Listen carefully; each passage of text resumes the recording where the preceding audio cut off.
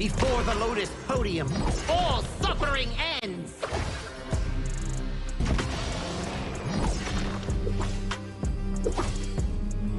Mercy and wrath unite! I return from the West to dive back into this chaotic world. Little ones of Mount Huaguo, do you still remember me? The great sage, heaven's equal? I'll be back in a flash. Don't let any demons sneak in while I'm gone.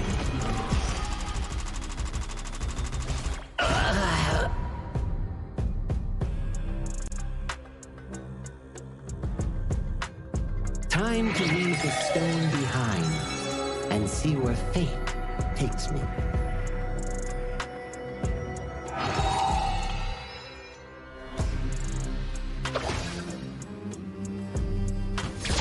This land belongs to Mount Huaguo now.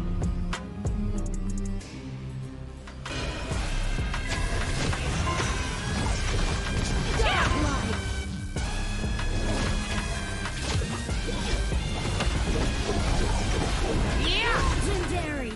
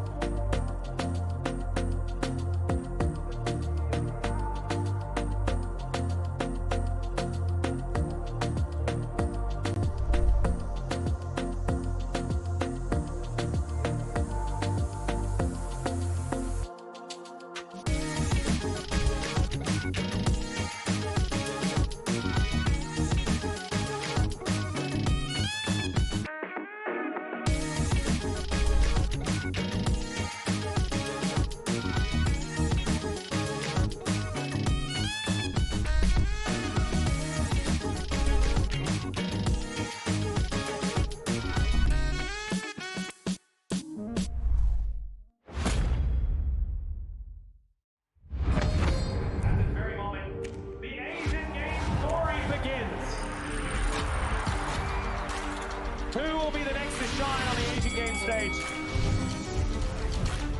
Contestants fight for the honor of their regions while we cheer them on from the stands. Double kill! Double kill! This is a challenge, but it is also an opportunity. The tide is turned.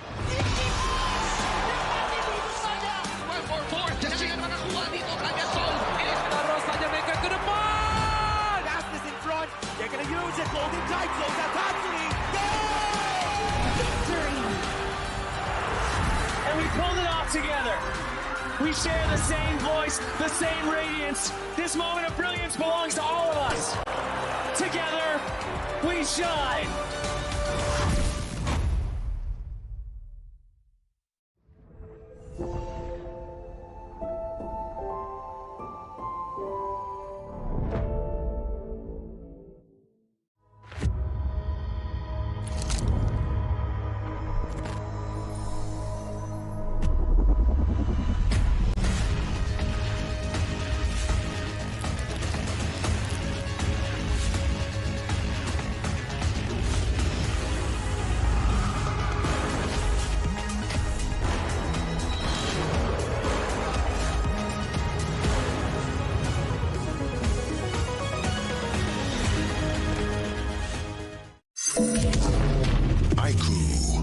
The new Honor of Kings version is here.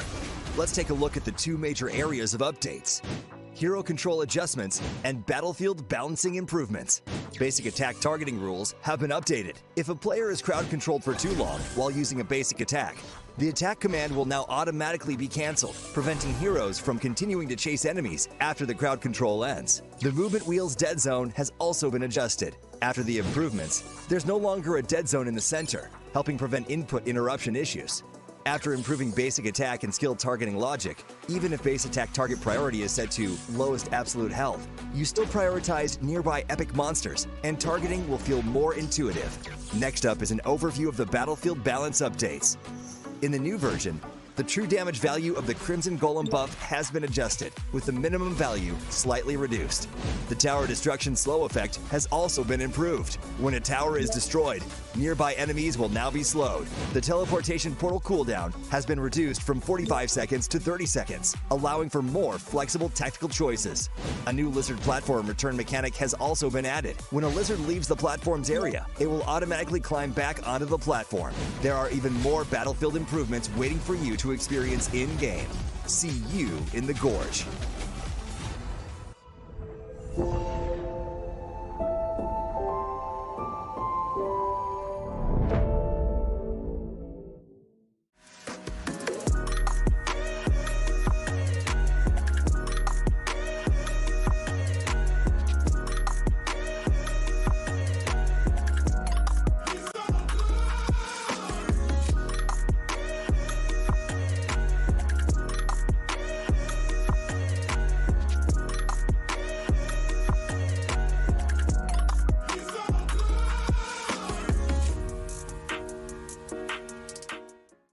Azuria, the southern archipelago of Primera. Here, humans and great beasts live in symbiosis. How this came to be traces back to a never-ending catastrophe. 2,000 years ago, Azuria's mightiest great beast, Anita, merged with the power that fell from the Sky Dome. That power amplified Anita's strength, but shattered its sanity. Driven mad, Anita transformed into a massive vortex, the world devouring everything in its path. Where it passed, great beasts were torn apart and islands were destroyed. This was the disaster that would define Azuria's history, the Eternal Calamity. In its wake, Azuria stood on the brink of annihilation. This catastrophe became known as the Great Desolation. In despair, the humans and great beasts, once mortal enemies, became each other's only hope of survival. The great beast Devita and humanity's greatest champion, Devara, abandoned their conflict and chose to work together.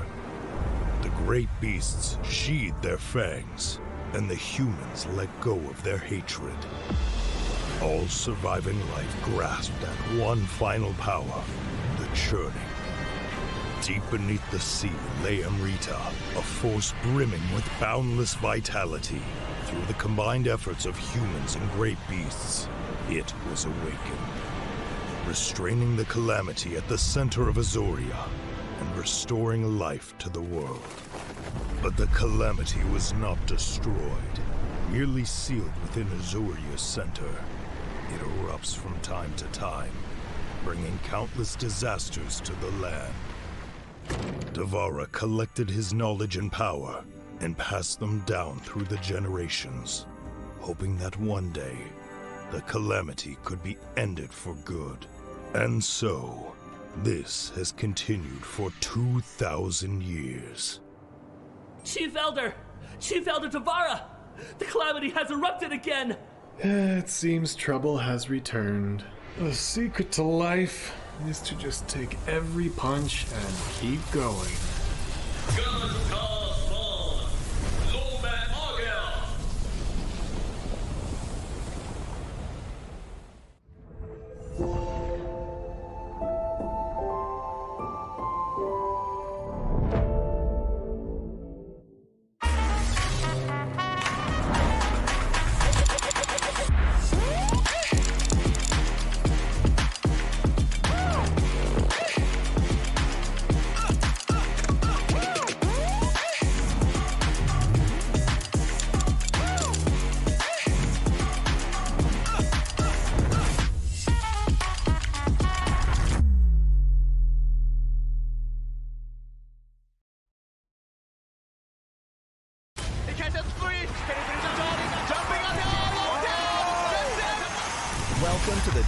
2026 Asian Games Esports Qualifiers, Honor of Kings.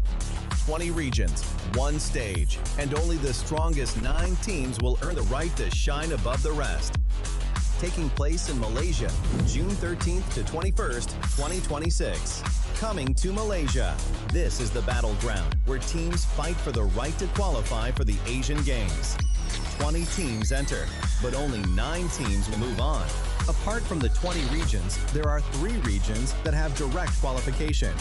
Here is the 2026 Asian Games Esports Qualifiers Honor of Kings format. First, the 20 teams will split into 4 groups of 5. In each group, every team faces every other team once in a single round robin, with every match played in a best-of-3 format. That means every match matters. Every game matters. Every single point matters. The point system is simple. Win the match, earn 1 point. Lose the match, earn none. At the end of the group stage, teams are ranked by the total points they've collected. And from there, the road begins to shine. The top 2 teams from each group qualify directly to the Asian Games main event. That gives us 8 teams advancing straight out of groups. But for those not through yet, the light isn't out. The teams that finish 3rd in each group still have 1 more shot. They move into the last chance stage.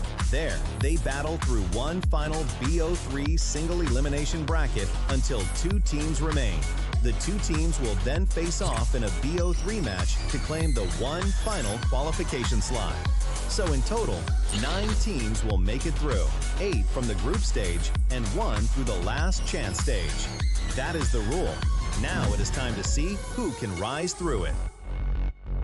From across the world, regions gather here in Malaysia. 20 teams, and only 9 will qualify. The path is set. The stakes are clear. Together, we shine. Stay tuned, and we'll see you at the stage. Itu kontra kita. Relax, bro. Phone aku! Jom kembali. Mountain Dew! Mantapkan pengembaraan! Kau boleh! Kat mana pula ni? Water Trust! Kasih boost! Adventure! Dapat pun. Steady, bro. Lancarkan kembara gengmu!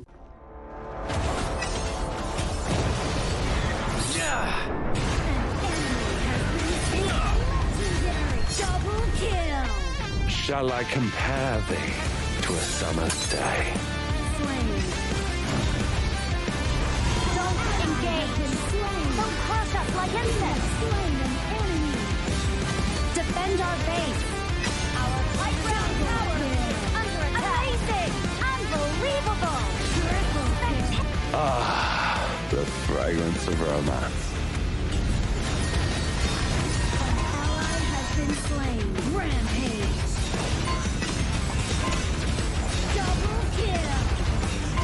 Triple kill. Spectacular. Pentakill. Lady Fortune is on my side.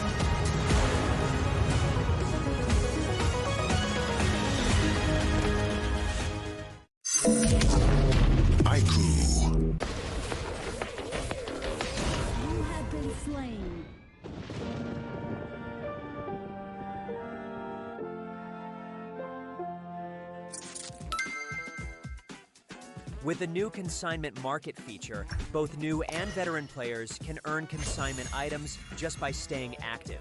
Sell them to earn tokens and purchase the items you've always wanted. Players can head to Dragon's Hoard to get tradable appearances, chests, and more.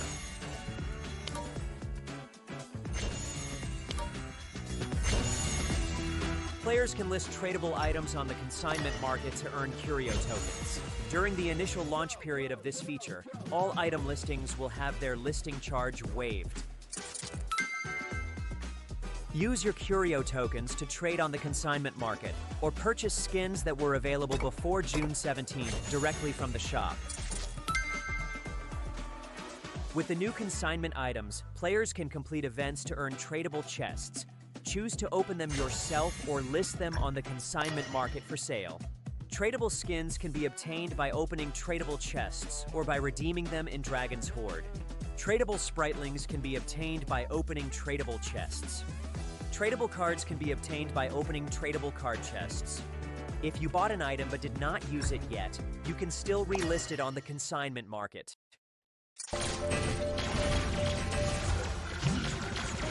Unstoppable.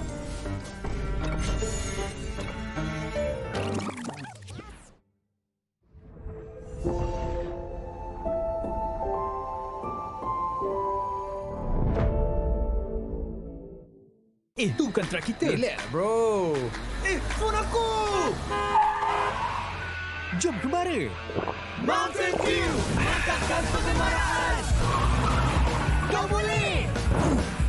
Kat mana pula ni? Water Trust. Kasih boost. Adventure. Dapat pun. Steady, bro. Rancangkan kembali gengmu. Ultimate not ready yet.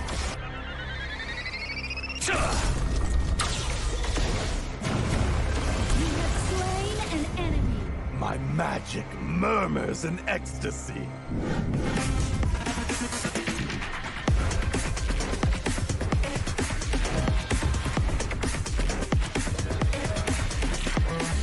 Amazing. There is no escape for you. Killing spree. Double kill. Triple kill. Spectacular kill. Don't worry. I'll be back for your life soon.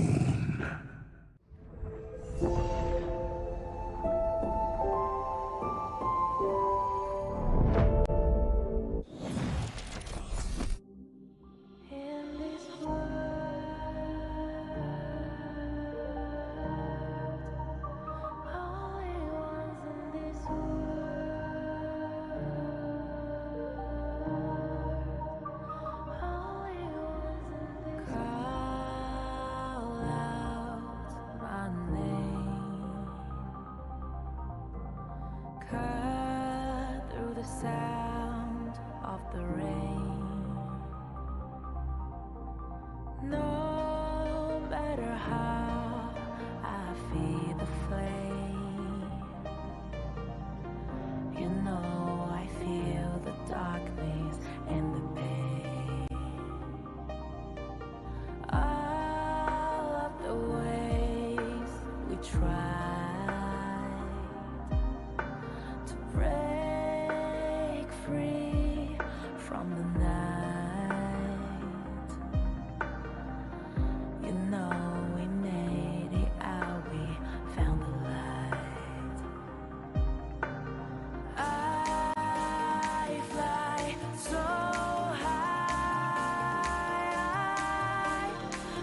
high, light up the skyline. Let's do it this time, like it's a whole new vibrant world.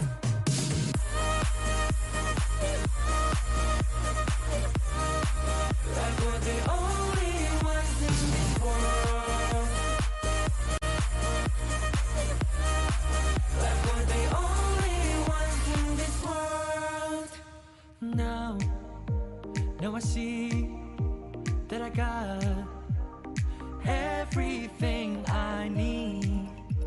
It's alright, I'm on fire, I'm alive, 'cause now I fly so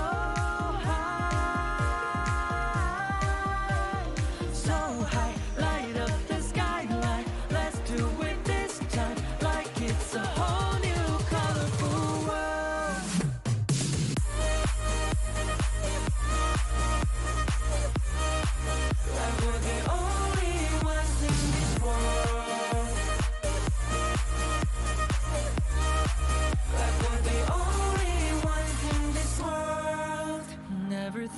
we get this far, burning like the stars.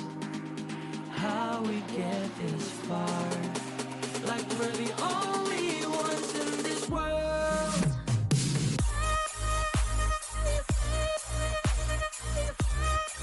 Like we're the only ones in this world.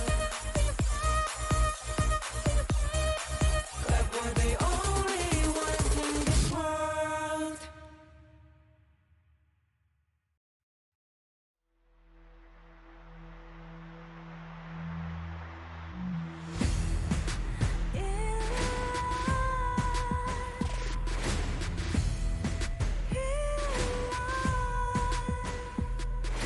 What's a life without its worth? Compromising with what hurts inside. When you let fear decide your fate, you don't choose which path to take in life. In life, I'm finally letting go of everything that still holds me. I'm against the odds, but I won't give up, 'cause it's my time to shine. Standing in the starlight, and no one let me down. Destiny is calling high. I'm not afraid to fight for everything I love. Victory's on my side.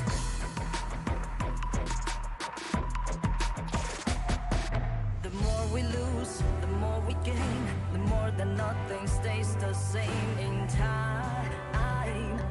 In time. Can't love ever, can't forget. What you see is what you get sometimes. Sometimes. Gonna show the world tonight. The light that shines inside us. We're against the odds, but we won't give up, 'cause it's our time to shine.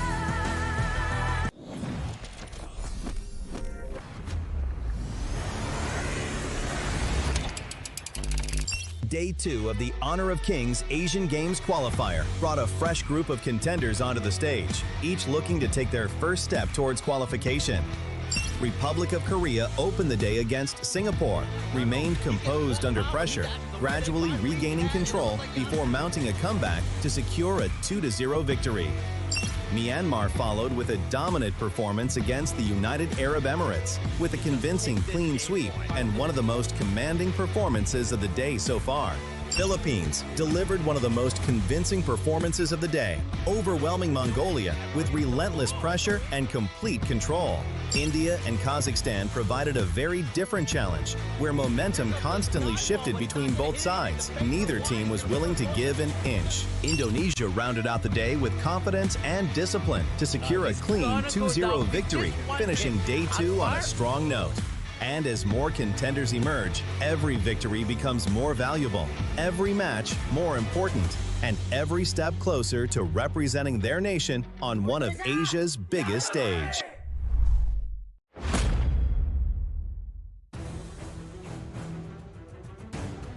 Day 3 is here and the competition is about to reach another level. Welcome to the 2026 Asian Games Esports Qualifiers for Honor of Kings, where the fastest game time record continues to be broken.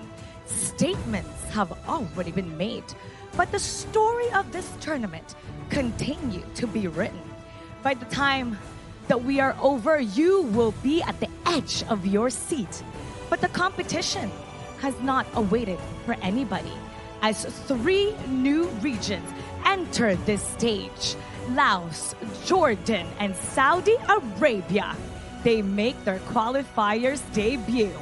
You know, some teams have looked dominant, and some have exceeded expectations, and others are still waiting for the right moment to change everything. Now, with the 3 new regions, the bar has already been set high. Laos, Jordan, and Saudi Arabia will have to prove themselves on this very stage. And so we ask, can they make a massive impact the moment they arrive. Any one of these matches can change the landscape of this tournament. And at the end of the day, after all the action, there will be a team that everybody will be talking about when the day is done. Day 3 starts now. Casters, lead the gorge.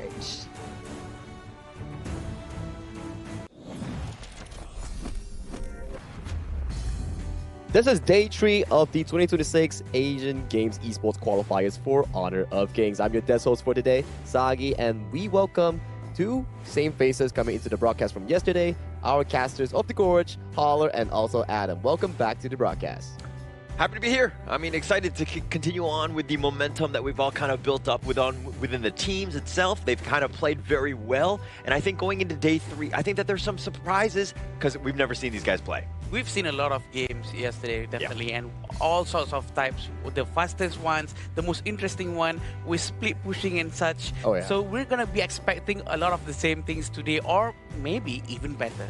I think definitely yesterday has been a roller coaster. We had fast games, consistent games coming in from Indonesia and also Philippines, but we also had tempest games and also very heated up matches, especially from Kazakhstan, and I think definitely that spirit will be carrying on forward into day 3. Yeah, actually that was the biggest thing, right? We saw two extremes, like again, quickest games, and then like the tempest, really long games. Yeah. Like we just want like middle games, right? I think my heart would be best in that situation when we're kind of just able to kind of mosey on at least into day 3 here. We were expecting that maybe split pushing meta would be the fastest one, supposedly, but something else managed to get the fastest one afterwards. I think the true story coming here for Philippines, right, is that whatever they play, they can play with style and mastery and pushing it on to a fast end. But then you come over to the Indonesia side. They still have yet to falter a single elimination on their side for the remainder of the tournament. Yeah, and I think that speaks volumes about some of those teams where they're able to kind of pick almost any sort of hero.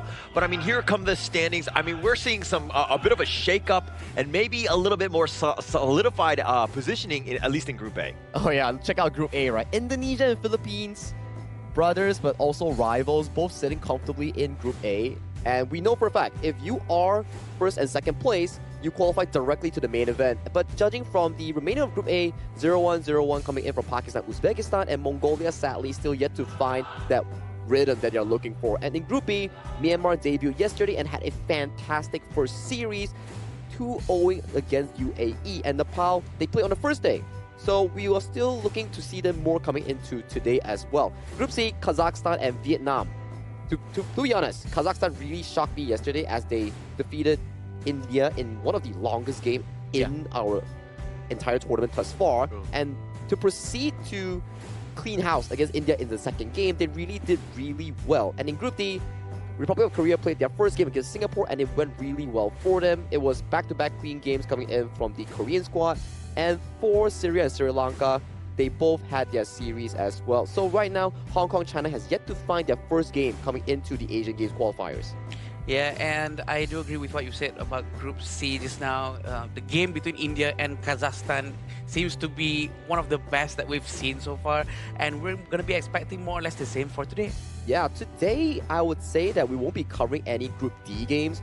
We will start off with Uzbekistan and Pakistan's first game in Group A, and then the debut of Jordan in Group B afterwards against Kyrgyzstan, then Nepal and UAE. Following that will be Vietnam and the debut of KSA, and finally Laos debuting in Group C against Kazakhstan, which had a fantastic series from yesterday. Yeah, and while I think all of these games are going to be good, I think that the main highlight, at least for myself, is going to be Jordan versus Kyrgyzstan. That's going to be the second matchup that you're seeing here.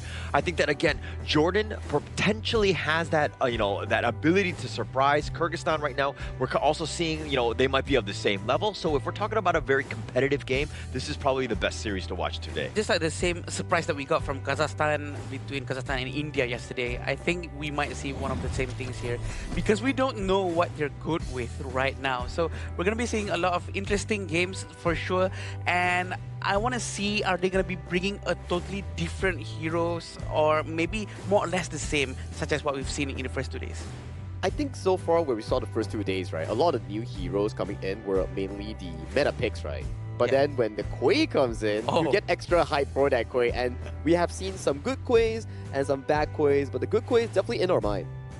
Yeah, the good Quays are the only ones I really remember at the end of the day, let me be very honest, because they are incredibly game-changing, right? And I think also, too, like what Philippines was doing, you were talking about the split push one, I think that that's something to address. They have that in the pocket, you know, in the back pocket, so to speak. They're able to kind of spring that up on any other unsuspecting teams, maybe. But again, it's all about just kind of utilizing and maximizing from the heroes that are available here. Exactly the case, right? So for that to actually happen, right, I think utilizing the correct hero is actually one of the best strategies they can actually use coming in from these respective regions. But talking about a hero here, I think in Honor of Kings, we love free stuff. You know where you can get free stuff?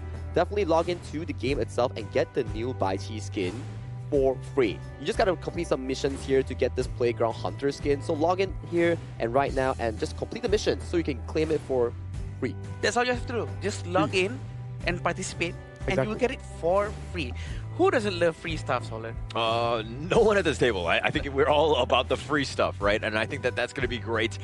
Just kind of being able to kind of, you know, again, you're going to be playing anyways. You're going to be just logging in. So you're going to get it essentially for free. We're going to, you know, it's a great reward for all of the players that are out there. And they do this quite a bit with a lot of the free skins. It's like, it's pretty amazing if you think about it. Yeah, it was really amazing. It's definitely something that you actually want to have in the game. But what I want to have right now and the audience is the teams coming in for the first series. They will debut with this walk-in.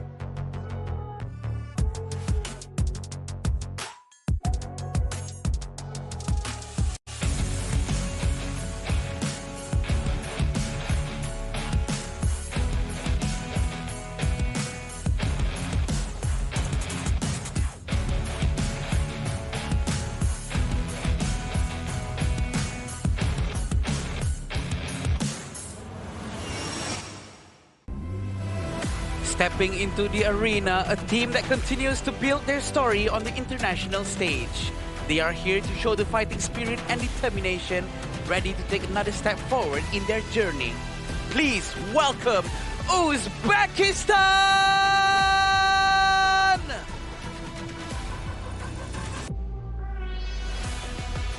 And standing across from them, a team still hungry for victory. Despite facing setbacks, they refuse to back down and are determined to come back even stronger. They're here to take control and leave no room for hesitation. Make some noise for Pakistan! Literal chills here coming in for both of these squads, as I want to see how our day 3 unfolds. What better way of doing it than to introduce Uzbekistan and Pakistan in our first series of this Group A. We want to, well, start with a bit of a banger here, right? I think that both of these squads are definitely going to be in the mood where this is probably the most important one for them, right? Because it, again, sets the tone for the rest of the time that they're going to be here. But Uzbekistan, walk me through them here. Yeah, these are the players for Uzbekistan. We have Mahmoud, Farouk, Umijan, Ismail Bek, and Akbar. We do know that they play very well, and this is going to be their second game in the entire qualifiers. I do believe that we're going to start to show up with different standings afterwards, because it's going to start to get saturated amongst the rest of the teams. Now, despite the fact that they actually suffered a loss to Team Philippines yesterday, but I still think that they actually played decently well, and they had like pretty good draft coming in with their ideas. So going up against Pakistan, which may be a more level playing ground for them, might be something that can actually showcase their real strength. Yeah, and I think it's just more of like, the draft is there. It just came down to execution where the Philippines kind of just got the better of them. But let's check out the other squad. It's going to be the team from Pakistan, Muhammad, Anwar, Hassan, Muhammad, and of course Uzair in the roam here. So this is going to be a squad that we want to see a little bit more of. Do they have the potential to take down Uzbekistan? Of course. Yep, definitely. And we do know that these teams are going to be very good, right? Because we do know that they have been selected locally as best as they can. And with Uzair on the line playing Rome, he always goes to the front, very bravely checking up all the vision in the brushes, making sure that his team feels much more comfortable. Oh, I have to agree with you because so far that we did see that both of these two teams, they have their ideas, they have their ways of skirmishing. It's just that the opponents that they faced yesterday was a league above of their own. So coming into towards today, when you have an equal playing ground coming in for both teams, that's where you can actually shine. And when you shine, it rewards you because they are, to be honest, looking for that third place to go for that last chance stage. Yeah, that's definitely the direction, right? Get yourself in. Obviously, you want to be first or second. You just kind of get shoot in. You're going to just kind of move on. But third place is going to be the next best thing. Every team is going to be aiming for that. Obviously, that's going to be a bit of a hurdle in and of itself. But we're almost in the draft. It looks like Uzbekistan are going to pick blue. They're going to be going first. Yeah, drafting is the most important part before every matches start. It's going to ensure that the entire team has a much more comfortable play if the drafting goes well. Being on the blue side for Uzbekistan, they're going to be picking the first hero. But for the red team, for Pakistan, they're going to be able to take two good heroes instead of one. So they're going to be able to counter whatever first hero has been picked by Uzbekistan. That's the pros and cons that you mentioned there just now for the blue and red side, right? For blue side, it's always about landing the perfect first pick. You set up the bands, you set up the picks, and then maybe you look into something like a Guan Yu, a hyper carry like the Chano. And then on the red side, we've seen some of the combos that are actively picked up, the Fatih Yuhuan, the Zhang Fei Chano. All these are available picks for both of these squads to actually venture and look into.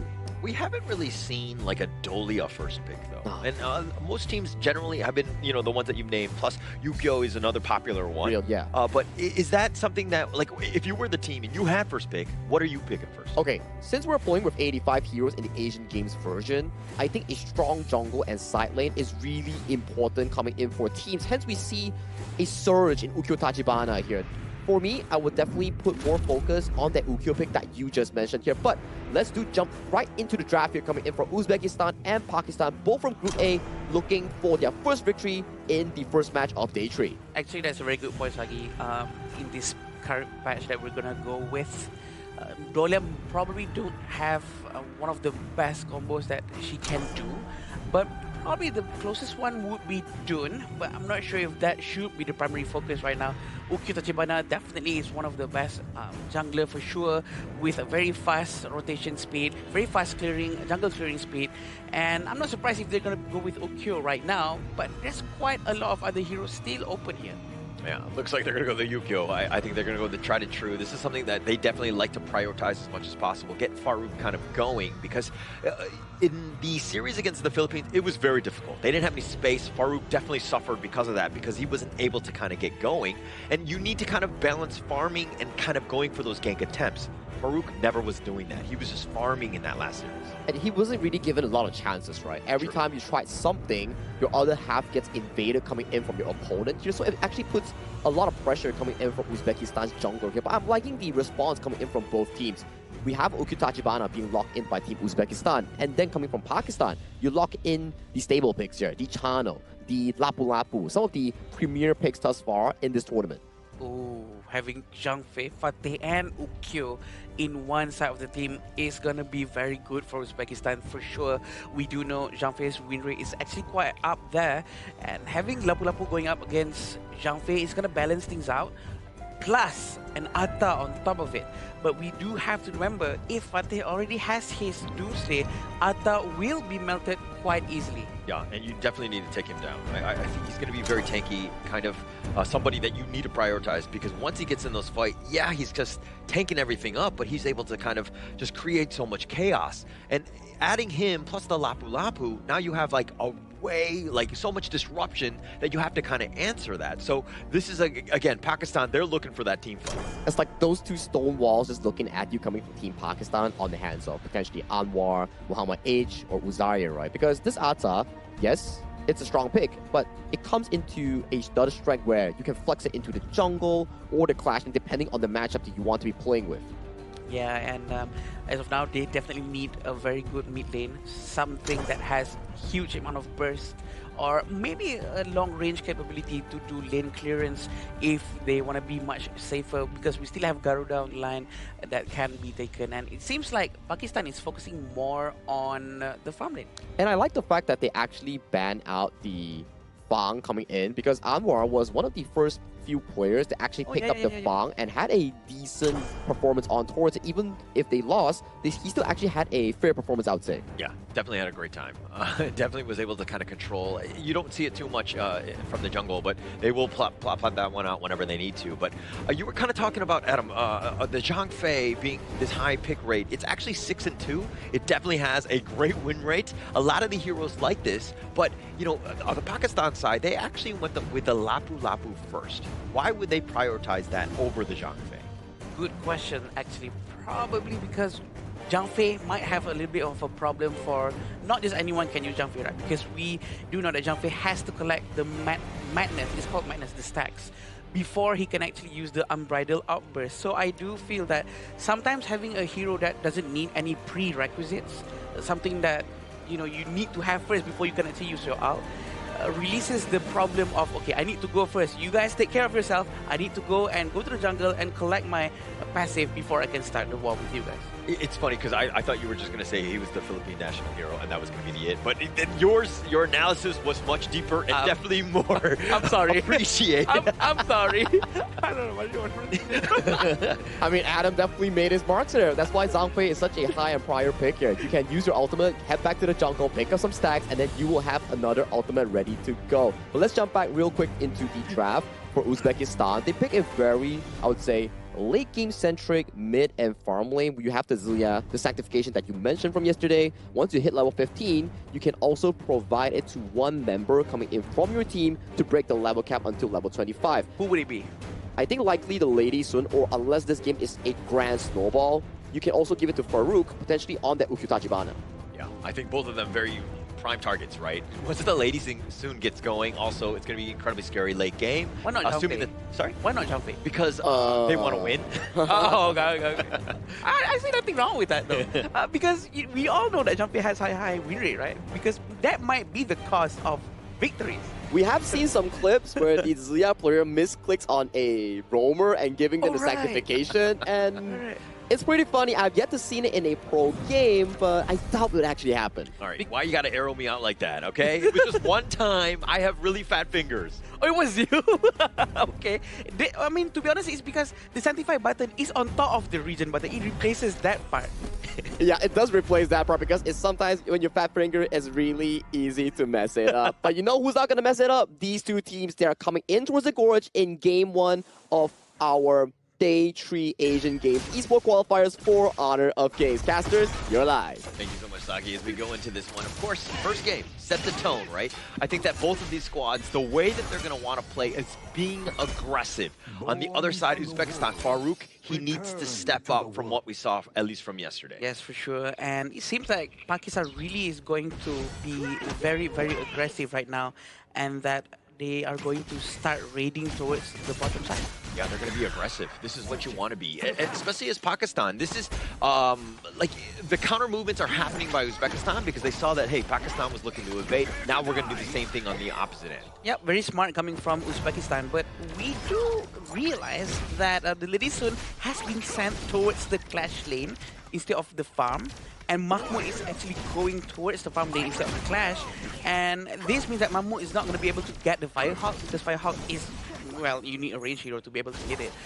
But maybe this is part of the strat, right? Because they do want to get the Tyrant afterwards, and maybe they favor the presence of Mahmoud better than Ismoy back. Yeah, and also, like, because if Mahmoud, Fatih, is in kind of a, I mean, it's not the worst lane going up against an Atta, but it's still not, like, the best for him. So I think that if you're going to be like, okay, just let him just kind of mitigate, take as much farm in the bottom lane as possible, then now you're looking for an advantage because you have the range versus, again, the melee here. True, and also, having Fatih going up against Shano is actually might be an okay thing too, because Fatih's basic attack is actually sort of rangy if he have his stacks. So he just spam his skill around and use basic attack from far and hopefully get the last hit on every minute. I think it can work. It makes sense a little bit. Yeah. It's a nice little audible, if you will, just changing things up. Because again, you want to kind of keep Pakistan a little bit on their toes, right? They were expecting a certain matchup. It didn't happen that way. Now, how does Pakistan respond? And it looks like they're going to be just, again, aggressive on the Mahmoud. Yeah, Muhammad really sending out all the wolves as much as he can. They're still trying to focus to get this extra resources coming in from Uzbekistan. Who's going to get the last hit? It's going to be Akbar, it seems. I think you stole that away, right? I mean, that's great for them, right? Pakistan was doing their best. They were looking for the steal, and it looked like Ismailbek wasn't even there to kind of, help out. But Akbar is stealing things away because that technically was theirs. But it seems like Uzbekistan decided to send Ismail back down to the bottom lane. Probably they feel like, oh, you know what? Maybe we should stick to what's common, to what's normal, and might have a lesser amount of headache instead of trying to make this work. It makes sense. And right now, 600 gold in front for Pakistan shows that they're doing the gold sharing technique much more efficient than Uzbek. Yeah. And if you're kind of seeing exactly, I mean, Anwar's actually soloing. He might go for the top side. That 4-minute mark is 30 seconds away. So if they're looking for a potential gank, Mahmoud is not going to be the easiest targets. Has a decent amount of mobility to get himself back to safety. Yeah, right now it seems like they're going to start to prepare themselves for the presence of Tyrant after this. And it seems like Atta is going to try to fly to the mid lane, but he cancelled it out. He's going to maintain his presence in the top to continue fighting against Mahmoud. Try to clear the minion as fast as they can, 5 seconds before the Tyrant spawns in. Yeah. It's all about clearing the ways before you make any sort of move. I think that both of these two teams, again, partly important in this game. Losing this one will put you very far back into the groups.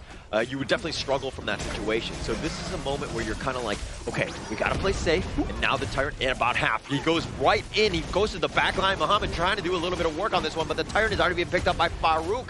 Mahmoud is going to trade his life away. And now Akbar is on the run. He's a little bit low, so he needs to be careful. The Scepters are doing a decent amount. He's barely going to get away, but on the side, it looks like Farouk, he too will live. Wow, I thought that was going to go very well for Team Uzbekistan because Akbar actually managed to use Umbrella Outburst very, very well. But eventually, Mahmoud probably overextended just by a little bit and gets caught up by Muhammad N. So I do feel that they still need to be careful with that formation right after an initiation of an attack. I think the idea was definitely right by Mahmoud. Like, he wants to be on that back line. The timing's good. Yeah, but he's not really tanky enough. I mean, he doesn't have the items to really be the fatigue of what we expect mid to late game. So now, on the side, the Raging Sea, he's going to flash on forward, but it's not going to be enough. Who's there taking some tower shots, somehow survives, but Hassan, coming from the side, takes down Ismailbek. Wow. We can see now everyone is quite proficient with their respective heroes here, and we do see that the Hassan is playing quite aggressively. He actually went all the way to the back of the tier 1 tower in the bottom lane, trying to get an edge and snipe him from far, and Ismailbek becomes the casualty. I feel that Uzbekistan is on the right track, but also they need to be more aggressive to go up against Pakistan, because Pakistan is really all over the map. All over the map. Great ganks. I mean, that was a great one by Hassan, and now a couple of knockbacks on. The Umbrella Outburst has to use defensively, and they've got the mini stun on. The Fate Rewind, it does look like he's got enough speed. He goes 86 miles an hour, and he goes back in time. Yeah, they're still gonna be right in front of him. They do know that Akbar has activated the Umbrella Outburst. Definitely gonna wait for the situation to calm down just a little bit, for the Junpei to be smaller again, and now they're gonna start to do a little bit of rotation towards the mid. All right, 1.5k advantage by Pakistan. They've definitely been rotating, being the more aggressive of the two teams, right? So Uzbekistan on the losing end thus far, but when you have heroes that are all kind of mid to late game-ish, like they're fine as long as they're not like losing T3s by like the 12, 13-minute mark, I would say. Yeah, I agree. Still okay, still on the right track, to be honest. 2,000 gold in front within 6 minutes is still doable for sure. Hassan is in the vicinity. He's trying to put all the mark onto the Uzbekistan players, and I feel that they're going to start to be much, much more aggressive after this. Pakistan always preparing to trap them inside the brushes. And that's what you want to do. When you have a lead, especially as Pakistan, you want to be kind of exerting that dominance. You have a slight edge. It's still very early, and that obviously Uzbekistan can come back, but still, you got to take what the team is giving you, and right now it looks like they want to go for Umijin. Oh, the Raging Sea completely whiffed. I've done that, so I feel bad too, is there. But, well, he managed to force the flash, but it seems like they're going to try to force the one out, and Anwar is going to go down. It's going to be an easy one for them. He's trying to use a teleport, but not realizing that there's too much of Uzbekistan's players close by him. Yeah, and the stun was actually saved until the very end, and now Mohamed H is looking for a little bit on the revenge toward the Overlord being picked up by Uzbekistan. But basically, Anwar got caught looking, right? He was definitely not focused. He probably should have just canceled the teleport and just got to safety. True, and it's very unfortunate for him for sure. 2,000 gold in front. We do know that Uzbekistan is going to try to get closer economically with that takedown towards Anwar. They're definitely going to be much closer now. Having this Vanguard for sure going to help them to push the minions faster. But how are they going to try to benefit from this? What is their next objective? Are they going to start to group up nearby the Tyrant area or not? Yeah, and actually 8 minutes in, the Tyrant has respawned again. It seems like Pakistan are making their way to it. So this is, again, they need that damage buff to turn to a little bit more net worth. They were going to pick that one up very easily, and they find Akbar caught looking again. He did not manage to use his Umbrella outburst. You know, there's no time. He's too quick. The amount of damage is too high. You can see on how Farouk is still in front. Yeah, Farouk, he's just going to go in for this one, but at what cost? He's going to be taken down, and now with that ghost ship, the dash away not going to be enough. A double strike going the way of Mohamed N as he snipes him out. All of this happening while Mahmoud is still up there. He's not coming down just yet. Maybe they're planning to use him as a distraction. Maybe his sole focus is to just push the top lane as much as he can, and maybe forcing one of the Pakistanis to actually go towards that. Yeah, and it's like a very disjointed fight. The rest of Pakistan were looking to group up, and I mean, you win that team fight, and all of a sudden your mid lane is completely decimated. Now you have to defend with your T3s. This is such a rough spot for them because, again, they lost the single team fight, and now they want to go back in. Hassan, he's going to use the Fate Rewind. He's going to get on to the other side of this one. Umijin taking a lot with those scepters, but Umbrella Outbursts have been expended as well, but they got 0 value, no kills. Yep, definitely a high amount of damage coming out from them, but unfortunately the Zhang Fei already lost his madness. He doesn't have his Umbrella Outburst anymore.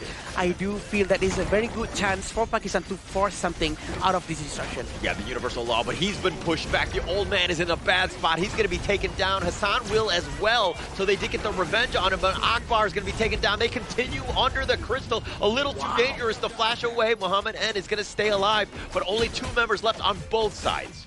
A very good team fight coming out from both sides of the team. 4,000 gold in front, and they will be able to get the tier 3 tower. It seems like Uzair has almost been taken down, but he still managed to run away. Mahmoud, he's going to force it out with the flash. Yeah, just a great play. I mean, just being able to just kind of springboard. He was able to Frogger on forward, find Uzair, who was very low. He was just like a very easy path to find him, and now the Overlord going to be started here. It seems like this is going to be the best option for Uzbekistan to go with the Overlord instead of the Tyrant, because they do need to clear the lanes quickly. They are 2 tier 3 towers down, which is a bad news. Yeah, really bad news. But the Overlord, who's going to take this? Farouk just barely takes that one away. The Fate Rewind up for Hassan. He gets on back to safety, but Uzbekistan, that was actually very close. Now, without some of those the mid and the bottom T3, those avenues, you know, to your base are wide open. Like Uzbekistan, you need to find something. You need to find a pick. You got to turn this game around. I agree. They do have the Shadow Vanguard in their hands, so they can send the Shadow Vanguard towards any other lanes right now. But Mahmoud really needs to be careful. Everyone is all over him right now. Mahmoud is going to try to run away, but there's no space for him to go. This reminds me of the game yesterday between India and Kazakhstan. This fight, back and forth. Yeah. You don't know who's going to win. Yeah.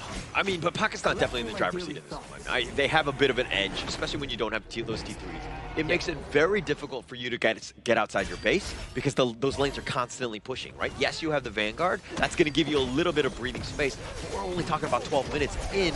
I mean, this is a late game lineup by Uzbekistan. They're not going to see the late game. That's true. Knowing that the Trinity Towers destruction is going to cause the minions to be bigger. There's going to be one big boy minion in the mid lane and the bottom lane. So I do feel that Uzbekistan is going to have a little bit of a problem unless they can somehow manage the lanes well with Mahmoud. Yeah. Actually, a lot of it revolves around Mahmoud. I like it that you pointed out because he is definitely the guy. When they're going for those team fights, I mean, they lost that one big team fight in their jungle, and then Mahmoud wasn't even there, right? Yeah. So he was looking to split push. But now, I mean, when you're looking to take any sort of fight, you got to go 5-on-5 or 5-on-4. Maybe you get an advantage. Especially when they have Atta being used by Muhammad. Mahmoud needs to join just to melt down Atta with his Doomsday. And Mahmoud have not yet have any Doomsday for now. Oh, but they decided to turn this around. Mahmoud getting a little bit low. Muhammad N gets the snipe. The Umbrella Upper is not going to be enough. They found Farouk as well. The Universal Law will do some work, but the triple strike already happened by Muhammad N, and they will look to end this game as they just need to wait for those minions. But this game has been Pakistan from here on out. For sure, Pakistan is really on the momentum right now. Minions coming in the mid lane. And I think they're going to try to force the win right now. Yeah, the Raging Sea finding Umijan as well. He's going to be back, but Ismobek has already been taken down. They're going to take the Crystal, and Pakistan will strike first. They're going to take game number 1. Congratulations, Pakistan, with their first point. Almost losing it just now because of that last war, but you know what? It's not bad, Saki. It was really not bad, especially for the fact that Pakistan came back from a loss yesterday. Their performance today is actually really good. The way they play their early game skirmishes, that Tyrant fight that we talked about at the first 4-minute mark where Muhammad N, he got that first kill on the channel and everything just went so well from there. And there's a player that I need to really prize, Hassan on the Hano. He really carried the early to mid game super duper well for Pakistan. Yeah, and that's what you want is the Hano, right? With those scepters, you're poking and you're also taking a lot of damage, but you're not dying, right? He used so many favorite wines to clutch himself on out of there, staying alive more than anything else. Key as that mid laner. Yeah, and we really love to see these fights coming out from both sides of the team. Back and forth. We can see on how Uzbekistan is not backing down. They keep on trying to defend as fast as they can. But it seems like they really do well when Mahmoud is around them, just like what Holland said just now, right? I think it makes sense, right? Especially when you saw the fact that Uzbekistan, during the high ground approach coming in from Pakistan, they actually had a way to find those team fights to make themselves come back into a rather comfortable state. But it was those big team fights in the late game where Muhammad N was just too darn far ahead on that channel that really allowed them to have an easy access going for that win in this game 1. Yeah, and also Uzbekistan, the way that when they take fights, it didn't seem like everybody was, going in together. Like it was a little disjointed. I think the synchronization of that initiation needs a little bit more practice, I would say, to kind of make sure that they're doing it at the same time. Especially when they have Zhang Fei in their hands. True. So that makes it so much more important to go along with the Umbrella Outburst, with the timing, with how close your teammates are towards you. Because as soon as he initiates something, everyone needs to follow up. But again, Zhang Fei is not really that easy. You need to collect your passive first to get it maxed out, and then you can only join the war so that your team are ready to follow up with you. Exactly the case, right? We did see a few good Umbrella outbursts coming in from the player himself, but those were reactive ones. Yes, you use it, you get like a 3 or 4-man pushback, but the problem is, how does your team actually follow up in that play? That's the important part. Well, speaking of important part, KDA to me is definitely very important, and Muhammad N, 8-0-4, absolutely dominant on this Chano.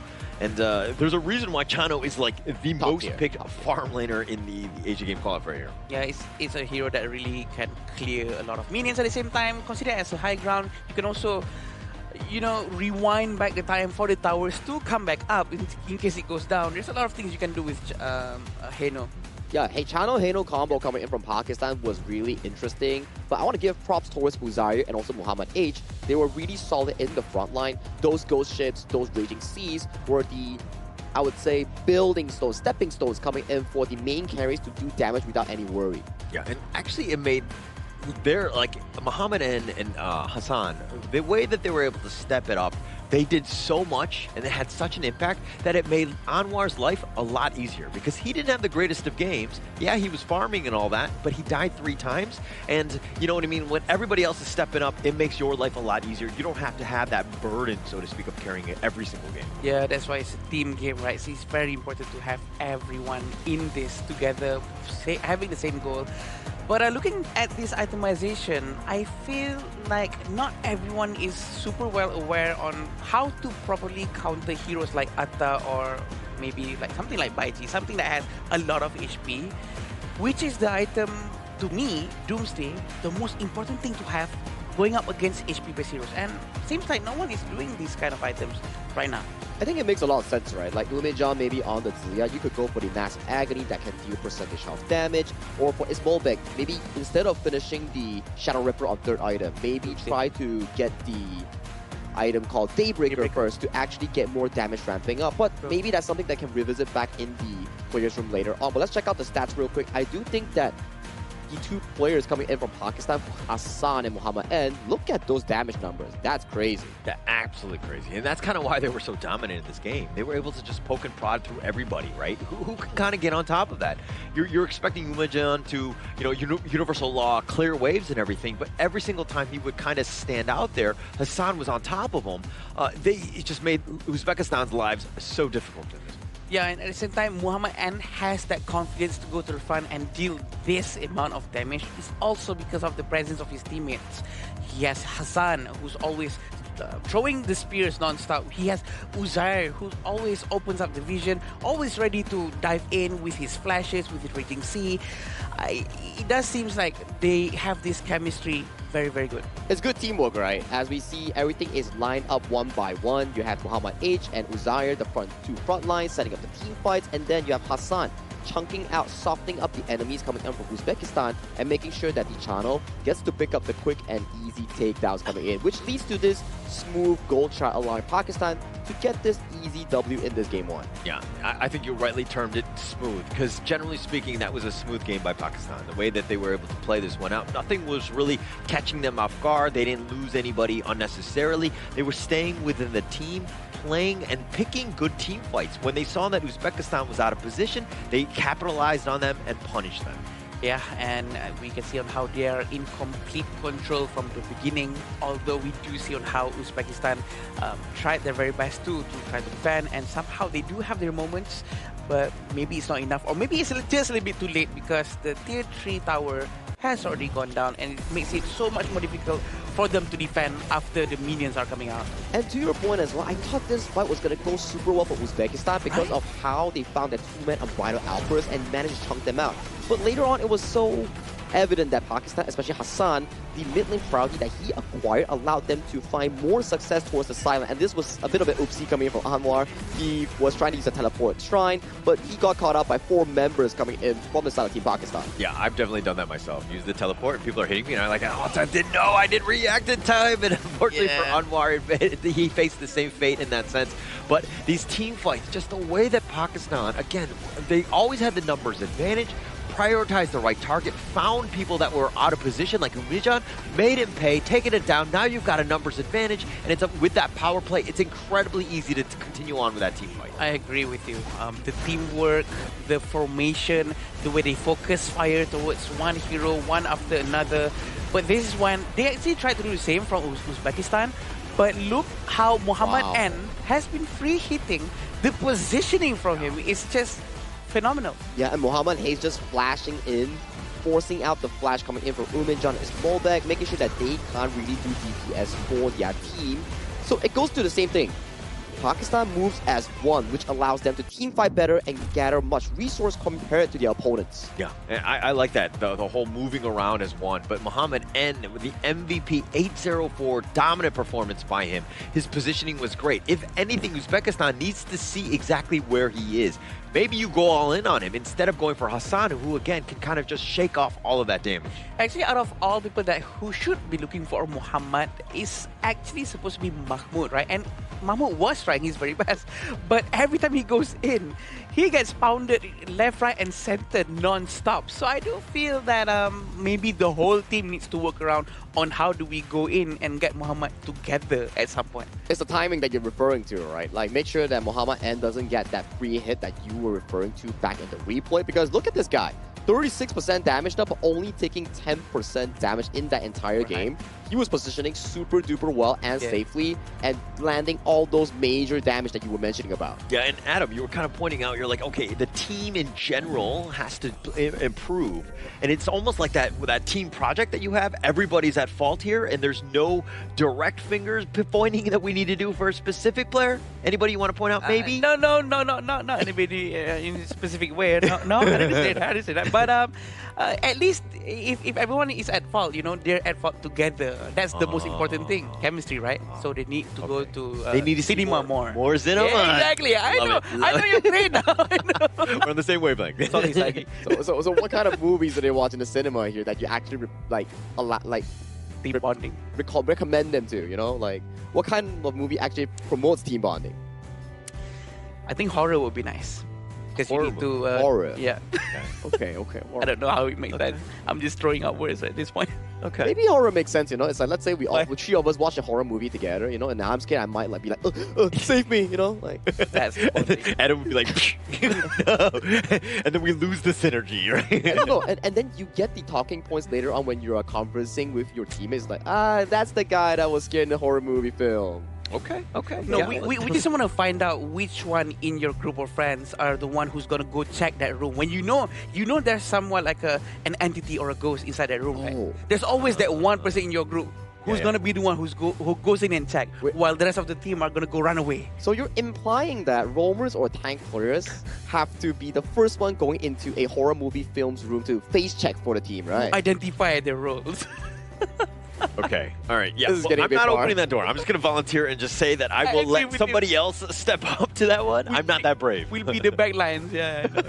Oh, yeah. Yesterday we were talking about sacrifices, and today we are talking about like horror movies and who face checks us first. But we do have to give a sponsor shout out. Go towards our official venue and hotel partner here. It's going to be Petaling Jaya Marriott Hotel. This is going to be the official venue coming in for the 2026 Asian Games Esports Qualifiers for Honor of Kings. We bid our sincere gratitude towards Marriott Petaling Jaya for sponsoring this wonderful event. Yeah, actually, during the break, let's do this, right? Okay. Where one of us is going to be tested. We're just going to open random doors. Who's going to be the guy that opens it and sees something, maybe?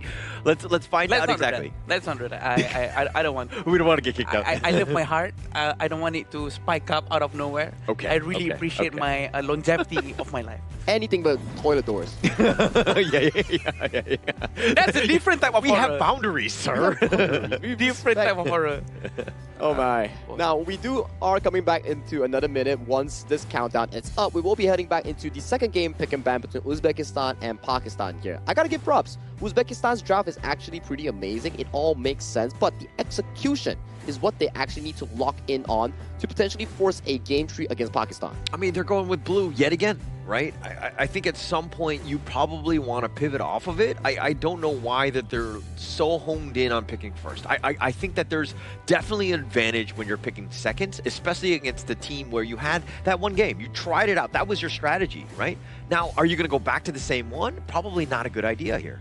Maybe there's this mindset of what do we call early bird gets the worm, but sometimes it doesn't really apply that way too, because you're only getting one worm.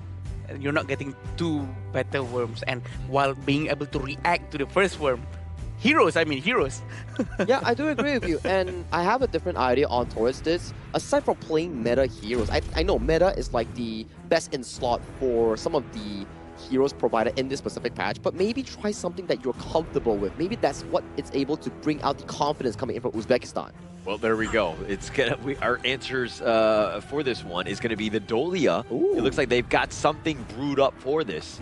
Now, Pakistan, on the other hand, they're going to go with the tried and true with the Lapu Lapu. They really like this hero, but they're also going to pick up the Dharma. Dolia first pick. I don't think we've seen this quite recently.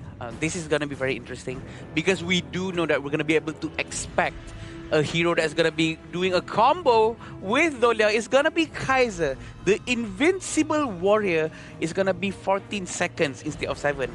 And that's very scary, right? If you don't have burst damage, you can't take down this Kaiser here. And for Uzbekistan coming on the blue side, that's a pretty blue draft. Blue Dolia, blue Kaiser, blue Direnjie.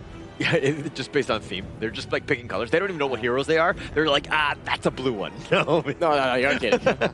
But for real, like what Adam mentioned just now, you have the Dolia Kaiser. That's going to be a very beefy and strong bruiser coming in from the hands of Farouk. Yeah. If you can play well, you can definitely find a lot of opportunities to open up the game for Team Uzbekistan. Coming up for Team Pakistan, though, I am loving the hard engage idea, which is the Dharma and also Lapu Lapu. But Uzbekistan also picked up the Direnjie to try to utilize the legal immunity, the CC removal, to potentially play against those two hard engages. Yeah, and we're seeing a lack of crowd controls coming from Uzbekistan for now. I'm not saying that Kaiser's second scale is a high amount of crowd control. It's not hard CC, it's just a soft pushback, which is not enough in my book.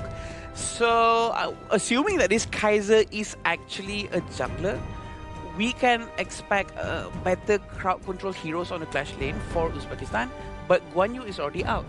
Yeah, so they're going to have to find some way to fight into this. The Pakistan lineup, I mean, the Dharma and the Lapu Lapu, they've got CC for days, it's AoE, it's just everything that you want in terms of control. They're going to look to shore up or like finish out their draft with a lot of damage. Uzbekistan on the other side, they need to figure out a way, again, how to survive the CC onslaught, the giant ults that are coming your way.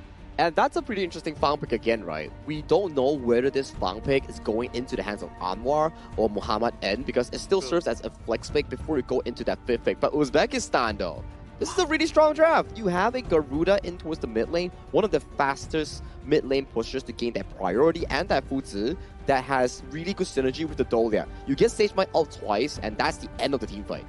Yeah. Fuzi and Garuda is definitely a very good hero to be picked.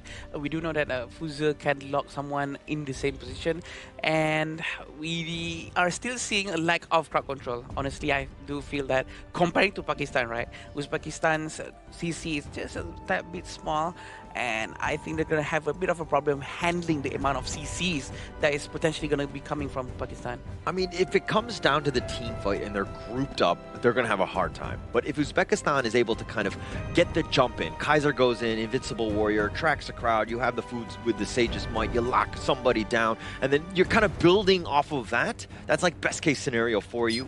Pakistan need to counter-initiate. They know what's coming for them. They need to stop that as well. And through noticing these two teams draft, right, I kind of have to give props towards Uzbekistan here. Although maybe, yes, their execution might not be top tier, when it comes to boiling down these drafts, making it so that it benefits their team, I would say that their draft, you have the early game coming in from Garuda and Direnjie, and then the mid to late game, the double out Kaiser, the double out Fuzi to stomp the game. But for Team Pakistan, on the other hand, that's a lot of setup, but if only they can land those setups that you mentioned.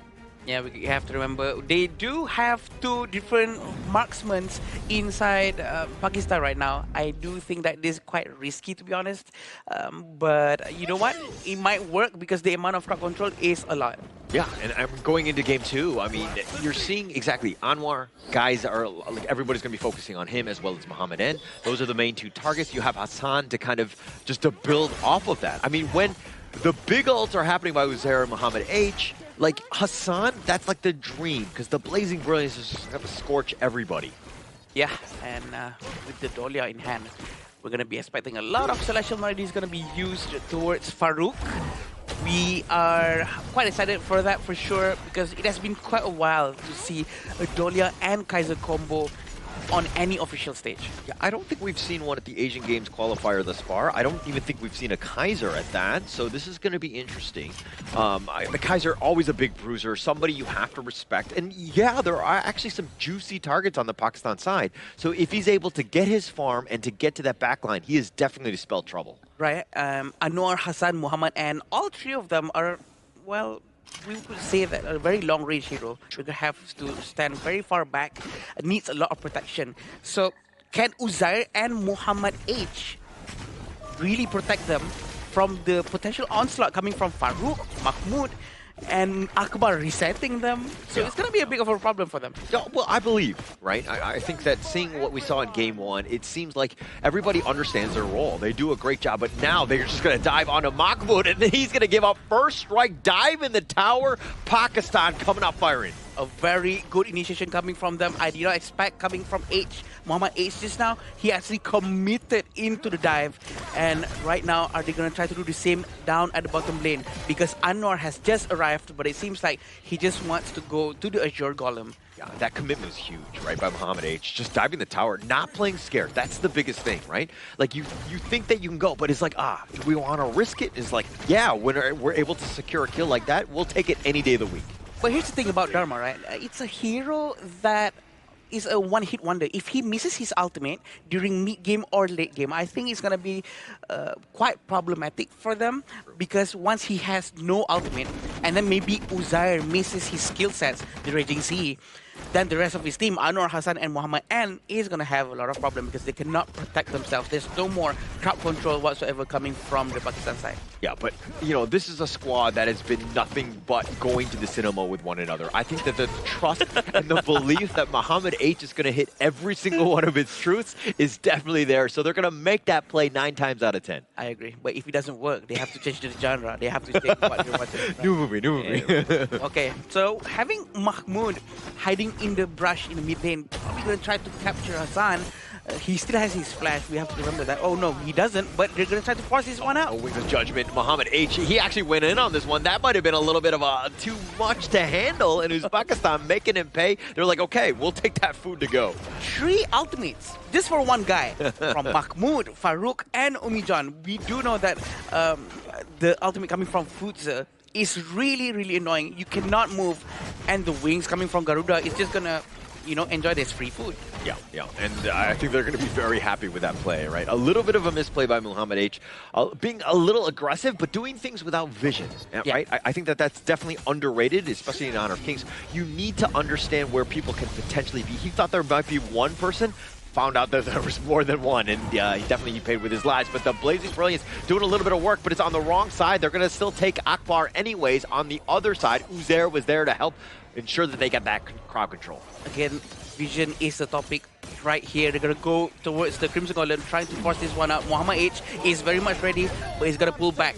Oh, now Anwar taking a decent amount as well. He needs to be careful, but he's going to be focused down. The stuns are real onto Mahmoud, and he somehow, no, he will fall in the end. Uzair trying to stay away, but he too will fall. Hassan now on the run. Muhammad H is shown up, trying to keep him alive, and it looks like he does get the pick off on the Farouk, but 3 members down from Pakistan, and Muhammad H is not worried at all. He tried to flash forward. He's going to be picked off as well. Muhammad, and he's really trying to go in just now. He wants that kill. He wants to help his teammate, but they're going to be able to steal that Azure Golem. But this is what happened just now. The ultimate coming from the Futsa is so annoying, and it really works out very well for them.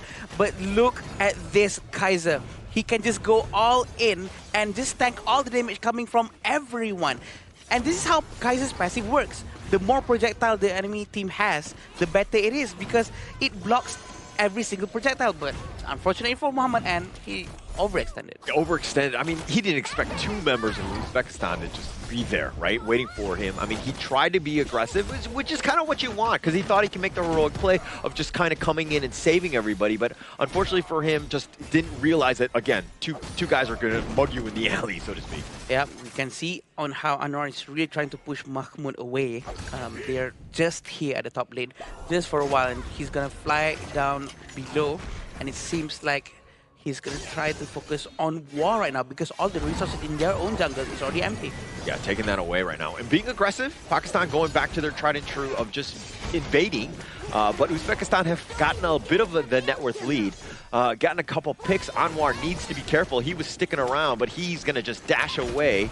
And this bottom lane under siege right now. Yeah, they're going to be focusing on the tier 1 tower. Seems like there's nothing that Uzbekistan can do except maybe touch the minion. They cannot. There's not enough time. But the rotation coming from Uzbekistan is quite scary. It might work if Pakistan actually went through the back of the Tyrant Pit. Yeah, but I mean, they got what they wanted. The bottom T1, I think that they're going to be very happy with that. They make their way into the mid lane here. There, though, needs to be careful. The Raging Sea's on to 2, though, but he gets blown up. Uzbekistan, when their powers combine, that's what happens. They're able to burst you down. This is what exactly we needed from the previous game from Uzbekistan. Yeah. To group up and really play in a close formation and do this very effective focus fire. And it's working very well for them, especially when they're playing with Futse. It feels like they need a hero like Futse to really lock someone down and stop them from moving so that they all group up closely together. Do you think it's more Uzbekistan stepping up or Pakistan making more mistakes? It feels like Pakistan do make mistakes here. It feels like a bit of both. A bit of both. Oh, the flash on forward. He goes with the truth. He decides to change targets, but he's been slacked in with the Sage's might. Says, where are you going, my friend? As Umijan takes him down. Wow, a very, very efficient teamwork coming in from Uzbekistan. They're still trying to group up down at the bottom lane. We do have Umijan nearby. He is very ready to use his ultimate again once more after this. But it seems like the red buff is not going to be stolen by Pakistan. Yeah, Farouk there had the smite. He was like, I'm not losing this one. I need to keep that. And Farouk doing, again, this is that target. He needs to keep those buffs alive. It helps him with the farm and, of course, any sort of team fight that might happen. But now comes a teleport into the mid lane by Mahmoud. They're going to decide to group up in the mid lane right now. Tyrant's going to come up in 5 seconds. Muhammad almost goes down here, Holler. Oh, he's going to eat the Wings of Judgment, and that's going to be enough as they take it. Buzair trying to use the Raging Sea, but a little too late. The Blazing Brilliance will get the return one, but he too will fall. 3 members down. Anwar trying to stay alive, but he too will fall. Muhammad H is the last man standing. He will deal with the minions. Uzbekistan now feeling it. They're going aggressive. A very good fight coming in from Uzbekistan. It seems like what was happening in the previous game for Uzbekistan is now happening to Pakistan because Muhammad H hasn't been fast enough in rotating towards his teammates. It seems like his teammate gets caught up every time he's far away. And he already arrived here, but it's only one target. It's not worth it for him to use his ultimate when his teammates are no longer around. Yeah, and actually we're seeing also the step up in play by Farouk. Right, on the Kaiser, the Invincible Warrior has lived up to his name. He's 4-1-6. This is a guy, again, when he's able to tank things and actually get to the back line, he's going to be scary. I agree, and the rotation coming in from Uzbekistan is so much more effective now. But I think they need to keep up with this momentum. I am a little bit worried that Mahmoud might go back to his default mode of going to the side lane alone and not being too close to his teammate. See on how Pakistan is very much ready. But Mahmoud really needs to be careful of the path that he's going to choose to walk on. Oh, and now they're thinking about the right angle. Mahmoud has joined up, but now Akbar taking a lot of damage on this one. The Wings of Judgment on the return. The Raging Sea used defensively. He actually went the wrong way, and might not have been the greatest on targets, but Anwar's going to be picked off, and they find Mahmoud on the side. Ismailbek is there to help clean up. Muhammad H is going to be down as well. Uzbekistan with the man advantage. This is a very good fight. It seems like we finally will have our 3-game series for the first time in the qualifiers. The gameplay coming in from Uzbekistan is very, very good. 2 people got taken down by the Uzbekistan, and they will try to get as much resources as they can and focus down on the Tyrant. They did not go for the Overlord, Holler. Yeah, we've been wanting a game 3 for the past, 3 days now. We haven't really found it, but this is the day 3. We think that this is going to be there. I mean, Uzbekistan in the driver's seat. The potential for pulling off the victory definitely very high at this stage. Yeah, right now we can see on how they're rotating towards the Overlord. They're very well aware that having the Tyrant buff, they can try to zone the area of Uzbekistan. They also are very much aware with the primal bond that they have. They will try to avoid Pakistan from taking this very important objective. Yeah, but 60 more seconds for Uzbekistan to really do anything. They're going to look to just kind of, again, stick together. Maybe look for a little bit of push, because, again, you're attracting attention and making sure that Pakistan doesn't get that Overlord for free.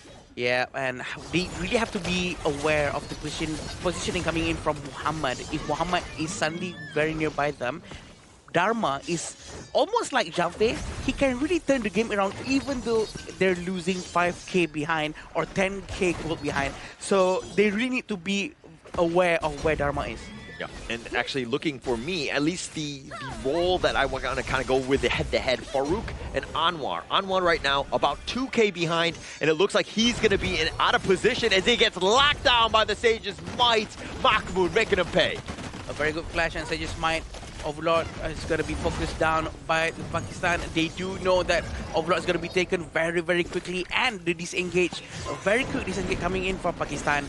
And it seems like they are going to have to play defensive for a bit. Yeah, so good use of space, I would say. I mean, you knew that Anwar was going to be going down. The Rage you see is going to maybe just hit onto Farouk here, but that's just kind of clearing them out. The biggest piece to this is Mahmoud in the bottom lane. Let the man split push. Yeah, you know what? They did make the right decision to actually go for the Overlord very quickly. They do know that the rest of the Uzbekistan team is very far away. And right now they have to focus on defending also. Pakistan have to find a proper positioning, have to play around with the available brushes around the entire map for them to really utilize what Lapu Lapu and Dharma has. Yeah, and now they're playing a very defensive game, right? And Uzbekistan, with that lead, about 5K at this point, they're sticking together here, hiding, cowering in fear, so to speak, with these brushes, right? Uzbekistan, on the other hand, are, again, this is the map control. When you have a lead, you want to be pushing it and just shoving it in their faces so that Pakistan has to show up and deal with those lanes. Yes, and I do think that they're going to have to try their best to play around with the utilities around the entire map, knowing that there's no surprise factor is not going to be big of a problem, because when they play with surprise, I'm pretty sure Dharma will be used at full effective efficiency. Yeah, but it's harder to make those sort of surprise plays as the Dharma when you don't have vision, right? And you're kind of going in blind, or the other brush might be taken like you're seeing here by Uzbekistan. Like, you can't find the perfect angle because you have less of the map to own. Yeah, probably have to play around with kiting a lot more. And right now it seems like Pakistan is going to play with the 4-1 formation with Anwar doing the side quest. But it seems like he's going to get caught up again in the bottom lane. Yeah, but he's got some mobility, but they also find Mahmoud, who's all by himself. He's going to look to just try to run away, but the Raging Sea, they're throwing everything in the kitchen sinks, and they finally take down Mahmoud. Everything that they have, which is very important, because Futze from Mahmoud has been a big problem all this while, and I think it's quite worth it because the next team fight is going to be quite far away. Yeah, I mean, they lost it in the same way that Pakistan, when they lost Anwar, they got the Overlord. In the same way, they're going to pick up the Tyrant. Yes, it's the Shadow version, and they're going to trade away the top T2. It's very interesting to see this game right now. The way they all rotate is so much more closer and different from the previous one. They decide to go right in. The Blazing Brilliance doing a little bit of work onto Farouk. Does he have enough shields? And he's going to go down. Hassan has been taken down. They find Muhammad H as well. And Uzbekistan wither the storm, and they turned it around. 3 members down from Pakistan. A very good fight coming in from them, and I do think that they are on the right track. The way they rotate together, so completely different from before. The goal difference is really leaning towards more to Uzbekistan, 6,000 gold in front. But I do see that on how Anwar is going to try to force this one out. Umijan managed to find that heal, and he managed to survive. Oh, Umijan just barely staying alive. They find Anwar, though. They get the pull back, and they get the revenge. You'd say, hey, how dare you go on against Umijan? And now Muhammad, and on the run, runs it to Ismobek, trying to run away, not able to do so. Ismobek making him pay. Uzbekistan hitting on all cylinders. Now they're looking to siege the high ground. 2 of them are down. They're going to try to focus on the tier 3 tower. The high ground tower is going to go down or not. It seems like no. A very good clearance coming in from Pakistan. The long-range clearance from them is very, very effective. That's probably why they have Angela too. They're making good use of Angela, but as of right now, Muhammad hasn't used his ultimate just yet. Yeah, the wave clear is real, right? Yeah. It just completely stopped that. They might have lost those T3s. They would have been a world of hurt. But now the Overlord, they're like, hey, okay, we need a little bit more push. These Vanguards are definitely a little bit tankier. They're going to have a much easier time to push with those Vanguards. But however, we still haven't had a chance to see a good and proper ultimate coming in from Dharma, right? I think they really have to somehow play around him, his presence. I feel like he's not being utilized perfectly just yet. He doesn't need to be perfect, you know. Just one surprise for that one guy who's opening the door. Yeah. I agree. We haven't seen it. He hasn't really made that play, but it could be completely game-altering if he hits the right truth, right? So if he's able to hit that, again, Uzbekistan have kind of largely mitigated that because the way that they're positioning, very spread out come team fights. True. And I think that they're also aware with Dharma's presence and what Dharma can do, so they have to spread out quite widely, but Mahmoud is actually quite far. They cannot start the war right now. They have to wait for him. Oh, Wings of Judgment doing some serious work on the Anwar. He's going to go back, limp to the fountain. The mid T3 is under siege as well. Farouk deciding to go in, turning it on with the Invincible Warrior, finding them all as they try to go in, but Farouk might have gone too deep. The Sages might locking him down. 3 members down from Pakistan. Uzbekistan, they're going to continue to die in the tower. They're going to...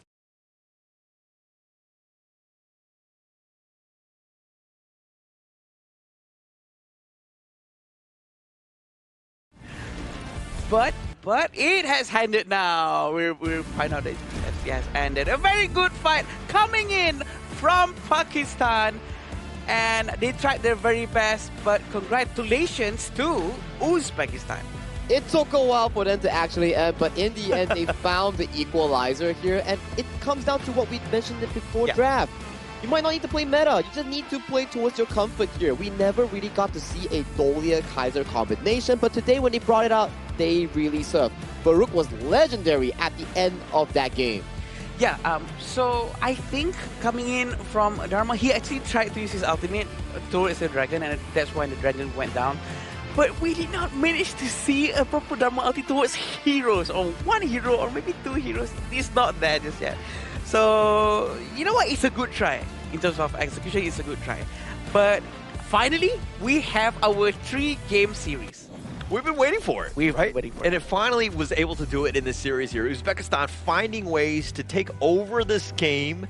I mean, it seemed like, again, after game 1, Uzbekistan, they were in a bad spot, right? But they were able to bounce back in this one. And it seemed like Pakistan was making just one too many mistakes. I think one too many mistakes starts from the first few team fights, right? They were like getting caught in the side lanes. At first, we were like, oh, whoa, they got the first kill, first strike coming in on the clash lane against the side of Uzbekistan. Everything seemed really well coming in from Pakistan. But later on in the team fights, they just didn't have any answers for Farouk on that Kaiser and that Fuzi coming in from Uzbekistan.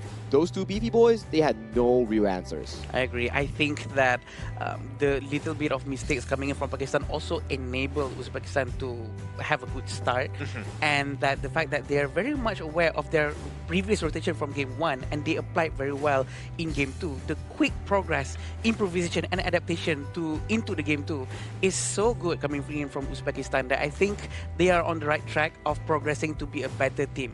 Definitely. And we're kind of in uncharted territory because you're like, oh, game 3, now they've got momentum. Yeah. They flip things around. Like, what do we do? And now Pakistan are on the other side. They're like, hey, I thought all the series were supposed to go 2-0. How dare they win one? And now we're on the back foot. We're going to go to a game 3. This is a crazy situation. Someone rewrote the script, right? Like, oh, isn't it supposed to be 0-2 everywhere? But all of a sudden here, it's like, Uzbekistan, not today. We pulled up with a fantastic performance here. Farouk with that 7-2-12 performance on that Kaiser, being the team's only meat shield and walking and charging front. For Pakistan, they had no real answer for that Kaiser pick. And moving our eyes towards that mid lane role, 4-0-18 on Umejan. Yeah, 4-0-18 is a high number. It shows that he is almost involved in every team fight available in the entire match. He knows how to use the ultimate very, very well. And again, it's thanks to the presence of Farouk. Farouk is always up front with the Invincible Warrior. Also thank you to Akbar because consistently sending the Celestial Melody to reset the Invincible Warrior non-stop. Yeah. Actually, that's the one thing. When you're the Kaiser, you're rushing in. You're the Invincible Warrior. Like, you have one job. Get it back to me, right? Let me do it again. Let me keep going. We all heard that before. Yeah, right. That's all he cares about. And then, like, once he casts the Celestial Melody, you're like, okay, Akbar, you can go back home. I don't need you anymore, right? You can just kind of move on. But the way that they were able to play well with one another, again, just the cores really stepped up by Uzbekistan. You have to agree, right? You can see the damage charge coming in for the side of Uzbekistan here. We have Umejan and also Ismoldeg performing a rather great game. And you said almost 100%. He's a 96% coming in from Umejan. Almost involved in every single team fight in this game. Crazy. and that just shows his awareness, his game sense is there, and he's making good use of it. And he knows that his ultimate not only damages the entire team, also scares them away, scrambles them, put them in positions that they do not want to be.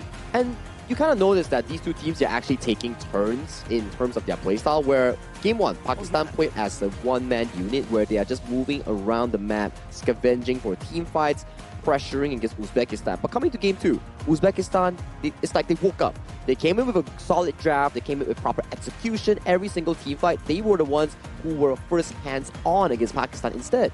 Yeah, I agree. And actually, if you're looking at some of these stats, I mean, the team fight rate, Farouk, way higher. This is like the highest we've seen, and he needs to be in those fights because he's a difference maker come, any sort of initiation. Obviously, it helps when you're playing a Kaiser, but that is his MO. He loves these type of heroes. Yeah, and if there's anything that tells us better about how the match went, it's this graph for sure. It's how Uzbekistan really waits up all the way to the mid-game around 6-minute mark.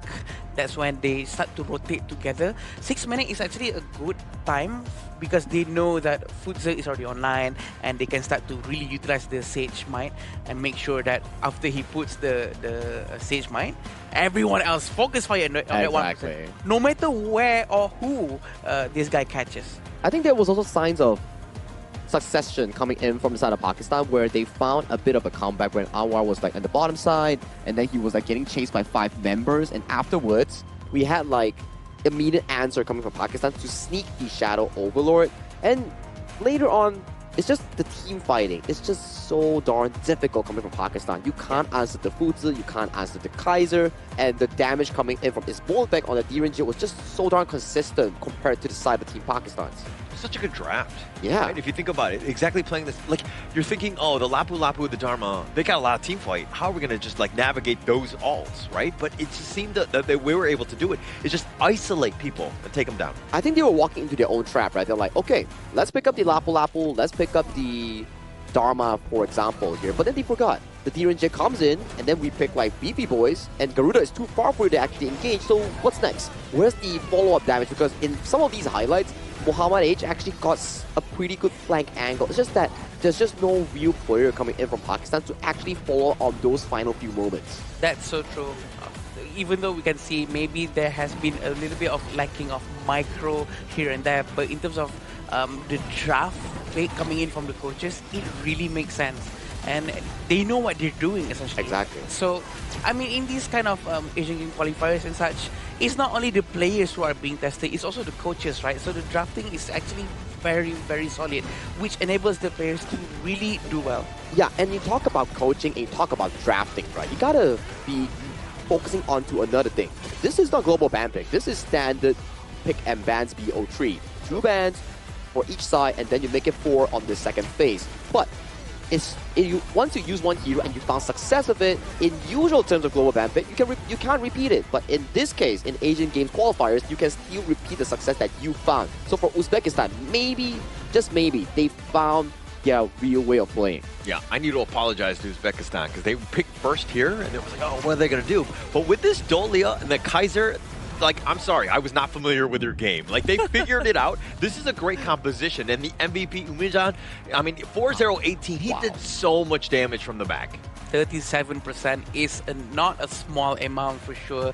And the damage taken is 12.1%, with the gold 21.1%. Again, his ultimate is not just to find strikes or eliminations, but it's also to zone the area and make the entire enemy team scrambles around to make it a lot easier for isolation, right? Isolation also comes with the Sage Might, making sure that one guy is going to go down. So it all goes very, very well with each other.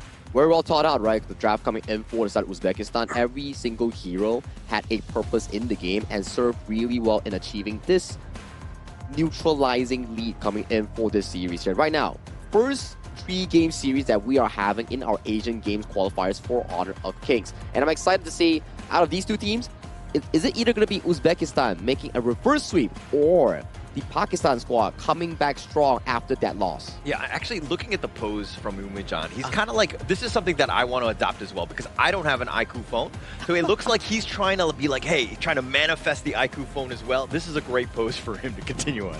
Seems like it's also a great pose for you, Holler. So Yeah, no, I'm stealing this. That's what I'm saying. Can manifest this. Wait, You're looking doing at this pose, right? Yeah, this is the one. Isn't it, aside from the phone, is he asking for your phone number like, hey, Holler? We're gonna have to ask him. What was the thought process behind this pose? Because yeah, that's actually a good one. Like you're pointing people. Like I want your number. Like this is the way you do it. Yeah. If you want to give any numbers here, give Holler here. Just drop it in the comments. You know. Right. Because I don't have a phone. Oh. I still need an iQOO phone. Just saying, guys. Shout out. Okay. Well, we have seen the Dolia has been picked just now, right? Are they gonna be picking it again, or maybe Pakistan is gonna ban the hero out? I think banning it if you cannot really answer it makes a lot of sense. Just like what Uzbekistan did, right? They couldn't handle Muhammad Shahid's channel in game 1. Yeah. So what did they do? They threw it up to the ban slot. Arlie and also the channel removed from the pool, forcing Muhammad in to actually pick up the hero like the Lady Sun. Yes, Lady Sun has strong burst damage, but if you can't really play the hero to a 3-4 item power spike, it's pretty difficult to actually carry the game, let alone dealing with 2 big tanks. You have one on the side, like a beefy Kaiser with double ultimate, invisible for 40 seconds just raiding at you. And then you have like a Futsu. Futsu for farm lane players. What a headache. Yeah. You look at him, he's like, you're in my range. Yeah. Flash.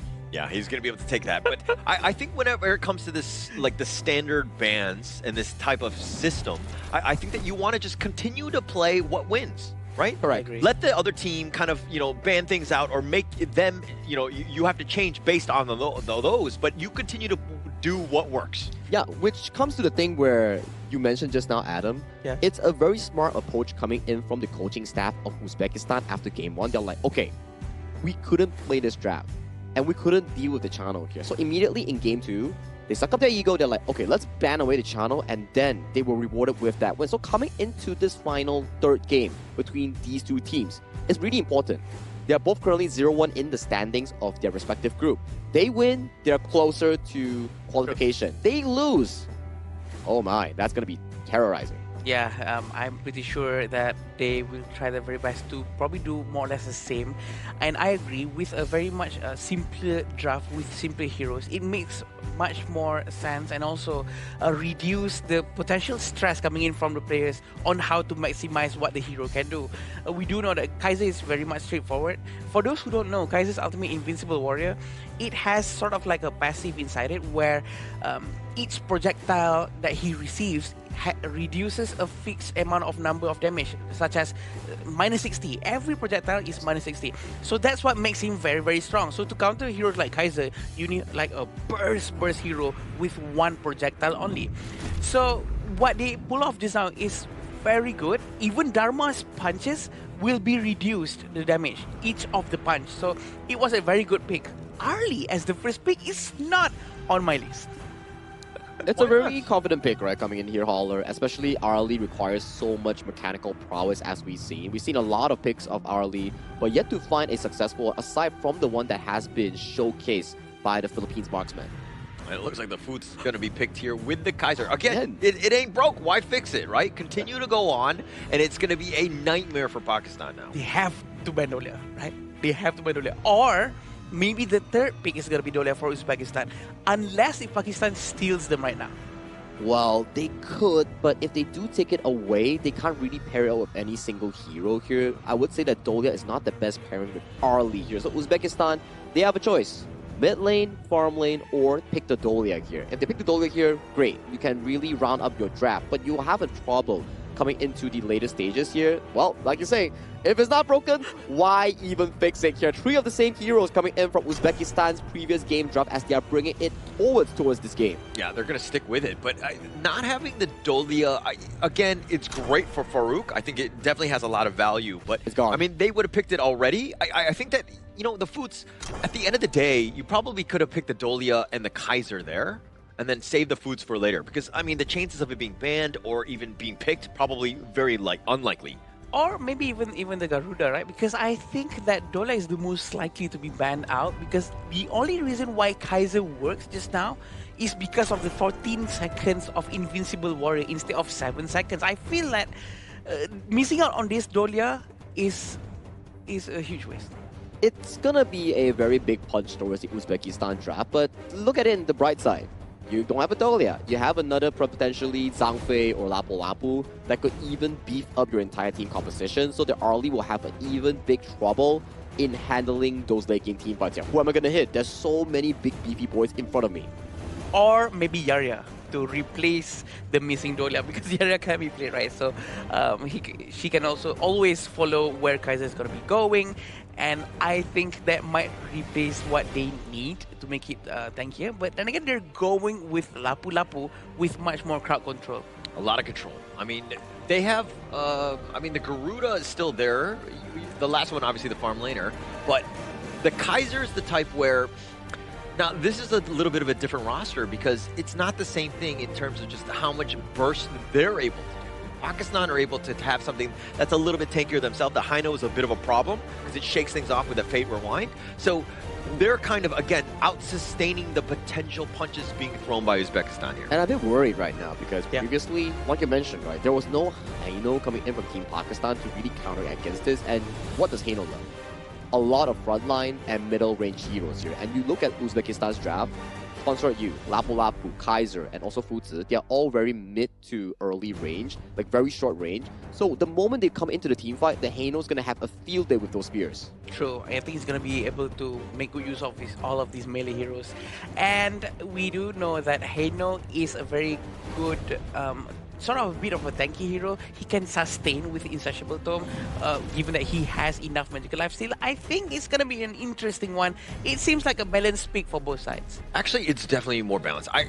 Looking at these things and not looking at any other games that we saw, we know that Uzbekistan can run this roster, right? This is something that they ran last game. They played very well, but just looking at these two, again, rosters from an isolation, just in a vacuum, I'm kind of gearing towards the Pakistan side.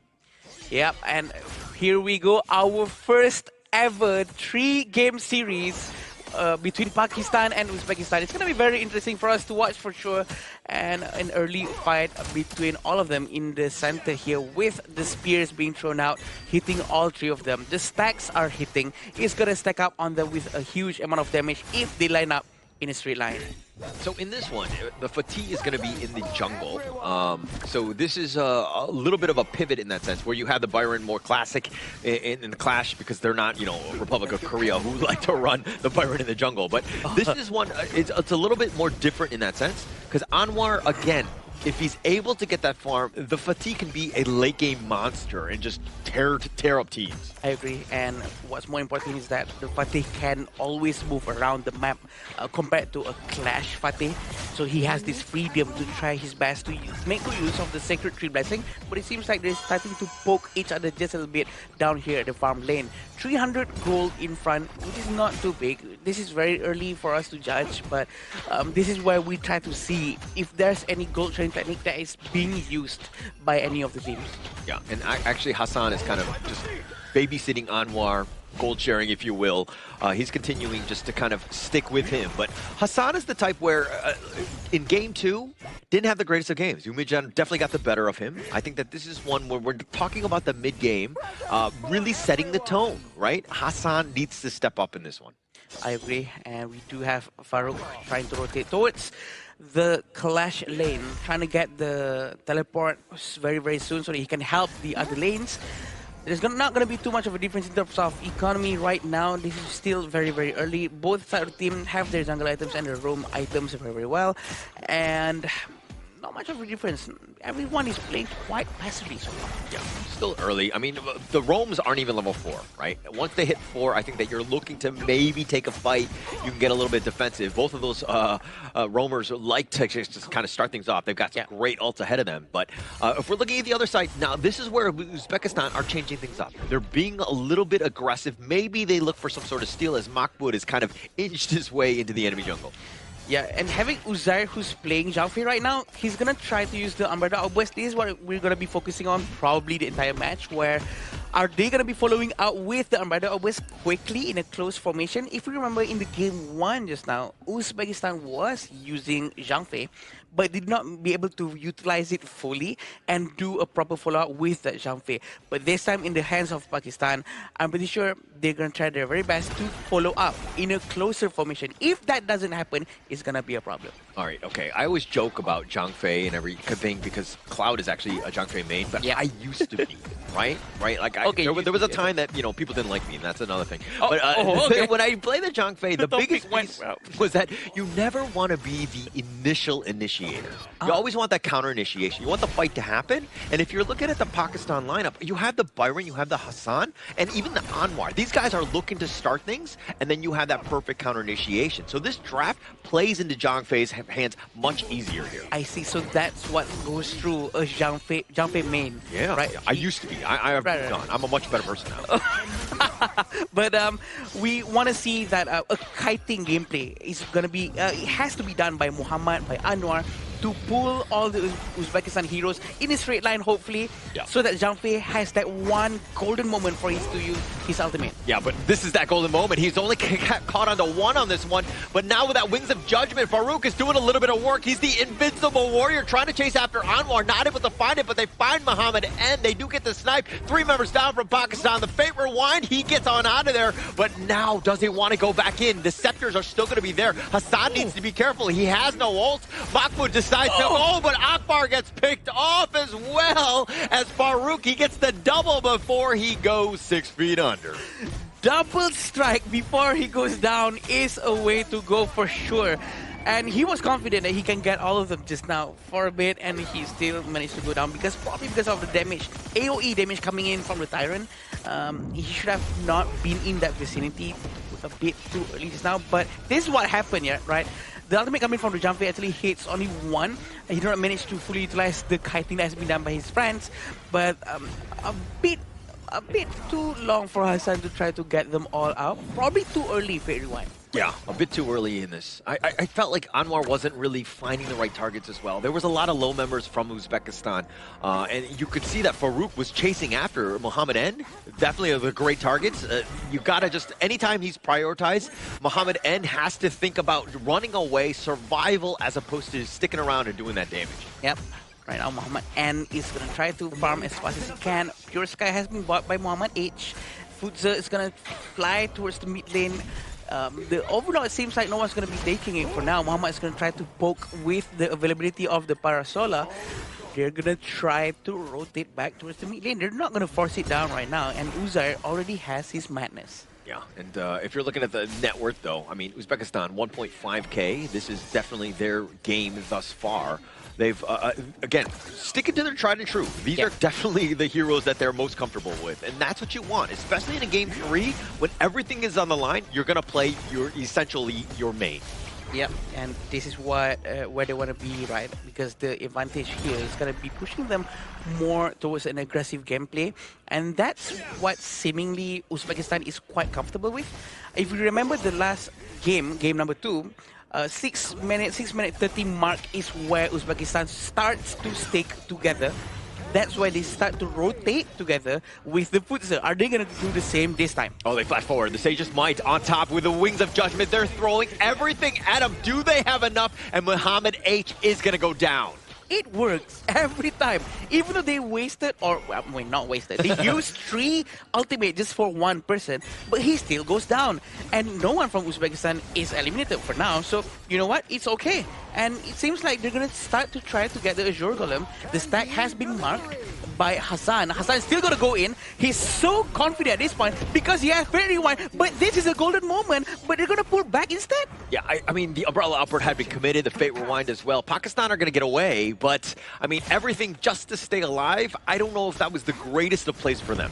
Yeah, I feel like they should have maybe committed to the fight if they want to use Mahmoud, Sage's Might, they have him locked down with the Raging Sea on top of that. Who's there, not able to get away, and this is why the Foots Mahmoud has been so good. This is why I feel like Uzair shouldn't have used his ultimate just now. just for him to run away because Hassan still had the Fate Rewind, right? Maybe the understanding of the timing is a little bit wrong, but let's see how it goes right now. Yeah, I mean, now he's got to build up the madness, and they find yet another. Anwar is going to be picked off. Muhammad N, what are you doing? Tried to light step away. The bottom T2 is down. Hassan now has to flash. He gets on out, but Uzbekistan continuing. They're going to lock him down as well, but it's way too deep with the Wings of Judgment. They're going to tenderize him, but with these Vanguards, it looks like Uzbekistan are going to disengage. They decided to pull back very quickly. Very good decision-making coming in from Uzbekistan. They don't want to overextend. They know their limits. They pull back. And coming from Umijan is really looking like someone who doesn't care about the cooldown of his skill sets, right? The Wings of Judgment has been used so many times that he doesn't care. He doesn't care if it's just the right time. No, he just want to make sure that the HP of Pakistan heroes are as low as possible. Yeah, I think also it's more of like, when it's ready, he's just going to go, right? They're looking to fight every time his skills are off cooldown, and that's what you want. As opposed to, remember how day one, I think it actually was with Cloud, we were like, oh yeah, you know, when are they going to use the Zhang Fei Umbrella Outburst? He's like saving it saving it for like Christmas or whatever. Like he was not using it, but now he's going to spend it on here. He finds two. Mahmoud is getting a little bit low, but Farouk taking the Tyrants. They have the stun onto his air. They have a little bit of control. Mahmoud is continuing to do it. Just rain terror on, but he finally goes down, but they trade away for 3. You gotta admire Hassan's bravery right there. He really tries his best to go to the back line and try to spear everyone. But there's not enough or chemistry or timing or proper timing with his team for him to have enough time, enough distraction to keep on poking everyone non-stop. But it seems like maybe his entire team needs to help him more. Oh, the Raging Sea only onto the minions. It's going to be dodged away, but they space them out. They're going to take the mid T2. And I think it's, again, just when you're talking about synergy, man, they just need to see more movies together. I agree. They gotta find someone to open that door first, you know what I mean? Yeah, having Farouk still trying to steal all the resources coming in from Pakistan jungle side of the top lane, I think that's gonna really suffocate Pakistan from all the resources, and it's gonna really hurt their economy. Yeah, but one thing to note, Farouk was actually just hit level 13. Anwar has gotten the better of him thus far, at least in the experience department. Net worth, we need to see and check on this one because, again, Farouk, once he hits those items, he's scary, right? I mean, Hassan, Muhammad, and both need to really respect when Farouk is running right at you. I agree, and I think that the fact that Farouk's damage is very high, this is going to be affecting quite a bit. And it does seem like the net worth is leaning a little bit more towards Farouk, and it's not too much. It's by a couple of hundred, but you know what? That's 1 or 2 small items. Yeah, it's small, but over the course of all of the different roles, there's definitely going to be an edge. And now the bottom T3 potentially under siege, it looks like Uzbekistan are going to just wait a little bit longer. We're going to go with the Vanguards here. And it seems like Pakistan is quite aware of what Hassan is capable of doing. They need to play around him to give him much more space, to spend time throwing the spears non-stop, to really poke the damage out of Uzbekistan, to, you know what, level the ground of what Umijan can do with Garuda, right? Because Garuda is a lot more easier. Just use the Wings of Judgment and shoot from far. So they need to help Hassan to do the same. Yeah, but Pakistan playing very passive game, right? Yeah. Usually, as a Haino, you want to be up front throwing those scepters, right? As you were rightly pointing out, I think that you want to be doing as much as possible.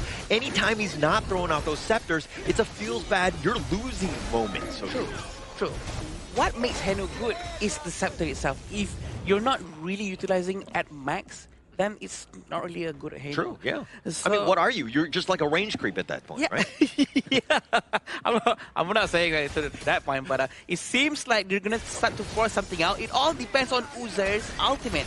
If Armada Obers doesn't hit too well, it's going to be a bit of a problem for Pakistan.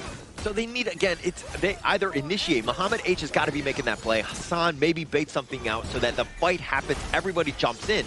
But Uzbekistan understand, this is very simple of the game plan that they want to do. So for their own team fight, they've been very cagey in terms of when they actually go in. Yeah, look at this Wings of Judgment. It hurts so much, and Muhammad H almost went down. Just a little bit more. I was expecting a bigger fight to happen, but it seems like Uzbekistan chose to pull back, sending Mahmoud all the way to the top lane to start re-pushing the minions again. He was so close to dying. I mean, he dies there. The wheels might have come off, right? Because Uzbekistan would be able to push. They had that man advantage, if you will. But they're looking to kind of, you know, again, they want to push them away, but this Wings of Judgment is so difficult to deal with because it just, again, spacing is absolutely real. Uzair is on the side. He's not going to pop his ult on this one.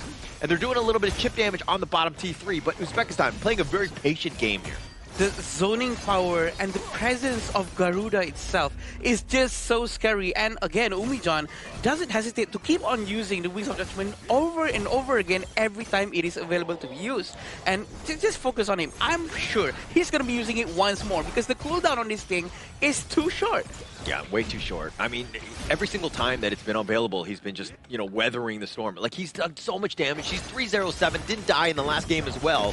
So he's just like, this is his jam, right? The Indonesian national hero. Just give him the Garuda, and he's going to let the team shine as well. Exactly. And knowing that there are 7,000 gold difference right now between the two teams, I'm sure that Uzbekistan will have a huge advantage. But if there's one hero who excels at turning a game around, it should be Zhang Fei. It should be Dharma, but there's no Dharma here. There's Zhang Fei, and I think it's enough. As long as they put a good timing into the ultimate of Zhang Fei to go hand in hand with Fatih and Arli. Yeah. One thing I am worried about is that Uzbekistan, yeah, they're playing patiently, but at some point, Pakistan, they're kind of, you know, their lineup is geared definitely toward the late game. Yeah. Right? You give them space and farm and time, that's going to be bad for you, right? Yeah. So if anything, Uzbekistan, in the next 5 minutes, you got to close out this game in this series. Yeah, I agree. They really need to focus down here on this last push. This might be the last push, but it depends on how brave they are going to go in. It all depends on this Wings of Judgment first. Yeah, Wings of Judgment doing some work again onto the just onto the minions, excuse me. But it looks like Uzbekistan doing a lot of the spacing, poking and prodding, but they're not able to overcome and to get onto the high ground. Pakistan's defense has been immaculate thus far. I wonder what's stopping Akbar from going all in every time minions goes in, or maybe the Vanguard goes in, because we were expecting the presence of Umijan with the ultimate that he kept on doing and doing over and over again. We were expecting that's the right moment because they have to run away and they will be lacking of a couple of heroes. But it seems like the longer they wait, damage from Umijan is gonna start to decrease a little bit as the items of Pakistan is gonna add up more and more as the time goes by. Muhammad and Hassan, these guys are going to be scary, right? Yeah, come late game, right? And there's, I mean, I don't know exactly how close they are, but by biding your time, you're playing into the hands of Pakistan. They want to go, you know, as slow as possible. And now the top T3 will be going down. The Fate Rewind going to be used, but it looks like the Umbrella Outburst with that pushback. But they've already gotten Hassan. He's going to be down for the count. They take the tower down yet again. The Stampede doing a little bit of work as well. They find Akbar. Baruch had been taken as well, and it looks like the hole is going to be okay because Muhammad A goes down. The double strike going the way of Anwar. They find him. The pushback on. Do they have enough? And it looks like Uzbekistan are going to take game 3 in the series. Congratulations, Uzbekistan, for taking game 3 2-1. Our first 3-game series here coming in for the 2026 Asian Games Esports Qualifiers for Honor of Kings. And what to add on towards that, it was Uzbekistan coming in clutch with a 2-1 reverse sweep of all things. It really came back to their heroes, right? They just picked their comfort heroes and then let them shine, right? They were so comfortable on them, and then the way they were able to just kind of like wait things out, not overcommit, play patiently, and go in when they knew that they were at their strongest. Really well played by Uzbekistan. And they actually managed to prove that who needs Dolia? If they're very good with Kaiser, they can really pull it off. And the fact that they actually excel, even though Kaiser doesn't have that long invincible warrior, it still works out very well for them. And you know what? I'm happy for them. And also, Pakistan also show actually a very good game from game number 1. It's just that they did not manage to bring that momentum, that aggression, the early game aggression into game 2 or 3. I think they suppressed Muhammad H really well, especially as a farm lane player. You can see Muhammad H try to play early, try to get as much lead as possible, but it comes down to team fights. That's the stressful part. When you have so much front lines against a farm laner, you have so much trouble in actually taking that one by one before the fact that Ismoilbek has already torn down your entire team and coming for you in those team fights. But talking about early to mid game, Mahmoud on that Futsu, man. He's been getting so many of these clutch plays. Yeah, it was just like complete lockdown. Anytime you went out of position, it's like, yeah, you've got your ult, yeah, your frog form. It doesn't really matter. We're going to lock you down. The rest of the team are there to just like take you down with him, you know? So like the way that they were able to play, finally, I mean, there's a reason why they picked the Futs first. Yeah. And the reason why every time he uses his ultimate very close to Garuda, Umijan, is because he needs that help, right? To really get the hero that he's locking in to go down as fast as possible. And I feel like the timing that he chose to keep on using the ultimate is just so good, Sagi. And to your point as well, right? We were praising like everyone in the team, right? I think this is actually a collaborative team win because if we were to break down like Uzbekistan's performance, right? Mahmoud was finding insane catches in the first few minutes just to build the lead for the team. And then you see in towards the jungle side, Farouk was just being this meat shield for his team, finding those big moments and finding to make sure that Ismolbek and Umejan was always given the enough room to actually play in those team fights. And then you see Akbar. He was very active on that Lapu-Lapu, engaged, flashing in, repositioning his Raging Sea with the flash to make sure that Pakistan did not have the room to even do damage when you have a Fed early on the hands of Muhammad N. Yeah, it completely caught people off guard. You know, Akbar's engagements, his initiations were very good.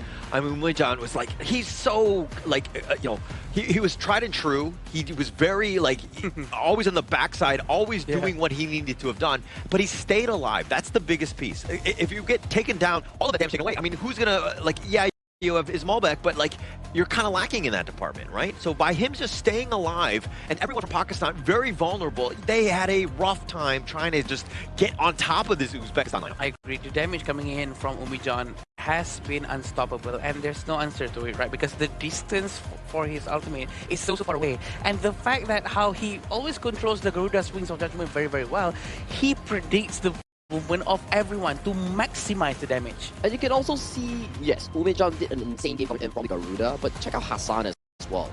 With how many of these frontliners and middle-range heroes coming from Uzbekistan, Hassan's spears were just doing so much damage in those team fights. But unfortunately, in the end of the day, as much damage as you do, but when there's no finisher coming in from Muhammad N or Anwar, it's just not enough. And it also feels like Hassan would have been a lot better to deal more damage if his teammates actually, you know, try to provide more security around him, or maybe I'm not sure if I saw it right, or maybe Hassan went in too early. But most of the time when we saw him going in, he's usually alone, but trying to fight a lot of people at the same time, which we want to see it work, right? Because he was throwing spears and he was hitting everyone. Yeah, well, I mean, we saw Hassan go to the movie theater all by himself, so he's kind of prone to do that.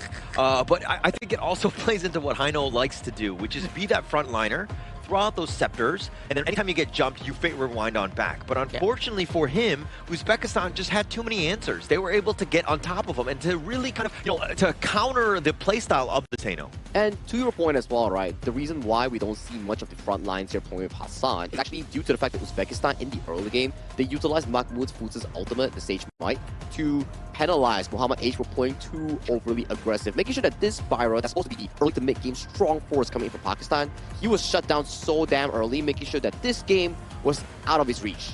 Yeah, and this is the goal graph of our last game just now. And it just shows on Uzbekistan's domination. I will have to say the word domination because they win the war, they win the fight from beginning early on all the way to the end at a constant rate. Would we say that is there any mistake from that? I don't think so. The fact that they are so careful to try to end the game shows that they respect and they don't want to do any mistake. Yeah, and that speaks volumes about a good team, right? Yeah. Knowing when to go in, not to overcommit, because then when you do, that's when you get, you know, punished. You throw your lead away, right? And I think that the way that you're even seeing with this goal graph is like, yeah, there's some dips. We lost a couple members, but we're like, okay, let's mitigate the bleeding, so to speak. Stop, regroup, get our guys, resupply, and then come back in. And I like the push coming in for the side of Uzbekistan, right? It's always 3 waves in, 3 waves in, and these are the first few moments in the game that actually put Uzbekistan on the map for Game 3. Check out what Farouk did. He single-handedly zoned Anwar and made sure that Muhammad and had to swap with the Parasol into a bad position, into the face of Ismolabek. And as of this point, these were the ones mentioned. Hassan won against the world, but it's not enough. You're already too deep into territory, and you are forced down. But still, Hassan got a double strike, but it's too darn late. Yeah, it was too late at that point. Anwar was already out of there. He wasn't looking to fight. But you were talking about this, the Mahmoud Sage's might. Every single one of them to lock him down. And then, like, Muhammad is like, sorry, brother, you're on your own. And there's always that Umi-chan behind him, right? Yeah. Always ready with the wings of judgment, which makes it so much more annoying. And I feel that the rate of learning or the rate of adaptation coming in from Uzbekistan from Game 1 into Game 2 and 3 is so high. How they managed to really get used to this close formation, moving around together with his teammates. It's just mesmerizing. Yeah, and you gotta give them props, right? They came out of a very difficult game against Indonesia yesterday where they were just cleanly defeated coming in from the Indonesian team. But today, coming in towards this series against Pakistan, losing the game first and coming back 2 games strong, right? You gotta give them props. The mental game is super duper good coming in from the Uzbekistan staff and coaches. Yeah, the resilience, that's the biggest piece, right? And of course, it looks like the MVP is going to be Ismailbek here. 407. 30% of the damage. Wow. We didn't speak too much of him until he got some of those eliminations, but I think that he was always the guy that was lurking in the shadows, being largely untouched in this one. Yep, I agree with that. I actually saw that on the stats too just now.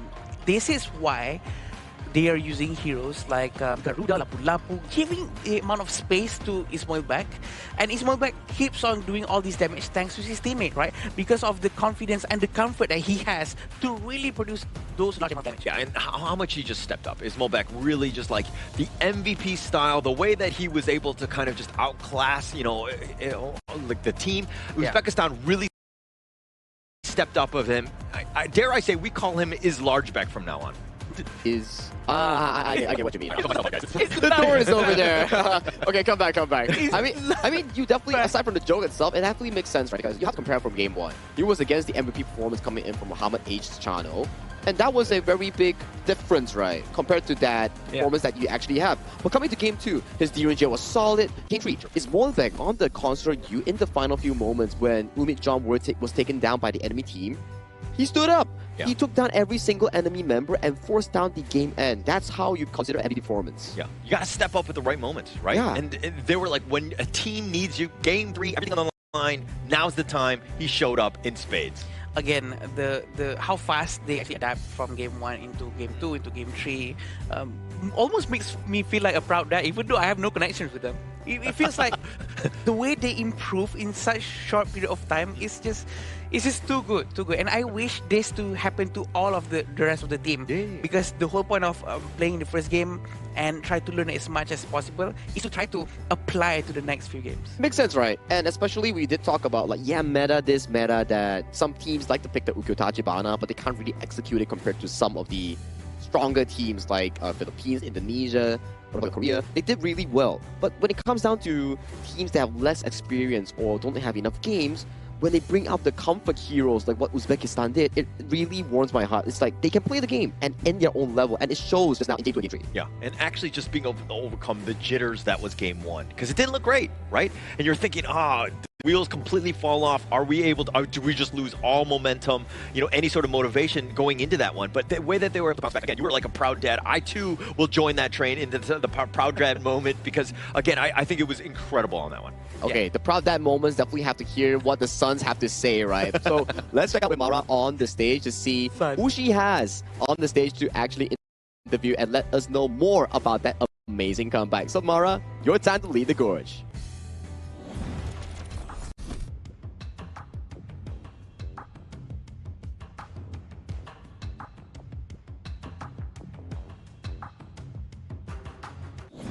Program? Oh, we're back. Hello. Seems like we have a bit of issue on the interview here, so we'll probably give Mara and Deployer more time to actually prepare for that segment here. But back towards the topic just now that we actually were proud fathers. I mean, we're not fathers of the Uzbekistan players here, but it just feels like a proud dad moment when you see 0-1, and then it comes back to a 2-1. It's like your ranking. It's like, man, I'm like 2-3 games away from 2000 peak. and then just all of a sudden that one game pushes you up. That warms your heart. Yeah, and the fact that they actually managed to pull it off with the heroes that are comfortable with, like what you said, it shows that you don't really have to force what you can do. There's no point in doing all of these flashy heroes if you can't. And the fact that you can do more with so much more simpler things, I think it proves a lot of things, right? Across the board. Yeah, so comfort definitely is there. And then also the fact that, after game one, it's like learning, right? Yeah. You don't look at the losses as a bit of an issue. So you're kind of able to overcome with some of that experience of all that losing, so I see. It's good adaptation, right? And I just got news that Mara is now currently ready with the player on the stage. So Mara, again, we need you to lead us to the interview, just like how we lead in the Gorge. Team Uzbekistan bags their first victory of the tournament. Congratulations, Umid. Thank you so much. I have to say, your game 2 Garuda, the burst damage was so scary. That was such a job well done. Now, this is your first victory. And how is that like for your team? Это ваша первая победа, и какие у вас ощущения? Ощущения просто замечательные. Мы просто не верили в себя вначале, но потом все это пришло, вот мы выиграли этот матч. Всем спасибо, кто болел. I feel amazing, and first the team don't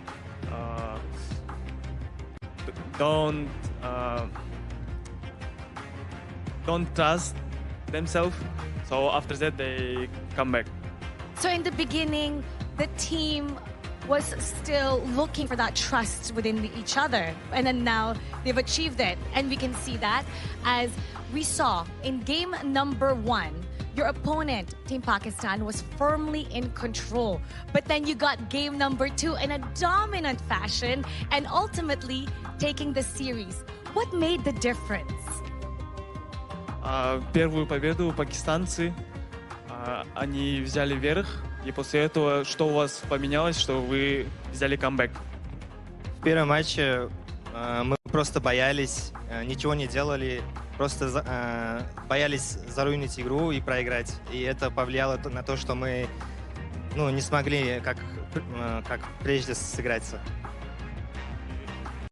The first game, they actually tried to understand their game, and then it's not happening.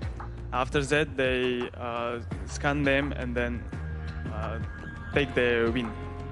And you did a job well done. We saw the way you trusted each other. And you know what? We would love to see your Garuda a lot more in the next series. Now, for sure, Uzbekistan is cheering right now. Would you like to greet them and send a message to the rest of the world? Узбекистанцы, они рады то, что вы выиграли, и что вы хотите передать своей стране? Hammaga kattakon rahmat. Bizga ishonmay kelganlarga ham kattakon rahmat. Ko'rganinglarga ham kattakon rahmat. Shu iloji boricha mana shu 3-o'rin bilan dalishi mana shu Yaponiyaga slot olishga harakat qilamiz. Dalishi bizga balet qilasizlar deb umiddaman. Kattakon rahmat. Thank you everyone. Thank you for Uzbekistan. We will try to get second or third place to get to the Japan. So we will be great to see how Uzbekistan support us. Well, we're only on day 3 right now. A lot can happen, and we wish you luck for your next matchup. Once again, congratulations. Thank you. And we're going to be talking about that more with our casters. Lead the Gorge. I can feel the happiness from the screen over there because Umijan, he was just all smiles on his face. He's like, you know, that win was so good that the smile just naturally comes out of your face. Like, you know for a fact that you came back from the series and it felt good. It felt so good. Yeah, that's got to feel amazing, right? You're down and then you win and then get into the winner's interview and then just going on stage like that, I mean, everything, like, you're representing your region as well. So there's a lot of pride, everything that you want. I mean, I was very proud of you, Michan, as well. Yeah. You were smiling, man. We were smiling all the way to our ears because he was, and we know how much it means to him for sure. And the fact that they actually made a very huge comeback with a very insane amount of gameplay, I think they deserve to be happy.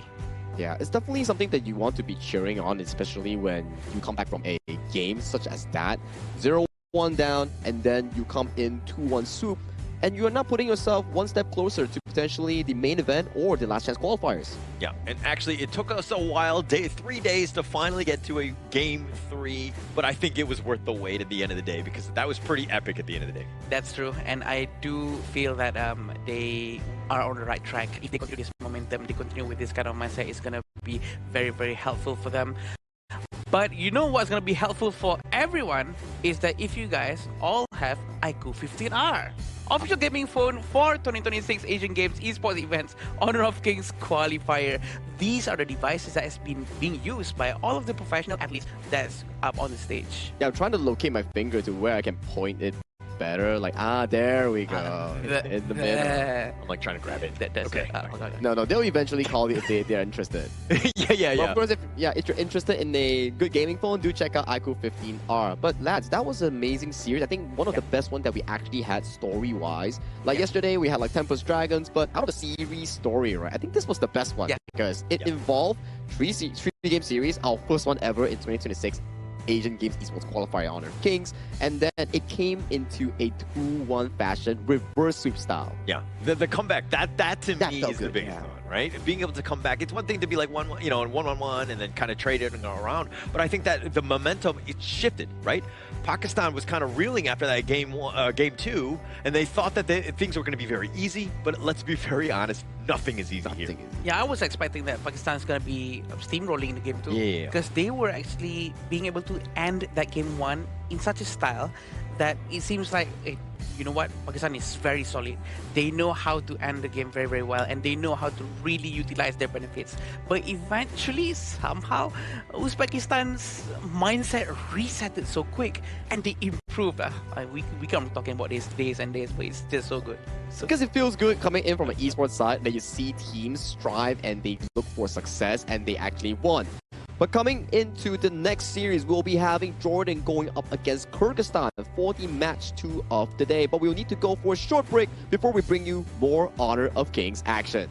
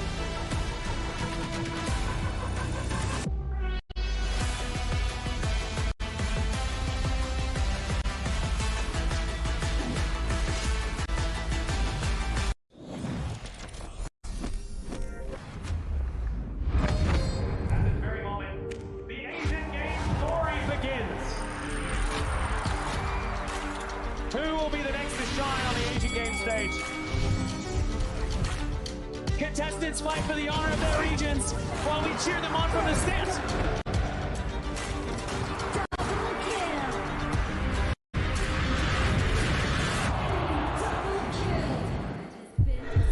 This is a challenge, but it is also an opportunity.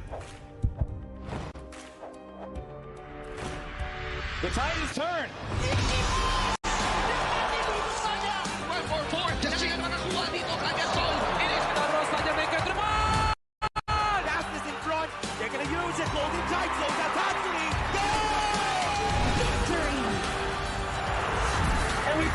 Together, we share the same voice, the same radiance. This moment of brilliance belongs to all of us. Together, we shine!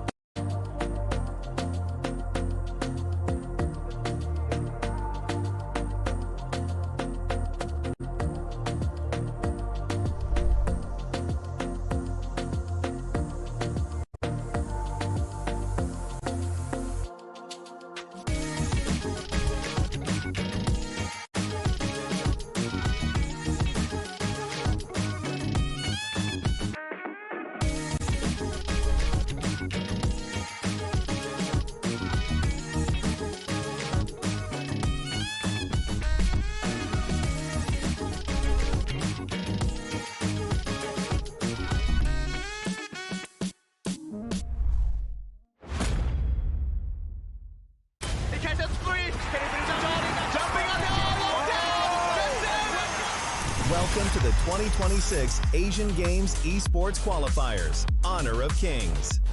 20 regions, one stage, and only the strongest 9 teams will earn the right to shine above the rest. Taking place in Malaysia, June 13th to 21st, 2026. Coming to Malaysia, this is the battleground where teams fight for the right to qualify for the Asian Games. 20 teams enter, but only 9 teams will move on. Apart from the 20 regions, there are 3 regions that have direct qualification. Here is the 2026 Asian Games Esports Qualifiers Honor of Kings format. First, the 20 teams will split into 4 groups of 5. In each group, every team faces every other team once in a single round robin, with every match played in a best-of-3 format. That means every match matters. Every game matters. Every single point matters. The point system is simple. Win the match, earn 1 point. Lose the match, earn none. At the end of the group stage, teams are ranked by the total points they've collected. And from there, the road begins to shine. The top 2 teams from each group qualify directly to the Asian Games main event. That gives us 8 teams advancing straight out of groups. But for those not through yet, the light isn't out. The teams that finish 3rd in each group still have 1 more shot. They move into the last chance stage. There, they battle through one final BO3 single elimination bracket until 2 teams remain. The 2 teams will then face off in a BO3 match to claim the one final qualification slot. So in total, 9 teams will make it through, 8 from the group stage and 1 through the last chance stage. That is the rule. Now it is time to see who can rise through it. From across the world, regions gather here in Malaysia. 20 teams, and only 9 will qualify. The path is set. The stakes are clear. Together, we shine. Stay tuned, and we'll see you at the stage.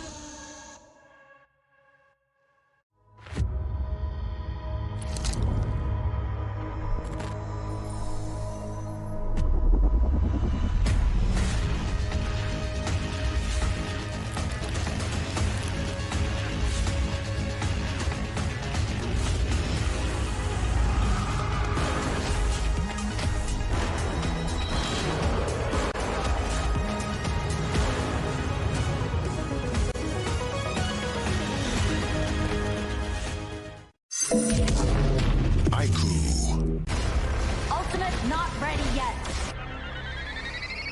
You have slain an enemy. My magic murmurs in ecstasy.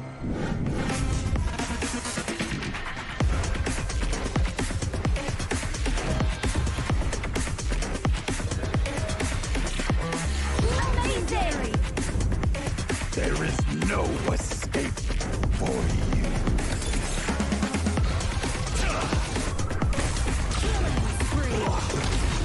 Double kill. Triple kill. Spectacular. Kill.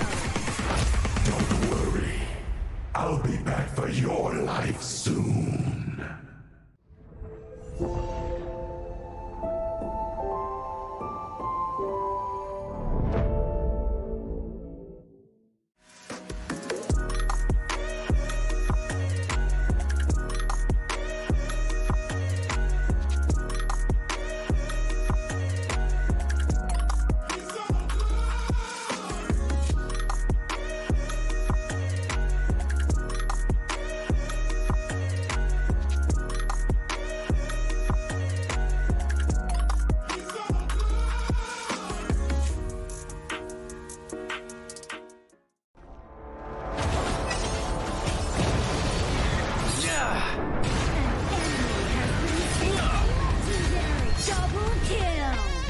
shall I compare thee to a summer's day?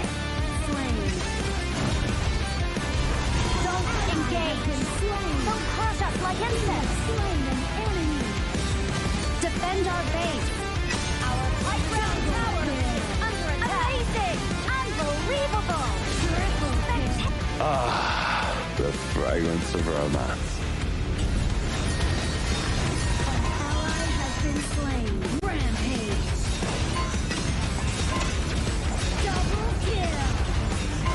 Triple kill. Spectacular. Pentakill. Lady Fortune is on my side.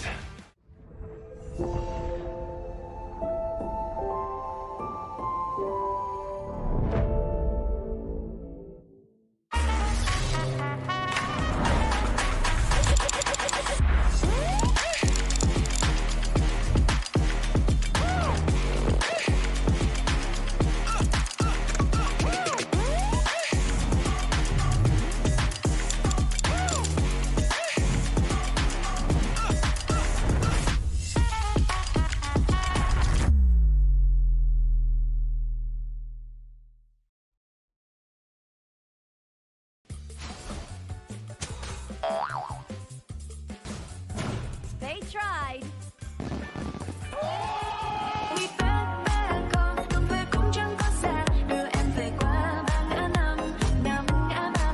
The new Spriteling skill, Dig It, is a passive skill, which will automatically trigger at fixed times each match, up to a maximum of 10 times. The skill grants guaranteed standard rewards like gold, XP, shield, health recovery, and more. There's also a small chance to uncover mysterious grand prize effects during the match. Dig It may also produce tradable high-value treasures. Detailed information about acquired treasures will be shown after the match ends. Each treasure has its own rarity and storage size, and obtained treasures will be automatically stored in your warehouse. If you want more high-quality treasures, make good use of the Treasure Fusion feature. You can also copy and share your code so friends can help speed things up.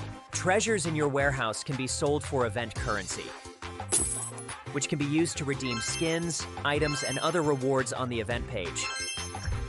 You'll even have a chance to win physical prizes like smartphones and cash. You can also spend event currency to bid on high-value rewards. The auction uses a hidden bidding system, where you can submit 2 bids for the same reward. The highest bidder wins, giving you even more ways to obtain rewards.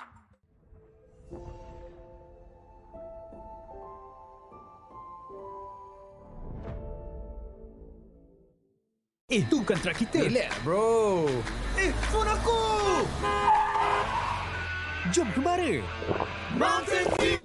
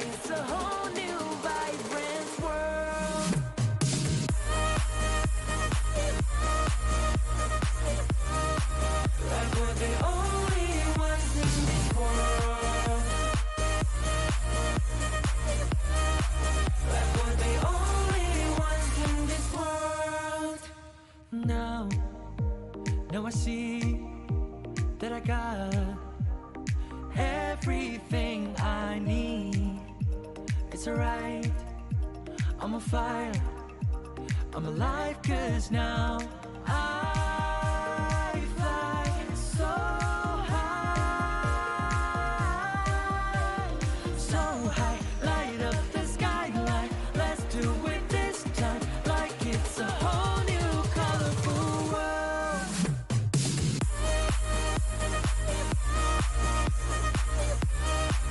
Like we're the only ones in this world.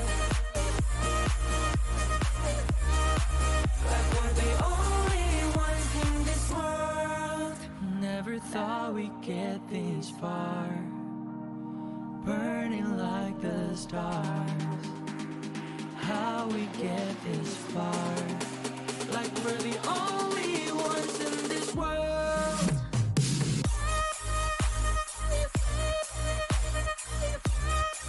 Like we're the only ones in this world.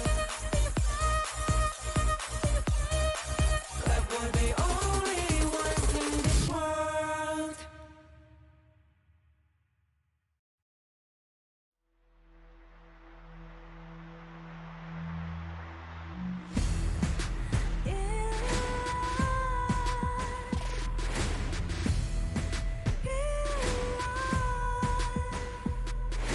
What's a life without its worth?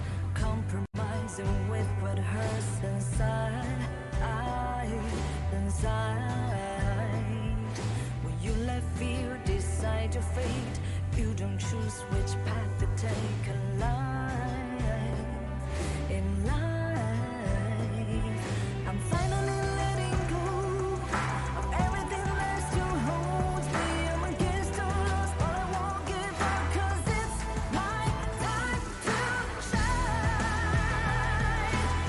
Standing in the starlight, can no one back me down. Destiny is calling high. I'm not afraid to fight for everything I love. Victory's on my side.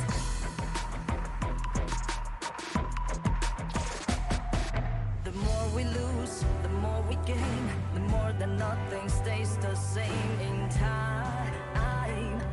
In time. Can't love ever, can't forget. What you see is what you get sometimes. Sometimes. Gonna show the world tonight.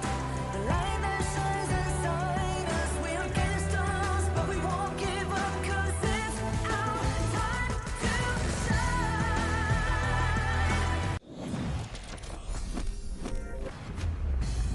We're back from a short break into the 2026 Asian Games Esports Qualifiers for Honor of Kings. This is day 3, and we just witnessed one of the best BO3s thus far that it actually brought it to a 3-game series here. But hey, my name is Sagi here, and with me on the desk is our casters of the Gorge. Please welcome back once again Holler and also Adam here. Welcome, boys. Thank you for having us. I think that let's continue on from the good games that we saw already in the first series of the day, continuing on and hopefully into this one as well, because again, it's all about those good vibes, making sure that the teams are actually going to be prepared, and we just want competitive games at the end of the day. What are the odds that the next series, this very next series, is going to be 3 games once more? I think there is a chance for that to happen. It's going to be like quite close to between Jordan and Kyrgyzstan. It's very interesting. Yeah, before we go into the exact matchup here, we need to remind everyone at home or on Honor of Kings that a big patch is coming in. The biggest one coming in on June 17 on Honor of Kings. The grand venture here. If you've seen social media on Honor of Kings, you've probably seen some teaser already on what exactly coming in for the newest patch. For new heroes, new sprite links, new modes, consignment market, all of those will be available on June 17. Yeah, and actually just... I mean, kind of to your point about how the fact that we had our first game 3, I felt like, I mean, it took us 3 days to finally get to that game 3. I don't know if we, you know, the first 2 days have been a curse or like a blessing in the sense that, like, you know, we've had nothing but 2-0s, right? And this today, I think that we might have some of the most competitive games. I think we're going to see the most game 3s today. I might be calling it now. I agree, because we need to keep it consistent, right? Of course. Day 3, so 3 series of 3 games. I like it. I agree. Wait, Are you excited for So day 5 is gonna be 5 series of BO3s.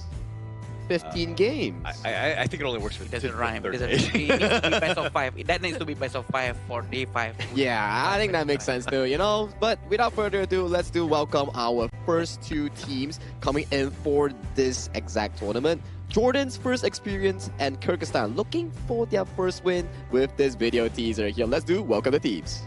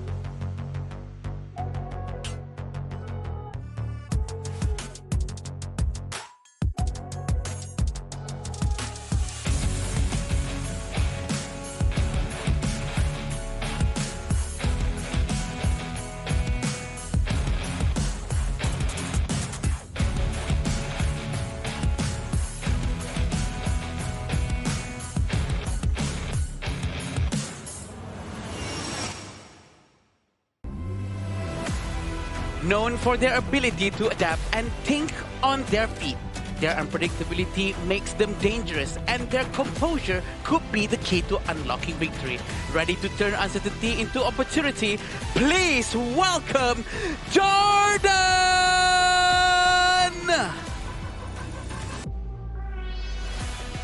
This team has already felt the pressure of the battlefield, but early setbacks don't define them. They step back into the arena with something to prove, and every round becomes a chance at redemption. Please welcome Kyrgyzstan!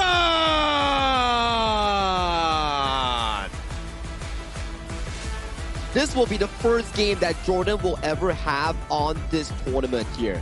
First experience, first appearance per se. And Kyrgyzstan is looking for their first win. This is going to be a very important game because every single game sets out the entire storyline, the results coming into their group, which will formulate how they will actually go into the main event. So this will be the Jordan lineup. We're gonna be having Muhammad, Mahmoud, Yazan, Ahmad, and Salmeh. So it's gonna be the first time for us to watch how they are gonna be fighting against each other and how each team are gonna be performing. So Jordan is gonna be a bit of a mystery. We are gonna be expecting a lot of unorthodox picks, or maybe they might be attached to some of the earlier picks that has been made by other teams since they have been watching them. I would hope to think that they would have their own meta and not be too heavily influenced of what we've seen thus far. It seems like a meta has kind of already been defining, it's being kind of coming in, but I do feel like Jordan, hey, bring what works for you. Don't change anything at this moment.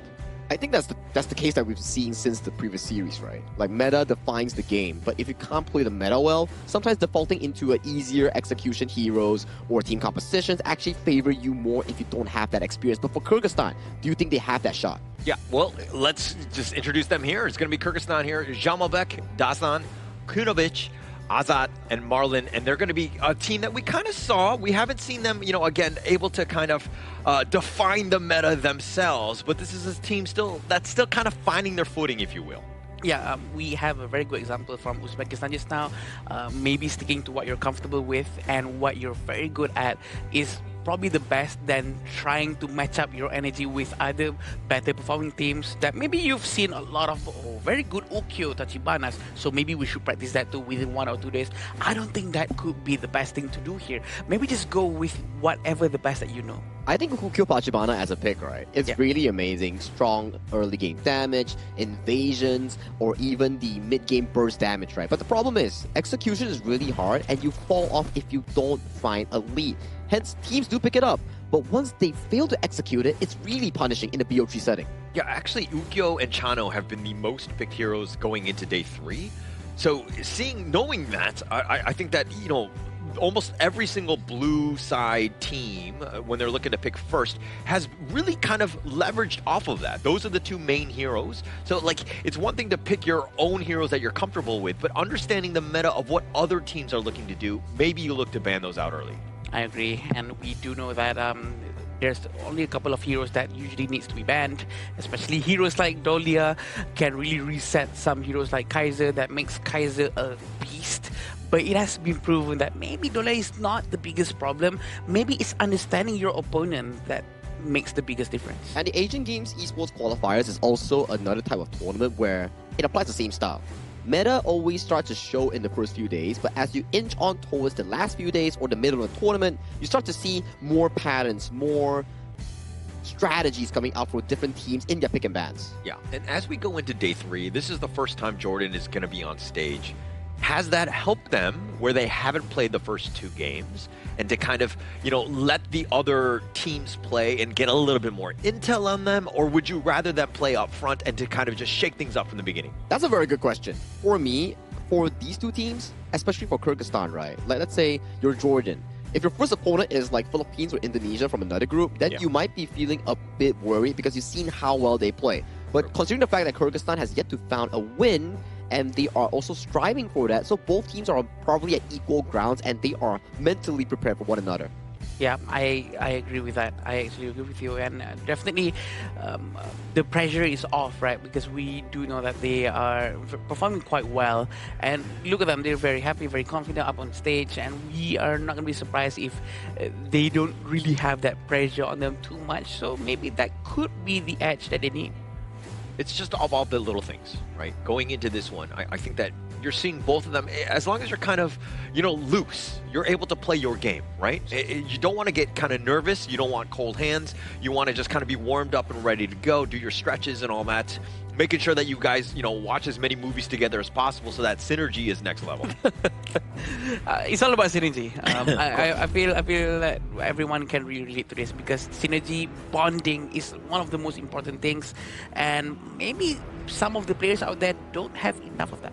Yeah, I think it's about how long you train together, how well you know the game, how well you know the practices of your own teammates here. But another synergy that's going to be really important will be the synergy of heroes in the draft between Jordan and Kyrgyzstan here. As we see on Jordan here, they're on the blue side with Mai Shunui and Ukyo Tachibana, both locked away. Strong enablers locked away. Kyrgyzstan, considering the banning out their early, and the second one will be the Zhangfei that has one of the highest pick rates this tournament. Yeah, so Kyrgyzstan picking in the Ukyo. So this is more of like, hey, I'm going to attack this team, right? I know that this is something that they want, plus we don't want it ourselves.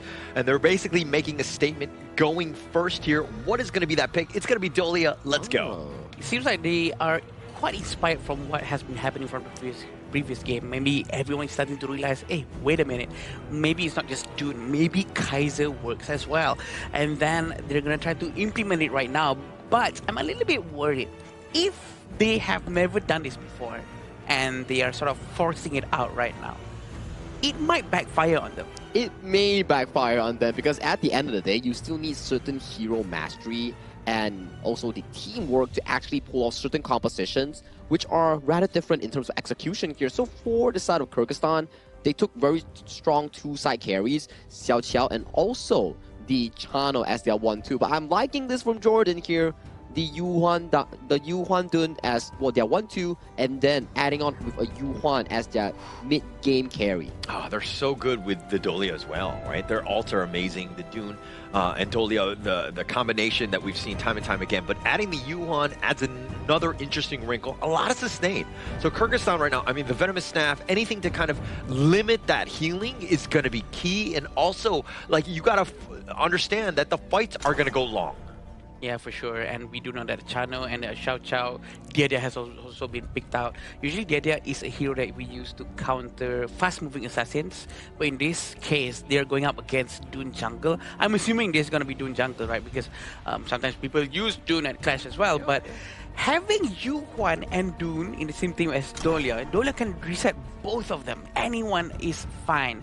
Because even if Dune is going to go down, even if he he loses his unyielding might. He doesn't have his passive. He also have Yuhuan healing from the Unending Sorrow. Also, the pool coming in from Dolia. Which is a good, I would say, synergy, right? Coming in from Jordan's first 3 picks. It allows all of them to have good sustain and good combat ability, especially with the Yuhuan and the Dolia combo. The double Unending Sorrow, that's going to be a good backline flanking machine, because we've seen how this combo has been played in the previous few patches here. You give the Yuhuan gold, and he's going to be jumping all the way to the backline and assassinating heroes like the Xiao Qiao or the Chano. So the Kyrgyzstan lineup to me is very squishy, very kind of like, you know, keep everybody at arm's reach. You know, let the Dune come in and just maybe isolate one person, but that's all they're going to throw into this one, right? So how that positioning, I mean, yeah, they need a frontliner, but they don't want to commit. Bai Chi is like the perfect pick to kind of round this one out. Yeah, I agree. Bai Chi is also a very tanky hero. They are lacking tankiness, and Bai Chi is the perfect one right now. It's also like the equivalent to Atta, because it scales his skill sets from HP and HP alone. It doesn't need to buy like a physical damage item to make sure the damage is high and whatnot. And I think that Bai Chi is going to be helping out a lot in terms of soaking up all the potential damage coming in. But Marco is the best counter to Bai Chi, I think. Well, you need Marco Polo to actually have a lot of items. I probably assume like the Sprox Doomsday into Daybreaker. Then you can start being a threat to the Bai Chi. But that's another Elaine Dolia combo. More Dolia combos coming in for Jordan here. Yeah. Okay, for me, if you have a Dolia, it's good to have a lot of combos with her, but if you have too many, it starts to be a bit messy for the Dolia player, especially for Jordan. Yeah, I think this is also one where you're kind of like, oh, you know, if all of the teammates are like, give me the Celestial Melody. No, give me the Celestial Melody. Everybody's fighting for it. It's going to be like, they're like pigeons fighting for food at this point. Like, because I think that come team fight, it's going to be key. And this is definitely, they're talking about synergy. Everything was revolving around that Dolia first pick. I like that in a draft. It really kind of sets the tone, at least in this one. Imagine if Dolia goes down first in any team fight, right? And she has no time to react with the Celestial Melody whatsoever. We do know that the Dolia's ultimate is very good, but I'm not sure if it's this good until they have to force out for the heroes that fits with Dolia. Well, you only gotta tell, right? Because at the very least, if all things go wrong, just find the carry, find the one that can actually benefit from the double ultimate for the maximum value here. But the maximum value coming in for both teams will be either Jordan finding their first debut win, or will Kyrgyzstan come out on top and equalize their score in their respective groups. Thank you so much, Saki, as we get into this game. But Adam, we know the draft in a vacuum, right? Yes. Who are you giving the edge to with just the heroes alone? Don't think about the players. I'll be honest. Yeah. It's Jordan's heroes. Okay. I feel like their composition is so much better because of the balance that they have from the Dune's tankiness up front, and Dune is jungle, by the way, so it's going to be very fast rotations coming from him, and the itemization is going to be helping him out to be much tankier than before. But hang on, I love the fast rotation coming in from these three, and they're doing this gold sharing thing together, and hopefully they're going to rotate back to the mid lane with the Yuhuan. But yeah, having a healer up on top of that, also a damage coming in from Marco, that's going to be buying items like Sparkforge Dagger and Doomsday to melt down the tank, such as the Bai Chi. Yeah. But it's going to take Ahmed a little bit more time to get there, right? Yeah. Marco Polo definitely is a late game hero. Needs time before he really gets going. But I don't know if you saw that, but Azad actually used his flash to go forward. It looked like it was a bit of a misclick. Yeah. And I mean, now he has to play a little bit more timid. Yeah, you have your Sonic Signal and you have ways to get on out, but something to take note of as it starts the game off on a little bit of a wrong foot. Yeah, maybe he accidentally pressed that, but definitely something that you don't want to do, especially up on the stage. But seems like both sides of the team are rotating quite quickly together. They sort of have the same pacing, same sort of movement and idea. And it seems like no one is going to try to take too much of a risk. Yeah, no, again, just very early, right? This is the first time that you're on stage as Jordan, right? You don't want to make any sort of mistakes. You're going to go as farm as efficiently as possible, use the gold sharing, let Mahmoud get his farm before you really want to fight.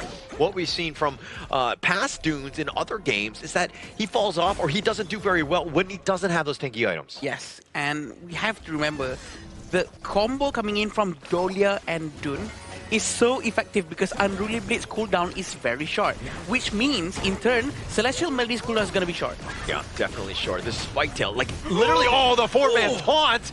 Oh, that was so great, but at what cost? The Death at Sunset, what are you doing, my friend? Muhammad now on the run. He was trying to go for his own four-man Death at Sunset highlight reel, but it looks like they're both going to disengage at this point.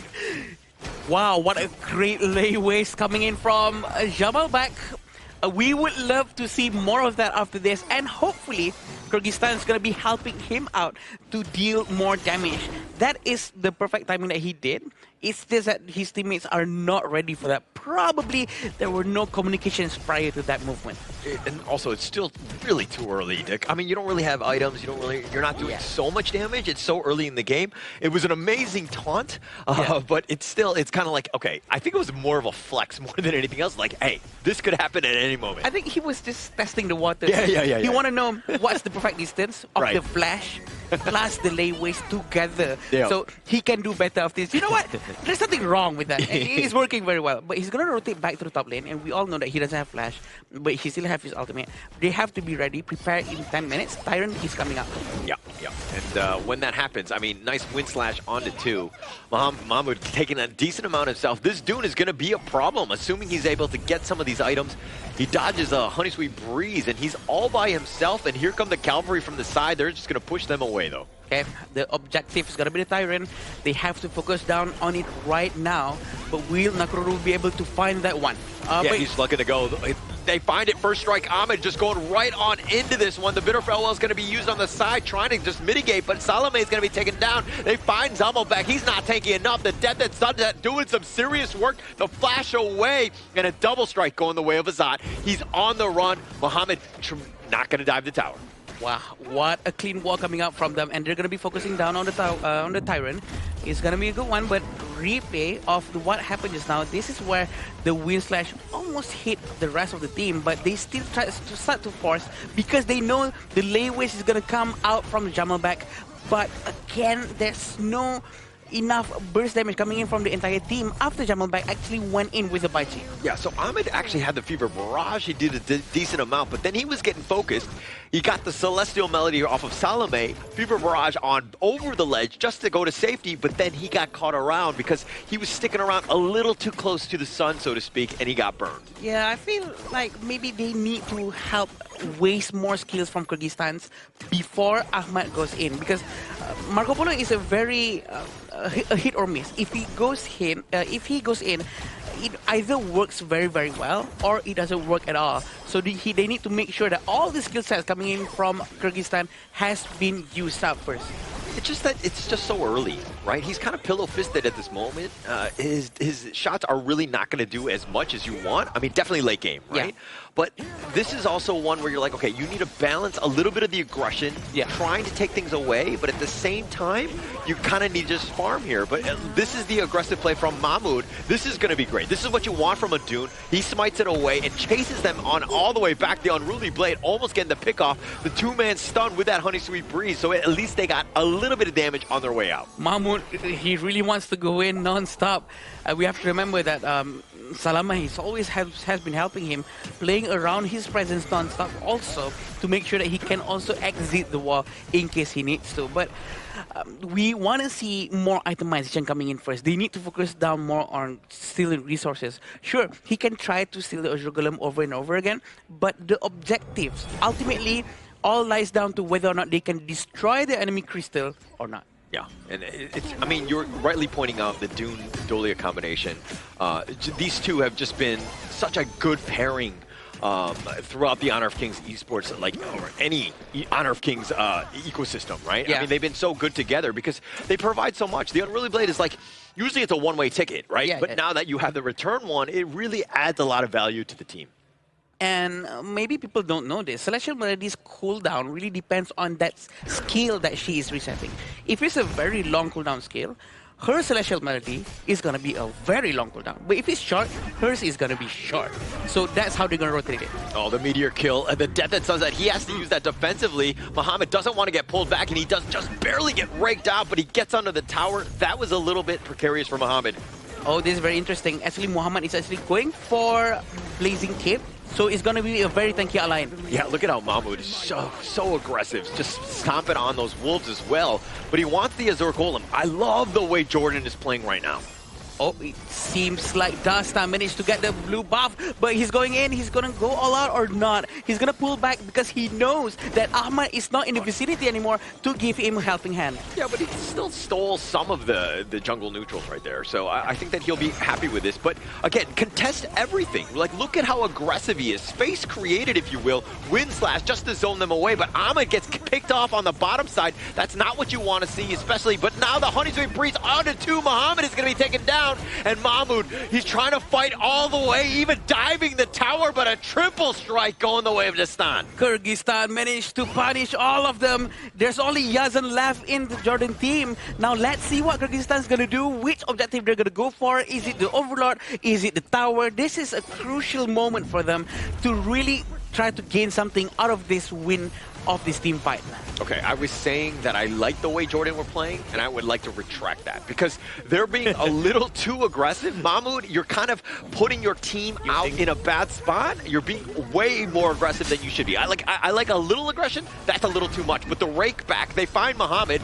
The Death at Sunset will get him on back. They're going to dive the tower. They're not scared. Honeysweet Breeze is not going to connect. He gets on out. But it seems like Kyrgyzstan is almost doing the same thing as Jordan. They might a bit overextend just now, but fortunately for them, it's only Yazan right in front of them. But it seems like they're going to try to force it out once more. Spirit Wolf has been sent out. The amount of damage is too high, but they're still in this fight. Yeah, Dastan is going to show up and finds the pickup onto Salome. He uses his Celestial Melody before he perishes, so I guess there's that, but they're down a man. Yeah, they're still okay right now. The minions are still a little bit of more minion for them to finish out before they can try to get the Tyrant as the next objective. But the Tyrant is going to despawn. They have to focus on getting the Shadow Tyrant or the Shadow Overlord.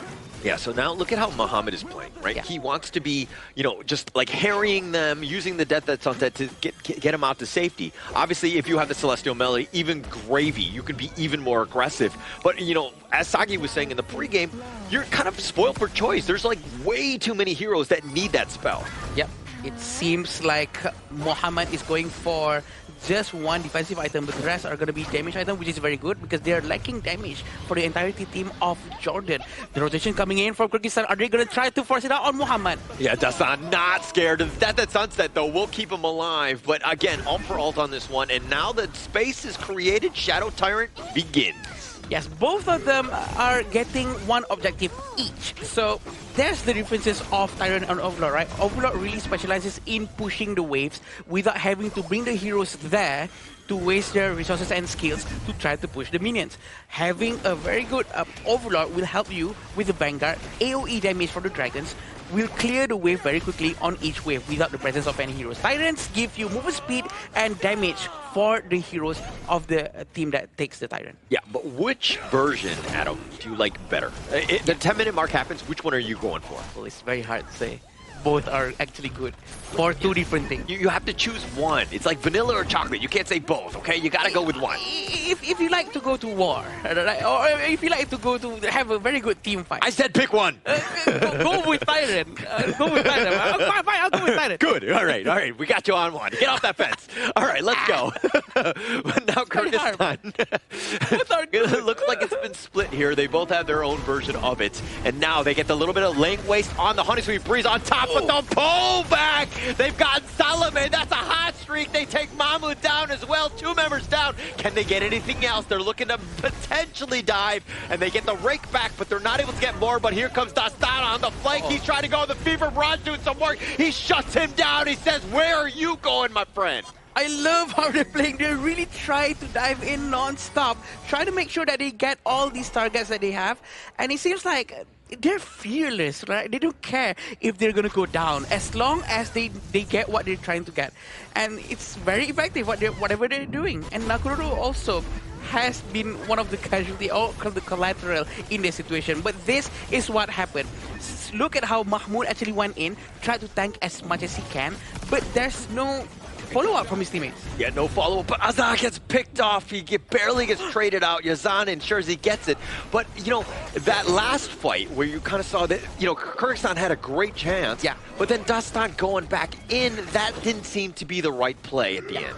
I agree. I think it's a bit of a waste Yeah. of the extra advantage that they already built from their fight, but he sort of reversed it back. Well, they're on a streak for sure. They're on a momentum, probably riding too high on that momentum. They're gonna try to tone it down a little bit for now. Mahmoud is gonna try to clear the mid wave, and it seems like Marco Polo and Adolia is gonna try to rotate back to the back, and Ahmad is not going to try to risk it out. We're still waiting for that one moment of favorite barrage. Yeah.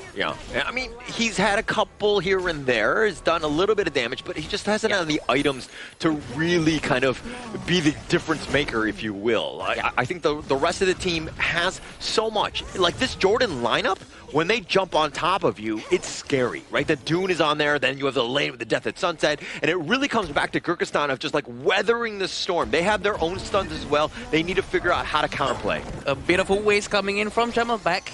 Everyone knows he doesn't have his ultimate anymore. Lay waste have been wasted. Yeah. I mean, it's for shame, right? I think that it's it's going to be off cooldown for a little bit of time. So this is one where you're kind of like, okay, we need to play a little bit more timidly. We don't want to give anything up because this is a pretty big ult for us. I think this should be the right moment for Jordan to actually go in, knowing that Jamal back doesn't have his ultimate. But it seems like there's not enough information circulating around Jordan. They probably are not very well aware of it, that this is the best moment for them to go in. But it seems like they're going to be switching objective this time, and Jordan's going to go with Tyrant, and Kyrgyzstan's going to go with Overlord. They're trying to rotate towards Tyrant as fast as they can, trying to secure the objective, maybe potentially steal. Oh, maybe, but it doesn't look like they're going to get there in time. They were just a little bit short. Mahmoud, sorry, excuse me. He did get the smite. He did take away the Tyrant. My bad, as he's looking to just run off. Yeah, he actually managed to get a Tyrant. The movement speed is there. The extra fighting potential is for sure there. So Kyrgyzstan are not supposed to try to force the fight unless they want to distract them away from the Shadow Overlord that is moving down there. Yeah, it's all about the pushing. The Shadow Vanguard that's a big bait, right? This mid lane is technically under siege, but it looks like they're kind of dabbling between the top or the top and the mid lane. They're going to focus on the top T2, taking that down, because again, Jordan had to rotate and take the Shadow Vanguard down in the bottom lane. Yeah, they're going to be quite safe for now. They're not going to force it too much. 2,000 gold in front for Kyrgyzstan. I feel that... We should just send in Maro now. Do the interview, right? Are you discouraged now? No, we don't do these in-game? No, we only do post? Okay, but we'll wait for that one as we continue to lead the gorge here. But I do think that, Kyrgyzstan, like the way that they're moving around the map, I like that mobility, right? It kind of, it puts them in a box and it makes Jordan very uncomfortable. Yeah, for sure. And they really try to dominate the map area of this Crimson Golem, using it as a bait, and it seems like they get one. Oh, they get the perfect taunt here, and now the flash away, not enough. Ahmad's going to be taken down. That's most of it. The wind slash is going to be used, but he too will fall. 2 members down, and they're the cores. 5 of them are still okay. Getting 2 is a huge advantage for them. 3,000 gold in front. And it seems like Kyrgyzstan is not going to force out too much of a next move, but it seems like they're going to catch one. But Muhammad is going to fly away using Death and Sunset. Are they going to go back in? No, not yet. No, not yet. But he meteor kills on back to safety. The towers are being taken in the bottom lane, so they're molding down, and it looks like they get Salome as he was sticking around that tower, and now they're going for the flank. Dastan looking to go aggressive. Almost gets enough. Not enough to take on the Yazan, but it looks like Muhammad solo the storing signal will snipe him out. They take the bottom T3. Kyrgyzstan looking to end this game as you see Yazan trying to hold on. He gets back into the fountain with the flash, but the crystal is under siege. Just one last time they try to go in, but not enough. Ahmad is going to be taken down as well. Dastan most of the damage, but they're going to take the crystal. Kyrgyzstan are going to get on the board first. Kyrgyzstan, with that disciplined gameplay, manages to secure the first point. It was a very back and forth 5v5 game coming in from both teams, but in terms of skirmishing, in terms of opportunities, I think Kyrgyzstan definitely had the better angle this game. It's something with this channel pick, man, I'm telling you. Every single team has been finding success on this channel from early all the way to late game. It is such a good hero, and it's one of the top 3 heroes picked at the Asian Games qualifier. It has so much impact, especially as a farm laner. It has everything that you want in terms of just like damage, like the wolves are annoying, the trap, everything. The kit is incredible here. Yeah, I agree. I feel that it's a very solid pick for sure. Going up, comparing to like Marco Polo is going to have a big problem going up against Chano because the Spirit Wolves are actually blocking the first skill of Marco Polo. So I feel like it's a very good hero. It's a good point, right? When you're laning against like a Chano, you don't want your Spirit Wolves to be blocking the Resplendent Volvo coming in from the Marco Polo here. It makes it so like, ah man, this is such a bad lane. Why did I pick myself in towards this? And you made a good point in the cast just now. It's like, hey, Marco Polo is a very hit or miss hero. If you hit the ultimate, sure, it gives you a lot of value. But if you miss it, that's where it gets really punishing because you're a farm lane that's supposed to do consistent DPS. If your trigger discipline is not good, you jump in, your team entirely loses their main DPS. So that's the pros and cons of Marco Polo. Yeah, I also think that like going into game 1 where everything is on the line, like you want to kind of use the stock standard heroes in the sense that like less mechanically difficult, especially for the farm laner, because everybody else is high flying, they're all over the place with like the Elaine and like the Yuan, all these things. But if you're able to just kind of weather the storm and not be out of position or baited by yourself because of the Fever Barrage, I think that you're going to have a much easier time here. I think the early game coming in from Jordan was actually really good. We saw some aggressive jungle invades coming in from Mahmoud and the Dolia refresh, but the problem comes into this specific point. The team fights, the flanks coming in from Dastan and the engages coming in from Jamalbek, those are really key. How many times in the game that we actually saw Jamalbek on the Baiji started jumping the team fights, finding the correct targets here? Too many times. Yeah, I agree. And the fact that how Kyrgyzstan actually controls the composure, even though we have to say that they are very well pressured so much by Jordan from early on, really shows that they did it very well, right? They know they have the discipline to control themselves, defend, wait, hold up, don't use your skill set, and then bam, everyone goes in. The layaways, the follow-up coming in from Xiao Chao, and we do know that Chano goes in with all the Spirit Wolves. They're just so ready to heal anyone who went down with their HP. Everything was so well done from Kyrgyzstan. Yeah, actually, underrated here. Probably will not be MVP, unfortunately, but we see you, Kumanic, in the sense that your Honey Sweet Breezes, like, they completely like negated what Jordan was throwing at you. They would go and then that stun would happen and they'd be like, okay, let's disengage, right? I have a core memory of what you exactly just mentioned on Kubanuich. His Xiao Chao out of that one team fight in the bottom lane where Mahmoud on the Doom was chasing all the way into the tier 2 tower. Oh yeah. He was finding so many of those Honey Sweet Breeze to start the fight, which gave Kyrgyzstan a good advantage in those team fights. Yeah, I'm pretty sure that's what exactly has happened. Kubanic played really well. He pulled back, and he tried to find that right moment to use his skill sets. Azad with the high amount of damage. Holder, what do you think? Oh, I mean, he was clearly the MVP. I think that when you have that much damage, he got 7 kills as well, like tied with Dastan. This is a guy that was ready to go, like in game 1. If you were ever like, hey, I need my farm laner to step up, outclass Jordan in this one, boom, he was the guy. Look at that goal graph. It's the entire story that we just described just now, where Jordan had a really, really comfortable early game. It's just that they couldn't really pull the game wide open. They couldn't find the catches, the pickoffs in towards the late game, and then you start to see the Dolia having trouble. It's like, should I give the Dun? Should I give the double Elaine ultimate that we never got to see? Or the double Yuan ultimate here? So too many choices boiled down to a bit of a, I would say, unsuccessful start coming in for Jordan's debut here. But you see Kyrgyzstan pulling to their composition strength. Double carries, Xiao Qiao and Chano here with the good catches coming in from the Baiji. And this is my take. I think what Mahmoud was doing just now, he's on the right track. He was using Dun, he was playing very aggressively, knowing that he has Dolia, so he's trying to maximize his presence with the Dolia as well.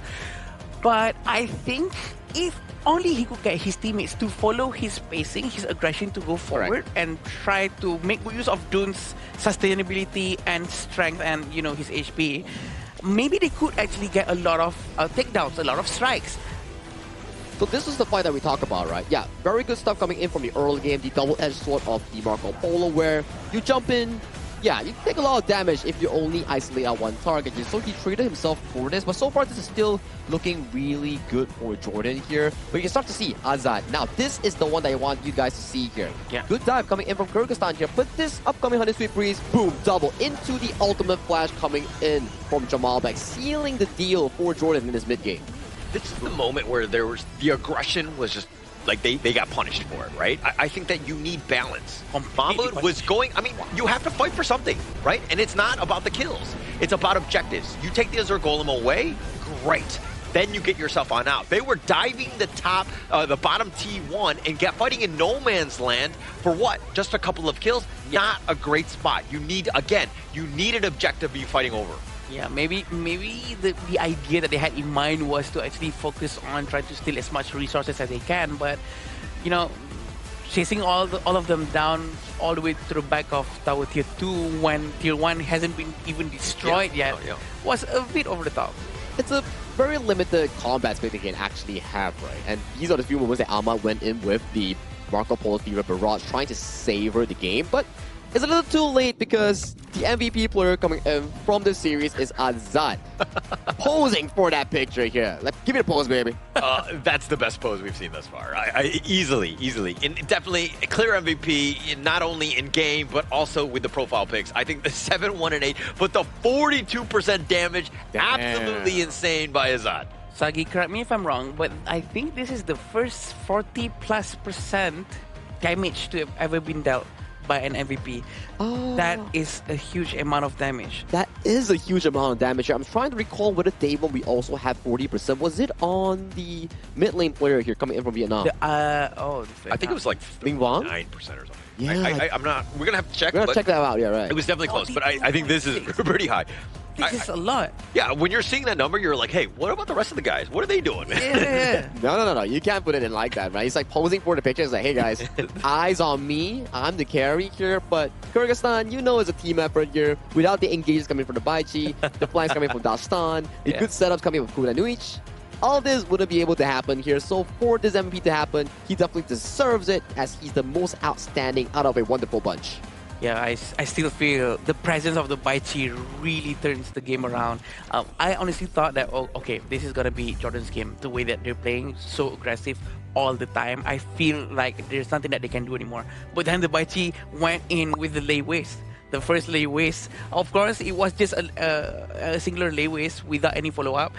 It was sort of a waste again. Yeah. But the second lay waste, he deleted the entire team. Yeah. I think that threat was always there, and that's why Baichi, he did a great job in that sense. But it goes back to just those micro mistakes, like again, diving the bottom T1, no real reason. Again, everybody, we need to just calm down. Yeah. Stick to objectives. It's all about objectives in this game. It's not about the kills. But I hope that Jordan doesn't lose their aggression in their second game, because their aggression was what made them so good in the first 2 minutes of the first game just now. I mean, if they don't really make more mistakes, right, I could imagine that they could steamroll the game and got it in towards their bag. So that's definitely something for Jordan to fix up into their consideration coming into the second game if you want to make it into a 1-1 nil. But before that, let's do sponsor shout out again for our Pataling Jaya Marriott Hotel here, because this place has been fantastic. The AC has been great. The food has been amazing. We just had that lunch just now and it was amazing. And I believe the players also agrees, because the beds, honestly, fluffy and really nice. Yeah, everybody's looking very well rested. I think that's been the biggest takeaway from a lot of these, right? Somebody's been enjoying it. Okay, so Adam has been great with this. But, I mean, going back to the game, in terms of game 2, Jordan, you talk about the fact that, hey, the aggression, great. It's good for the early game. But, as coach, what are you telling them to do differently? I think that if they want to commit on doing something, do it together. If you want to be aggressive, go forward together. Don't just go with just the Dune and the Dolia. Go with the Marco. Go along with your Yuan. All in together to make sure that you maximize what you're about to do.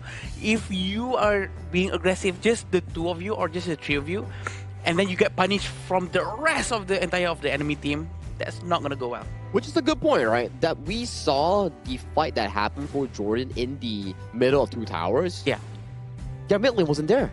Yeah. He was farming towards mid lane, and then it was a 4v5 already deep into the enemy territory, which could be a turning point for the side of Jordan here. If 5 members was readily available, maybe they could have just won that. Yeah, I agree. I think the team fight, though, going in, the idea is fine. I think Mahmoud, you're seeing this guy. He's like completely like a hound off his leash, just going after people. But you kind of need to reel him in just a little bit. Just play. You got to keep the aggressiveness. That's always good as a jungler, but you got to do it within the objectives of this game. I think that for him to kind of, to taper that down a bit, get the guys on the same page, so that again, when we're doing things with a purpose. True.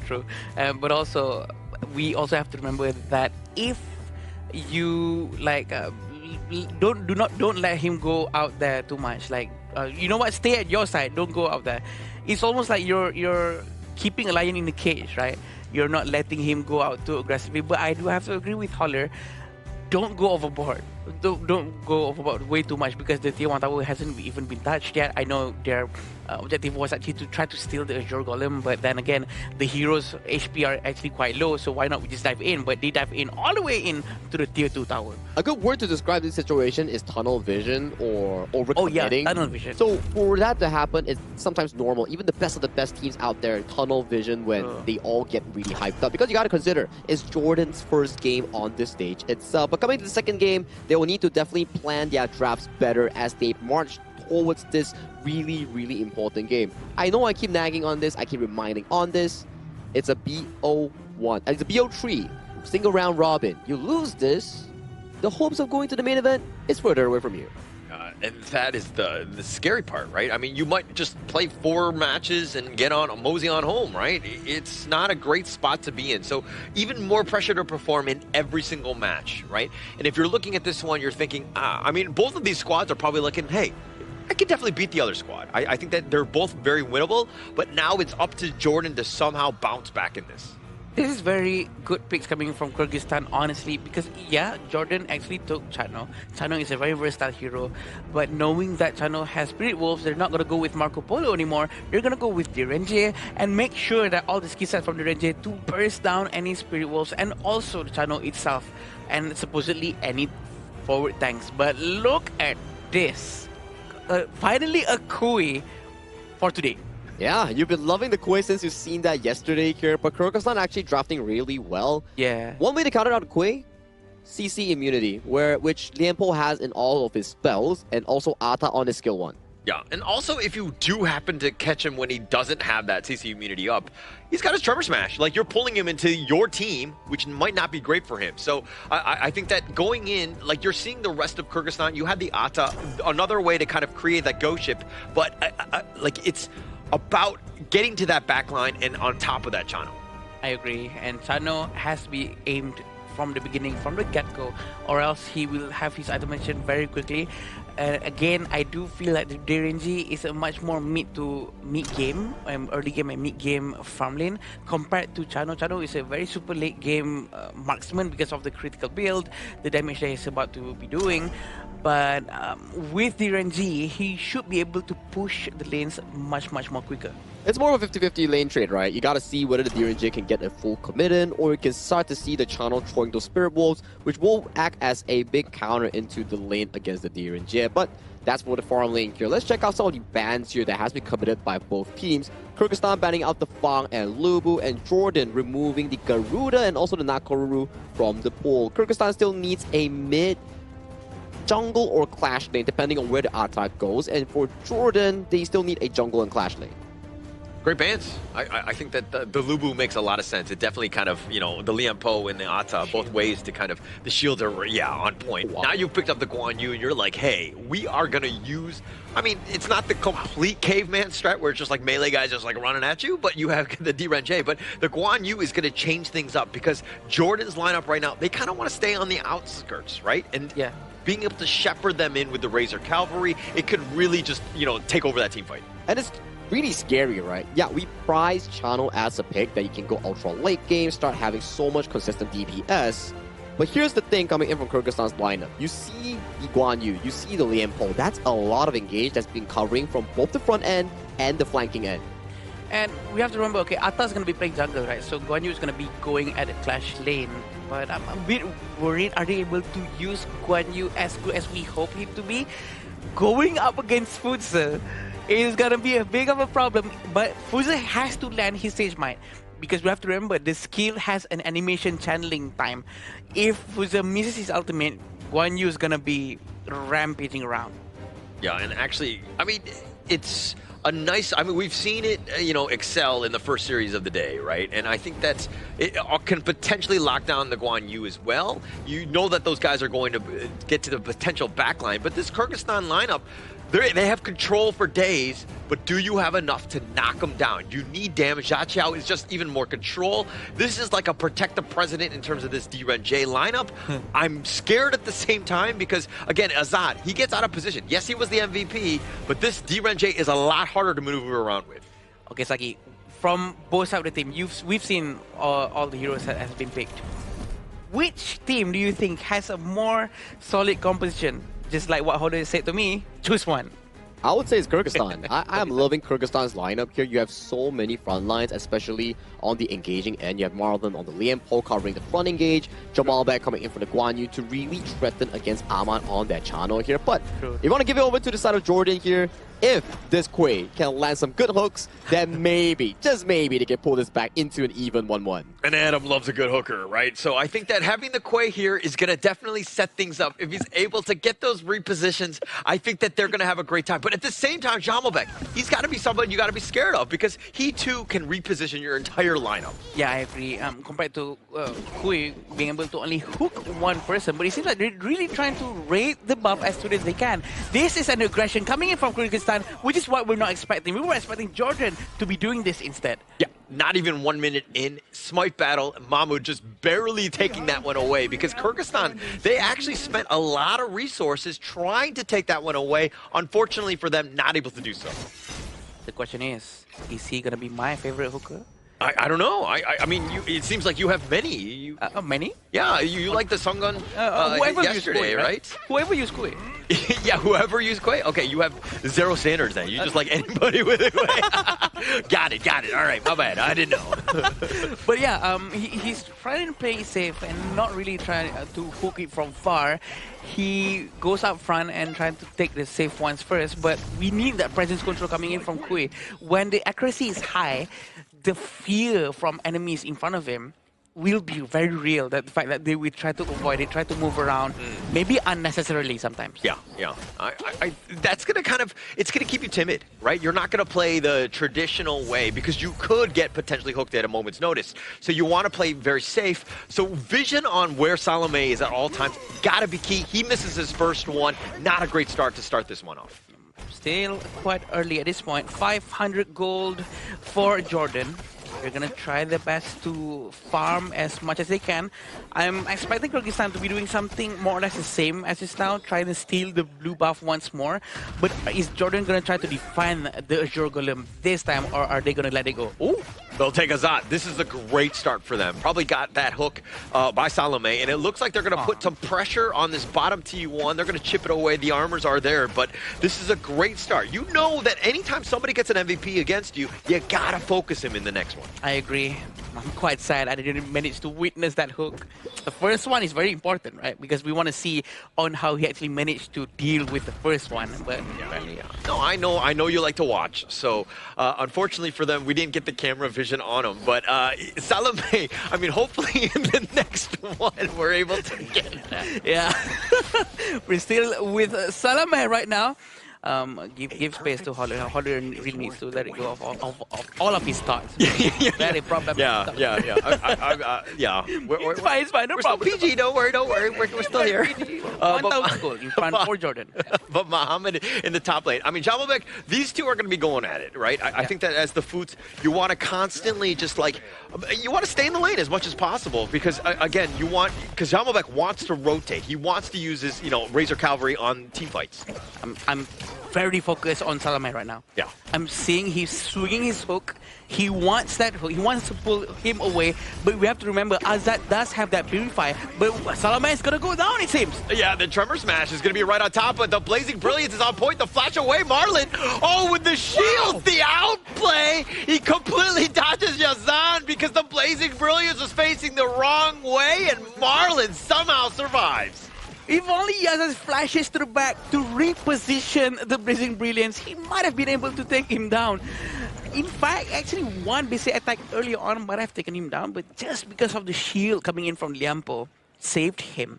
What a play, but we have to remember the gold is siding with Jordan right now. Yeah, just the gold, but I mean, the highlight reel as far as going the way of Kyrgyzstan, that's all I care about. Yeah. But, I mean, this Tyrant is going to be started, and now Salome with that hook gets the pullback of that, the flash away, he's going to be fine.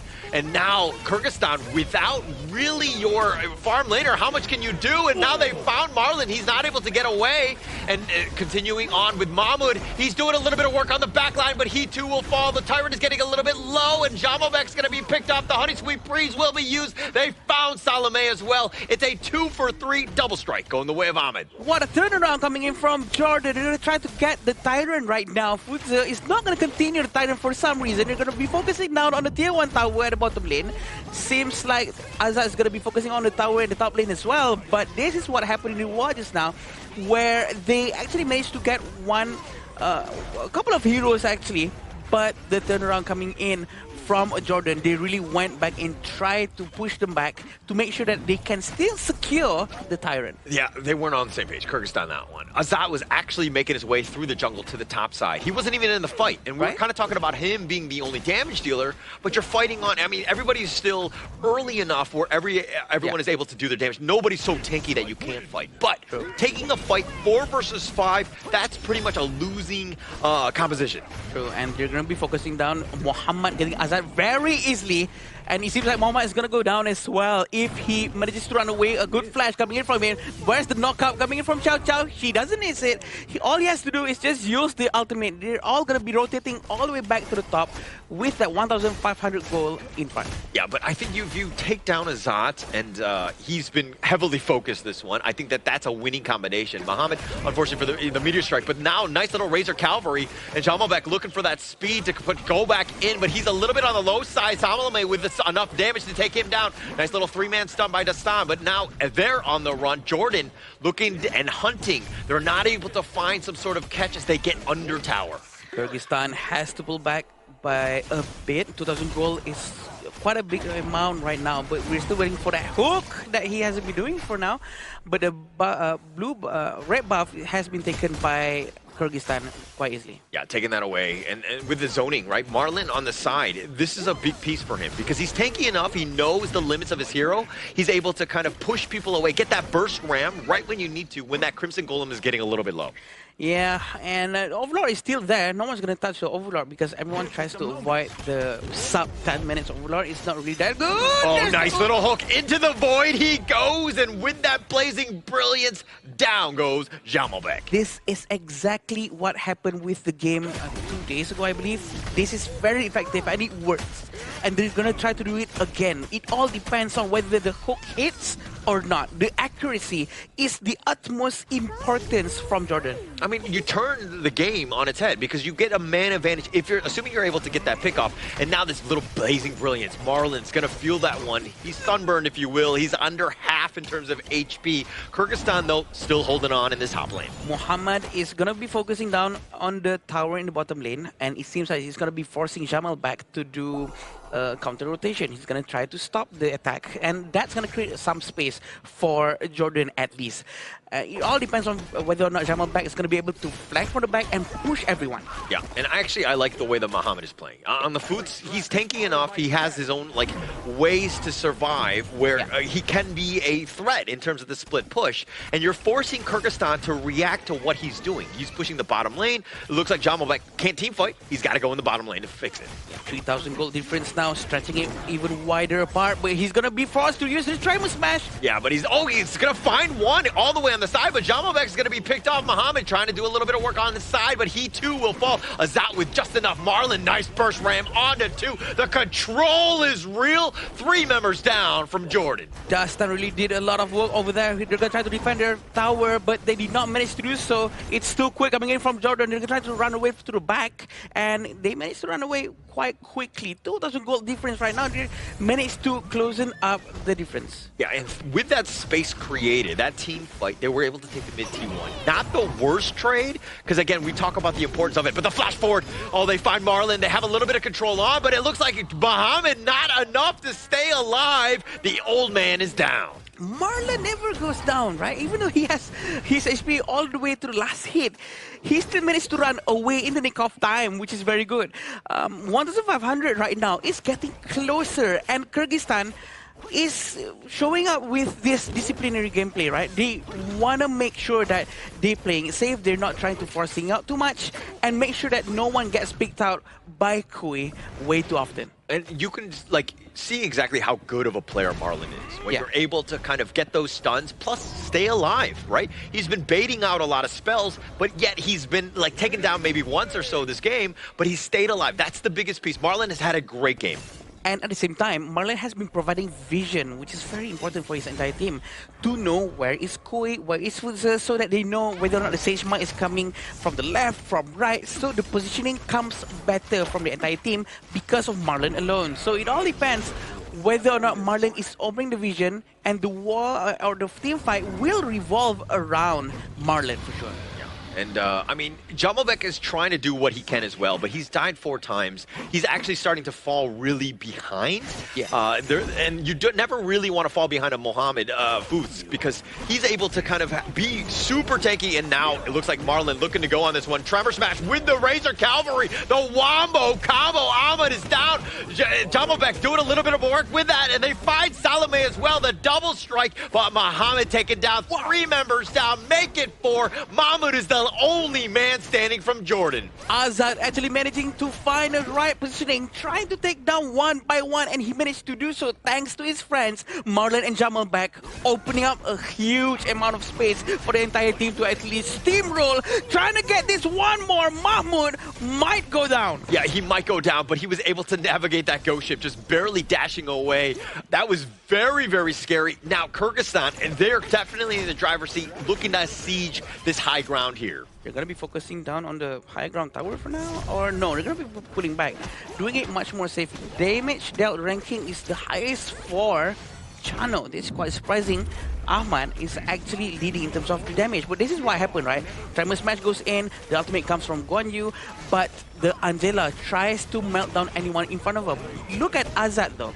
Azad is always ready to try to melt down anyone. And he actually saw that Yazan ran all the way to the mid lane, and he greets her with the basic cards. Yeah, nobody likes being greeted by cards, right? I think that, and getting the triple strike there by Azad, just like literally finding them, because the rest of your lineup is literally there to create stuns. As long as Azad stays alive, they have a fighting chance. So Kyrgyzstan in the driver's seat because of that. At the same time, now Jordan, you need to know that you got to get on top of Azad. You take him out, you have a chance in any of these team fights. And we're still waiting for the combo coming in from Mahmoud and Muhammad, right? Because we still have the Sage Mine and the Sacred Tree Blessing.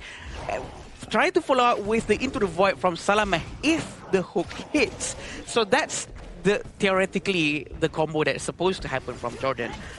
If it happens, it's going to be very good, but they have to expect the Tremor Smash coming in. Yeah. They have to expect the Guan Yu going to be steamrolling with all the horses, push everyone away. That's going to be a huge problem. But Quay is the type of hero who is like, when you're winning, you have a great time because you have more of the vision, and then you're able to kind of control the map, and then you're able to find good angles to find hooks. Sure. When you're on the defensive side, when you're losing, now it's much harder because you don't have that map control. You don't know where you're going. And so it's kind of like you know, if you're like a blind box, if you're at the end of the day. But the flash away, now they're going to do a little bit of work in terms of the Razor Cavalry. It's going to be enough. Salome not even able to get his ult off.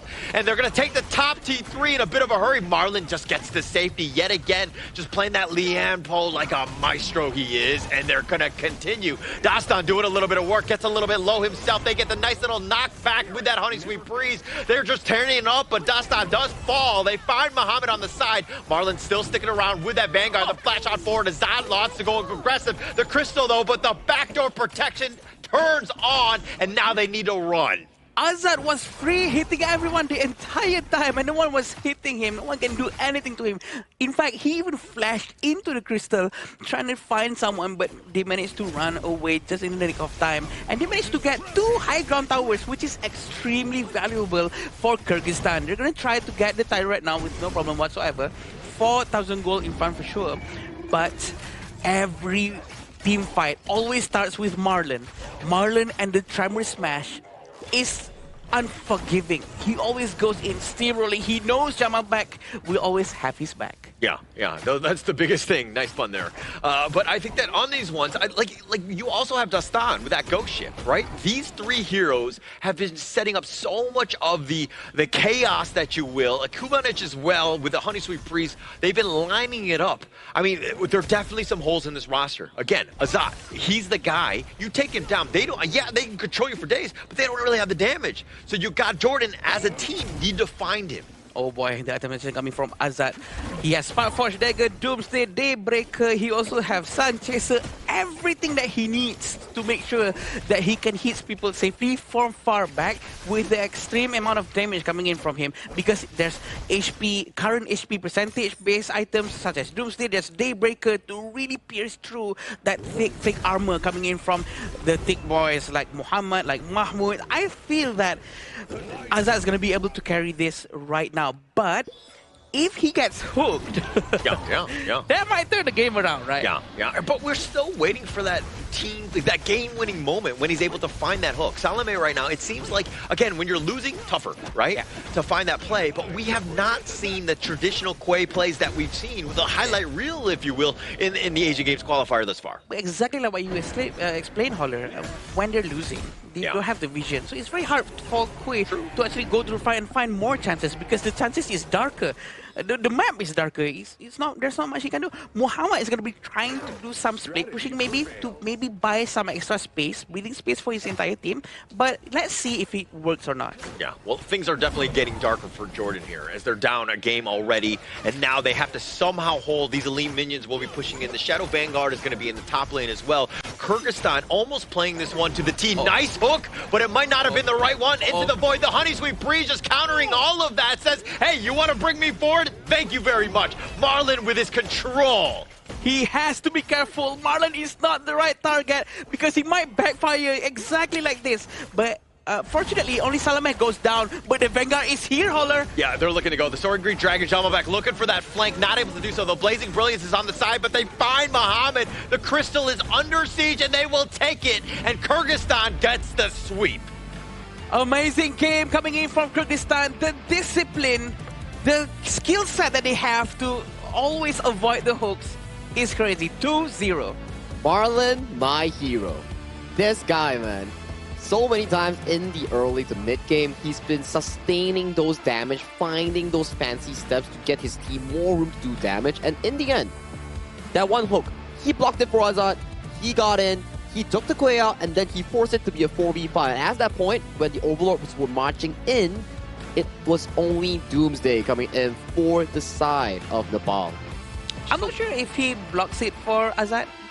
Maybe he thinks that, oh, look at this, it's my free ride. So he went into the hook because he wants to get hooked so that he can get a better positioning. Because that's the thing that no one expects the most, for Quay to accidentally actually pull a Liampo towards their team. Yeah, I mean, there was actually some targets that were not great to pull in, right? Jamalbek is one, and then Marlon is the other, right? So you got to, like, kind of find them. But it's tough because those are the guys that are always in the front line, right? They are the most vulnerable, and they want to be hooked at times. So it didn't seem like this lineup from Jordan was really able to counter the overall draft of, again, Kyrgyzstan here. I think Kyrgyzstan really played well, especially in the team fights itself. As you can see, early game, same thing goes again. Jordan controlled the early game really well. It's just how they convert those wins in the team fight. In the early game, we saw Azad, he was repeatedly punished by the Quay hooks. Yeah. Many times, like 1-2, one forcing out the flash, second one getting takedown. Afterwards, in the mid game, awfully quiet because Marlon started to came online on that Liam Popik. And we talk about Liam Popik. Yeah. you can be CC immune when you use your Spell 1, Spell 2, and Ultimate Gear. So making it a fancy counter into the Kui pick. Yeah, we've seen a lot of Kui picks all this while, and we do know that there's a very effective Kuis and there's slightly not so effective. So maybe the idea is that not many people know that Kui hooking a buff or a jungle, try to slow down the jungle's resources, or maybe hook other things, not specifically just heroes, or maybe just hook a tank and kill it as soon as he can. Maybe that might be the better option rather than trying to focus down to the back line all the time. It comes back to the whole early game, right? Right when he hits like level 4, essentially, because you want Into the Void. Yeah. But that's kind of when you need to start thinking about being like a gank squad. Right? Maybe you start rolling around with Muhammad. Maybe you look for some sort of pickoff because you get the hook, you say just might Into the Void, you just like wombo combo on that guy, right? And that creates a lot of space. It makes it much easier for Ahmed to really just take them down. Unfortunately for them, they started getting like losing towers and they were playing defensively and not really, you know, synchronizing and coordinating around the map as they should have.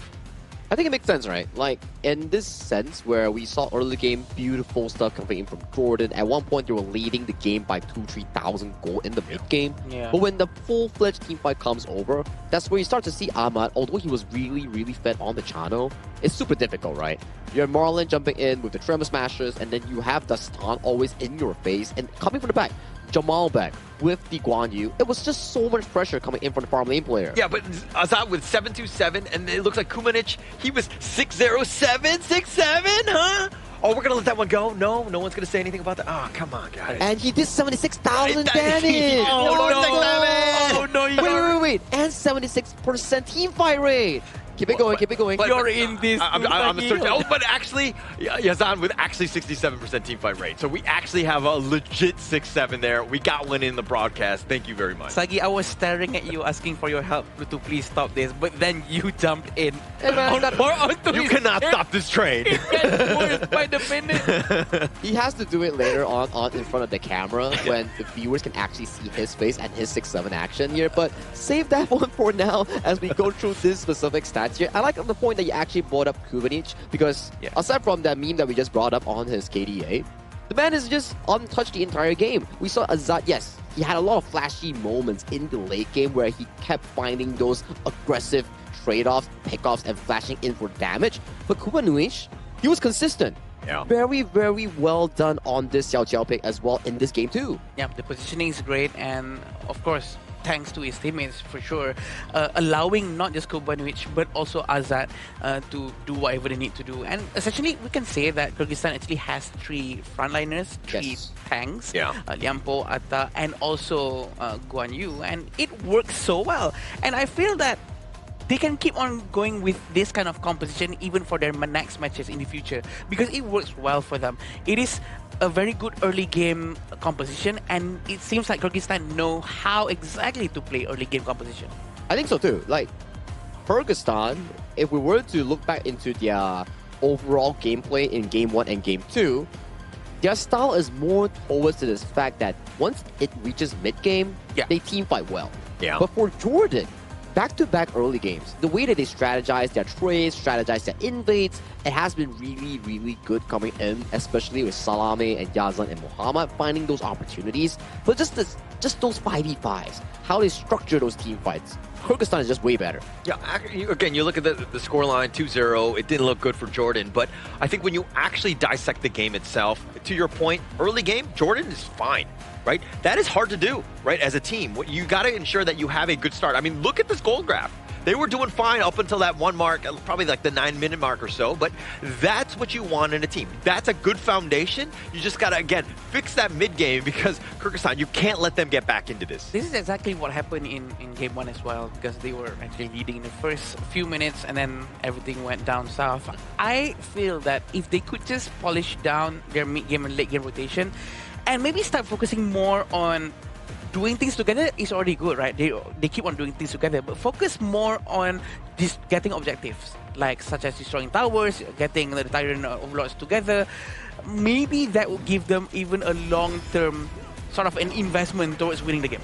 And these are the few early highlight moments that we saw that Marlon, he put on his fancy shoes, put on those fancy feet and escaped just with a slick of health. And this was really crazy here. And the early game, it was pretty much a 50-50 coming in for both teams. And I would say Jordan was actually way ahead of the curve. You can see that Azad got hooked in the early game and then he was pacing towards the top side. And this was a numbers advantage given over to the side of Jordan here. Hence, giving Ahmad so much room to do the damage, getting that double strike. But as it slowly paces on towards the mid game here, you can start to see Jordan start slowing down. Despite that, we didn't get much of these hooks later on in the game. Yeah, I mean, this was a great one, right? I think that was probably the best one of the game for them. But look at how Marlon just creates so much havoc. He completely divides the team fight, right? Exactly. So now you've got the isolation. You take Mahmoud, who's all by himself, and you're constantly just sticking around. Anytime the Lian Po is not being killed, okay.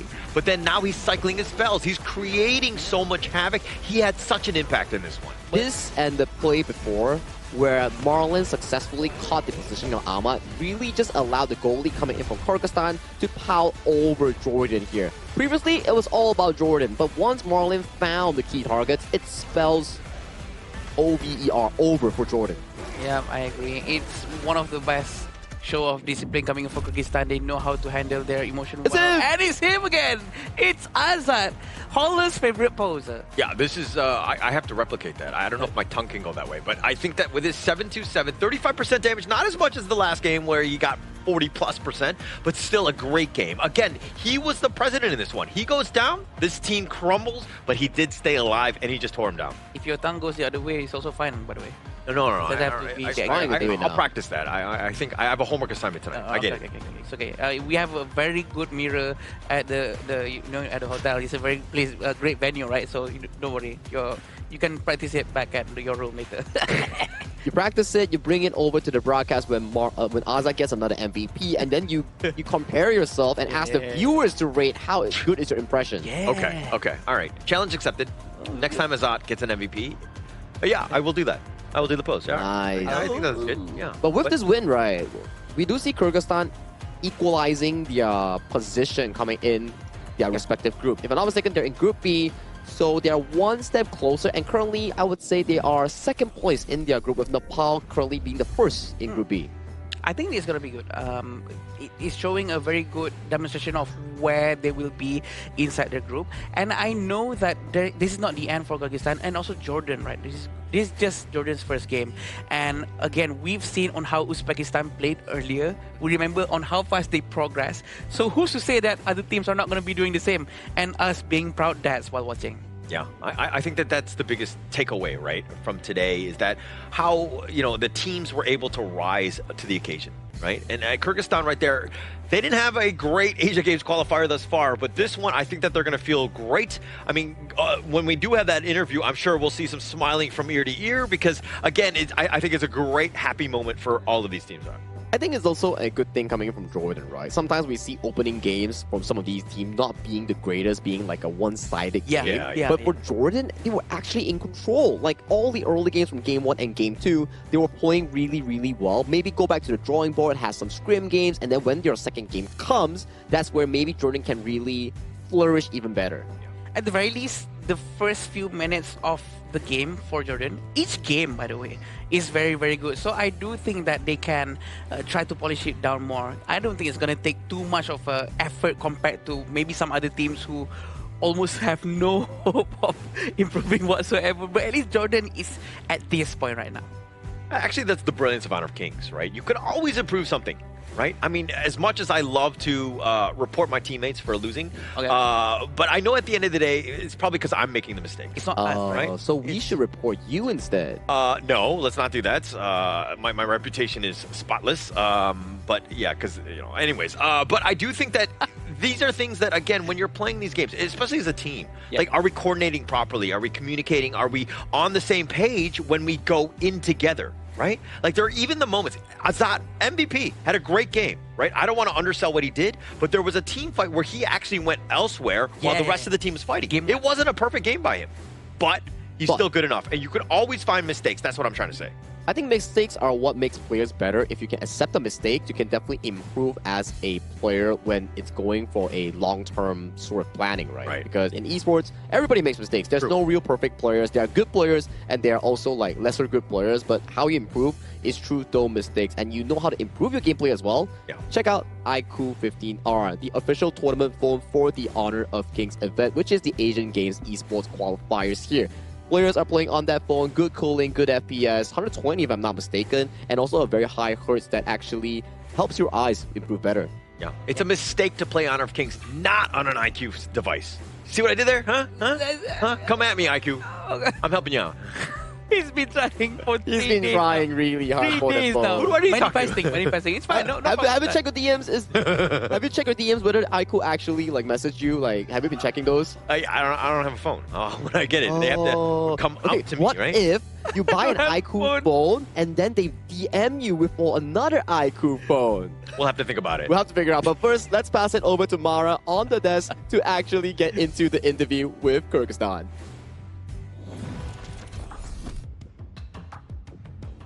Team Kyrgyzstan secured their very first win, and here we are with Azat, double MVP. Congratulations. You did phenomenal with that Chano and DRNG for game 1 and game number 2. But we're going to go back to game number 1 because your opponent, Team Jordan, got the advantage early on. But once Team Kyrgyzstan was able to take the lead, you guys were able to secure that into gold, objectives, and pressure. So how did you prevent your opponent, Team Jordan, from making a comeback in that game and controlling the entire thing from game 1? Как вы победили команду Иордании, и как вы помогли предохранить, получается, как вы, получается, застопили их команду, получается, и как вообще, в принципе, выиграли? Ну, вообще, у них и вправду было преимущество в начале, но тем не менее мы подобрали очень хорошую позицию для наших файтов и благополучно их выиграли. После чего мы просто очень много фармили, мы забирали, то есть, драконов и делали все, чтобы не дать им шанс на камбэк. То есть, как только мы выиграли 2 удачных боя, мы старались не терять планку и фармить все, что только видим. Их лес, наш лес, всех крипов, ну, ты понял. So basically, they were farming their forest, enemy team forest. They prevented them from farming gold and everything, and they were pressing them more. And that was to the main advantage, securing that win. You know, you had the first match in day 1, in the opening day. Yes. It wasn't the result that you desired, but then you had a 1-day break. Yeah. And then you came in here today, sweeping the opponent.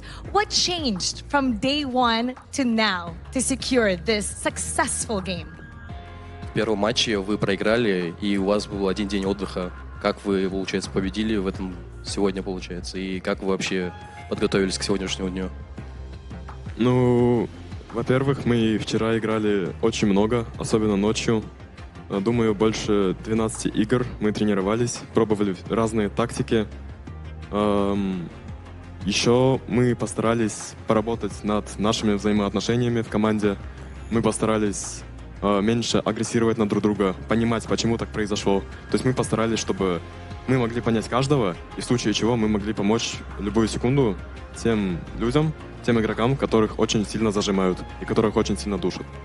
So basically, we were preparing since the last night very well. So we played about 13 matches.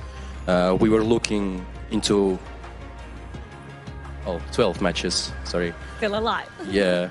So they were focusing more on the team play, focusing onto each player and the relationship between team, so they can upgrade the team play and focus more on the game. And we saw that synergy today, but I'm going to ask you something about yourself. At 16 years old, now you're representing your region, and you got double MVP today. How proud are you? How proud are you with what you've shown today with yourself? 16 лет ты стоишь здесь как MVP Кыргызстана. Как ты чувствуешь себя? Насколько горд ты собой в данный момент? Я очень, на самом деле, горд собой. Я очень рад, что я победил 2 раза, занял MVP 2 раза. Но также я очень сильно благодарен своей команде и моим соотечественникам, потому что они тоже оказывали очень большую поддержку в этом. И я желаю моей команде тоже попробовать MVP и тоже, то есть, понять, как это. I'm very thankful to my team for all the support. I'm very proud for myself. I'm very happy to being MVP in this match. And I wish to all my teammates as well feel how to be MVP, how does it feeling. And thank you so much once again. Congratulations. But you know for sure, Kyrgyzstan is cheering for you, proud of you being 16 years old, representing the region. What would you like to say to them and invite them to support you for your next match? Что бы ты сказал бы Кыргызстану на данный момент после того, как победил, и что бы ты сказал бы им, когда пригласил их? На самом деле, я хочу просто сказать всем кыргызам, которые это смотрят, не бойтесь участвовать в таких профессиональных, скажем, состязаниях, потому что это дает очень много возможностей, это абсолютно другой опыт. Не бойтесь участвовать, у вас все впереди. I want to tell my Kyrgyz fellow mates, don't be afraid, never be afraid of participating in that kind of competitions. It gives you a lot of opportunities to be more better and have more experience. So compete more, and yeah, that's all. What a great message, and for sure you're an inspiration to a lot of people that's aspiring to be where you are right now, competing in the international stage. Once again, congratulations. Thank and you. Congratulations on the double MVP. Thank you so much. Now we're going to head back to our casters. Lead the gorge. Thank you, Azad, and also Mara for the wonderful interview. But before we go into the content of the interview, he's 16. Very good gameplay. My goodness, that voice is so deep.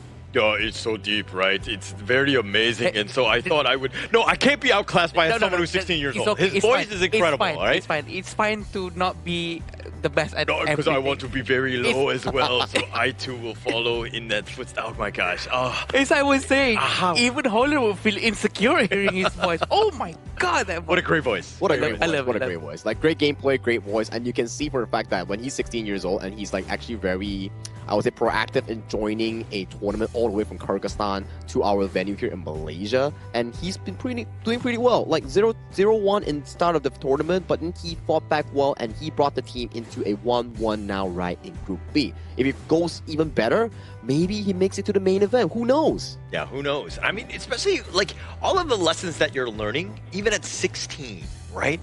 Taking that back, I mean, in 2-3 years, like, this guy's going to be I mean, he's already a phenom, but the sky is, like, completely his. He can do whatever he wants because, again, he's just amazing already. Here's the thing about age, right? The younger you are, the faster you learn anything. Like, anything thrown at you, you capture them so quickly. Sometimes these kids just watch some videos and they learn everything so quickly, right? So I think that he's on the right track. I'm pretty sure he will be able to be such a great player in the near future. And who's to say that there's no more other next Asian game with HOK next time? Yeah, I mean, the sky is for his own taking, right? He can definitely work harder, and then maybe he's going to be the next pro player. Who knows, right? He's a very interesting kid. Kyrgyzstan is a very interesting team. The way they fought back, the way they unite as one really shows the fact that they are serious in this Asian Games qualifiers. I just want to know if a couple years down the road, if his voice gets lower. You know, is that even possible? Like, I mean, like the way that he's at, like, again, Azat, we'll keep in touch. Let's figure this out. I think it's possible, right? Because yeah, of course. I mean, he's still developing. I mean, we develop until 2021, right? Yeah. So, I mean, we'll have to find out on this one. But again, I think that there's, like, his play was phenomenal. I mean, just everything that he brought to the table today, I think that it was, you know, he's going to basically wave the Kyrgyzstan flag proudly here. I think so too. And that was one of the match coming in from Group B today. And after the break that we're going to have, we're coming back into another Group B match with Nepal and UAE. Nepal currently sits comfortably as the first placer coming in of Group B, and UAE has yet to find their first win in Group B. And today, 2 sets of Group B, it means that the wins and losses coming in is really important because it shapes a 50% of how Group B will actually look like. If Nepal actually wins this upcoming game, they could be pretty comfortable at the very least of the top 3 spot in actually minimally making it to the LCQ. That's where you want to be, right? I think that you would feel great, especially after 3 days. And I mean, yeah, you've played 2 games or whatever, but I think that this is a great spot to be in. You know, you're kind of in the middle. You're still competitive. You can keep that, you know, that emotion high going into the next one. But throughout the entire day, we've seen a lot of great matches, great match 1 and match 2. It has a lot of stories. Nepal and UAE has a lot to do to get to that stage today. And I hope they give something similar like what we've been seeing right now. And Nepal and UAE, we do know that they have their own potentials. What will it be? What picks? Maybe they're going to develop very quickly in a short period of time as well. I think so far, right, most teams will really enjoy playing towards their comfort, as we saw just now coming in from Uzbekistan. That was a fantastic game. And also, Jordan could come back stronger, and congratulations Kyrgyzstan. But after this short break, we will be bringing you more action in Group B with Nepal and UAE.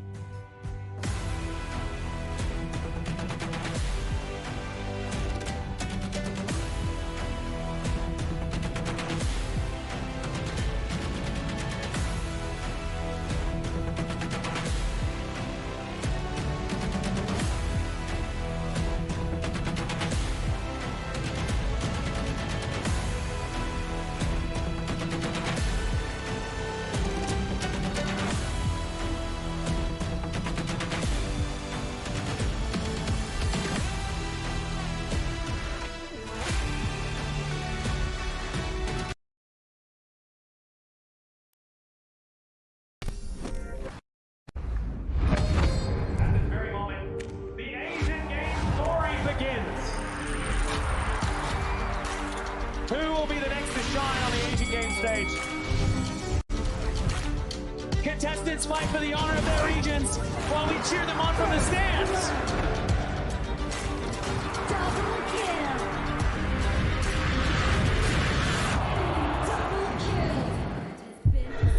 This is a challenge, but it is also an opportunity. The tide is turned.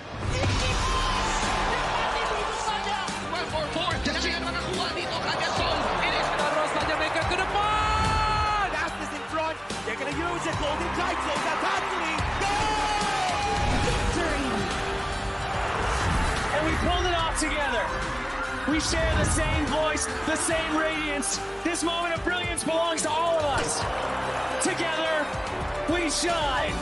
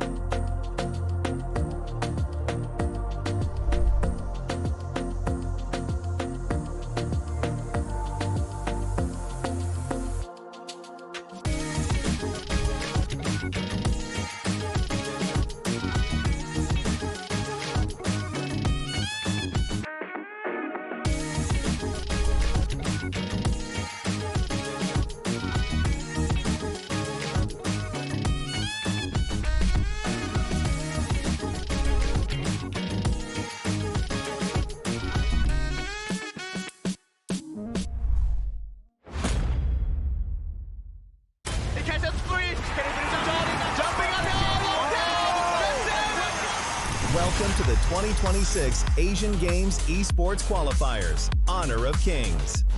20 regions, 1 stage, and only the strongest 9 teams will earn the right to shine above the rest. Taking place in Malaysia, June 13th to 21st, 2026. Coming to Malaysia, this is the battleground where teams fight for the right to qualify for the Asian Games. 20 teams enter, but only 9 teams will move on. Apart from the 20 regions, there are 3 regions that have direct qualification. Here is the 2026 Asian Games Esports Qualifiers Honor of Kings format. First, the 20 teams will split into 4 groups of 5. In each group, every team faces every other team once in a single round robin, with every match played in a best-of-3 format. That means every match matters. Every game matters. Every single point matters. The point system is simple. Win the match, earn 1 point. Lose the match, earn none. At the end of the group stage, teams are ranked by the total points they've collected. And from there, the road begins to shine. The top 2 teams from each group qualify directly to the Asian Games main event. That gives us 8 teams advancing straight out of groups. But for those not through yet, the light isn't out. The teams that finish 3rd in each group still have 1 more shot. They move into the last chance stage. There, they battle through one final BO3 single elimination bracket until 2 teams remain. The 2 teams will then face off in a BO3 match to claim the one final qualification slot. So in total, 9 teams will make it through, 8 from the group stage and 1 through the last chance stage. That is the rule. Now it is time to see who can rise through it. From across the world, regions gather here in Malaysia. 20 teams, and only 9 will qualify. The path is set. The stakes are clear. Together, we shine. Stay tuned, and we'll see you at the stage.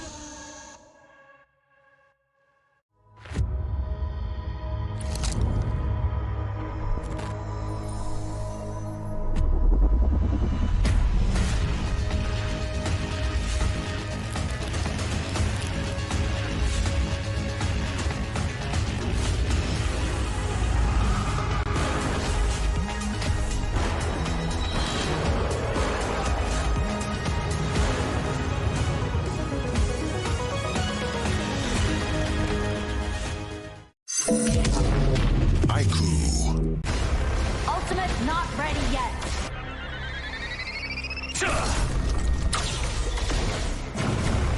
You have slain an enemy. My magic murmurs in ecstasy.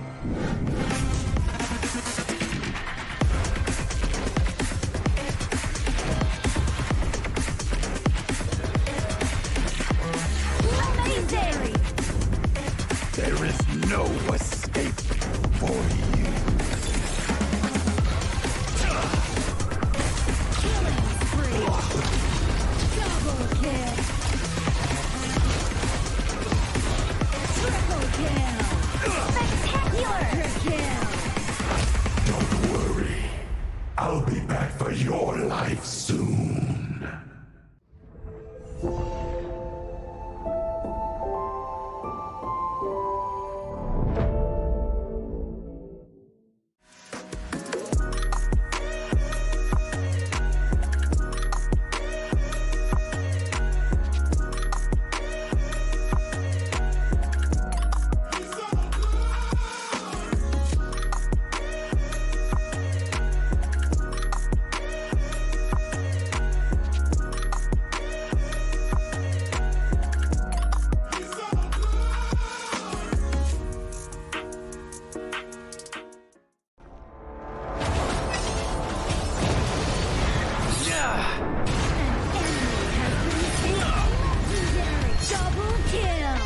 Shall I compare thee to a summer's day?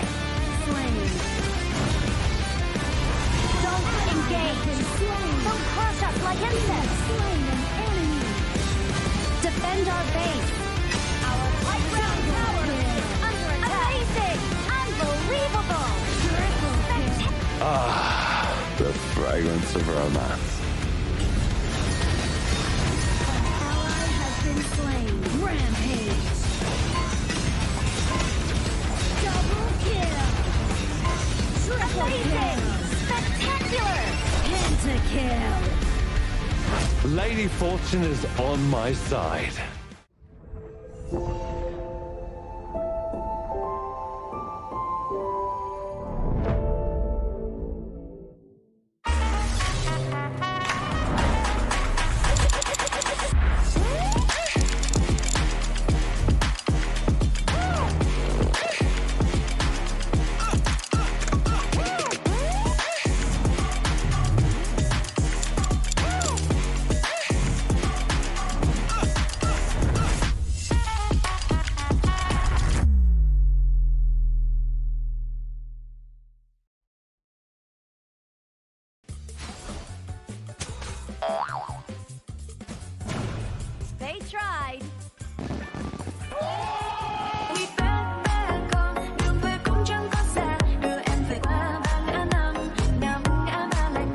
Spriteling skill, Dig It, is a passive skill, which will automatically trigger at fixed times each match, up to a maximum of 10 times. The skill grants guaranteed standard rewards like gold, XP, shield, health recovery, and more. There's also a small chance to uncover mysterious grand prize effects during the match. Dig It may also produce tradable high-value treasures. Detailed information about acquired treasures will be shown after the match ends. Each treasure has its own rarity and storage size, and obtained treasures will be automatically stored in your warehouse. If you want more high-quality treasures, make good use of the Treasure Fusion feature. You can also copy and share your code so friends can help speed things up.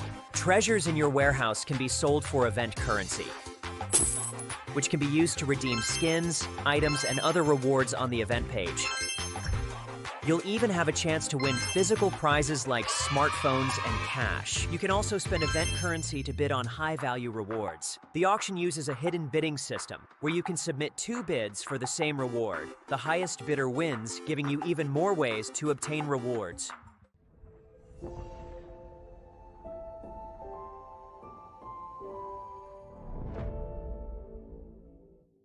Itu kontra kita. Relax, bro. Phone aku!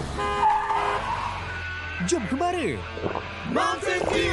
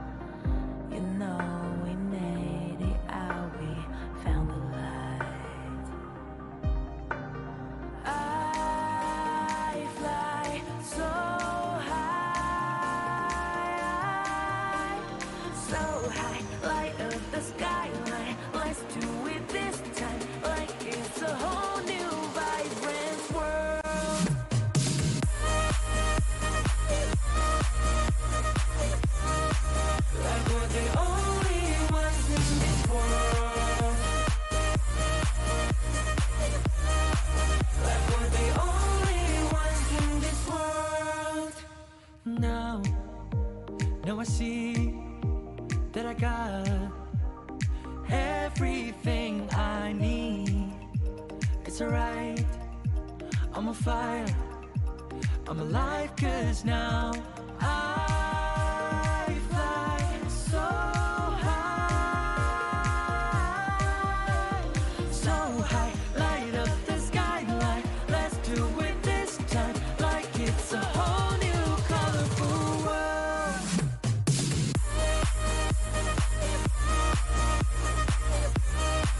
Like we're the only ones in this world.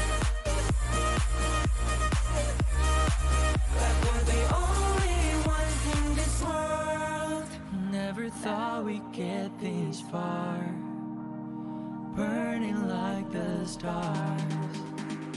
How we get this far, like we're the only ones in this world.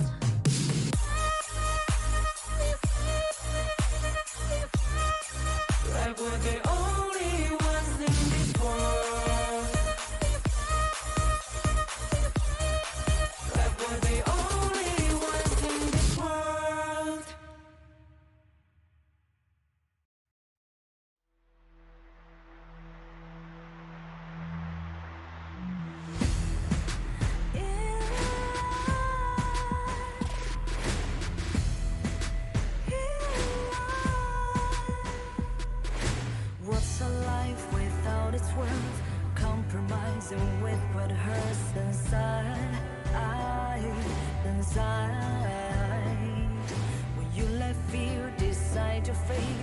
You don't choose which path to take alive.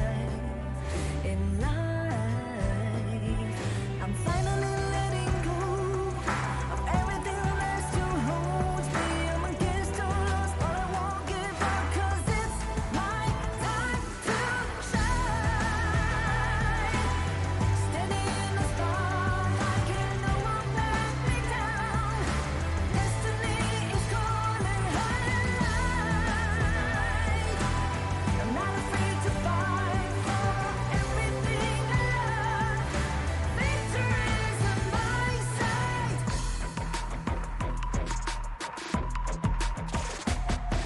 The more we lose, the more we gain.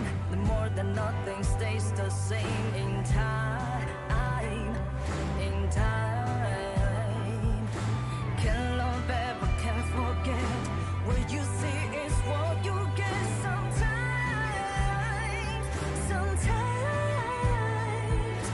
gonna show the world tonight. The light that shines inside us. We're against all odds, but we won't give up, 'cause it's our time to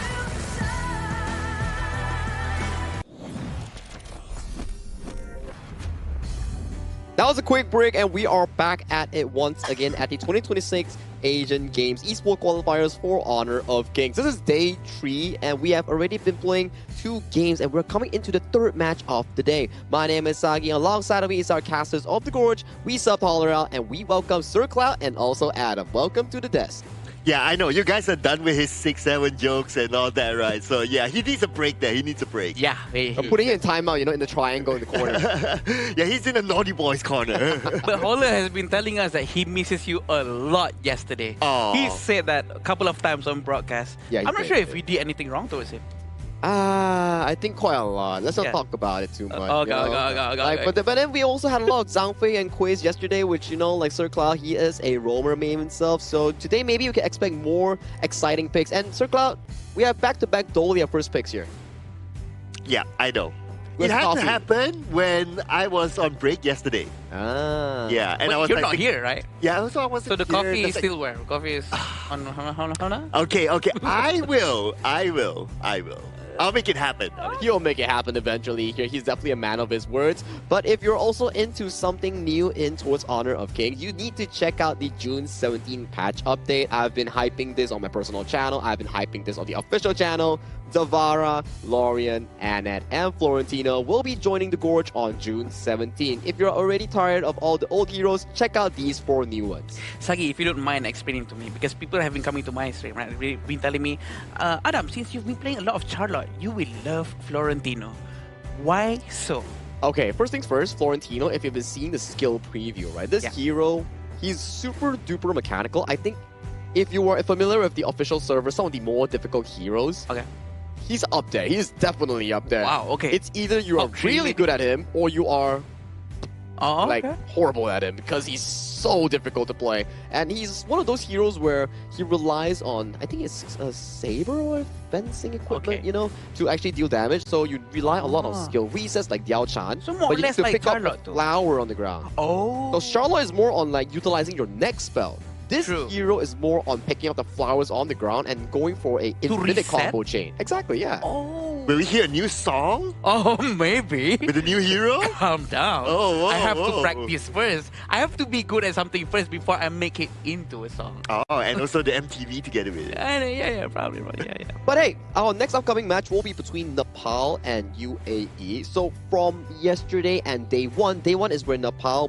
beat their opponents in a 2-0 fashion, claiming that first victory, and UAE has lost 0-2 yesterday. So if we were to compare the group standings here, if we were to think about the perspective coming in from the UAE side, this is a match that they must win. If they lose this one, they venture further down in Group B, and they might not have a shot at direct qualification to the main event. Yes, but definitely UAE wants to do as best they can because people from UAE are also watching. We also have, if I'm not mistaken, the shoutcaster from UAE here physically, Omar. If I'm not mistaken, he's also doing some contents about him shoutcasting locally here inside the player room. He's here and actually doing the shoutcasting, which is quite fun for us to watch. But yes, this is what it's going to be.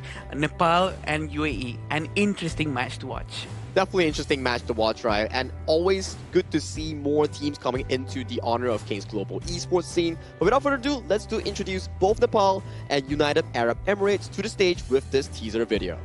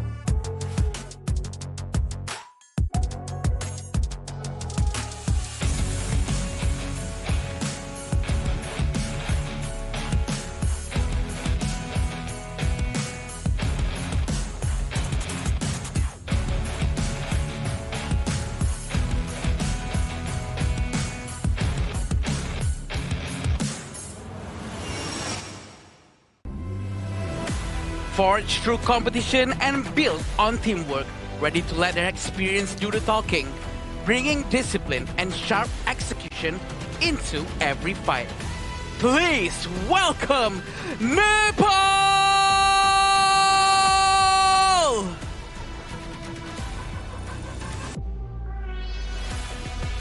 They face early challenges in this tournament. Now, return with sharper focus and intent. Still a team capable of surprises, ready to turn experience into improvement. Please welcome United Arab Emirates! It's the battle of Group B between Nepal and UAE. This is getting heated for anyone that is in Group B itself. All the regions are battling out for that one shot into the top 2 for that main event. And this upcoming series is going to be the most important one that both these teams will be playing today. Sure, and it's gonna be a very nice one to watch for sure. And this is the Nepal lineup with Sushank, Swastik, Bijay, Sushil, and Suyok. We do know that they're gonna be trying their best.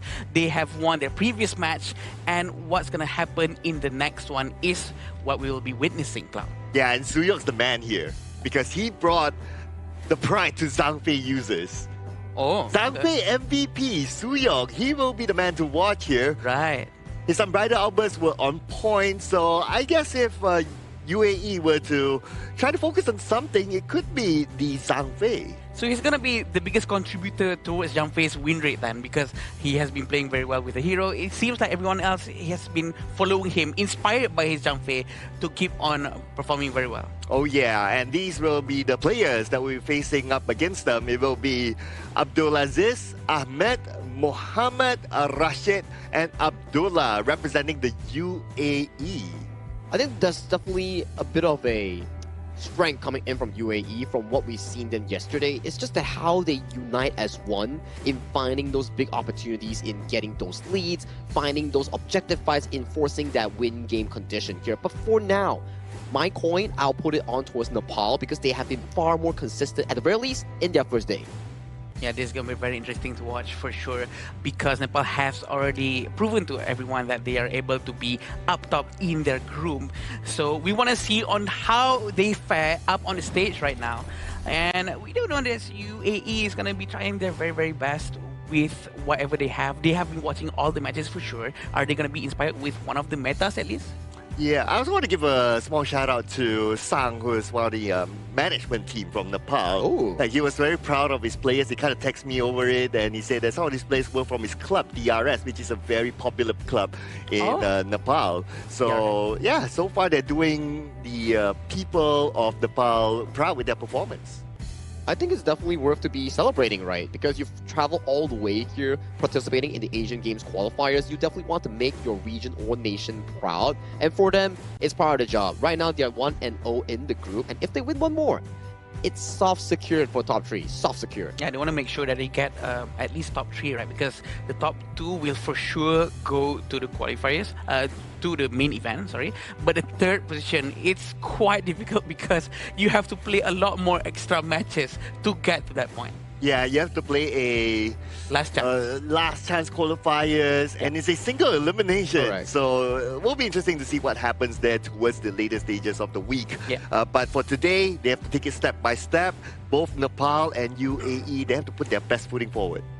I think it's about starting strong, right? We always repeat the same thing. If you start strong, you come in good in terms of the entirety of the series itself. But we did see a few comebacks today. I'm not sure if you saw the first series. That was pretty heated up. Oh, yeah. Like, they just made that comeback in a reverse sweep fashion. That's definitely something you want to be looking towards to. It's about momentum. It's about mentality coming into such a important game between UAE and also Nepal. And starting off the pick and bans, we do see Byron being removed from the pool by the side of UAE alongside Fatih. That's going to be 2 clash lanes removed from the pool, and Nepal has banned away the Dolia since they know Sir Cloud is on the desk. Very unfortunate for you, Cloud. But definitely a very good man, because we have seen and witnessed a very good use of Adolia just now. Not to be comboed with Dune, but with a Kaiser. So I'm not surprised to see this Dolia here. Talking about comebacks like what Sagi was just talking about just now, it proves that our players right here for the Asian Game qualifiers really proves that they do have the right mentality to make sure that they're always able to do certain turnarounds in terms of their mindset. Even if they're losing early on, they're not broken down, they're not demoralized. They still have the chance to actually do something within the game itself, even though they're left behind a couple thousands of gold. Okay, here's the thing, right? So Zhang Fei is one of the most picked heroes here, right? But why has it not been the most banned hero?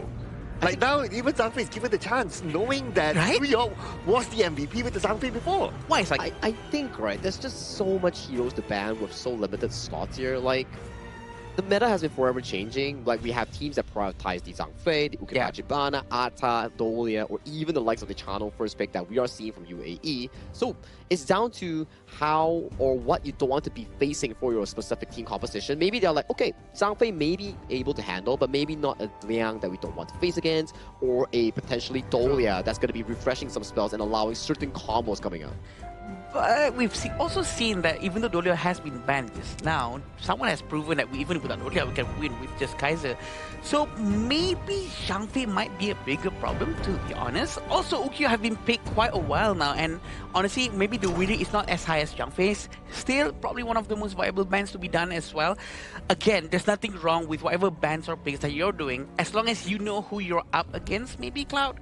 Because maybe that specific team is so good with that one hero. So banning that hero makes complete sense. All right, so I want to give the benefit of the doubt to UAE's ban phase, right? And why they let go of the Zhang Fei. So this is also a test of consistency from Suyok, who got the MVP with Zhang Fei before this, whether he can be consistent with different teams. Okay. That's definitely a good analogy that you can actually test on towards too, because why not? Like, maybe this doesn't work out. Game 2, we swap up our plans, we ban away Suyok's hero pool, then maybe that's something that they can venture in towards to it as their plan B per se. But now, plan A, UAE is going for comfort here, picking up the Lampo, Princess Frost, going for that big AoE zone control. We're waiting for the final ban coming in from the UAE. What are they going to be going with? Fuzi? Because there's a lot of effective Fuzi users today, which is extremely scary with their Sage Might. So I don't think that's a bad ban. It makes sense because the lockdown coming from Fuzi is just so annoying, especially when there's a combo that has been done like the Garuda just now. The Sage Might and the Wings of Judgment is just so scary. Oh, and we're going to get the Atta. Oh, Atta has been picking up in popularity as well. That's why I noticed. And it's very effective with the ghost ship, whether you want to split up the fight or whether you want to stop enemies from running away. It's actually really, really good. And the Atta's ghost ship can be combined with the Unbridled Outburst. He brings out the ghost ship, and then the Unbridled Outburst comes in. At least the opponent is not pushed too far away, allowing like the Direnji, the Ukyo Tachibana to follow up. I like the idea, right, that you mentioned here. Like, you have the Atta, you have the Ukitachibana, a very strong clash jungle combination that can actually push into the jungle of UAE. Because UAE so far, you have a very consistent lineup, many fighters and front lines, but the problem is, it's a very very mid to late game composition that does not have a lot of early game mobility or pushing ability here. Because you see, yes, the only winning lane that we've seen so far is probably Rashid on that channel, but other lanes, it doesn't push us as fast compared to the counterparts of what Nepal has drafted in their specific team composition. Yeah, and Garemo as last pick from Nepal is solid. I think they do have the right lineup for this match. Comparing to UAE, I agree with Sagi because the picks of Align and Dianwei is going to be a bit risky because both of these heroes, Align and Dianwei, is not actually like a tanky hero. It's more towards kiting, more towards poking, and maybe a little bit of sustainability. But Dianwei really depends on his basic attacks. If he gets stunned for too long, we all know he has Purify, but it might be a bit of a problem when he loses all of his skills and he's not able to do all of those basic attacks. And you have to stack on DMWay to make sure that you make use of the additional damage and the additional range, right? So that's all the consideration that UAE has to put in towards to for this game one. Drafts are locked in, players are set. Let's go into the gorge for our match 3 of the day between United Arab Emirates and Nepal. And I do think the Garemo pick is good as well as the last pick, especially when you're going up against Chano. Chano's range is not particularly that far. Yeah. So the couple blades would be easier to land onto the Chano. I agree. And we have to remember that the couple blades actually goes through any units, including the Spirit Wolf. So it cannot be stopped. And this is a good demonstration. Yep. Oh! Okay. Okay. Sudden flash over that. Quite surprising us casters as well, which is very normal. They're gonna try to get the jungle right now. It's gonna be hit by the Gunmo, but he keeps on missing, and he's still fine for now. Yeah, he's still okay. Suyong actually got the neutral creep, so that's going to be a slight win for Nepal, I must say. Yeah. And now with the fact that they managed to force the channel back, so that's another good advantage. True, and we do like to see these early aggressions coming in from BJ. He knows what he's doing. He wants to be able to get that early game advantage because as a Gunmo, you want that stacks coming in from the passive, from the assists or eliminations. That's where he gets all of his extra damage coming from. 20 stacks equals to 300 magical attack, which is a lot, Cloud. Yes, so that means that there will need to be more magic resistance items coming in? Yeah, yeah. supposedly. Yeah, but then again, it can stack though towards here. But first strike very early on by Swastik. Swastik going in very aggressively with the help of BJ. He is always ready, poking everyone around, and Swastik is also ready to do the finishing move. 3 people are still stacking up in the mid lane, leading the goal by almost 1,000 already within 2 minutes. This is quite a huge amount of number. This is actually quite consistent with what you say about Adam, is that their composition allows them to jungle invade very, very early on, especially with the Uko Tachibana. It's shown that, and now they're doing it again and again and again. So what Nepal is looking to do right now is to try to dry up the potential farm from the side of UAE and potentially snowball from there. And rightfully, UAE is supposed to be able to handle this if they group up together at one spot, farm together from one jungle to another, even though they might be sharing the goal a little bit, but that's not the problem. They need to be able to farm safely and farm quickly so that their jungler can have an advantage. Oh man, even Suyong's there just to try to take down the boars at the side, but Abdullah showed up just in time to try to stop him. Still up for grabs though, but with a couple of plays from BJ, he stole at least one of them. Yeah, right now he's still right in front, still pulling back just a bit. Abdullah trying to open the map. He does have his passive maxed out. He's gonna be healing every time his passive maxed out, but he has to move away out of combat. Look at how sharp BJ's sword is. He keep on throwing this couple's blades non-stop and it hits his target. And Sushi is done with the Smart Force Dagger as well, so this is going to be a good item going out against Chano, especially with the Spirit Wolves. But now, engagement onto the bottom again. Rashid forced to turn back. This is his second time that he's forced out of his lane. I agree, and also, actually, Ahmed playing the Tianwei, he already maxed out his jungle item all the way to tier 3 right now, even though the passive from the jungle has not been maxed out just yet. It might be a little bit too early for him to buy that, but he have done so. He has committed with it, and he's gonna buy the shoes next. With 2,000 gold, probably gonna be an easy tyrant for them for sure for Nepal. Oh yeah, I don't see UAE able to challenge this one, but they're still trying to go for it though. But still, The Tyrant is taken by Nepal. Right now, there seems to be a bit of an overcommitment there, but lucky enough for him, he's able to get away. But Rashid can't say the same for him. Swastik finally got him, and Rashid, this time, not able to escape at all. Swastik very sharp on the swords, managing to get Rashid without no problem whatsoever, trying to assist their friend Sushil to get the first tower at the bottom lane, giving him a lot of space, and the rotation coming in from them, trying to clear the entire resource jungle from the UAE is gonna hurt the economy of the entire team. And look at the farm lane right now. It's totally overtaken by Team Nepal, and they're about to get the second tower. I don't see UAE protecting the second tower. It's gonna be gone. Less than 5 minutes, Adam. Very quick indeed. They're gonna try to get the Crimson Golem as well. Blazing Cape has been bought by the Abdul Aziz. Look at the couple sword has been thrown. It's not gonna hit his target. Abdullah managed to run away. There's still 2 minions. It seems like they're gonna get the tier 1 tower in the mid lane very quickly. This is gonna be a huge loss because the vision provided by the tower is so valuable that it's gonna hurt them in the long run. Okay. I see what Ahmed wanted to do there. He wants to come in from the side and try to surprise Team Nepal, but then again, there's no opening for him. Somebody has to start the fight before he's able to come in. It's not going to be that easy. Yeah, BJ has 1 stack right now. He has 1 assist. And he's still so aggressive up front, trying to poke anyone, even though he's not going to secure a kill. Maybe he's playing quite aggressively right now, maybe a little bit too aggressive, because he might get punished by Abdul Aziz or Ahmad. But look at this, Cloud! A bit of a whiff there with our Bright Albers, but it's okay. They should be able to get it done. But with the day at sunset, looks like Abdulaziz is able to get away to safety. Yeah, 3,000 gold in front for Nepal is a huge number, and within 6 minutes, this is progressing very well for them.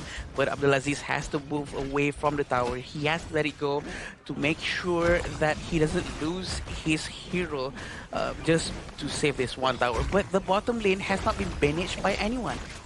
Oh yeah, the bottom lane is like almost free for Team Nepal. UAE, they look like they almost forgot about the bottom lane for some reason. Right. But we're still seeing a lot of aggression coming in from Nepal, trying to focus on the mid lane for now. And it looks like Swastik really helps out with his team, trying to destroy towers by tower.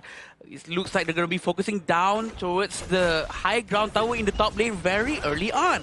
Oh man, we are already less than 6 minutes, less than 7 minutes in, and Team Nepal right now, they've been pushing UAE all the way to the back. And Abdullah receives that damage from the couple blades. Considering that he's a tank, the amount of damage that he can receive, well, we can see how much BJ has scaled right now in terms of damage. I agree, and also we have to remember he's using Execute right now, so he cannot really use Sprint or Flash trying to play an aggressive play. He can only use Execute to try maybe steal, but this is what's happening down there. Rashid eventually managed to get the tier 1 tower at the bottom lane, at least maybe closing up the difference between the goal of the 2 teams. UAE and Nepal is almost neck to neck, but at the same time Nepal is leading quite far ahead.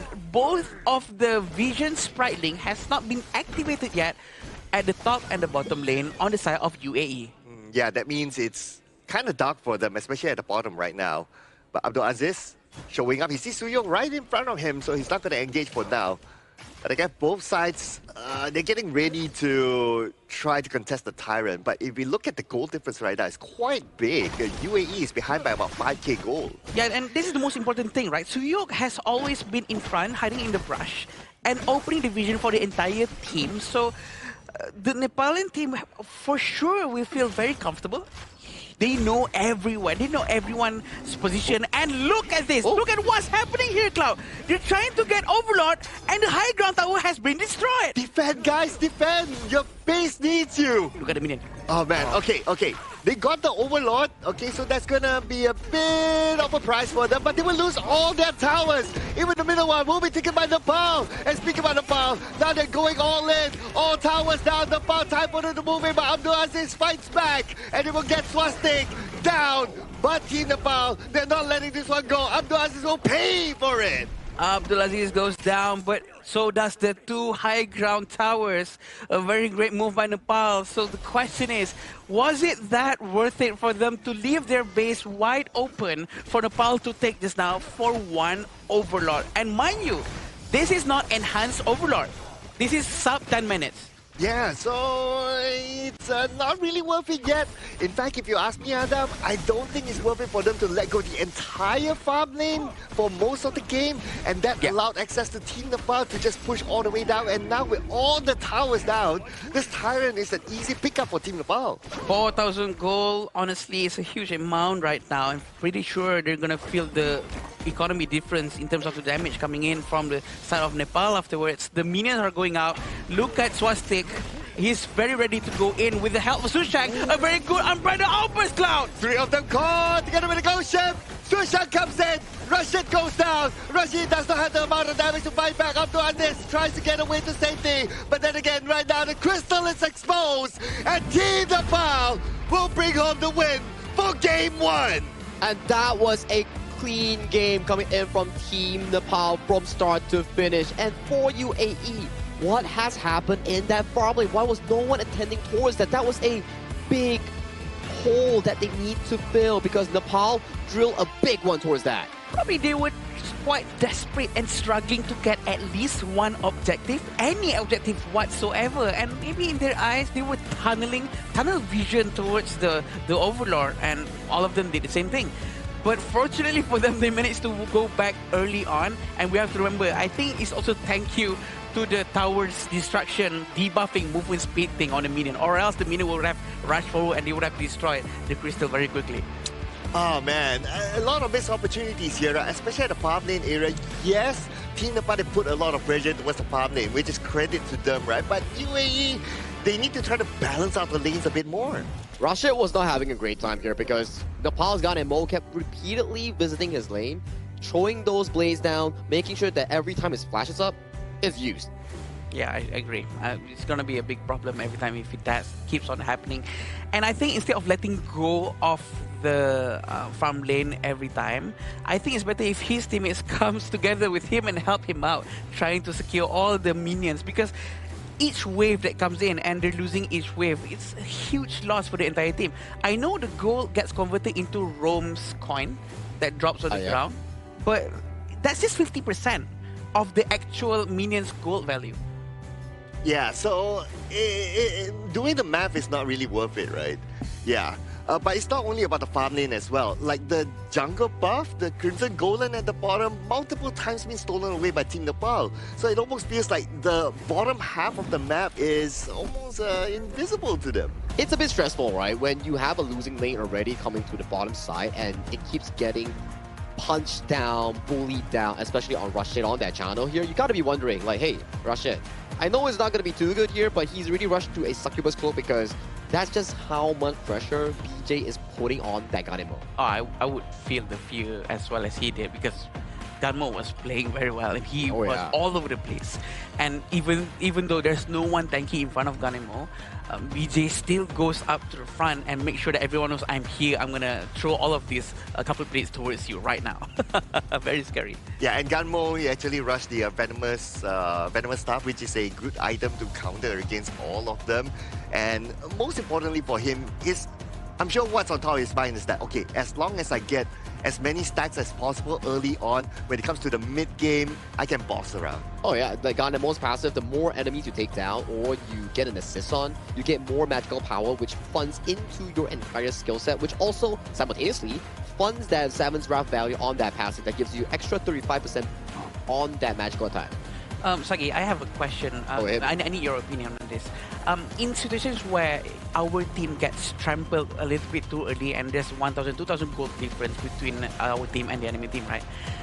Is it not the best thing to do is to send the clash lane of ours to the side lane and let him keep on pushing until the entire team of the enemy side goes to him, so that we have a lot of breathing space, so that our marksman can go farm, our mid can go mid and do whatever they need to do. Or maybe there are other things to do if there is. I think that's a very good approach, right? Where you have 4 members on one half of the map. Like half map means mid and bottom, or mid and clash lane. Yeah. So you want the half map to be centralized with 4 players. And then the other player that you mentioned, he's on the split push duty. So every time that someone invests like let's say an invade towards the half mat, you're like, okay guys, we're not fighting this, we're a bit behind, go collect the minion waves, we'll give away this buff. While our split pusher is getting more farm here. Usually a split pusher can be a mobile farm lane, like an Arlene Marco Polo, it can be a jungle assassin, or it can be a clash laner. It depends on what you pick. Okay. Yeah, but I guess if you want to put like a lane as a split pusher, there's probably other better options. Difficult. Yeah, if you have like that, okay, this is going to be our strategy, like you pre-discuss it, then you probably put someone else, like maybe like a Fuzer, for example. But if you put in a lane, you're probably more ready for team fights. I mean, not so much like I need a split push right now. It's more like we have to do something to put someone else on that one part of the lane so that we have more space here because they are forced to do so. That's why I feel like for the first game just now, maybe Align could have done it with the Death at Sunset to be able to use that to run away, maybe with some dashes, but that's just a thought of mine. I think it's a valid thought, right? If you ever want to find a player to actually do such a thing, it's probably Ahmed on the end way. More mobility, can cross wall, can also move faster compared to a lane, and then when your item starts racking in, you can utilize the Abdul Aziz Death at Sunset to look for potential more plays. But due to the fact that the game was so suffocating coming in from the side of UAE, it didn't really allow them much room to actually play. Look at Ahmed here, getting tagged by the Ukitachibana, and then the couple plays coming in for BJ. But provided that the rest of the team, the four, actually sticks at around mid lane, right? They have mid to to bottom side. Mid to bottom. Yeah. They have to like be together. But this is such a good Umbrella Opus, such an opening. Exactly like what Cloud said. Suyok's Zhangfei is such a signature from the team. Oh yeah, it's reflected by our coaching session. Look at this one, look at this one. This was beautiful. Like, Three-man Unbridled Outburst into the Stampede, getting to and forcing the flash from Rashid. Just for Rashid to get sniped down by BJ's couple blades in the back end. And after this, it's a smooth push coming in from the side of Nepal to get the first map victory in this BO3. And here we go, the MVP for Nepal. It's BJ. We're not shocked about this. 104, but with 44.5%. This might be the highest because previously it was 42. Now it's 44.5. This is an insane amount of number, and we all have seen and witnessed on how he kept on throwing the couple blades non-stop towards the heroes and not to farm. We're having some pretty good Ganemo players so far. Yesterday it was Emmanuel, today it was BJ. So far they're all contesting for that top damage spot. Yeah. I kind of forgot what Ling Wang had on the damage percentage on the first day. I believe it was like 40-something also, which was pretty high. Okay. Yeah, but I think it's quite apparent, right? Like he was everywhere across the map. Like after the first wave, he rotated down, and his objective, like what you said, Adam, wasn't to really get those takedowns, but it was more towards like, okay, can I put enough damage to force whoever who's down there, happened to be the Chano that time, to turn back? And he actually did that. And just by doing that, like I believe like there was once or twice that Chano was forced to turn back. He lost at least like 2 or 3 waves already. Which is really painful, right? Like one wave is about like 220 gold, and you lose like 4 waves. 800 something gold, 900 is like one half of a component here. And if your enemy lands on last hits, my oh my, you're already down so much to actually catch back up as a Chano of all things. Chano rides on that early game laning phase that you can actually bully your opponents, scavenge those resources in their own triangle. But afterwards, if you lose so much, how do you scale into that triple critical item in the late game? And your example was 4 waves, by the way, Sagi. 4 waves, crazy. But what they lost just now was a lot of waves. Oh my. A bunch of waves. So that's why Cloud was like audibly upset just now. Why are they leaving it out in the open? But do you guys know what's very wide and out in the open? It's Petaling Jaya Marriott Hotel, the official venue and hotel partner of 2026 Asian Games Esports Qualifiers for Honor of Kings. Thank you to them for sponsoring this venue. It's an amazing place for us to be at. This event space is so spacious and we all love it so much. Thank you. I think the food is also really delicious here. Oh, like the food, the catering so far that we're experiencing. I'm pretty sure I'm gonna gain some weight before I actually end this entire project on this Asian Games Qualifiers, because the food has been really amazing. Oh, we really have to tell you guys that the best food here so far that we know is ayam merah. The ayam merah is amazing, Sagi. that was really amazing here. But that's enough about food here. Let's go back into the game between Nepal and United Arab Emirates for this game. Yeah. So looks like UAE is going to get the blue side just like before. they had the first pick, and red side is going to be Team Nepal. So here's the question, right? Yes. Should they respect the Zhang Fei? I think they have to, right? Suyok has been amazing on these engaged roamers here. Maybe if you go on the blue side, you start banning away one tank roam and pick a tank roam for yourself. Or better yet, since UAE has been a team that always like to pick the likes of the Lian Po, we have seen teams, when they want to limit hero pools, ban out Zhang Fei Lian Po, ban out Zhang Fei Lapu Lapu, pick the Lian Po, or ban out either one, pick the first one. I think that the Zhang Fei pick is a very strong one. For sure, it's not a wrong choice for them to actually ban Zhang Fei. We actually had this problem before in other tournaments, by the way. Back then, when Zhang Fei was so famous in like international tournaments, by the way, Zhang Fei kept on being picked, and no one is banning Zhang Fei. They kept on focusing on banning Mai Shiranui, on Dharma, on Guan Yu, and it seems like we're having a pattern here. We're looking at almost exactly the same thing happening all over again, because our patch is using the more or less the same patch as the one that I was talking about just now. So it seems like many other teams have been forgetting on how useful and strong Zhang Fei is, to the point where I think it might be worth it for us to ban it out. Yeah, because the latest patches, Zhang Fei is still up there, but it's no longer, right? Not like this patch. Not like the one and only. Yeah, the one and only. I remember it was like back then, it was like the one and only. But anyway, no Zhang Fei ban as the first phase ban. So if UAE doesn't pick Zhang Fei for themselves, I'm pretty sure Suyong will be smiling and say, thank you for the pick. And they're going to go for Chano again.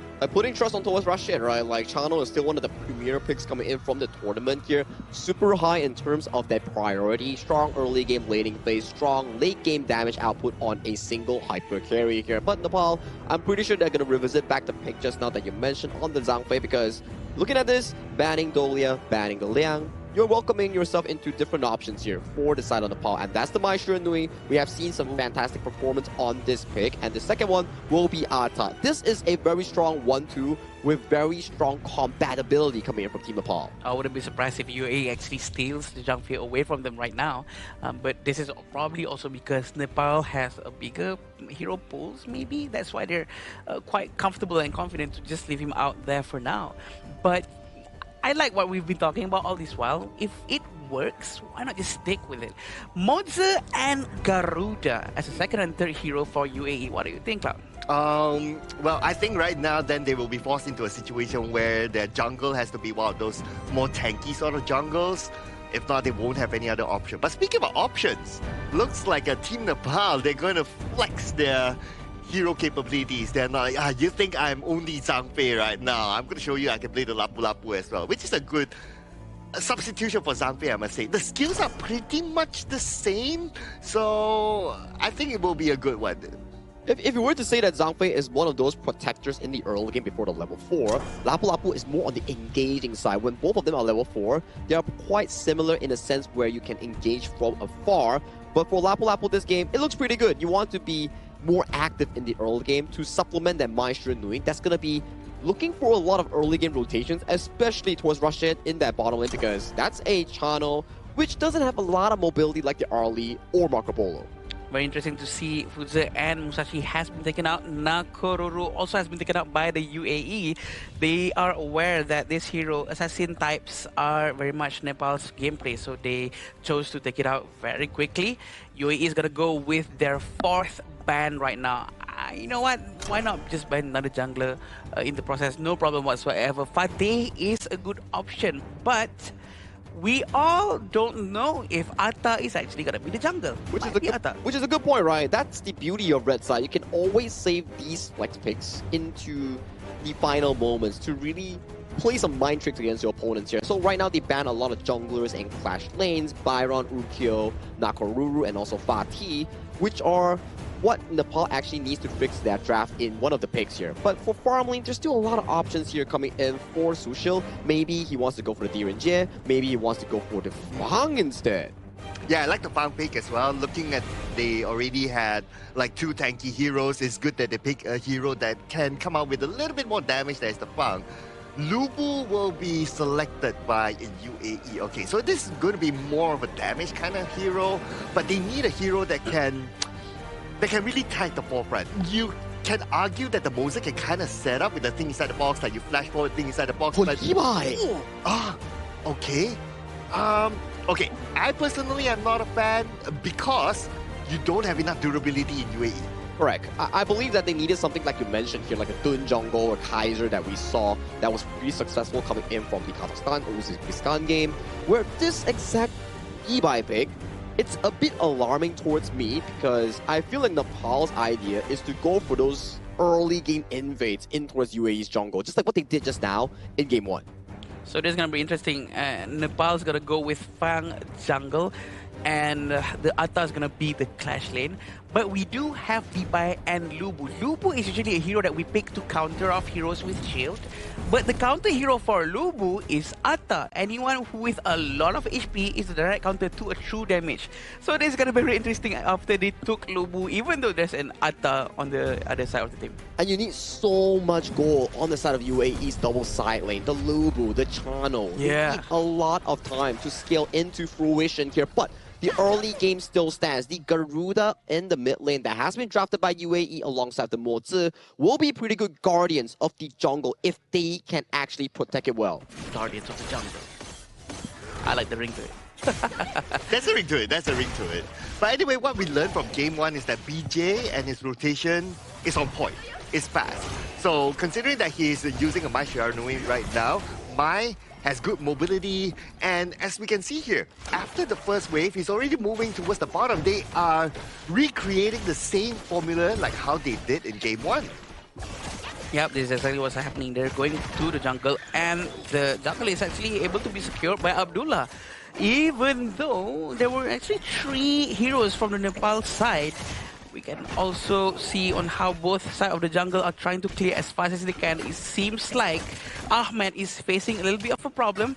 He's going to be a bit slower than Swastik in terms of the rotation, but he's going to clear mid lane together with his Garuda. So that means UAE going to have a better gold economy situation because there's some gold sharing that has been done by the both of them. Yeah, but because Team Nepal, they did a little bit of an invasion at the bottom. So right now they are ahead slightly in terms of gold. Though it's still very early, well, both sides can still catch up to each other. Seems like the Purify from Sushil has to be used just now to stop the Cannon Blast from being too effective. 800 gold in front for Nepal is not too big, not too small as well. So UAE, if they want to do anything, they have to do it now. As we all know, if they continue with this kind of momentum, this kind of gameplay, they might slowly bleed out of economy. Yeah, the jungle invasion has to happen, right? Especially like what Sagi said with the Levi. But they have yet to cross over to the other side. Right now, it's again the same formula. Team Nepal is the one that has been crossing over onto the jungle side of UAE, putting pressure onto there. And now they're making the rotation to the top. Why, Cloud? Why has UAE not crossed over there? Because... Why are they not doing it? Tell me, Cloud, tell me. Yeah, I think we'll need to leave that to the interview if we get the chance. Oh, okay. Don't later Mara will ask them. Later Mara will ask, why do you guys not cross the river? That's not. Oh, okay. Not a bit ago. I get the reference there, though. Just saying. Okay. I never got the answer, though. Okay. But Abdullah is still in the mid lane. You're going to be trying to focus down on the minions. And we still have BJ very closely to very good cannon blast. If only there's a follow-up coming in from Ahmed and then he goes sing, song, sing, song, sing. That would be the best thing to do. He goes what? Sing, song, sing, song, sing. The ultimate of Ibai. Okay, Ibai's okay. ultimate. Oh, that's how the sound. The sound. Yes. Okay. If you want to know the in-game sound effects, it's actually my voice. Ooh. No, I'm just kidding. Oh, wow. I mean, it sounds similar, though. It sounds similar. I'll give you credit for it. Oh, thank you. Okay, but I can see a small attempt there by Abdullah to try to cross over, right? But the moment he got into the river, he was about to cross over, and then it was like, okay, maybe there's someone there, one cannon blast, and then he turns back. But to be fair to him, it's like nobody's there to back him up, so he cannot totally commit to going to the jungle. Yeah. 600 gold in front for Nepal. Not as big as the previous game. Definitely in the previous game, Nepal actually had a much bigger goal lead.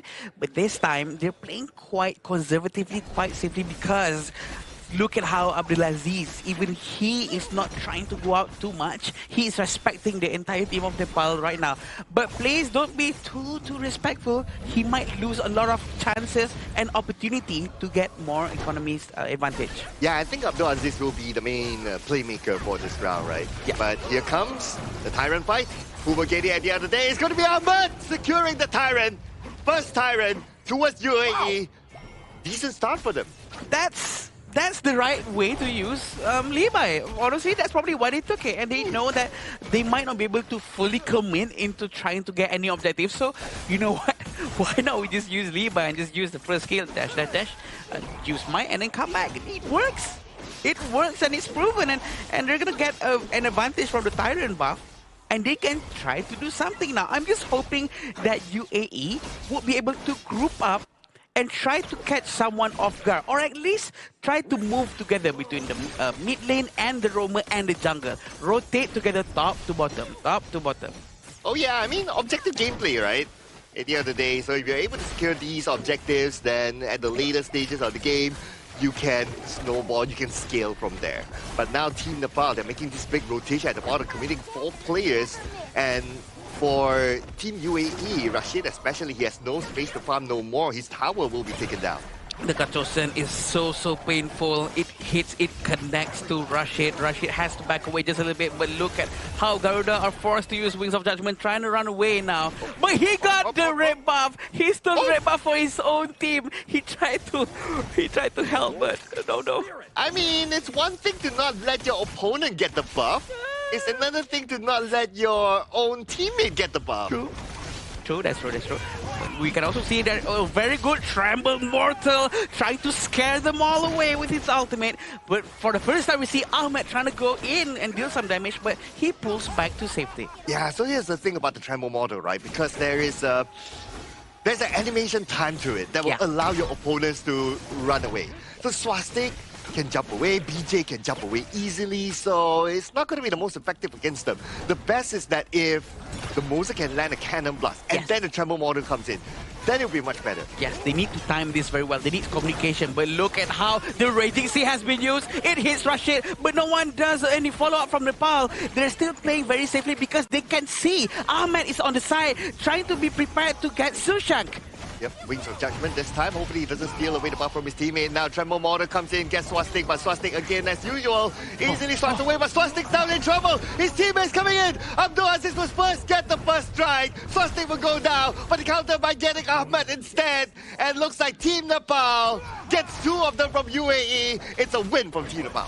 Inner Tower has been destroyed, and they will pull back just a little bit and try to focus on other objectives, not to overstay their welcome for too long. The goal difference for both of the team is quite high, but not as high as before anymore. But look at Swastik with 4,900 gold, going to 5,000 now. With this Wings of Judgment, will they be able to save the tower? It seems like, yeah, he's managed to save the tower for a little bit longer. Oh, but maybe can't save his teammate. Unfortunately, Abdulaziz went down. So now without Abdulaziz, nobody can tank the front. Now, Adam, this is something that we debated, right? Who's going to be the frontline tank? If Abdulaziz is not there, no more. And looking at Abdulaziz and his items, he's probably going to go for more damage instead of tank. Yeah, it's gonna be a bit of a problem for them for sure. Even Abdullah is only using Mozer. And yeah, I mean, Mozer is not wrong, but the itemization for Mozer that he's going with right now is as if he's buying magical damage items, and I don't think that is the best for this situation right now. Probably the best item for Mozer right now is to get Dawnlight. Dawnlight is such an underrated item for support roamers. If they use Dawnlight, he can provide unlimited amount of shields every time he uses skills, provided the cooldown is over. Oh, but Team Nepal right now, they're trying to invade again. This time for Team Nepal, they're not able to steal the buff, but that's okay. They're going to focus onto the middle, but with the Wings of Judgment, it's not going to be that easy to bring the minions forward. Yeah, they're trying to play it safe. Sushank is still on the side of Ahmed. Is he going to try to get Ahmed? Ahmed manages to run away in the nick of time. They're all going to be rotating towards the Tyrant. Tyrant's going to be taken fairly quickly. seems like Suyog is going to be on the front line. He's going to prove to everyone why he doesn't need Zhang Fei. He's going to be playing Lapu Lapu very well. We have seen his Raging Sea has been connecting very well so far. Yeah, so far so good. And he has been the one that's been opening up the map as well. Yeah. Now on the left side, Sushang's been doing the same. So right now, with the fact that the mid tower is down, Team Nepal will have a lot more space for them to play, and soon they'll be able to take down another mid tower as well, thanks to the fact. Triangle Mortal has been used. He's trying to get Suyog. Suyog's about to go down. A very quick downing from there. One more. And Abdulaziz goes down. Ahmed is going to be the final player alive, but not for long, as he gets taken down with a double strike towards Sushel and Ace to Team Nepal.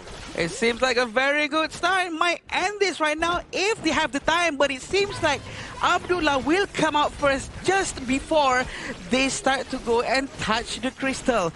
But I think they might make it. They might make it, Cloud. Yes, the minions are there. The minions are there, and Team Nepal secures a clean 2-0 win. Congratulations to Nepal for securing their second win.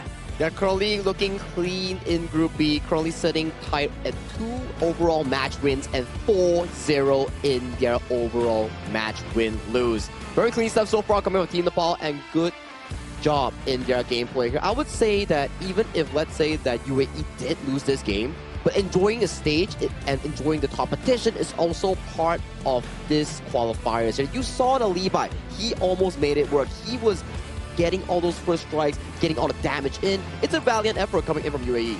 Yeah, definitely a good effort coming from UAE, and I think that UAE has a lot of things to improve for sure, but they did well. They have an idea of how to handle things, but in terms of execution, has a lot of work to be done. Yeah, more improvements will be needed coming in from UAE if they want to look to pick up some wins coming in for Group B. But I'm loving the enthusiasm, right? The Lubu, the Levi. I mean, we haven't got a Levi yet, you know? We love some new picks here. And first one. More and Fang picks are also coming up from Team Nepal in the jungle itself. We saw some players who really favor the Fang pick, and so far, it has been getting picked up pretty decently. Yeah, and I think the Lubu pick would have been fine if there's another hero to set things up. Like, you need a setter first, and then he goes in with the Tremor model, that will be perfect, right? So, for example, not quite. With the Moza? Was it? Not enough. I think what Cloud is trying to suggest here is that they probably need something like a Zhang Fei, Lapu Lapu, because when we were discussing in the draft just now, Cloud, like they were lacking a frontline hero. Yeah. Maybe like a Zhang Fei, Lianpo, Lapu Lapu, something to engage first, so they're like slowed, stunned, then you come in with the Lubu for that Tremor Morse. Maybe that's the situation we're looking for. Yeah, correct. Because what they were lacking is the setter and also the one that opens up the map in front. Yeah. So if you kind of think about it, right, based on their 5 heroes that they pick, who is going to be the one to like open up the vision? Nobody.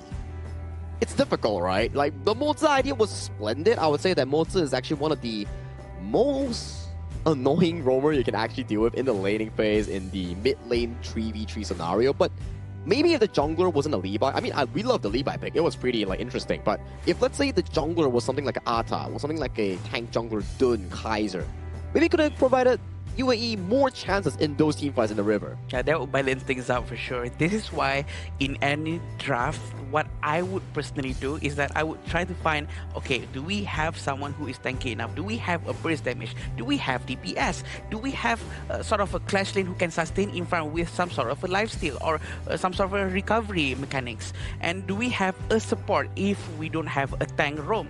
So all of these things are very important things to actually balance out a good draft. Yeah, balance in all things. That is most important, right? Okay, so let's take a look at the items. So I would say that itemization is pretty standard. Okay, to a certain extent, Abdulaziz is kind of going for a tank or semi-tank build, but nobody's that full-on tank for UAE. That was kind of worried about.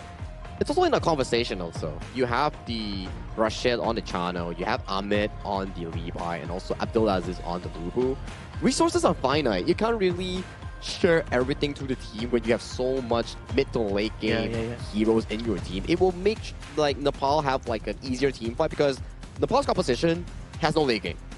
It's full on early to mid game, riding on the strong compatibility coming in from Fang, Mai Shiranui, and also the Lapu coming in to make sure that they can always push forward and find those early game team fights. Yeah, actually they do need someone or a hero that doesn't really need an item to scale, right? Like someone who doesn't rely on it, maybe like a Frost, or maybe Garuda is more or less considered like that, but it seems like Garuda was also very much stuck at the mid lane. Just now couldn't rotate, couldn't help the side lane as well, so which translates into why Rashid was struggling down there and couldn't finish his itemization. He only has one Eternity Blade. Yeah, and you cannot compare the mobility between the Mai and the Garuda, right? Obviously, the Mai would be like, okay, once I clear my lane, I know I can rotate down for a bit, come back to my mid lane and not miss the wave. That's how fast the Mai can rotate. So this is what I see the advantage of BJ, right? And the way how he plays is that he knows his rotation time. It's the same like how he did with the Guardian Mo, and that's why he was all over the map. It's very smart, right? Like I would say, synergy between Suyok and BJ. Every time they finish up clearing the mid lane, they rotate really quickly towards the side lane to put impact, to put pressure against members like Abdulaziz, like Rashid. That's why even if they have a favorable matchup, with the addition of like the other laners, especially mid and roam, it usually doesn't favor you when you are having a man's disadvantage. Yeah, for sure. And these are the stats that we can see. Everyone actually contributes the same amount of damage and almost the same amount of damage taken also from Nepal. This shows that everyone contributes into this, right? They don't have that one hyper carry that carries the entire team. Everyone does their jobs. And also the same for UAE. They tried their very best to deal damage as well. But like what Cloud was saying, Abdulaziz was the one who is forced to take the damage first. Correct. If you see here, the most damage taken is Abdulaziz. So here's the thing, right?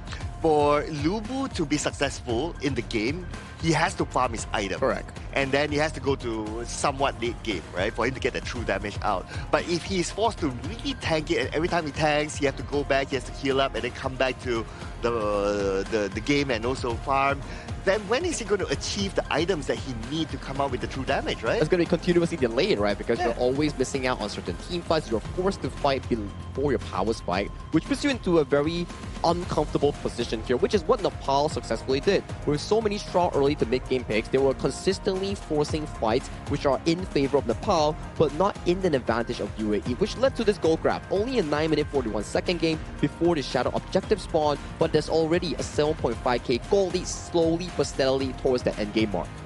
Yeah, this is definitely a very nice and smooth graph for sure.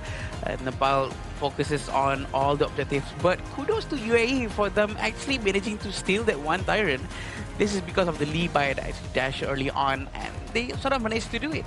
If only they actually commit into a proper team fight, like actually group up and actually try to do something, it would at least be nice for us to say, you know, like, oh, we actually saw one actual try from them. But most of the time when they went into a team fight, they were all over the place. One is on the left, one is on the right. They never did group up. Yeah, we hardly see that though. But we can check out the highlights again. Look at the difference between how UAE and Team Nepal plays. Right? Team Nepal, they will group up together, they will go to one lane, they will clear off that one lane, and then yeah, they pretty much do the same, like whether it's the farm lane side or the clash lane side, and then they focus onto the mid lane after winning both lanes. So they move in as a team, and this is what I like about Team Nepal's type of rotation style. Which is true, right? We did see that in most of these replays, when UAE were to initiate a fight, it comes out okay at the start, but the members are just not ready to follow up on those engages here, which allowed Nepal to find those easy pickups on those team fight wins, resulting in our MVP for this game and EP's very own Sushil on that DRNG with a 404 clean KDA. I believe he was 100% participating in every single team fight, every single takedown, and he had a comfortable stat for this game 2. His position is just so good, right? Because he was being taken care of very, very well. Also because he actually has a tank on his team, like proper tank that could just be in front for them to soak up damage, for him to have a breathing space and hit from very far away. This is what completely missing from UAE, and hopefully in their next match they could try to maybe draft something much closer to that one. Yeah, and if you kind of think about it, right, the composition of UAE, they don't really have an answer towards the DRNJ as well. Like, how are you going to go to the back line? Even if you do, like, DRNJ has its own anti-CC. So how are you going to lock down the DRNJ? So that's why it's a clean game for Sushil. The only idea I can really think of is the Garuda potentially outranging DRNJ, but there's so much like utility and tank coming in from the side of Nepal that actually provides so much room for Sushil on that DRNJ to actually march forward. So I don't really blame them for not being able to reach the back line of Nepal. But better yet, maybe they need to revisit back into their overall team fight style that you mentioned there just now. Yeah. Make sure they fight as 5, not 3v5, not 4v5, but make sure that when you initiate a fight, every single one is ready to follow up.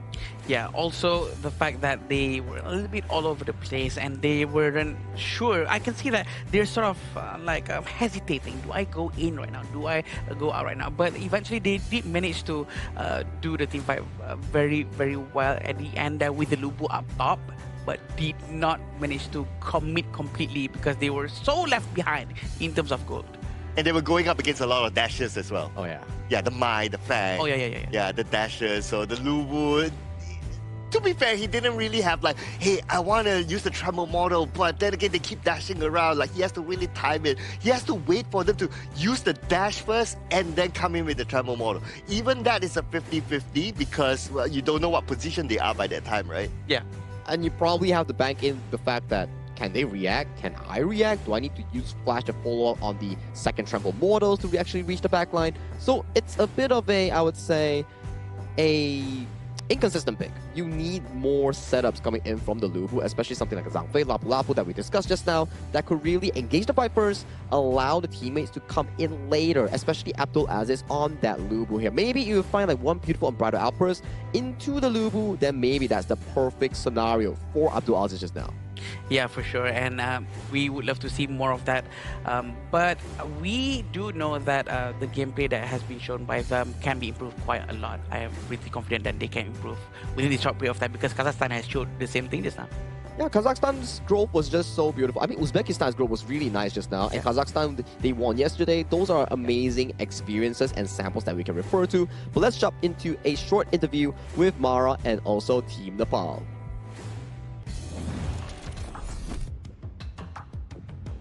That's 2 match wins for Team Nepal 2 in a row. Susang, congratulations. Thank you very much. You know what we noticed is that you guys are by the book. You guys got the objectives, getting the gold, and eventually snowballing the game. And you were there in the right positions before the objectives even spawned. Is that the particular fundamentals that you guys were looking for coming into this game? Yeah, we have specific strategies that we execute, right? Every game you can see that we are doing something very specific. Like the players, like people who know, they can see it, right? Like it's like, yeah, we are trying like our best to like do something, you know, like really good for the games. Yeah. So disciplined, and I think that's one of the keys to your win. Now, you're still gonna go up against Myanmar and Jordan. How confident are you that you're gonna get the top 2 finish for Team Nepal? I mean, we will try our best, right, obviously. And yeah, we are confident we should be like top 2. We should be like the top 2, right? But also, like, let's see what happens because we don't really think like that. We like to go game by game, plan by plan, and we don't really want to think about the long-term results, right? So that's how we like play the game. So let's pretend that you're gonna go to the players' room right now. What would you say to your teammates regarding today's matchup? Matchup? I mean, I'm really proud of my boys. Like, they play really good. Also, my coach is like really good, so I can't say any words. They're like super good. So yeah, all loves to them. Yeah, all loves to them. All the love to the players and the coach, and you are so great as well. Now, Nepal is watching you right now. Let's send them a message. Thank you guys for supporting us. We'll keep trying our best. You know, we'll try to break top 2 for you guys. And yeah, please keep supporting us. Thank you very much. Once again, congratulations. Thank you very much, guys. Thank you. Let's break it down a little bit more. So let's head back to the casters. Lead the gorge. Everyone is proud of them as well, right? Because like, who is not proud of some good growth coming in from Team Nepal, where they're currently sitting really comfortably in Group B with a 2-0 overall score. They definitely deserved it because they beat their opponents and they are now currently 1 step closer to qualifying to the main event. Yeah, and it's nice to see that they also give tribute to not only the players, but also the coach as well. Yes. Yeah, so the coaching staff, a good job. Like the players acknowledge that on broadcast. That's good. We rarely see that, right? Usually we talk about players and players or all that stuff, and usually there's a lot of disconnection between players and coach. This is a very, very rare moment for us to see, because coach plays an important role to actually help the players to make a very good drafts, give them a proper mindset before they go into a proper team fight, before they go into a proper match, and eventually help them to think outside the box for the draftings. It's both coaching in and out of game, right? The mental coaching, the in-game coaching, Cinema. coaching as a person in general, right? Because you can't just be knowing how to play a game without actually being able to collaborate with your friends or your teammates. Yeah, because in the end, it's like work. You need to be able to work in a group project, which is that team fight, which is that in-game play, which is collaborating, like sacrificing something, so you can actually make that team fight, make that project, make that game work as a team. Yeah, I'm hearing all the yes. I'm hearing it too, yeah. You can see them just celebrating. Yeah, have a good time after this. So well deserved. But you know what's coming up right after this? What? It is going to be Vietnam versus Kingdom of Saudi Arabia. Oh, that's going to be another hot matchup here. And Vietnam so far, they are the top dogs in the Group C. They have yet to suffer a loss, and the games that they have played, they've been steamrolling against their opponents here. So we are definitely excited to see what Vietnam has to bring in for this upcoming match. But let's not count on KSA. This is their official first debut match in this tournament. Yeah, I agree, and this is gonna be very nice for them to actually continue with their next matches. But do you know what else is very nice, Cloud and Sagi? What is that? It will be iQOO 15R, official gaming phone for 2026 Asian Games Esports Events Honor of Kings Qualifiers. So don't forget to try it out. It's a phone that has 120 hertz of frames per second, a very good cooling, I might add, and it's the device that is currently being used by all the professional players that is going to be playing up on the stage that you guys watch every single day here. Yeah. I noticed that's how the players like held up the phone just in front of the camera, right? Yeah, it's to show that, hey, this device is so good, I'm showing it to you right now. I'm using this to play this international tournament. I mean, you were asking how Suyuk was able to like find those crystal clear engages, find those pixel perfect moments, right? There you have it, iQOO 15R. Oh, go get that. Yeah, that makes sense. Definitely. Okay, I think we're gonna go to a break first right now. Yeah, we're gonna go to a short break before we come back into our next matchup of the day, which is our fourth one featuring Vietnam and Kingdom of Saudi Arabia. So see you later.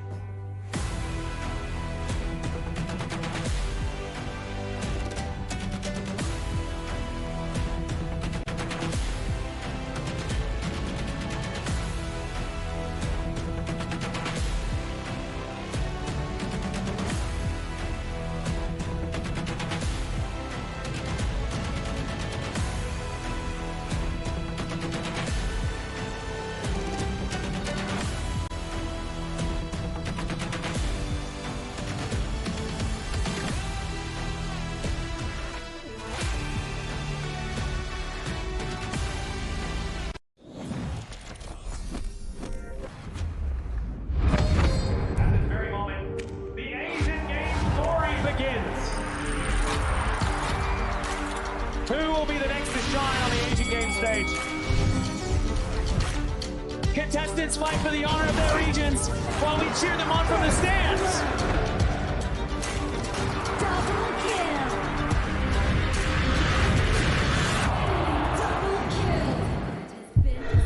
This is a challenge, but it is also an opportunity. The tide is turned.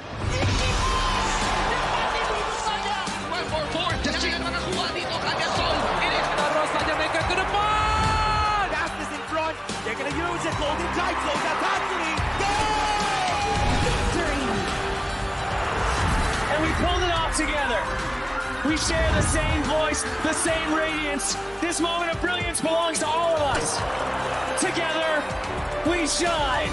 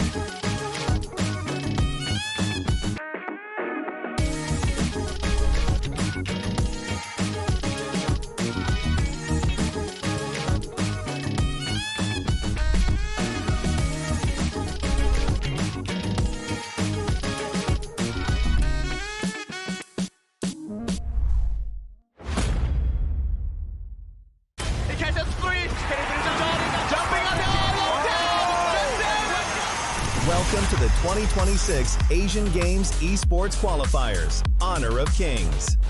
20 regions, one stage, and only the strongest 9 teams will earn the right to shine above the rest.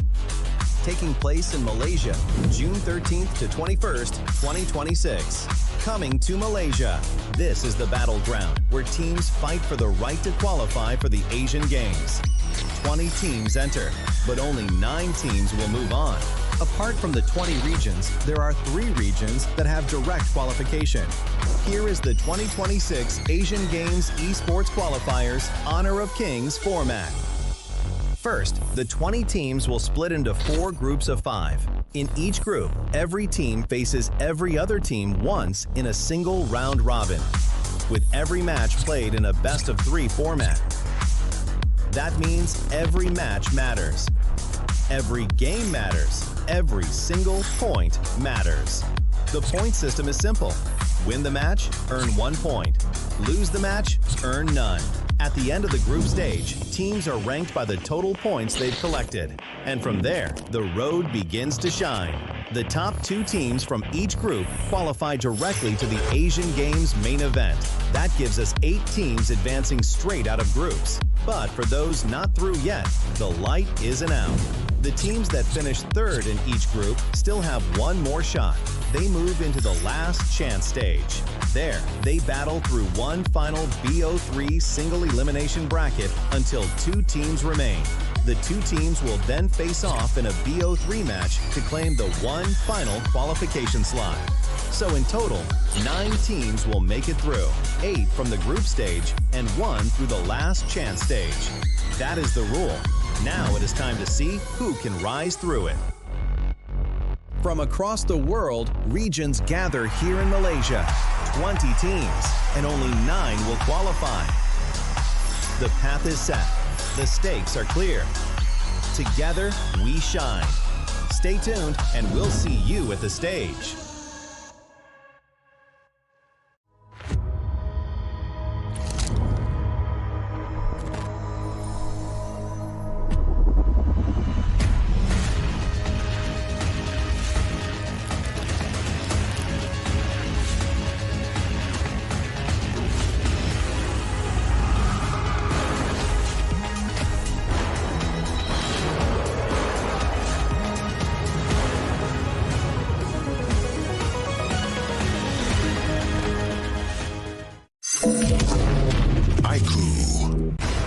Ultimate not ready yet.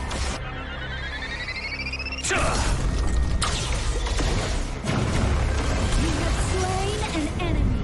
My magic murmurs in ecstasy.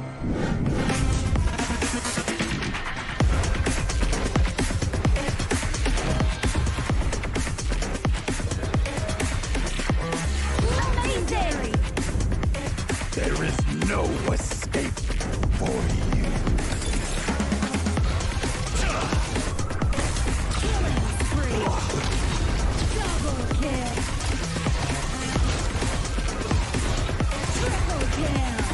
Spectacular kill. Don't worry. I'll be back for your life soon.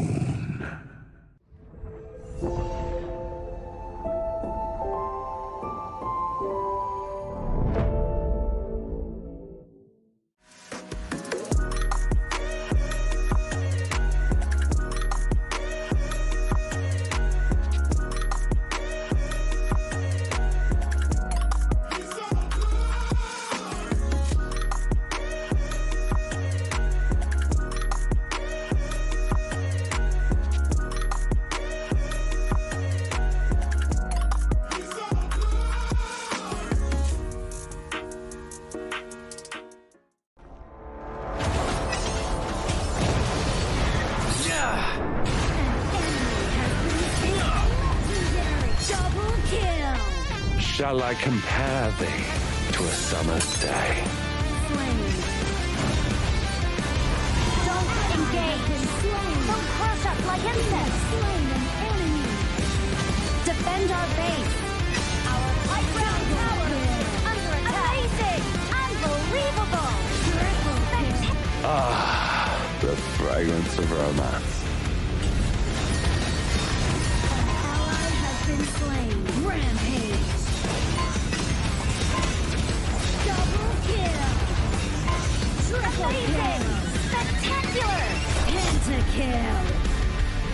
Lady Fortune is on my side.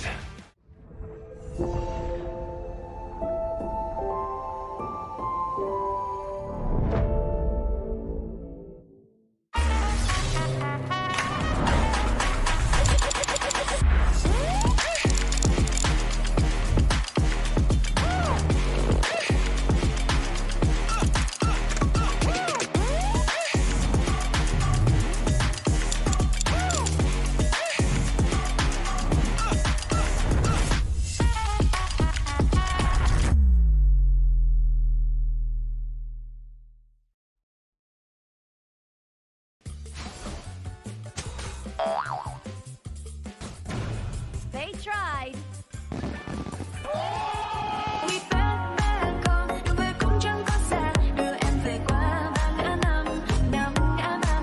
The new Spritling skill, Dig It, is a passive skill, which will automatically trigger at fixed times each match, up to a maximum of 10 times. The skill grants guaranteed standard rewards like gold, XP, shield, health recovery, and more. There's also a small chance to uncover mysterious grand prize effects during the match. Dig It may also produce tradable high-value treasures. Detailed information about acquired treasures will be shown after the match ends. Each treasure has its own rarity and storage size, and obtained treasures will be automatically stored in your warehouse. If you want more high-quality treasures, make good use of the Treasure Fusion feature. You can also copy and share your code so friends can help speed things up.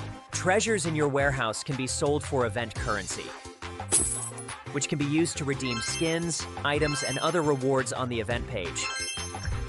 You'll even have a chance to win physical prizes like smartphones and cash. You can also spend event currency to bid on high-value rewards. The auction uses a hidden bidding system, where you can submit 2 bids for the same reward. The highest bidder wins, giving you even more ways to obtain rewards.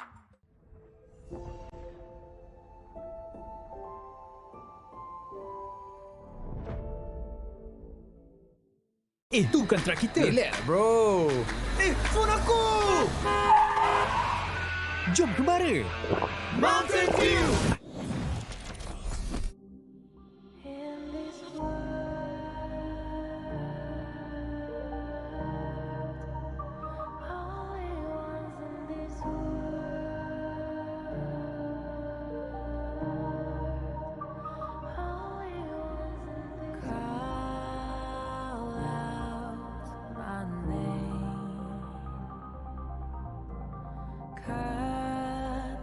Sound of the rain. No matter how I feed the flame,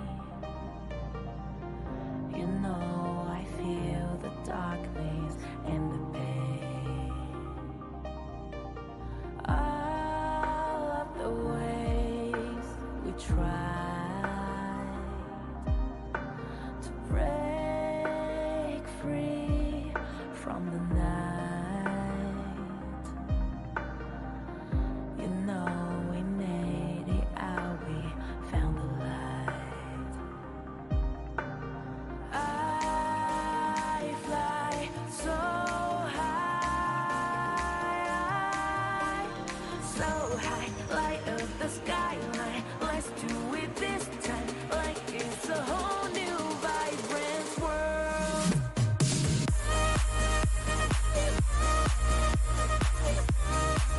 Like we're the only ones in this world.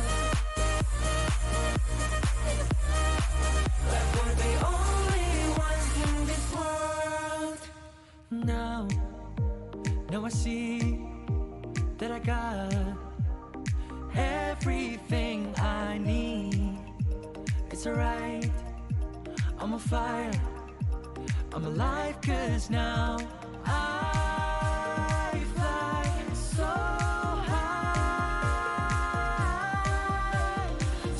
high, light up the skyline. Let's do it this time, like it's a whole new colorful world.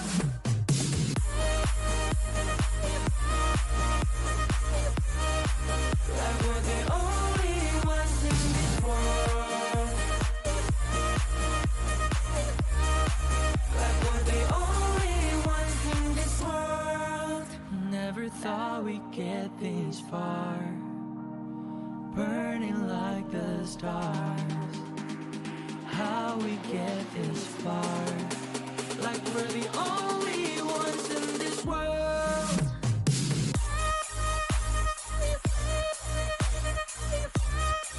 Like we're the only ones in this world. Like we're the only ones in this world.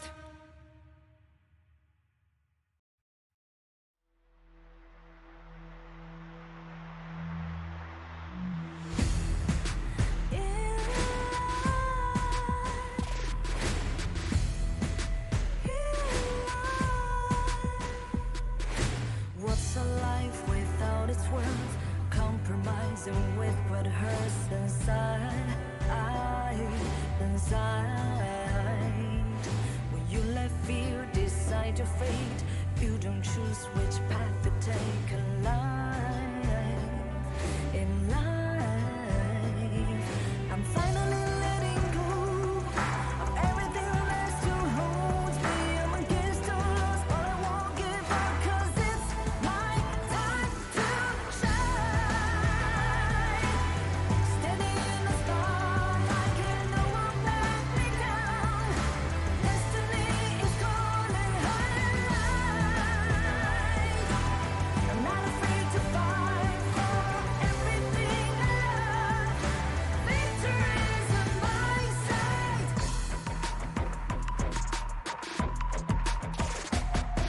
The more we lose, the more we gain. The more that nothing stays the same. In time, in time.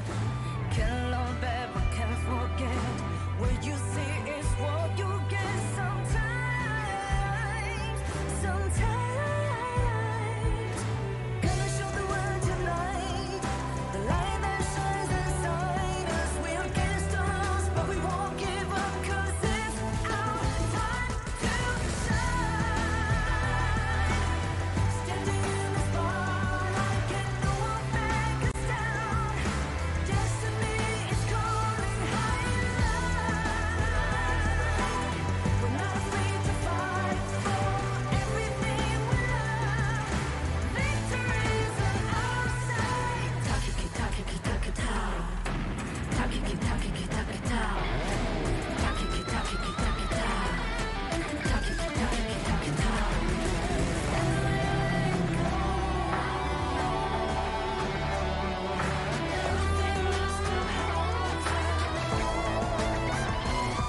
Cause it's our time to shine. Standing in the spotlight, can no one back us down. Destiny is calling high and light. We're not afraid to fight for everything we love. Victory's on our side. It's our time to shine. High and light.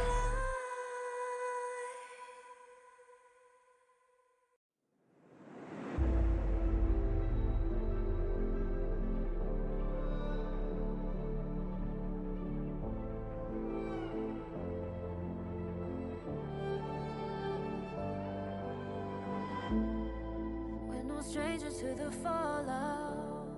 It's what got us here. Ever changing, some chameleon. Blood, sweat, and tears.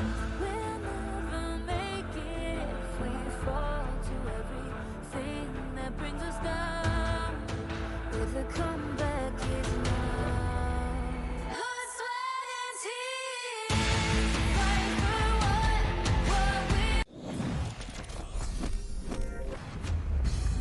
Hello and welcome back to the 2026 Asian Games Esports Qualifiers here in day 3 of this event. My name is Sagi, your desk host for today, and we have Holler once again back as our substitute on to the broadcast here. Welcome back to the English broadcast with Sir Cloud. Wait, I'm not Adam anymore? What happened? I just had an out-of-body experience. I'm just on the desk all of a sudden, and I don't know what happened to Adam. We teleported you here with a spell. Got it. Okay, I'm here. All right.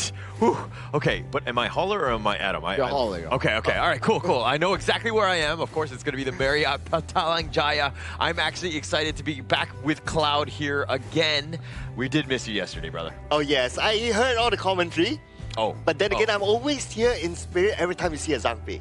Wait, that's gonna be kind of scary on night, though. Okay, I don't remember exactly what we said, so I'm like, I don't know if they're all good things or bad things, so we'll just continue and move on and pretend like, it was all nothing but good things here. Yeah, nothing but good things here. But, talking about good things here, we definitely have to remind you of the 17th June update here coming in for Honor of Kings. If you're looking for big updates, patch updates, anything that regarding to hero mechanics, new heroes, new system, new UI, check out the Grand Venture update. Will be coming soon in, I think today is 15, 2 more days, 17. I'm excited, right? Just a couple more days away before we get that giant update. Obviously, it will affect my rank games more than anything else, but I am excited about this one. Oh yeah, absolutely right. New heroes, especially can't wait to try them out. And I wonder if any of those new heroes can be converted into a support sort of role. I don't know yet. Well, there is Annette, and Anna seems to be a pretty good roamer that we can venture into with things like a Zhuangzi cleansing effect, but you can check out more on the video teaser here. Our main focus right now, Saudi Arabia, Kingdom of Saudi Arabia's first appearance in the Asian Games qualifiers, alongside with Vietnam. Still one of the top seeded teams, Vietnam. They are still looking very, very strong. I am not sure what we can expect from this series here, but I can guarantee you it's going to be a banger. I mean, I think that in terms of what we saw from Vietnam, this is a team that's ready, right? This is a team that's kind of hitting all cylinders, and I would say almost this, one of the favorites in that group, right?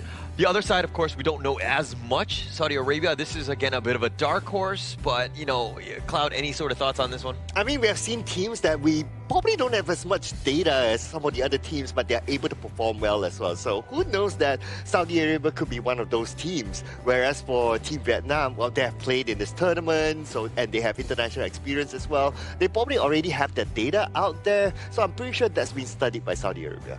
I think hero pool also plays a large part, right? Considering the fact that we are playing the Asian Games version, 85 heroes for both teams to use. So whoever gets to master the specific meta heroes or strong picks first has the high ground advantage coming in towards this specific series. Yeah, I think that the biggest learning is that Lingvan, you want to take away his Yuan. If anyone has done any sort of research, that is the guy you want to target. He was back-to-back MVP, and he was just making such a big impact in that previous series in day one. But let's introduce both teams coming in from Vietnam and also Kingdom of Saudi Arabia to the stage for this epic battle.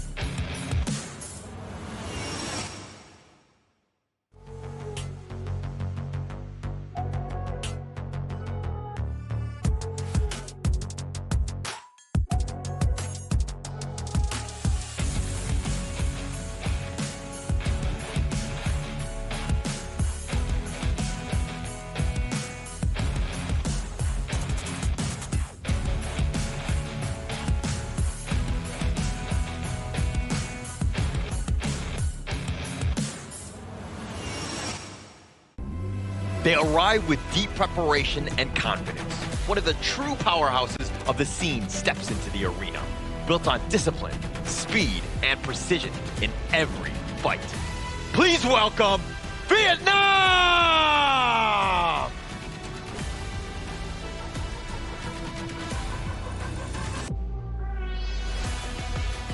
They are here to disrupt expectations, bring in courage and unconventional strategies into every fight.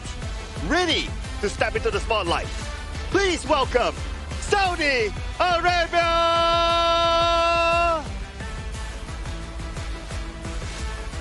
This is a battle between known and unknown. Vietnam, with their diverse and deep roots into the mobile gaming experience. Saudi Arabia, with a passion and a spirit to challenge against Vietnam in this specific state. This is going to be a heck of a match between these two teams. I think a lot of the eyes are going to be on this team right here.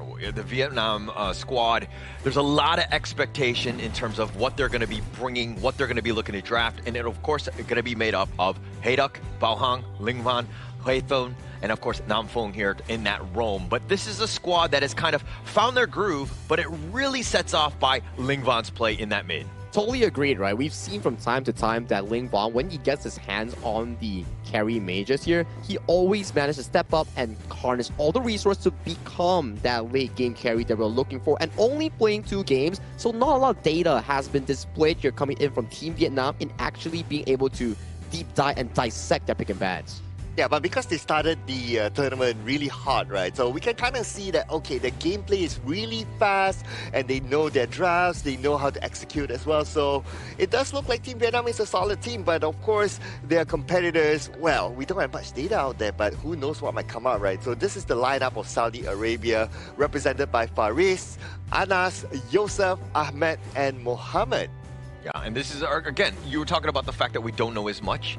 I think that we've seen, you know, in the Asia Games qualifier thus far, these are the squads that are kind of, like, you don't really know what to ban against them. So you have to kind of just go with, like, a blanket meta-style ban because, again, just no intel.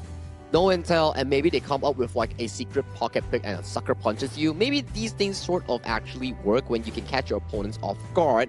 But for these things to happen, we will definitely have to see what kind of hero picks will be suggested coming in from Kingdom of Saudi Arabia players, because it's going to be pretty interesting to see some off-meta or unconventional picks. Yeah, if there's anything that I've seen, even from the Saudi Arabia players, when they were outside in the waiting lobby, just kind of getting prepared for this, is that they're very loose. They're very comfortable. They're not like rigid and like super stressed out. It seems like, hey, this is just another day in the office for these guys, and they get to play Honor of Kings. Ooh, and based on the side selection, Kingdom of Saudi Arabia, they themselves choose to be on the red side, means they will be having the second pick. So it looks like the idea here is that I want to see what you guys go for first. What sort of tone are you going to go for? And then I'll try to adapt to that situation. Now let's put our focus on towards the decision on this red side pick, right? So if you're giving up red side, you're potentially giving up picks like the Ukyo Tachibana, Yuhuan, or even your favorite Zhangfei Lapu Lapu, these picks that has been going on really, really well in this tournament, or even the Guan Yu pick that has found a lot of success, especially from Team Indonesia's Iqbal.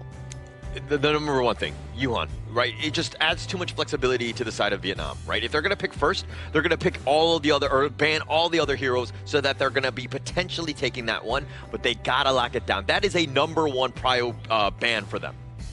Yeah, I wouldn't be surprised if they ban that one out. I would be surprised if they don't ban that one out, or at least pick it for themselves.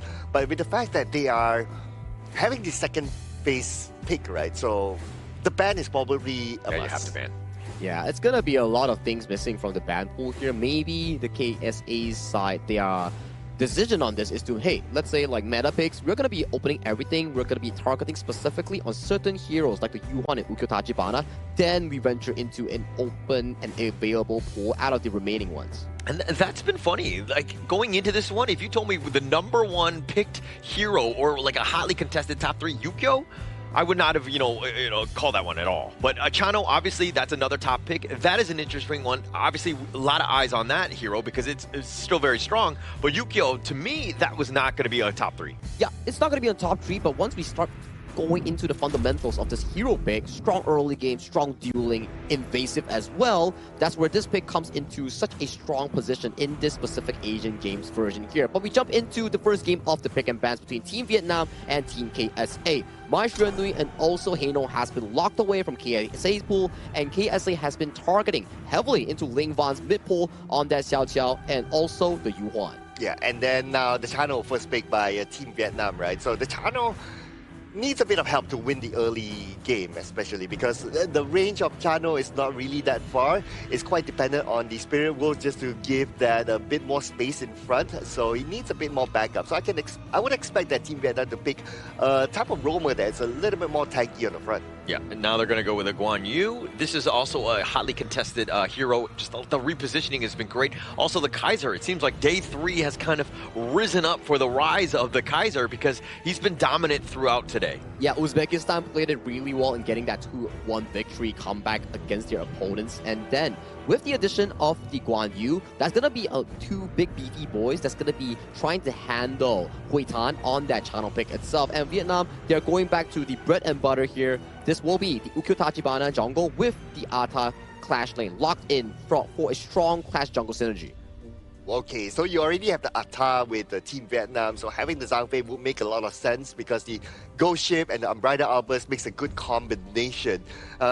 King of Saudi Arabia goes for Angela. Angela has been one of those top picks as well, and I guess one of the reasons is because the Blazing Brilliance is able to cut through those tanky heroes very well. Yeah, if you get caught by the Chaos Cinders into the Blazing Brilliance, poof, you're gone. But I'm liking the Ata pick here coming in from Team Vietnam. It serves as a really good counter into the Guan Yu. Your enhanced basic attack coming in from your spell 2 breaks the charge bar. Your spell 1 second charge breaks the charge bar. Your ultimate also puts up a wall, a terrain that makes Guan Yu unable to jump over it.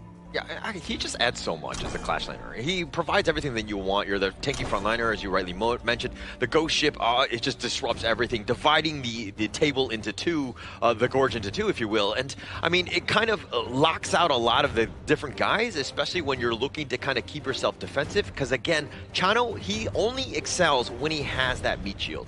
And interesting enough that Saudi Arabia banned out the Dia, which is a good combination with the Chano. But then again, there are a lot of other options that he can go for. Okay, the fact that they went for the Zhang Fei for themselves, it almost feels like, okay, they kind of see the combination almost happening, so now the Zhang Fei is out of the picture for Team Vietnam. They can still go for the Lapu Lapu. In fact, if they go for a double tag lineup, together with the Ata and also whichever, maybe a Lapu Lapu, it will still work out well for Team Vietnam. It feels comfortable, right? Knowing for a fact that you have a bodyguard like the Lapu Lapu and the Ata here, which may be a primary choice, or such as the Lien Po coming in for Vietnam's Nam Feng. I'm still interested to see what kind of mid laners are still up and available, potentially the God and Mo, and also the Mo Zi here. This is a really, really scary 1-2 combo here, because Angela, when she ults, she is idle. She can't move unless she cancels the ultimate here. So the moment she ults, she's going to be looking at a lot of arrows, a lot of purple blades landing on towards her face. And the worst part about this is that Ling Van is going to be piloting that Gan and Mo. Scary. Right? He's incredibly scary. He's definitely deadly.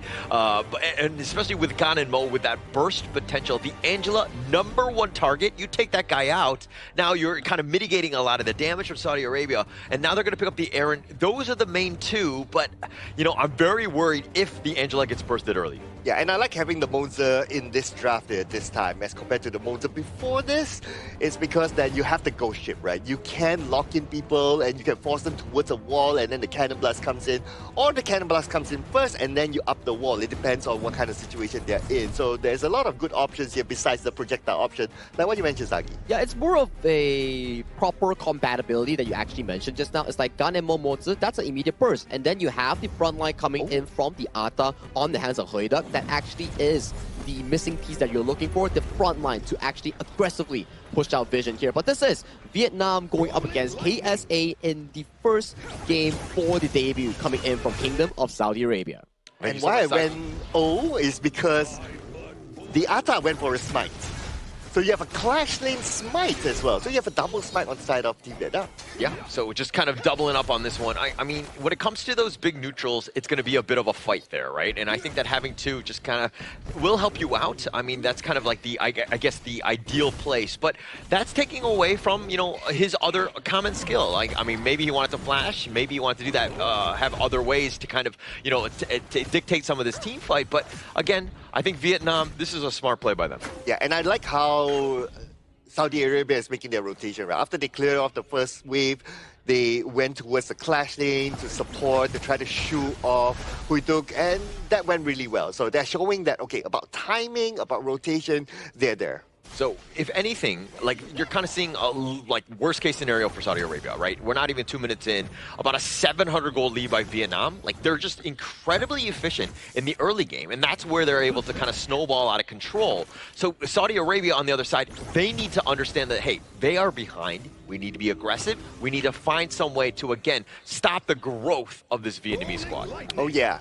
because from whatever that we learned from the Vietnamese squad type of gameplay before this is that they are very, very efficient. And they know how to play the goal sharing really well as well. So now when we were to look at the current situation, they're starting to group up again at the top, whereas in comparison to Saudi Arabia, they're not as grouped up as Team Vietnam. And they're heading towards Mohammed.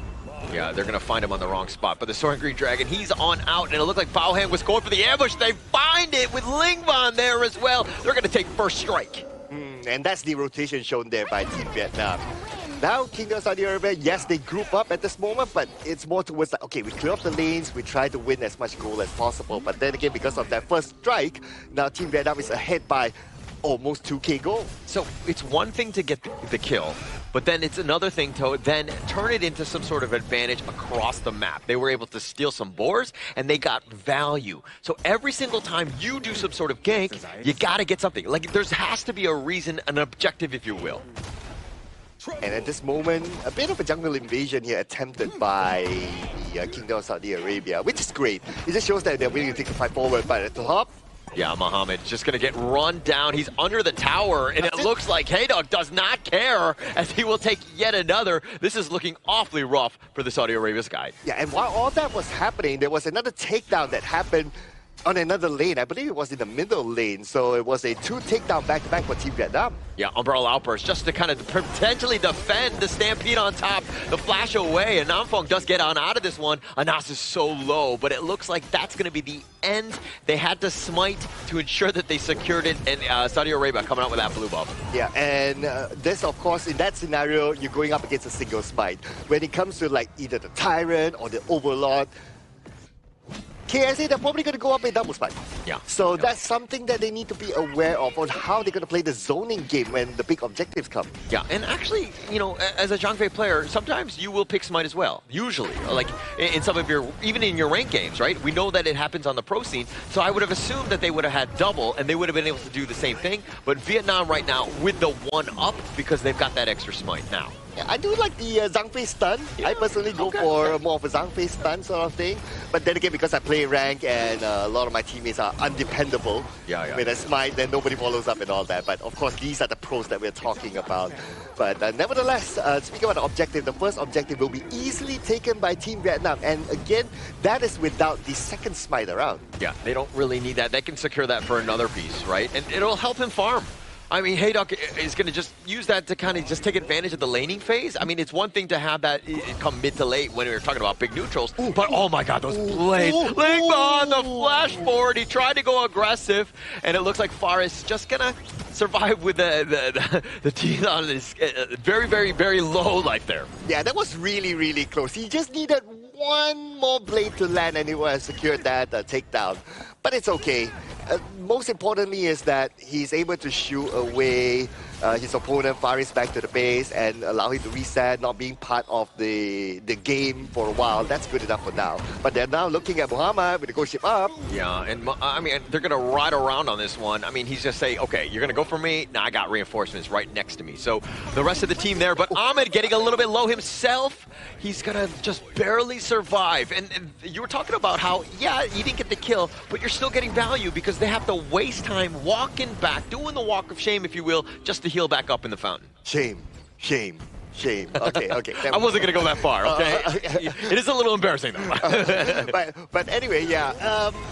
At the end of the day, it's also about like securing like the space for your team, right? And if you're able to just do that without overcommitting to try to get those takedowns, it's good enough because sometimes you have to play in a disciplined manner that you know when to back off. Yeah, and now they're going to go for the charge. Instantly burst. Bao Han is going to be there, and they're going to take the top T1 just like that. You think you're safe under the tower? No, sir, you are not. Oh, and they're not done yet, though. Look at this. They're already opening up the map right in front, so they're starting to look at, okay, we're going to get more out of this space and potentially even the top tower as well. They're just waiting for the minions to come in, and it depends on whether Saudi Arabia is going to let that one go or not. But it seems like Anas is there to clear off the wave, so that's okay. Yeah, it's definitely okay. And keeping the T1 alive mid, that's got to be key for Saudi Arabia, right? I think that as long as they have the wave clear, Yusuf doesn't stray too far, ensures that nothing really hits that mid lane. They still got themselves a chance because, again, it's about extending the game when you're losing. Okay, and they even scored the next objective by taking down the Overlord. So right now, Team Vietnam, they are not only ahead by 5,000 gold difference, by the way, they already secured 2 objectives, but this Cannon Blast is beautifully done. Followed in with the couple blade and hot straight given towards Bawang. Yeah, I mean, you're just stacking the stunts, right? It just makes it so difficult for Muhammad to get away. I mean, you think that he's got mobility, but when they're able to cannon blast you, they're able to, you know, get those blades on top, they just have so many different ways to just make things difficult for you where you're not able to play your game. Yeah, 5-0 right now, and Saudi Arabia, they're losing space. And at this moment, they hardly have any space to farm, especially with the tower down. I don't know about this, man. They still need the items in. Yeah, it doesn't look like they've got it. And I mean, this is a situation where if you're kind of thinking exactly like, how can they be better? Like, like again, the way that the Vietnam squad are just taking over the map, pushing things so that they're constantly in front of them and not able to get away, this is best case scenario for Vietnam. Yeah, and looking at Team Vietnam right now, they are not only focusing at the top, but look at the bottom. It's being pushed in by Bawang. So they're pushing 2 lanes at the same time. At the top, they're going to take down the tower, and now they have access into the base. Yeah, this is a huge, dire straits for them. I mean, it's not even 8 minutes in, taking the top T3 and taking the bottom one as well, just taking everything at this point. Saudi Arabia just reeling at this stage. They have no space to play. Now, at this stage, if they can't come out to farm, it's going to be really difficult. I would say, at this moment, Saudi Arabia, they're probably banking on like, okay, if Team Vietnam makes a mistake, then we'll try to counter. But if not, it's going to be really hard. Oh, I don't know if you heard my whimper, but I just saw Yusuf, and he just barely flashed away. Muhammad is not going to be as lucky as he goes down yet again. 4 members, somehow Saudi Arabia need to hold against this onslaught of a Vietnamese squad here. Okay, now the final tower is down. They have absolute access into the base. The crystal is right open. Yeah, I mean, it is open, but the blades are doing some work. Yusuf is back into the fountain. The ghost ship just locking it down, says, where are you going? They're going to take game 1 in a hurry. And there you go, just like that, Team Vietnam, clean win against Kingdom of Saudi Arabia. Such a clean game coming in from Team Vietnam, especially when you check out how the jungle player coming in from the side of Vietnam, Hui Duck, plays the Ukatachibana. Very crystal clean, very demanding on the mechanics here. And then you have the strong winning side coming in from the Ata versus the Guan Yu counter. I gotta say, they really played that super duper well, especially in trying to penalize the side of Mohammed and trying to play that Guan Yu pick. The biggest thing is just how clean they were, right? That's as impressive as it gets. I mean, in terms of execution, and you were like, hey, winning a game, even in your ranked games, under 10 minutes, isn't that easy, right? But if you're seeing them going up against a pro team that is like the Saudi Arabia squad, this is a feat in and of itself. Yeah, and I'm not sure if Saudi Arabia got any takedowns during this game as well. So it was a big dominant game by Team Vietnam overall, we can see. And the rotations were on point. They know when to invade, and when they invade, they don't pull back the handbrake. They just go all the way. It's like, okay, we take down the first tower. Normally in our rankings, we'll be like, okay, we take the first tower, we turn back, right? But for them, it's like we take the first tower, we push towards the second tower. Now, whether we get the second tower or not is a separate story, as long as they exert dominance on the map.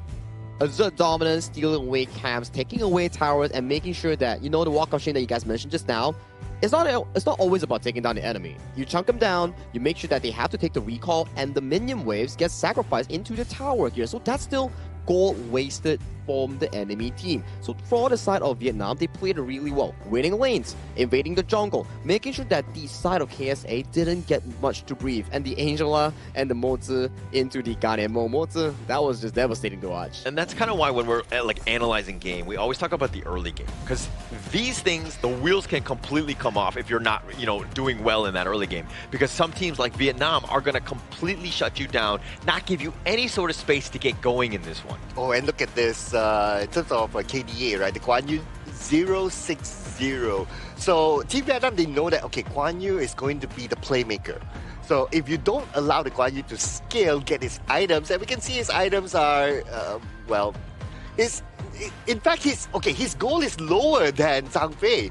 So in terms of that, right, if he's not able to scale at all, then pretty much there's no playmaker for Saudi Arabia. Yeah, it seems like you're arrowing in on Mohammed.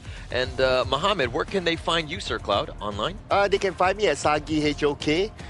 That's my handle. Welcome here to actually help him become better.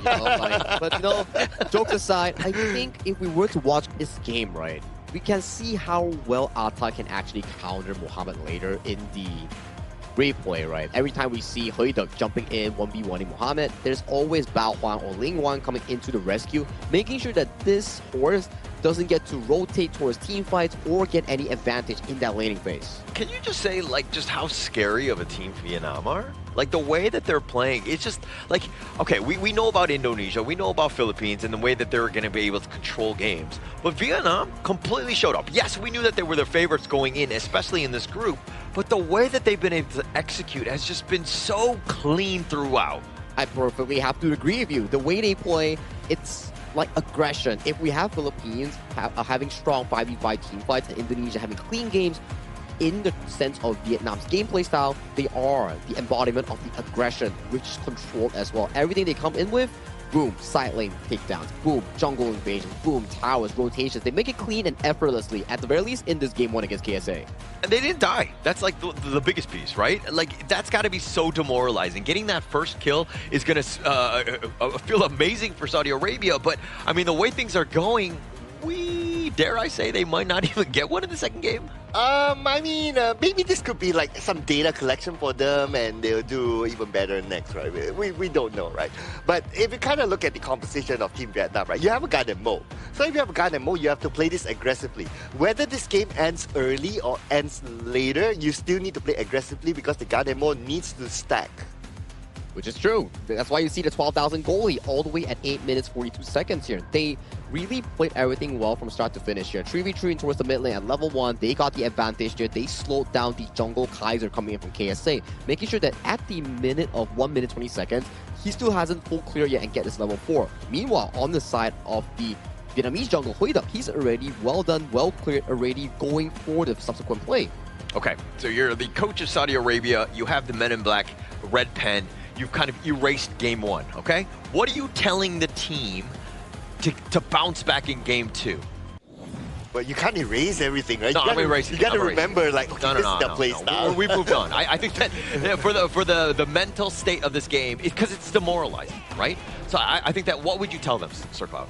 Well, I would say that you got to play fire, right, at this moment. Like, you cannot let them just come blazing into your house. You got to blaze their house instead. So have a draft that is more aggressive, have a draft that's more invasive, and go with. Because at this moment, if we look at Saudi Arabia's draft, it's not that early invasion type of draft. I don't want to get you in trouble, but have you actually done the blazing of other people's houses? I don't know. Let's talk about the highlights here. Okay. I don't think that's legal, but okay. Back towards the highlights here in this exact moment, we can see that the punish coming in from Team Vietnam on the side of Mohammed, on the Guan Yu, is really consistent. They gave him no room to actually play, and they graced this game really easily with an 11-0 game. And there you have it. Your MVP played up coming in on that Ata, sealing the deal with a 4-0-2 gameplay. Yeah, and actually this is the first time that Lingvan has not been the MVP, so hey Duck, more props to him, and he does it from the Clash lane. 4-0-2, of course, quite a lot, but the 41% damage taken, the guy was an absolute tank up front. Wow, yeah, and he did not get taken out even once after receiving that amount of damage, so that was really, really impressive. And he played really well against the Guan Yu as well. And to credit, it's not only him playing well against the Guan Yu, he has his teammates to rotate towards him, and that's how they got the good amount of takedowns at the early stages against the Guan Yu. Yeah, which is true. I like the fact that they capitalized on specific laning matchups, and then through winning these matchups, the smite that you saw him take in the game, it started being counter in specific small camps. Then it moved from small camps into big buffs, which caused the enemy jungle from KSA to lose more and more and more gold as the game progresses, leading to a point where team fighting is no longer an option because you are just too far behind in gold. Yeah, so it's a little bit of a strategy in that sense, right? You're talking about the laning phase. It's just like, hey, let's just accelerate that, right? Well, let's just take advantage of that. It might not be great mid to late game when you might need a flash in some of the team fights, but when you're so far ahead, it really doesn't matter. So I do agree with your point in that sense, where that's kind of the thought process. But is that a flex? Is that disrespectful? Like, are you burning other people's houses because of the double smite? Like, what? Walk me through this. Oh man, I mean, okay, so the double smite at the Clash lane is not something that we're used to seeing, right? And the reason why is because, like, the Clash lane is not expected to make that many rotations, especially at the early stages. You're expected to try to win your lane, but like what Sagi says, right? The smite held by the Clash lane is not necessarily to gain those big objectives. It's to win those small objectives by the side, just like how we are having our objective of being here at this amazing venue today. Yeah, this amazing venue, of course, if you are interested, it is the Petaling Jaya Marriott Hotel, the official venue and hotel partner for the 2026 Asian Games Esports Qualifiers for Honor of Kings. Thank you so much, Marriott Petaling Jaya, for sponsoring us the event, because this time I'm definitely having good sleeps, and I believe the players are as well. Yeah, definitely. And I think that they all look very well rested. And I mean, going into this one where, again, you're playing like a game a day, right? So you can completely focus on this one. So Saudi Arabia right now, they saw the games from Vietnam. They knew exactly what they were going to play. There was going to be high execution, high strategy, all of the positive things. Now is Saudi Arabia, okay, you faced that wrath in game one. How are you coming back in this one? For me personally, I think as of this point, you already know that there's like a very big strength discrepancy. Game 2, your goal is to focus on the game, enjoy the stage, and just do as well as you can. Okay. So, I mean, kind of sounds like thoughts and prayers in a way. like what? Okay, give me something a little bit more specific, okay? You're putting Sagi on the spot, my man.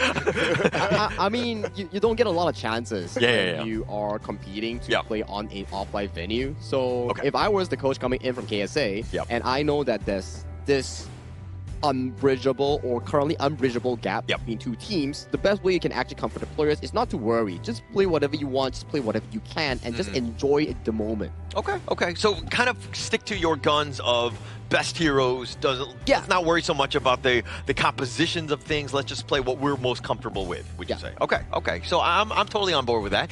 At the same time, let's talk a little bit about Vietnam then, Sir Cloud. Like Vietnam, this is a squad, again, everything's hitting their cylinders. Do you pick more meta picks, or do you go completely different? Because you're in a bit of a power position here. Okay, I want to see what the Philippines did yesterday. Yeah. I want to see like a full push draft lineup. Just because, right? I want to see them being challenged for it. But then again, they're going to pick the channel again. So another power pick. Looks like they're going to go by sticking their guns of like, okay, we want to come in and we want to bring out our best deal here on the draft. So, okay, they're going to start off with that. I think it's still moving on to what you mentioned there, right? It's like, would you want to pick something else, or would you want to stick to the meta so that you don't really leak that much strats going on to your potential group contenders later on? Okay. I mean, I think also, like, you don't want to show, right? Like, just kind of keep everything close to the vest, all that kind of good stuff. But, you know, the Nakaruru here, the Lapu, just great heroes to kind of help solidify. They've got tons of damage, burst potential. You got the control. Very good, strong first three picks here. Okay, I see the Dolia, I see the Yuhuan, okay. Now, this makes me wonder, right? Is the Yuhuan kind of like a false pick? Because they didn't ban the Yuhuan in the first phase. So are they taking it because Team Vietnam might potentially take it in the second phase? I'm not too sure about that. Because if I were to look at these two combinations, it's okay. But then again, you need to have really good synergy. I have tried playing Dolias in my own ranked games before, and I find it like, okay, if you don't have that communication and synergy with whoever that you're trying to pair with, then it almost doesn't work out well. Yeah, it's difficult, right? Because you're not sure who to refresh for. But as of this point, if we were to look at KSA's composition, maybe the idea of this Yuhuan and Dolia is like a certain combo that we can see. Because we've seen before, double Unending Sorrow, you can play it aggressively, you can play it passively to heal. Those are available options so far for KSA moving on to this second phase of the draft. We were to see the third and fourth ban coming in from both teams. Since the channel has been locked coming in from Vietnam, they have banned out the Direnjie and also the Arlie, some of the prime picks in the farm lane pool for KSA. They ban out the Angela and the Xiao Tia, removing some of the decent matchups that will be going into their draft. Yeah, and I think that you always kind of want to target Lingban. I think come any part of the ban, I mean, we're going into the second phase of this draft without that mid-hero being locked in. The KSA style, they're going to go with the ladies soon. Just late game, damage dealing, you're definitely going to be able to kind of farm but this is still where we haven't seen the Lady Soon really pop off at the Asia Games qualifier thus far. Yeah, one thing about the Lady Soon is that you need to have a lot of protection for the Lady Soon, right? True. So I am looking at Ata, but I'm also looking at hopefully a +1 more to help the Lady Soon. So it depends where this Ata will go, whether it will go to the Clash Shade or would go towards the jungle side, right? Because you're not going to expect like the Dolia to be paired up with the Lady Soon. In fact, the Dolia might be paired up more with the Yuhuan. So the Byron, yes, as a frontliner to try to protect the Lady Soon, he's a decent one. Yeah, it's a pretty decent one, right? We've seen the Byron being flexed into the jungle before coming in from the Republic of Korea. So it's down to how KSA wants to play and flex around these specific picks. So that's the draft locked in here coming in from both teams. It's pretty much similar. You want the farm laners to get a comfortable lane and farm towards those big item power spikes, but for Team Vietnam, they have more late game potential, not only a single carry, but multiple coming in from the jungle on Bao Huang's Nakoruru, or coming in from the side of Hui Duck's Charlotte that he has locked in. But for KSA, it depends heavily on the mid and farm for the late game. Yeah, and I mean, if you're looking at the Vietnamese squad, Nakoruru, Charlotte, Chano, Princess Frost to a degree, just they have so many different ways to do damage, right? Yeah, they can't really take a punch in the face aside from the Lapu Lapu, but this is a squad that they like to play with a glass cannon style. They don't have to be as balanced. They can kind of just position themselves as more of the damage burst dealing type of team. Yeah, and now we're getting into the second match. So as a start, what's going to be important for Saudi Arabia is to be aware of the quick rotations and the potential jungle invasion here by Team Vietnam. And I like the fact that they are doing it themselves. Like, okay, after the first wave, they rotate down, they try to steal the jungle here, and so far so good for them. This is what I want to see from Saudi Arabia. Yeah, and just like that, Vietnam realizing that, hey, you're going to invade mine? Okay, let's invade yours. Let's be a little aggressive. It's all the little things, right? And that's kind of where Vietnam kind of got out of hand, is because they did a lot of these little steals. Those things built up, and it really just kind of compounded into a game in their favor. Yeah, and so far so good by Saudi Arabia. They are keeping abreast, though they are slightly lagging behind in terms of a goal difference, but that's okay, right? Now, what they're trying to attempt here is to try to push back Hui Tan, and backup came just in time by Nam Quang. But I can see their idea there. So as long as they try to keep consistent, I'm sure they'll be able to do something good. Yeah, and this Firehawk is a little bit of a skirmish. The Sorg Signal might have gotten that one, but Nam Fong is still there. And you're going to leave Ahmed alone, right? I think that he should, I mean, unless he's completely out of position, he should be fine. And now the Winter is here, is doing a serious work. Anas is going to go down. First strike is going to be given. The Unending Sorrow under the tower. Hayduk might have gone a little too deep, and he will be killed in return. Yeah, I guess he kind of forgot the Unending Sorrow there, but I think Yusuf just got his level for the moment they dive into the tower, so it was a little bit there. Yeah, but Yusuf, he's taking a decent amount as well. He needs to be careful. Yes, he has that pull to kind of, sustain a bit, but he's probably not in a great spot. And again, we talked many times about just doing the damage. You don't need the kills, but now he's uncomfortable. Probably won't be leaving the lane too far out. Okay, but Faris, he could be sandwiched here. You gotta be careful. Yeah, he finds him. And now Faris, he gets dove under. They just have too much burst. Bao Hang knocking him down. Ooh, that rotation. I mean, he would have expected that Hui Tan to still be down there, right? So if he just moves down the river down, then Hui Tan can like block him from the other side. My thought is that he could have just retreated back onto his own jungle, but then again, it was probably a split-second decision. Yeah, so if you're giving GPS directions, you need to be a little bit more direct. I don't think that he had the full connection. He didn't understand. Maybe it's a little shaky in that sense. Sometimes GPS is not perfect, let's be honest. But the winner is here, is going to be on top. They find Anas in a bad spot as they push him away. The power gradation even slowing him down. He says, "Where are you going?" Namfang doing a little bit of work. They've got him frozen in. Yusuf, they dive in. They got that under the tower, and I think the tower will quell them from continuing on. Okay, this is Team Vietnam doing what Team Vietnam does best. Go and jungle invade. They're doing it right now with the buff at the bottom, and now it's KSA's time to respond. Yeah, I don't think that they're going to take that as Zur Golem. So I guess there's that. Yusuf, though, taking that away. So, I mean, even when you're contesting, like, everybody's trying to secure it, right, from the side of KSA. And, you know, sometimes it doesn't go to the jungler that you want. It kind of sucks for Anas in that sense because, again, that blue buff helps him continue to farm. All right, this is going to be the big one, right? The Tyrant and or the Overlord. So the Tyrant is going to be up. Most likely both sides are going to contest it. I mean, KSA, they can still contest it. The goal difference is not that far, but they're not grouped up together yet. In fact, it's going to be Team Vietnam ready for it. And Saudi Arabia, they are saying, like, you know what, we're probably not going to be able to contest it. Let's just let that one go. But Ahmed has to be careful. Yeah, so when you're talking about good teams, this is what they do. They work around the timer. There's, okay, he misses the charge. That was embarrassing. Namfong, I've done that, so I've been there, but yeah, shame on you. It's okay, it's okay. We can do the Men in Black thing. Okay, now they've got the ghost ship. They've got him locked in. Hey, Duck, I get stuck on this one, and then no real way of escaping from that. Well, okay, that's going to be one taken back by Saudi Arabia. And they're looking for more. They're looking to pressure the Chano at the bottom, which is a great move because Chano has been having a pretty good lane at the bottom. Well, he's got the good lane. I mean, you got the kill, but you didn't get anything out of that, right? You have no bottom T1, so you weren't able to continue the push. But Team Vietnam kind of weathering that storm of just being like, hey, it's just a kill. They didn't get anything out of it. Okay, so right now we are looking at the buff here. Is Team Vietnam going to challenge for it? Looks like not. Timer's a little bit off, but that's okay. But this is what we have not been talking about, right? Ba Huang's contribution at the Clash lane.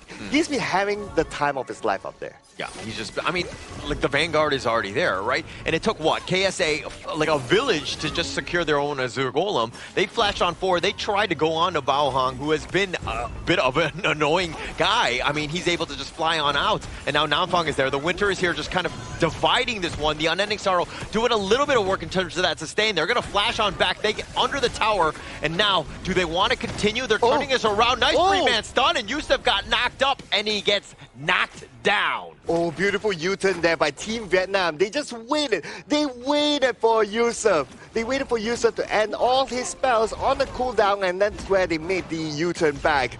A little bit of an overextension there by Saudi Arabia, but that's okay. It's the attempt. It's the attempt that I like to see. So just because people are running away from you does not mean they're retreating, right? And I think that KSA got baited in on that one. It was too close to the tower. They were looking to just group up, plus the skill recharge on those cooldowns, and they turned it around. Yusuf went a little too deep, and unfortunately for him, he was the only one to have been taken out. Yeah, it's all about timing, right? Yeah. And Team Vietnam showed that they have a really good timing, anticipating all the skills needed before they can dive back in. That's beautifully done. Now, they're probably looking for the same thing in the middle, right? I'm trying to bait out those skills, and speaking about baiting out, they managed to bait out the Ghost Ship. Oh, they found Yusuf in a bad spot. He had been stuck in with that Raging Sea. He just got caught out yet again. He thinks he's safe, but when you're stun locked, you can't even get your ult off at moments. Yeah, and again, same formula by Team Vietnam, right? Okay, we're just going to wait for you to pull up your skills, and that's where we'll come in. They saw the Ghost Ship out, they saw an opportunity, just like that. Yeah, and it seemed like they used the Ghost Ship a little too freely in the sense of, like, it wasn't the greatest one. And it's also one of those things where you're, like, looking to hold it, find the perfect positioning, right? And you threaten it sometimes by not even casting it at moments. Yeah, it's really the discipline of when do you cast your spell. Or even the communication, like when you cast your spell, are your teammates able to follow up? But in that case, earlier on, he was not able to catch anyone. So that's another case to look at. But it's all about when do you time your spell here for Saudi Arabia. Yeah, and look at Haython. He's just doing so much damage, right? They have the minions just pushing with them. They have such good control of this map right here that they're able to just take it freely. And again, KSA having to hide in the high ground. And this bottom T3 is looking to just go down. Yeah, it's not good right now. If at the 7th minute, you're back against the wall, you cannot come out, you're losing towers, it's going to be really difficult.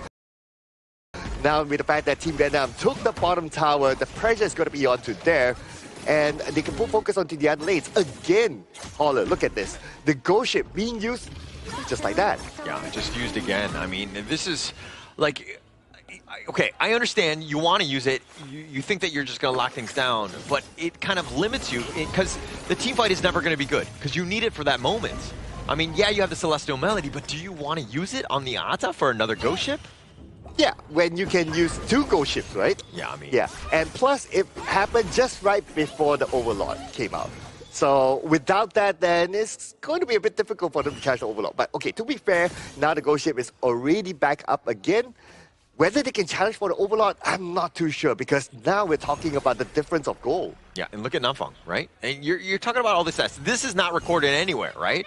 But look at how far up he is. Anybody that goes on him, he's tanky enough to survive. He's got the mobility to stay alive as well. So this is that value that you're getting out of the roam. The top T3 just looking to go down. They can only, all they can do is just watch.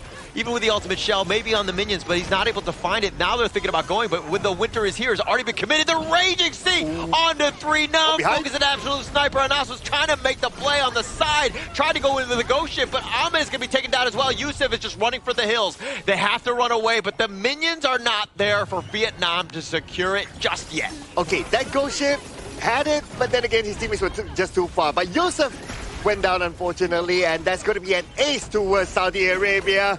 And Team Vietnam will secure a clean 2-0 win. Very clean stuff, right, like I said. But still, this game was a massive improvement coming in from KSA compared to game number 1. We saw some form of retaliation. They tried to fight back. They got some of the pickoffs here. We did see some miss-ups here coming in from the side of Huidak on that Charlotte in the early game.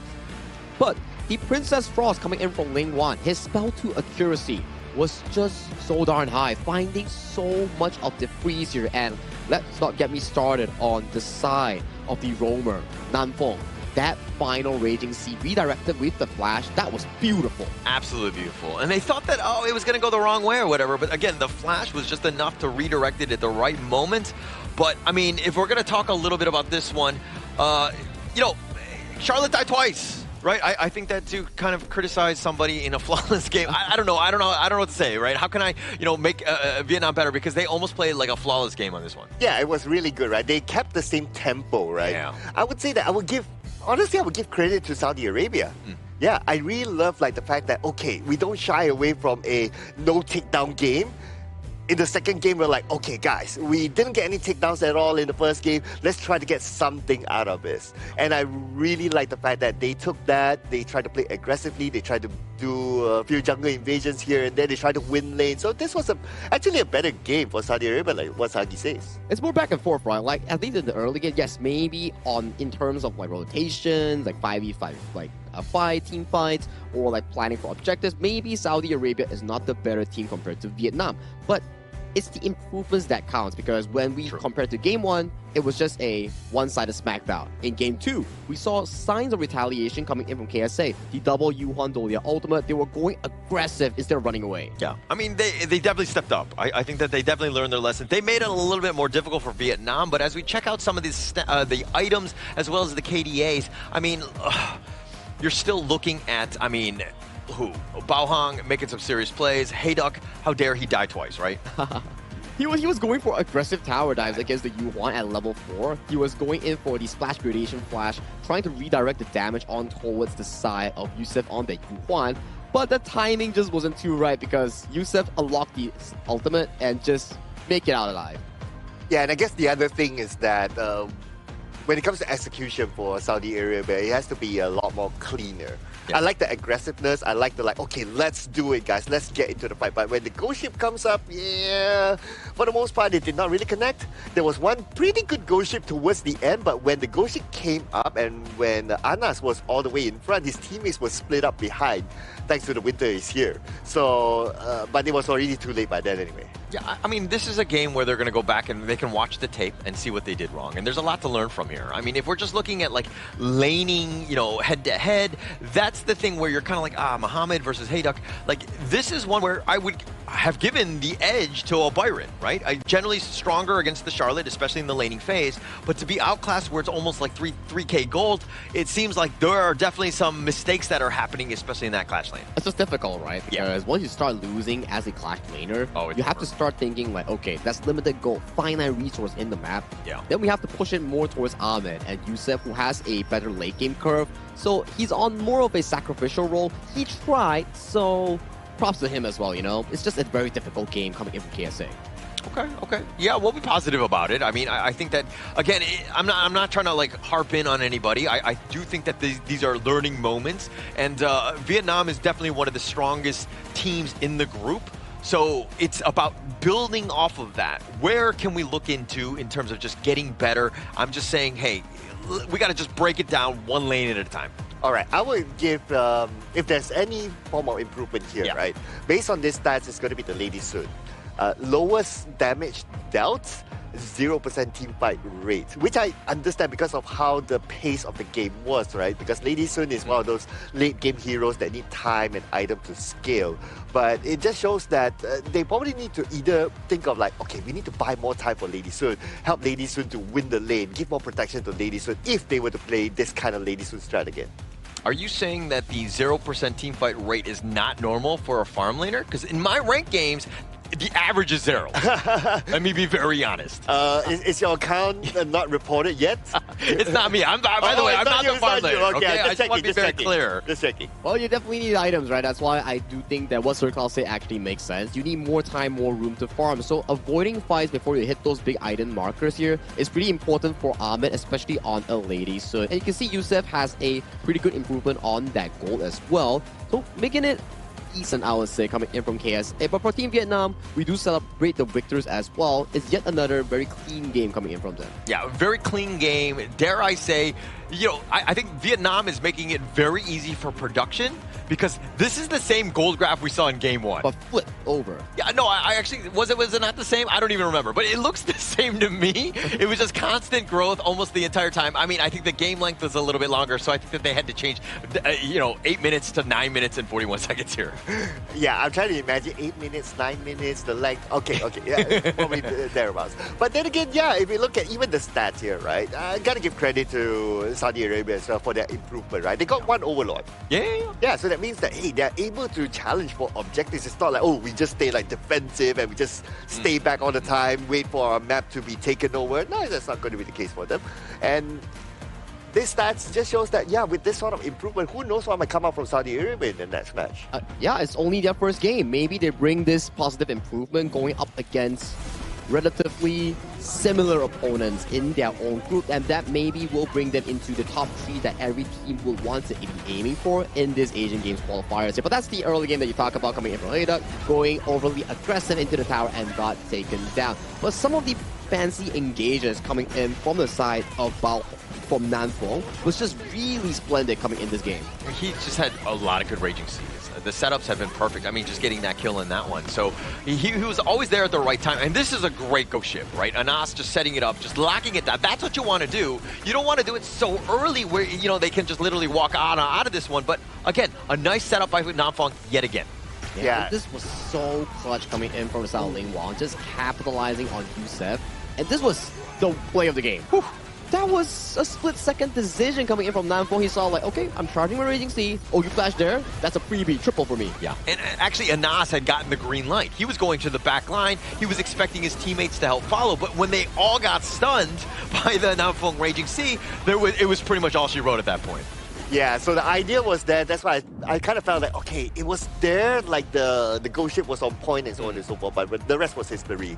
Anyway, Ling Bang, again, as the MVP with a KD of 109, damage output 32.1%, damage taken 60.2%, a total goal of 18.9%. This guy, for now, for Team Vietnam, he's the most MVP. 3. Yeah, 3, right? I think he's matched 3 for 3 with Indonesia's Emmanuel. Like, both of them mid laners, both of them exquisite in their expertise in that mid lane role. Yeah, complete domination, right? I think that a lot of, and this is why KSA were banning out a lot of his heroes, or trying to target him as much as possible. Not easy to do when he's got a very deep hero pool, literally able to pick up almost anything at this point, but just dominant on this Princess Frost, did a great job, as you rightly mentioned. Yeah, with the Garden Mo as well, obviously with the Yu Huan during the first day, so this guy is showing his hero pool is super duper deep.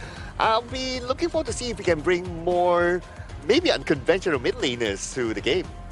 Well, something to definitely look out for, right? As of now, with Vietnam winning over 2-0 against KSA, they are in a rather comfortable start for that top 3 contention here. But for KSA, it's a, I would say, okay debut coming in for their Group C opening match. It's just that they need to absorb from this loss and convert it into a potential improvement when they come into other opponents like India or the other group mates that they have in this Group C. Yeah, you got to learn quickly, right? Even when you're losing, and things might look bad, but I mean, it's just one game, right? It's not the end of the world. Vietnam, we knew we were going to be very strong. I mean, you got to get to top 3 out of 5 in your group. That's what you got to be aiming for right now. Can't be discouraged. Again, the Men in Black pen will probably help in terms of just like erasing that game and moving on. Yeah, and Team Vietnam, well, they are one of the favorites, right? So, yeah, it's good to get through that first. Yeah. Yeah, it's perfect. These are the moments that you need to actually absorb and learn from because you can't suck in the tournament here. But let's celebrate the victors here and throw it over to Mara to lead the interview with our Vietnam winners representative. Team Vietnam has done it again. Congratulations. Now, Team Vietnam's strategy seems to be revolving around controlling the resources before Saudi Arabia could even establish a game plan. How successful do you feel the team was in executing this, preventing the objectives of the opponent? Theo như chúng ta thấy thì đội Việt Nam đã kiểm soát rất tốt những mục tiêu lớn trước khi đội đối thủ kịp thời tiếp cận. Thì theo bạn, điều này đã có một lợi ích lớn như thế nào trong trận đấu vừa qua? Theo em là kiểm soát những mục tiêu lớn sẽ giúp team em thăng tiến về lượng vàng và kiểm soát bản đồ, làm cho team bạn không thể tăng tiến theo sức mạnh và giúp team mình kiểm soát trận đấu. Personally, I believe that by controlling big targets, we had a better objective of the whole map by preventing our competitor to approach, and we can also earn more gold and resources. Therefore, we can proceed further and destroy the turrets. You've had very convincing wins on the 2 days that you've been competing here. In fact, you were MVP today. How are you enjoying the 2026 Asian Games Esports Qualifiers so far? Với cương vị là người nắm giữ vị trí MVP và có 2 phần thắng rất thuyết phục, thì bạn cảm thấy như thế nào khi đến đây ngày hôm nay, khi đã có 2 vòng thắng là 2-0 trong ngày thi đấu đầu tiên và ngày thi đấu thứ 2? Ngày một mới đến chúng em đã là lo lắng, nhưng sau khi chiến thắng ngày đầu tiên, em đã có tinh thần hơn và giúp ngày thứ 2 chúng em cũng tự tin hơn. So when we first come here, we feel a bit nervous, but after the first day become the winner, we feel more confident about myself as well as my teams. We also enjoy the games as we can see the sport spirit from the other team as well. And we can see that you're enjoying it. In fact, I hope that you enjoy a little bit of a break because of the 2 convincing wins that you guys had the past 2 days. And let's greet Team Vietnam. Send them a message so they can keep supporting you. Bạn hãy gửi một lời chào thân thương nhất đến với người xem và người ủng hộ tại Việt Nam. Em xin chào tất cả khán giả và những người fan hâm mộ của Việt Nam. Các bạn hãy theo dõi và ủng hộ cho team chúng em qua vòng này. Most sincere greetings from Malaysia to Vietnamese viewers and fans. Thank you for watching and supporting our team. We will try our best to be the winner. Congratulations once again. Let's break it down and head back to the casters. Lead the gorge. Confidence is a very important thing, and even strong teams, strong regions coming in from Vietnam, they also believe that, yes, day one we had a bit of jitters, but after winning day one, the entirety of Vietnam started improving more as a whole because they're more confident and they're more daring into making those mechanical outplays. Yeah, and we can clearly see that based on their draft and their gameplay, right? They're not experimenting. They're like, okay, every game is taken seriously. We're going to put out our best draft. We're going to put out our best game. But that, of course, also means that if they meet like more stronger opponents, then they'll need to put out an even better game than now because, yeah, this will be read by the other opponents. Or maybe this is not their best game yet. Oh. No, I don't. I think that the ceiling is still much higher for this team. We haven't seen it yet, right? They haven't been truly challenged where they have to go to that level. I mean, in terms of draft, and I think that that's kind of what you're alluding to right now, is that they're still playing seriously, right? They're looking at these draft as, not more than just a scrim, of course, because there's definitely something at stake here with that slot into the main event. But they're taking it very seriously. They want to go in. They're in a prime position, 2-0 in the group, so they have a great spot to continue on with this journey. That's the fantastic news coming in from Vietnam fans, especially for Group C, because they're sitting comfortably in the group itself, looking for that top 3 spot to qualify for the main event. But coming up next, we have Laos going up against Kazakhstan in our end match of today. I believe this will be the closest one that we will be having in today, because we saw Kazakhstan and how they were able to play flawlessly in the second game after beating India. Yeah, they actually have a little bit of history in the Honor of Kings esports scene as well. We'll go into that, into a deeper dive as we go into that. But again, I think that, I love the fact that these two teams are going to be playing last, because we're going to end with some fireworks. Yeah, and so far the record has been like, when you cast, there's always like interesting games. Tempest games. So, I don't mean to show off. I mean, well, that's why I'm here, right? Just to make them interesting. Yeah. But you still have to do your last skit of the day, because which one? You've been asking Aiku for something. Yeah. What have you been asking? I've been asking for, just I mean, I don't know how big it is, but I would appreciate an official gaming phone for 2026 Asian Games Esports Events Honor of Kings qualifier that might be available. And if you happen to have one, because again, I could use a gaming phone myself, please do reach out to me. And I honestly, the phone is great. It's got 120 hertz. It's a great gaming phone, doesn't overheat. It's one of those things that even the players on stage are using and they've been raving about. Yeah, and the way to reach out to Holler is SirCloudMY. just saying. Yeah, you can do that too. Yeah, I would love to have a feel of that amazing phone. I'll let you touch mine if they get one. Go ahead. Don't we all want to be sponsored by Aiku? But thank you so much, Aiku, for sponsoring this event and being the official venue partner, a phone partner here. But this is all for this match number 4 here. We'll be taking a short break before we bring you more Honor of Kings action between Kazakhstan and Laos.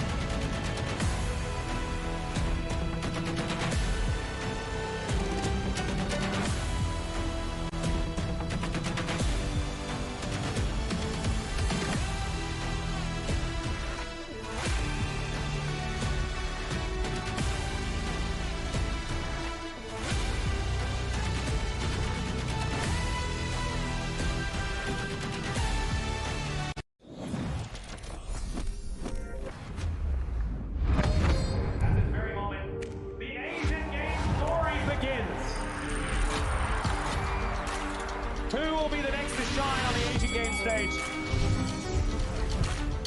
Contestants fight for the honor of their regions while we cheer them on from the stands.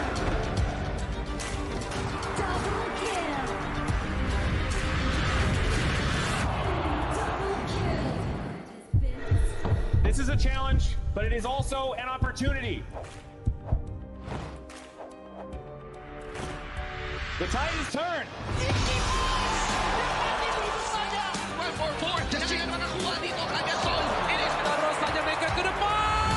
Fastest in front. They're going to use it. Golden tight zone. That's Anthony.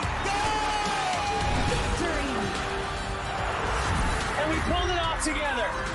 We share the same voice, the same radiance. This moment of brilliance belongs to all of us. Together, we shine.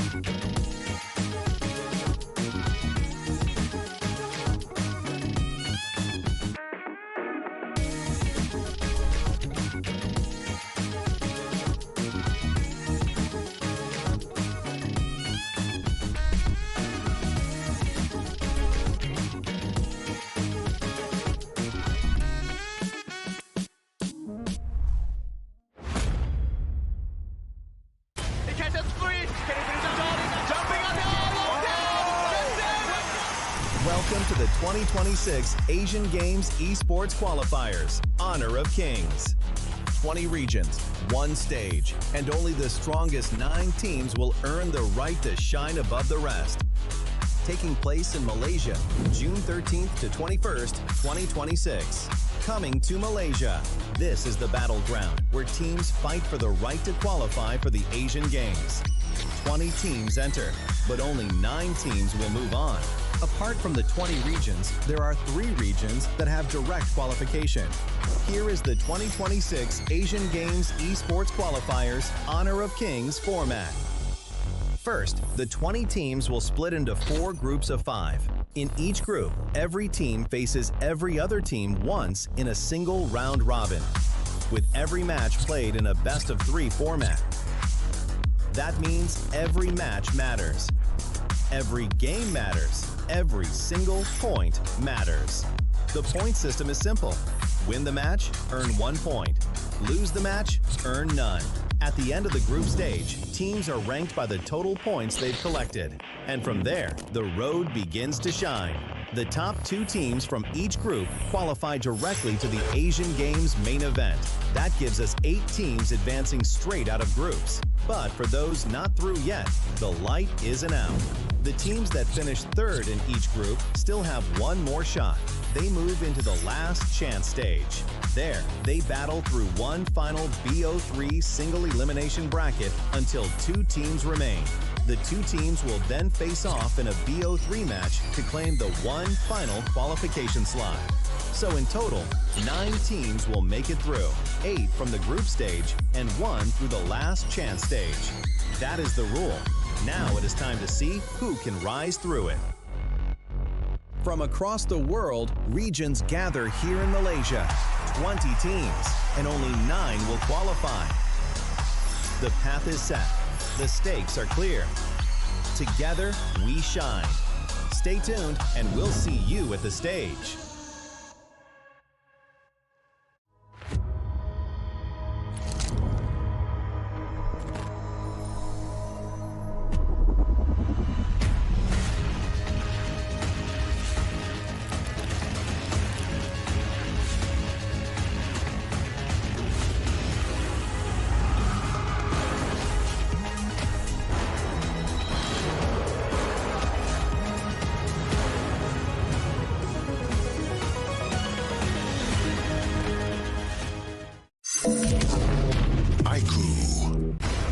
Ultimate not ready yet. You have slain an enemy. My magic murmurs in ecstasy.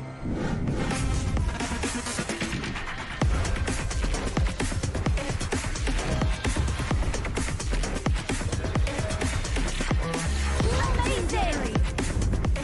There is no escape for you.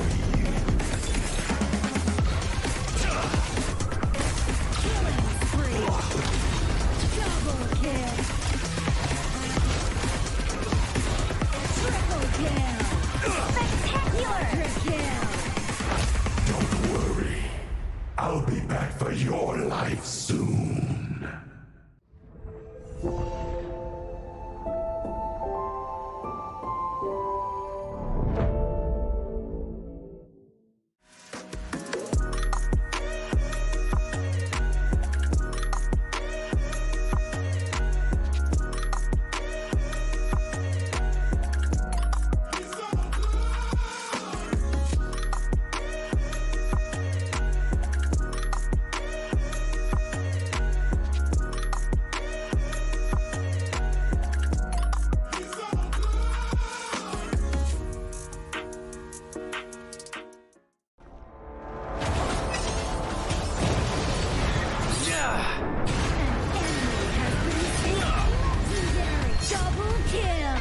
Shall I compare thee to a summer's day? Don't engage. Don't crush us like insects. Slain an enemy. Defend our base. Our high ground tower under attack. Amazing. Unbelievable. Ah, the fragrance of romance.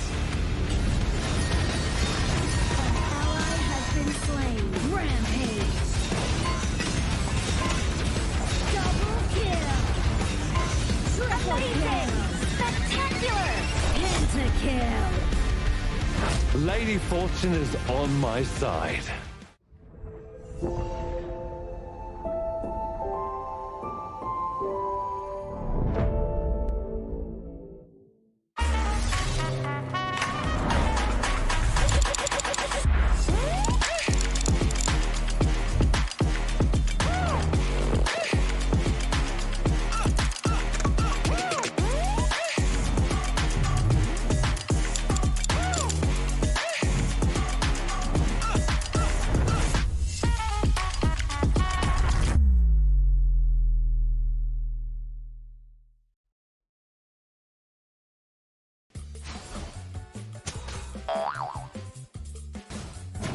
They tried.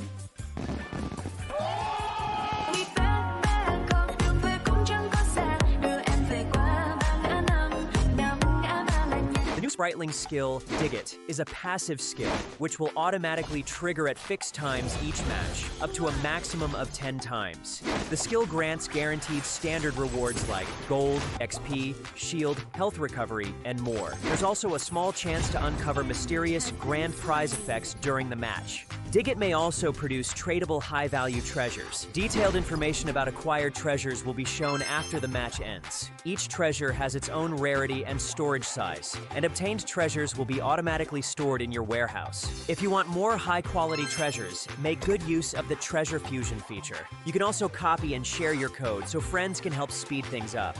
Treasures in your warehouse can be sold for event currency, which can be used to redeem skins, items, and other rewards on the event page. You'll even have a chance to win physical prizes like smartphones and cash. You can also spend event currency to bid on high-value rewards. The auction uses a hidden bidding system, where you can submit 2 bids for the same reward. The highest bidder wins, giving you even more ways to obtain rewards.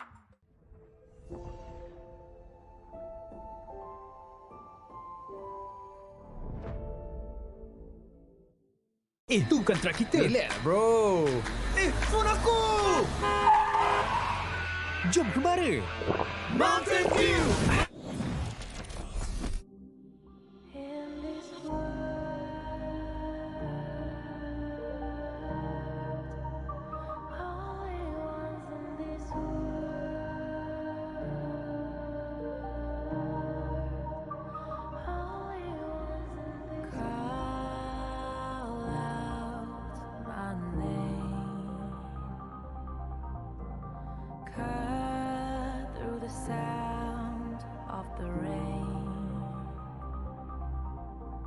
No matter how I feed the flame, you know I feel the darkness and the pain. All of the ways we tried to break free from the night.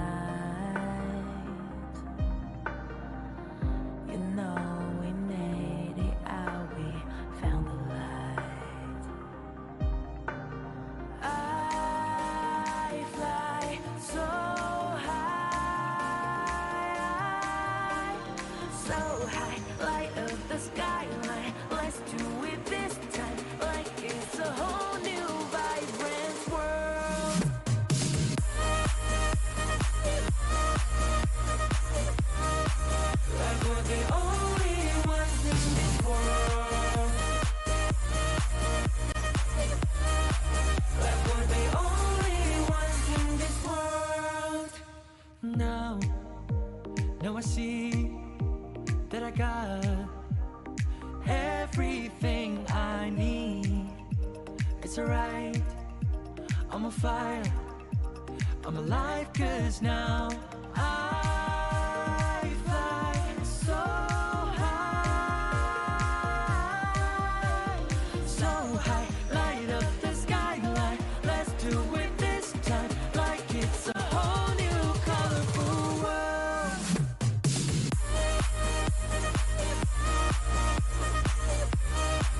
Like we're the only ones in this world.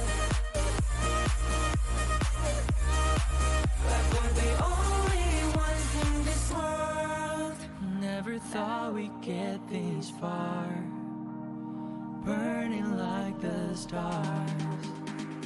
How we get this far, like we're the only ones in this world.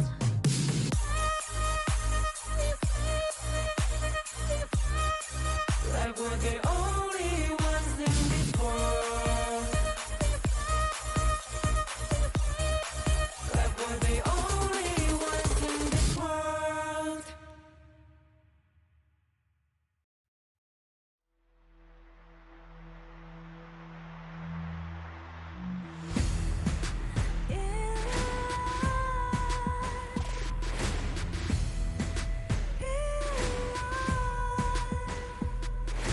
What's a life without its worth? Compromising with what hurts inside. When you let fear decide your fate, you don't choose which path to take alive. In life, I'm finally letting go of everything that still holds me. I'm against all odds, but I won't give up, 'cause it's my time to shine. Standing in the spotlight, and no one let me down. Destiny is calling high. I'm not afraid to fight for everything I love. Victory is on my side.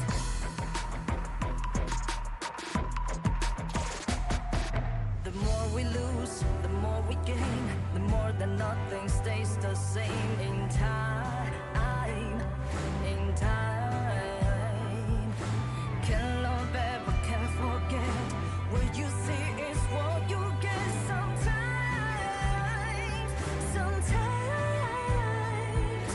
gonna show the world tonight. The light that shines inside us. We're against all odds, but we won't give up, 'cause it's our time to shine.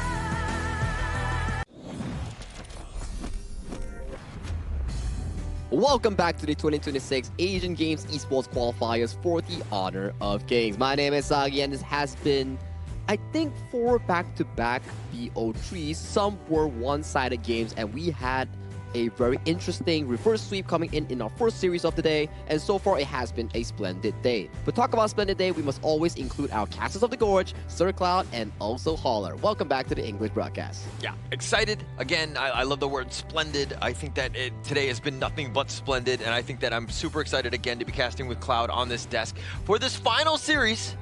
Again, I think that there's a lot of pressure on both of these ones, but Lao's first time, we're going to be seeing them on stage. Your thoughts on this team? Yeah, so this is going to be really interesting, right? Especially for Lao, because they're one of those teams that get to kick back and watch other teams play, especially their opponent in the next match, and they get to see like, okay, what are they going to do? What are they going to draft? And they have a bit of an idea here and there. So it will be interesting to see what sort of draft will they put up. Will they put out a draft that is comfortable to them, or will they put out a draft to counter Kazakhstan? I think those are definitely going to be an interesting thing to actually venture into when you are from the Kazakhstan squad, because you have no real data coming in from the Asian Games performance here. But talking about interesting, let's check out the upcoming update for June 27 on the Super Flow Brawl official version launch. If you think Super Flow Brawl is already wacky, check out the new update that's going to be coming on June 27 because it's going to get even wackier. Yeah, definitely going to be crazy on this one. I mean, those game modes have been actually fun to play. It's a very chill. I don't lose rank points, so Exactly. I'm like kind of happy about that, and I'm still playing the game, right? And actually, I would like to apologize to all of my, teammates on that one, because generally speaking, I play heroes that I'm not comfortable in whatsoever, and I play them for the first time in those modes to really test them out. Hey, I mean, likewise, man. Likewise, likewise. I mean, that's our chance to just try out any heroes we like, and not only that, even if we use the heroes that we're familiar with, every game is going to be different because of the abilities is going to be different every round. I mean, as long as you guys are not trying out in rank as a first go, I think everyone will probably forgive you guys, because remember, if you have a new hero that potentially will be coming on June 17th, 4 new heroes, right? Don't try it out in rank, try it out in normal matches or the special mode first before you bring it to rank. Yeah, definitely a good idea. Yeah, definitely a good idea. I just test it out. I mean, I used to be that guy. I used to be in my ranked, and I just like played whatever. I mean, who cares, right? I don't like. I was going in because again, for me, it was just about the experience. But then I've learned my lessons, and I realized that I was actually a terrible person, and I've been reporting myself since. You can't report yourself. I know. Anyways, in my back to our BO3 here. I do think that Laos, though, we talk about Laos.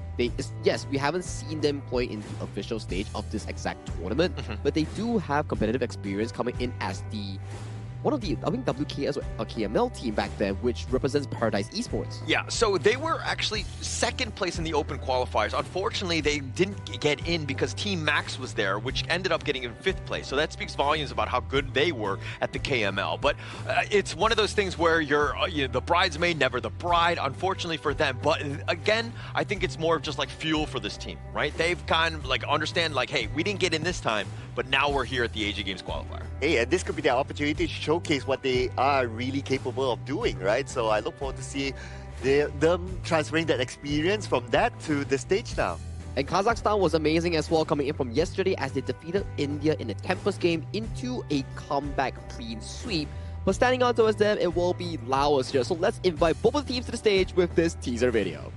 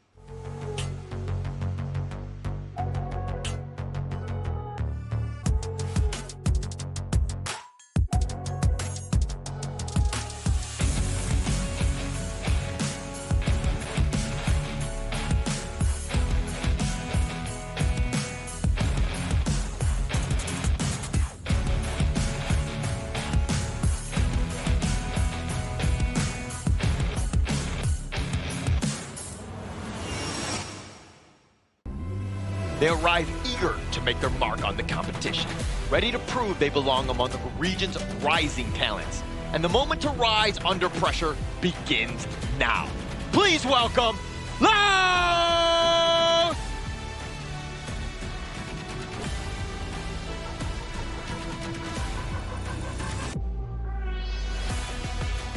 Built on a strong performance and growing momentum, the fighting spirit is clear and the confidence is growing with every match. Now they step forward again, ready for the next challenge. Please welcome Kazakhstan!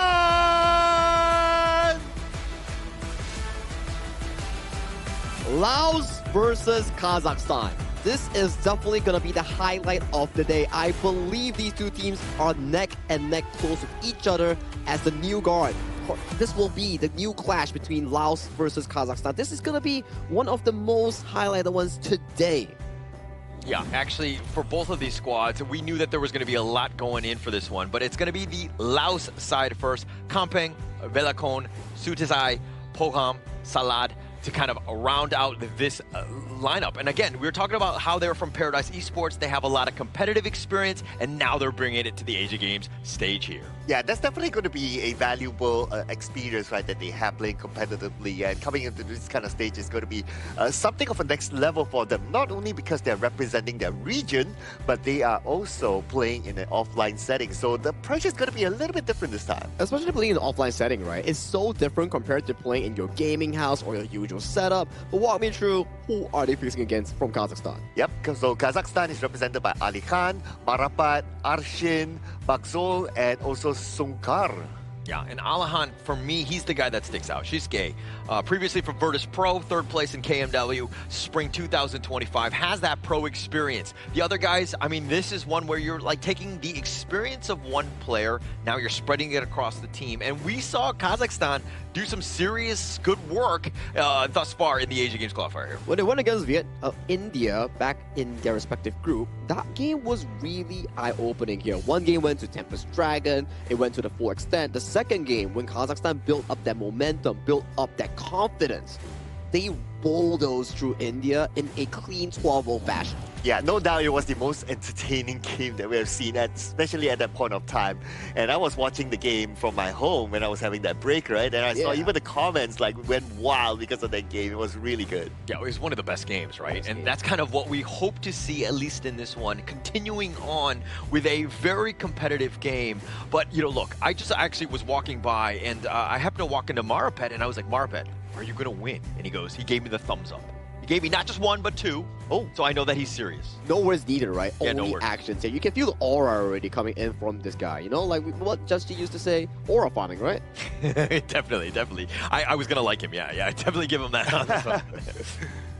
Yeah, but this is going to be interesting. Yes, they have the confidence after coming off that kind of win, but they're going up against an opponent that has competitive experience. So that's one thing. Has competitive experience. They have played as a team before. So this is an opponent that's expected to give a good challenge. And there's also more challenge coming to Group C, right? Because Group C so far, Vietnam, undefeated, comfortable for first and second place. Laos, Kazakhstan, whoever wins, will tie up the score in the middle side of the segment. If Kazakhstan wins, they splurge all the way up to a second place tie with Vietnam. But will Laos be able to stop them? Will Kazakhstan be able to triumph over? We will have to find out with the start of the pick and ban phase coming in, with Laos locking in Mai Shunui as their first pick. Yeah, the biggest takeaway is that this Group C, wide open, right? I mean, Vietnam looking great. I think that they're going to be probably one of the top two, guaranteed, at least thus far. They haven't played all of the other teams, but they're looking very good.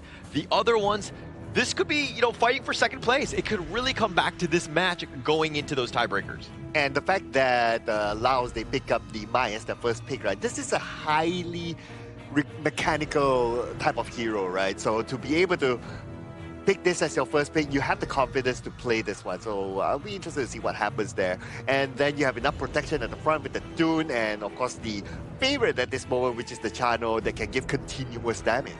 Yeah, it's going to be quite a difficult match coming in for this specific Chano here, because Chano, if you're up against like a Zhangfei and a Dharma, that's going to be a lot of engage piling up towards your face here. And I'm liking this Yuan pickup here coming in from Kazakhstan.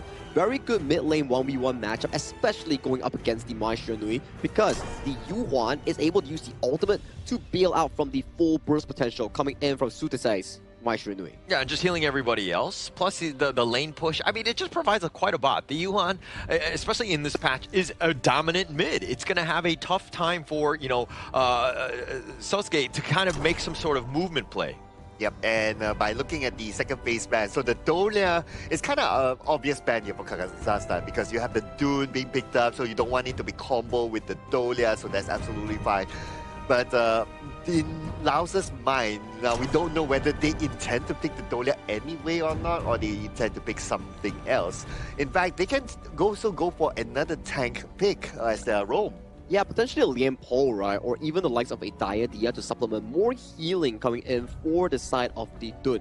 Those are still up and available choices here, whereas the second phase, we see more emphasis coming in from Kazakhstan, banning away the Roamer like Sir Cloud mentioned, the Dolia removal of the Dolia Dun, the Lapu Lapu long-range engage remove as well, leaving only a Lian Po or a Mozi Diadia. These three options left for Laos. So, I mean, which one do you prefer in this one? Because you have the Mai, very squishy. You probably need another frontliner. The Dune is good, but I don't know if you want to kind of, you know, double bag it, so to speak, and have another frontliner that can kind of help keep her alive. Because Chano and them are the damage dealers. You need guys that are literally just going to control the team fights. I think, right, Holler, with that statement, maybe we might even see a Zhuangzi coming in for the side of Laos, because if you can protect Hokam on coming in on that channel here, maybe that's exactly what you need to do to delay the game into that inevitable 6-item channel here. Oh yeah, that makes sense as well because of the amount of crowd control there by Kazakhstan. So that could be a good choice as well, but we'll find that out in a little bit more. Besides that, Lao, they could use another type of control sort of hero as well. Yeah, I mean, there's quite a bit out there. I don't want to undersell what's available, because but having the D-Ren J, kind of dealing with the Chano, you're just old, you know, again, very, very, like, I would say a step down from Chano, but it's still competitive and you're able to kind of, you know, give him a bit of a twirl here.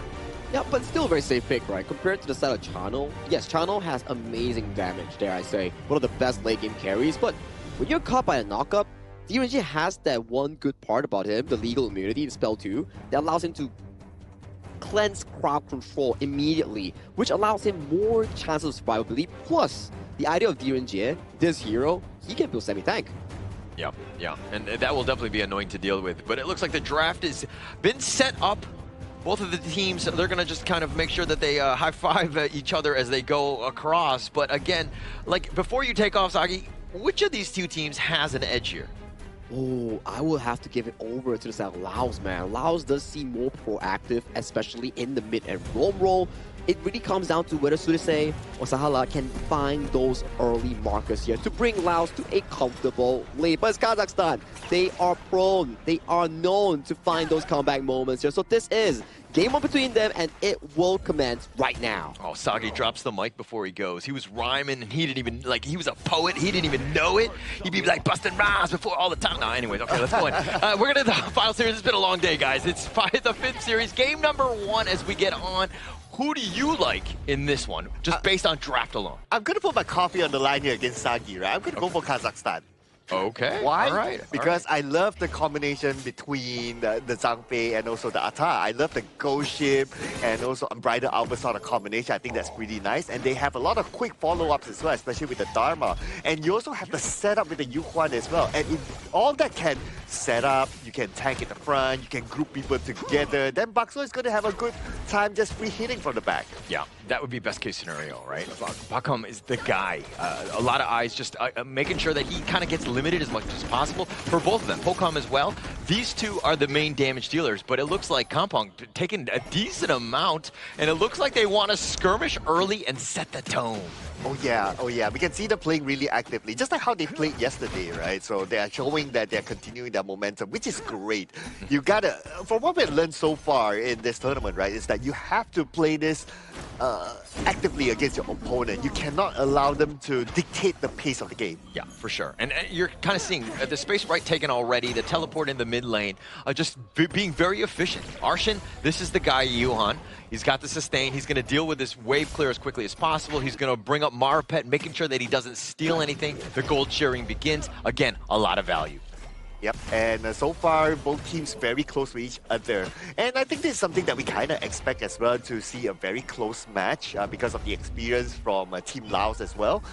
If you look at the goal difference, it's not that far. Yes, Laos is ahead by a little, but we can see that Kazakhstan has their own way to catch up too. Yeah, and I mean, 600 gold, it still is quite a bit at this stage. I mean, Sunkar needs to be careful. He's going to eat a Cannon Blast. He was in a bad spot, and just like that, the burst is real from Laos. Okay. So at that point of time, Sunkar still has not get his level 4 yet, so he does not have the Unbridled Outburst to escape, or at least buy a little bit more time for him to just walk away. But that's okay, it's still very early. And plus, well, it's just a roam. Have you done that as a roam yourself? Just being like level 3, just like walking through the river, thinking that you're just going to be, prancing around kind of thing, and then all of a sudden there's this gank train that takes you out? No. Never happened to you? We Zhang Fei top Asia Zhang Feis don't do that. Okay, Sunkar, and they can find Sir Cloud online. Please do DM. Get some tips apparently from on Zhang Fei. Oh man. Anyway, it's just a roam, right? So it's not the heaviest of loss. Like if you lose a farm laner, okay, yeah, then that's really heavy. You lose a jungler, that's heavy. You lose a roam, okay, we can consider him like being the guy who opens up the map. Okay, I'm gonna say roam lives don't matter. Is that the conclusion of what you just said? No, because we sacrifice for our friends. Okay. But what happens if you don't have any friends? Oh man. Where are we going with it? Okay, we're going dark. We're going dark. Sounds like my life story. You got a friend in me, okay? Oh. I want to sing the Toy Story song, but I'm going to butcher it, so I'm not going to do that. But as we go in, again, like, it's still 700 gold behind. Nice two-man stun. The pushback, the unending sorrow keeping him alive, at least for now. And here comes the Unbridled Outburst. And there's your friend, my friend. Yeah, that's the get out jail card there by Sunkar, right, with the Unbridled Outburst. Some people are saying that, does he really need to use that? They didn't counter engage, but it's not about that. It's about just allowing his teammates to survive. And at the early stage of the game, that's what you need. Yeah, and actually the Tyrant is going to be picked up, but they found him in a bad spot. Sunkar, again, he's already expended his ult. The Leaping Savior, saves himself as he gets away, and it looks like the rest of Laos are on the run, but they want a bigger target. They're not going to look to dive, though. Oh man, the Spirit Wolves were really, really annoying. But anyway, the Leaping Savior, he's able to get away to safety, but at the bottom, are they really going to go for it? It's kind of risky though. The Cannon Blast did not connect, but it's not the biggest of impact for now. So Sudazai, the way he's playing, this is what you want. I mean, they first picked the Mai because they wanted an impact. If you're talking about how the Mai should be playing, this is the exact MO. Put pressure on the outside lanes. You've already done your work in the mid and potentially get some ganks, but now the Overlord getting in on the action. Compact is all by himself, but he's going to survive as he dashes away. He's going to be chased. Marapet is looking for him. Alahan as well. Are they going to able to find some sort of catch? A couple more dashes, and now with the power grenation, looking to turn this. The Ghost Ship says, "Nay, where you going?" He's going to be under the tower. He gets pulled back. He's going to go down, but now here comes the reinforcements. They want the revenge. They'll push back. Sudazai gets the revenge, and Marapet is down too. Oh, there were so many good things that happened in such a short span there. The Ghost Ship right at the timing. The Cannon Blast came in at the right timing as well. Man, this is just top quality gameplay that we're looking at. Oh, nice little truth. On to two. They find Shalatha. He's in the bad spot, and he got caught out. The rest of the Laos thought they were safe, and we knew that this was going to be two heavyweights swinging, and they're going back and forth as the kill numbers are both 2 apiece. Oh, Sunkar, luckily enough for him, he did check the brush though, so that's a good move there. But the Umbrella here we go. He's going to be finding him, and he gets stuck in. Velicone, though, trying to just stay alive. The Ghost Ship on top of him. The Stampede is doing a little bit of work with the Unruly Blade. He just barely gets on out, but now Alahan is looking to show, but Sunkar with just enough, and they do take him down. Now Kazakhstan, slowly but surely, they are crawling back. Not in terms of goal yet, but at least in terms of takedown. So far so good for them, but they lost that buff earlier on at the bottom, but that's okay. Well, technically they didn't lose it, right? It's just that Sunkar got the buff instead of his other teammates that could use it more. Yeah, so but getting the elimination, not the best thing. They're still 2.1k behind. Laos, the way that they're utilizing and taking things from the map, incredibly smart. Look at all this pressure, bottom lane, pushing already. We're not even 7 minutes in. Okay, and what I noticed as well is that the Venomous Top and the Blazing Cape has been completed by Kazakhstan, so they are ready to engage in fights right now with that anti-heal items. So yes, for Laos, they do have their own, but Kazakhstan, because they have 2, they're ready. Oh, they actually find him. Sudazai doing a little bit of work on that one, finding Sunkar, but again, he's just so close to his ult. The Cannon Blast, and now Velicone is looking to show up. He's actually going to take a decent amount. They'll push back at the charge. He's in the bad spot, and Velicone goes down as well. Okay, another Unbridled Albus expanded, but are they going to continue on the fight though? I don't think so. These 2 heroes are not the fights that they want to extend because of their level of mobility that dashes there, so they want to keep it for later fights. Yeah, and now the Azure Golem, this is going to be contested here. It looks like it's going to be picked up by Fulcom, as it looks like he just barely steals it out. Marapet, again, Smite was on cooldown here. Right, looking for another engagement, it seems. He goes right back in. Sudazai just doing a little bit of work, and this is the problem, but he has to flash away. He does barely survive, but Arshan's going to be picked off, and now it's an all-out retreat. Fulcom, Sorik signals just to safety. Oh man, everything fell beautifully. The Ghost Ship was actually really, really good, but obviously they didn't anticipate the flash to happen. It did happen, it saved Sushi, but the counter happened after that, and that's how Laos get the next kill. Yeah, and the bottom T2 taken down, right? Through that all, the minions were, winions in that sense, continuing the push, but this mid lane is the main target. And look at how Laos is still being aggressive, invading their jungle, the enemy jungle, and turning that, taking things what they can, and now, again, picking up this Tyrant essentially for free. Oh, nice zoning there done by Lao. Kazakhstan could not get close at all.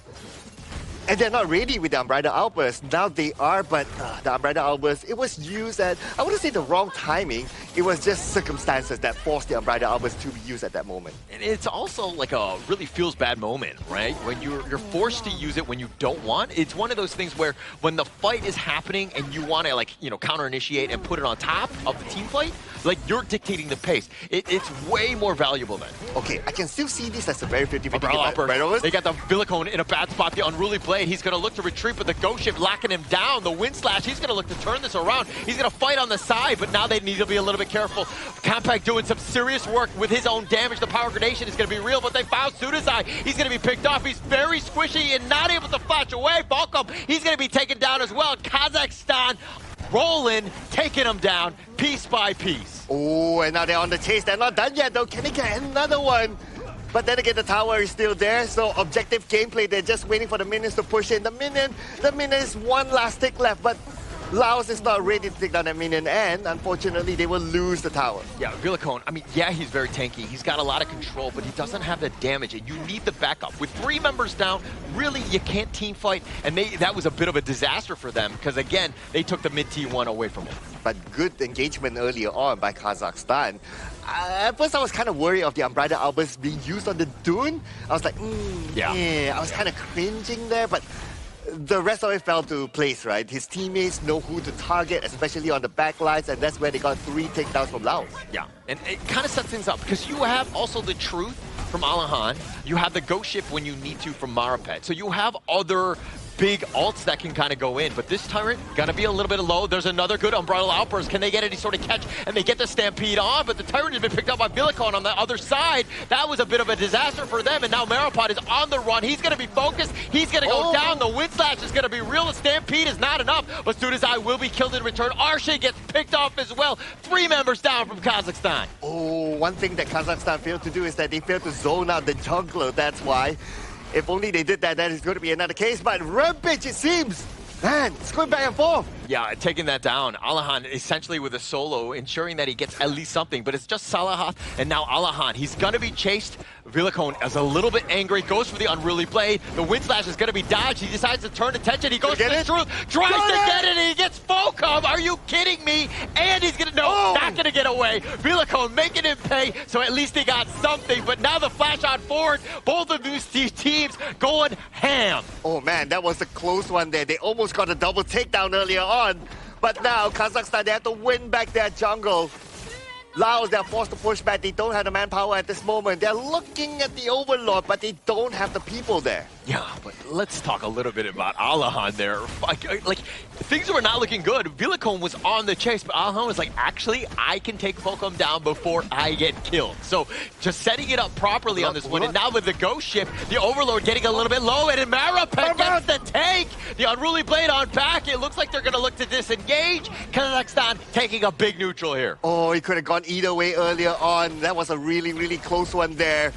And Kazakhstan, they secured the Overlord, so that will give them a little bit more space to push forward, opening up the map for themselves because they need the space right now to farm. Yeah, the Azure Golem, this is going to be looking to be taken, at least contested, but they found Villicone in a bad spot. They're bouncing him all the way in the back. The Unbridled Outburst, as well as the Ghost Ship, just completely locking him down. He's been pinballed around, and Villicone down for 30. And that's a great use of the Ghost Ship, right? Just zoning them off, splitting them up, splitting up the fight, and that's how they got the Dune. And now, without the Dune, they can push even more forward. Yeah, they have a lot. Plus, you have the Vanguards, right? This is a huge window of opportunity for Kazakhstan. But now it comes back to Laos. Deal with those Vanguards. Clear it as quickly as possible. Top lane is pushing, but Kazakhstan, all of them are committing towards the bottom. The Cannon Blast is slowing this initial push, but this bottom T2 is definitely under risk. Yes, at this point, even Kampeng, he's kind of busy at the top as well because he has to clear off the lanes, and that will allow Kazakhstan to just go around the bottom, clear everything, and now put their focus onto the top. So, Kampeng, he has to back off. Yeah, he's going to sense it. I mean, his spider senses were there. Alahan showing up, goes with the Truth, knocking him back, but it's going to not be enough. Kampeng looking to just fight. You want to go? Let's go with a Power Gradation on top of this.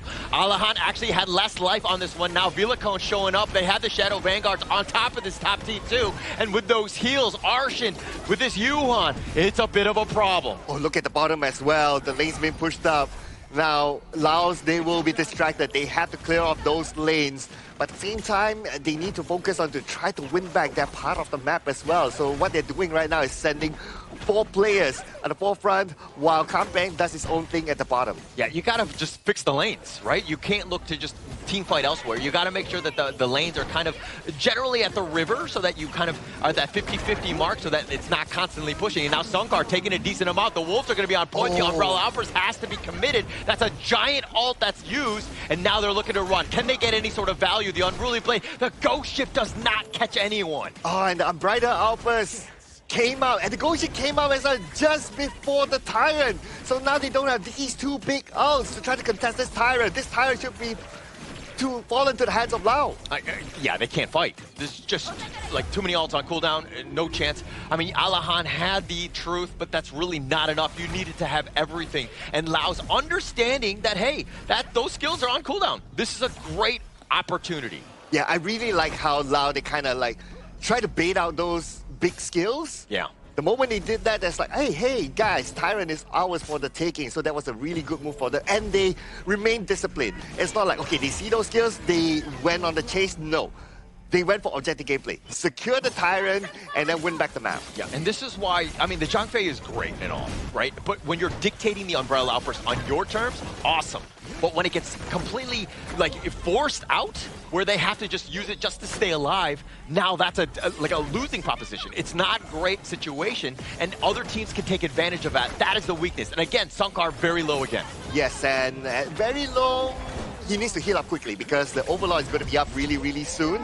But then I don't think Lau will be ready yet. There's still 29 more seconds before they can actually take the Overlord. So they're buying a little bit of time here. Yeah, and look at how Villicone, the way he's playing the Dune, he's stolen this, and now they're finding, nice win slash onto 2. They're under the tower, which is going to be taken out. Now they're going for the flank. The Unending Sorrow is on. The Ghost Ship is not going to be enough. They find Boxol, and that's a huge win, and they have the control. They take down Maripet as well, but Sudasai is going to be taken down as well. A double strike going the way of Falcom, and now how much push can they get out of this? Okay, look at this, right? When it comes to takedowns, Kazakhstan has more takedowns than Lau, but this is objective gameplay by Lau. They know when to strike, what to strike, and that's how they're controlling the map right now. Yeah, and now with this minion wave, they have the numbers advantage. Maripet is up at about 20, which is an eternity. Villicone taking some tower shots. The top lane, it was all a bit of a bait in that sense, but the top T3 does go down. Yes, this is what they're really, really good at. Okay, the strike, the players of Kazakhstan in the middle,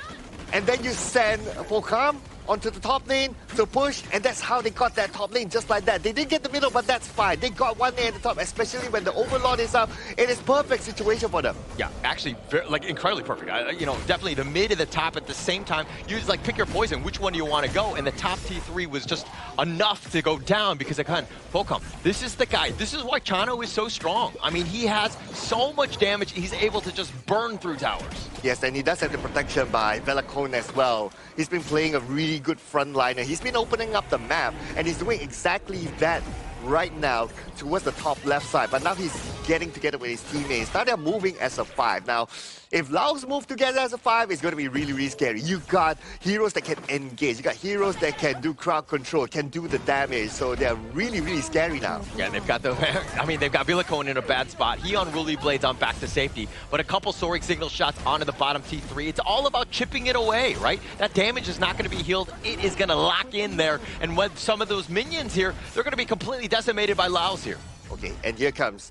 Okay, they're going to put pressure onto the middle and onto the bottom at the same time. And they'll definitely take this one tower. Just waiting for the right space. Yeah, looking for the right moment. He's looking to go for the Wind Slash. Again, the Shadow Vanguard is going to be vanquished, but the bottom T3 took a lot of damage already. They have the other Vanguard, so that should just be enough. Falcom with another soaring signal, and now they've taken this wide open as all of the T3s are down. Look at this, right? Same formula. Distract the players of Kazakhstan at the bottom, let the middle do its own work, and now the Umbrella Outburst. This is that moment. They found Villicone. They have the Ghost Ship. It says, where are you going to go? They do get the lockdown. They get the kill, but the Outlaw with the truth on the side. The flash setup play. They've gotten 2 members, make it 3. And now Kazakhstan, again, all the lanes will be pushing. Top lane is a problem. Somebody has to go fix it as it looks like the Vanguard is looking to end this. The Crystal is getting very low. Alahan is there to help save this as well. But now they turn to the Tyrant. Oh, that was a really close one there. And this Tyrant, they should be able to get in. 3 players from Lao are still down. This Tyrant not going to be challenged by Lao. Lao, they might as well back up and try to manage the lanes. as they are not able to challenge for the Tyrant. Yeah, but the top lane will continue to push. We're about a minute and about 15 seconds away from a Tempest Dragon. If Kazakhstan is able to take some of these towers, get to the high ground, best case scenario, probably not enough time as Falcom is up. Okay, I'm just looking at the top lane right now. There, for you to push in, it's still going to take a while, so it's not going to be that easy. And plus, right now, Kazakhstan, they're aware of that situation. They're going to clear off the top lane, getting prepared for the Tempest. Yeah, you want to push out all the lanes. You can't get backdoored. You got to make sure that all the lanes are in the right spot. All of the lanes will push eventually, so the longer Laos decides to kind of dilly-dally-o a little bit and just kind of stick around, that means more pressure onto the Kazakhstan side. Okay, 40 more seconds before the Tempest is up. Both sides setting up right now. Nobody's going to overextend. Nobody's going to use the outs unnecessarily, especially the Unbridled Outburst, because it takes time for it to be available as you need to collect the Madness stack. So you're going to keep that for now, and you can see both sides just playing tag now. Yeah, but Kazakhstan, this is not their situation, or not a good one for them, because all of the lanes will push eventually, right?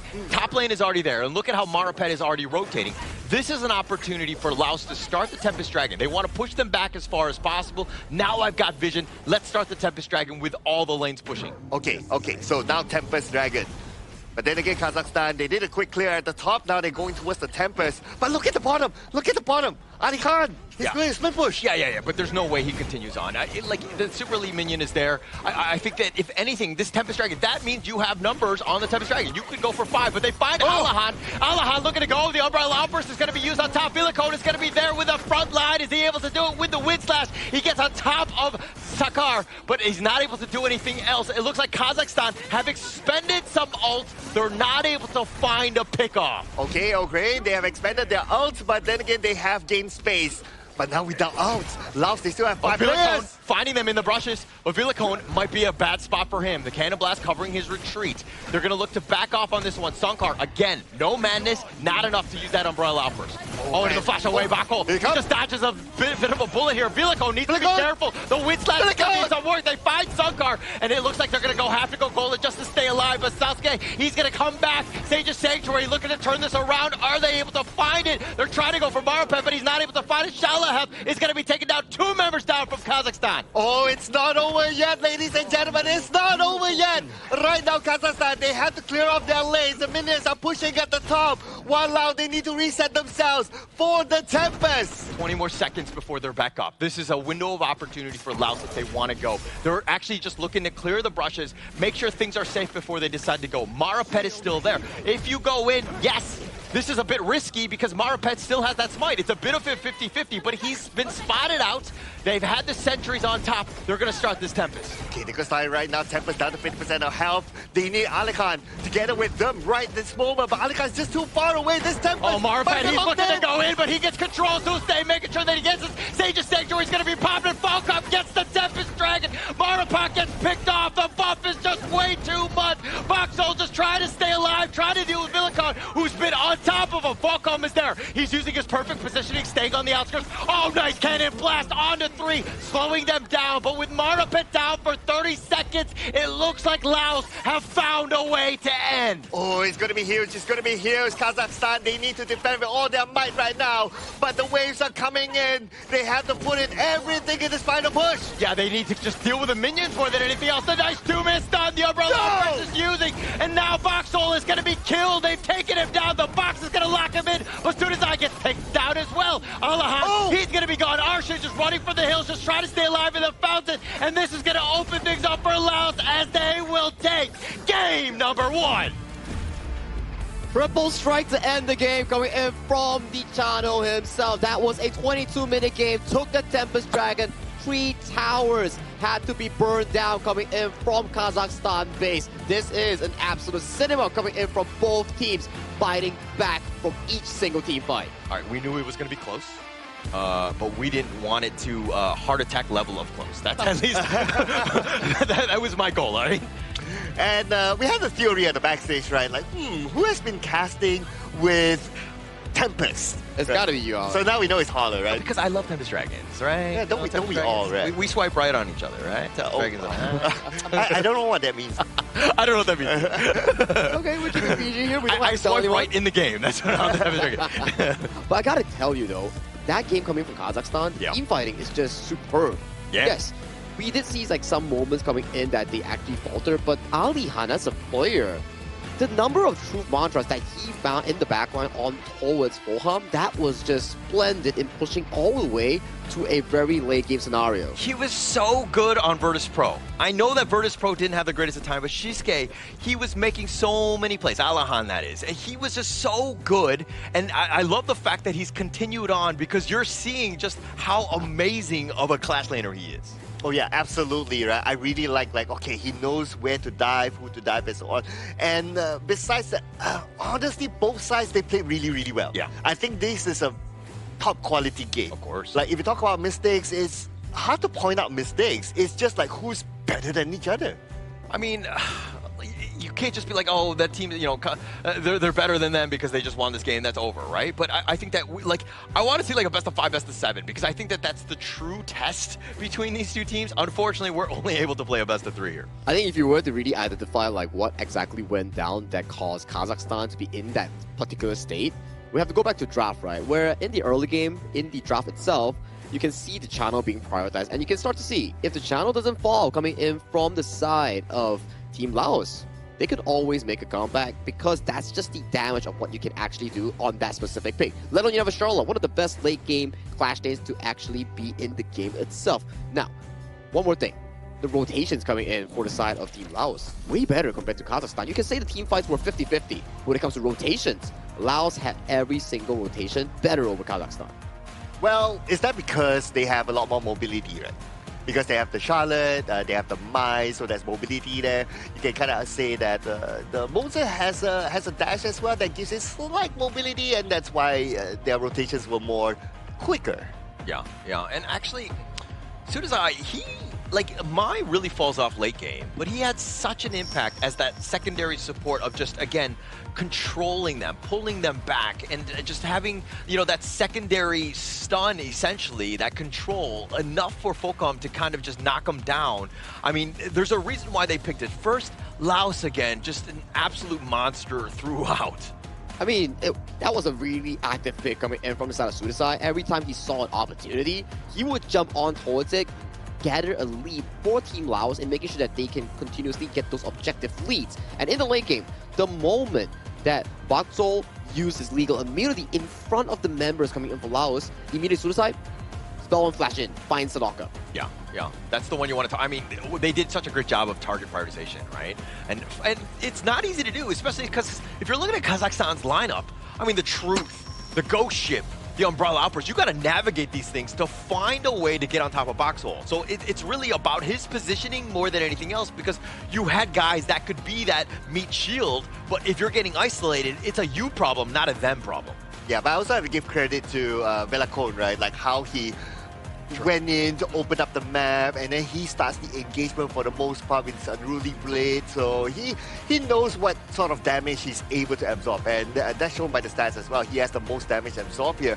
Now, in comparison with Kazakhstan, you have at least 2 players with 200 plus damage taken, but for Lao, it's only Velacone, so they are very dependent on him to be that frontliner guy. It further adds on to your point, right? Like, there's only a single frontline player coming in for South Laos, which is Velacone on that Dun, so that his job as a frontline, if he falls easily, it's immediate GG over for Laos. Every time you see Velacone getting caught out of position, the entire formation coming in from Team Laos starts to split up, and this goal chart is really amusing because it's a roller coaster, up and down, but it's always within a 3,000, which is very little. Yeah, I think I died every single time there were these giant changes of gold here, because the way that they were able to swing back and forth, I mean, even Laos, they were behind, but they had the victory, because it doesn't really matter about gold at a certain point, but the way that the two teams are able to just, counter punch one another was an absolute feat to watch. Yeah, they kept it nice and tight, right? And also that's because of the objective gameplay. Right? Both sides are able to play the objective game very, very well. Yeah, you can see Alihan in these mini highlights. You're just finding the markers on towards channel and setting up the team, isolating Velacone all the way to the back end here. And as of this point into the front line, there's just not a lot of fights here. And these are the moments that all of us say about Sudasai. You see, the moment that Bakso uses Flash and Legal Immunity, it's go time coming into the Maestro. They're trading himself for a farm lane, a main carry coming from Kazakhstan. Perfectly worth. Yeah, and this is also the problem with D-Renche. He's like, yeah, he's like this jack of all trades farm laner. He has a lot of different things that he has. Oh, Alahan, that truth. That was a highlight reel of highlight reels, right? And the fact that it's like 18 minutes in, you see that, you're like, oh, how did this team lose? Exactly right. That play just now stopped Laos from going back and getting the Tyrant, which extended the game into this important Tempest Dragon, where the fight was so back and forth. But you gotta give props to Boham as well. He positioned so well at the end of team fights, making sure that Alihan couldn't get towards him. If Alihan was to get hands on towards that channel, this game could pretty much go into anyone's favor. Yeah, and actually that comes back to more Vilacone and Kampang, just keeping him shielded, right? Hocom let him work around the wings on the outside and use that range advantage, and that's kind of what you saw here. The way that Laos was able to kind of weather that storm, that onslaught. There's so many different ults that were coming at him, and there's a reason why, of course, Falcom was MVP. Yeah, Falcom, yes, KDA, 837 with damage up of 30.5%. Very, very good, well-positioned and winning his early matches. But I would say that he also owes it to his teammates, right? To like kind of open up the space in front and pretty much minimal disruption towards him. It was very stressful for him as well, right? Because every time that you want to go up to do any damage, you have to be careful of Alihan just flying into the backline and looking for that troop on towards you. So the first few times that it actually happened, it cost him heavily. So when it went to the 18-minute mark, the 20-minute mark, it started getting better and better and better for the farm lane player of Laos. Finding it out, I mean, 837, 30% of the damage. This is exactly what you want. I mean, the fact that he wasn't dying, it just speaks volumes about his play. He was able to, like, if you're able to stay alive and only die 3 times in a 20-plus minute game, you know you're doing things well.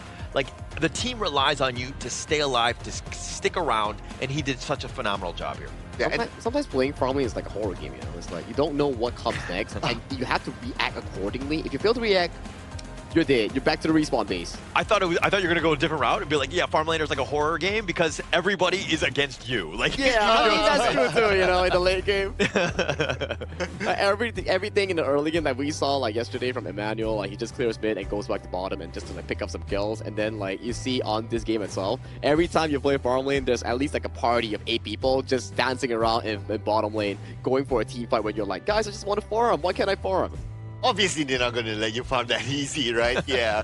But kudos to both sides. I think this is a very good quality game overall. It is. And yeah, it kind of highlights the reputation of two teams, right? Like yesterday, we saw Kazakhstan played a good game, and Lao coming in here with competitive experience. They're showing it on the ground.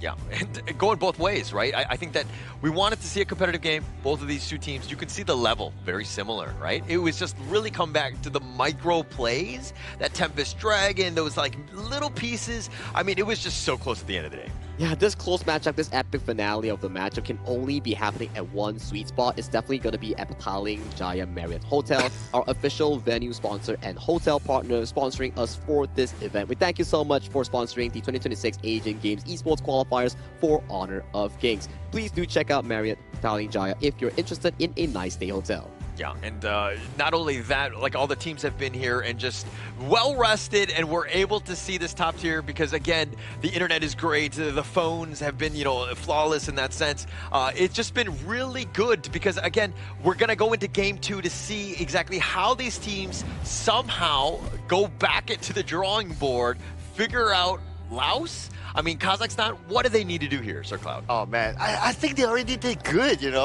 But maybe if that's that one thing, right, is to try to play with the pace of Lao. But not to say that Kazakhstan doesn't have good pacing. Their pacing is quite good.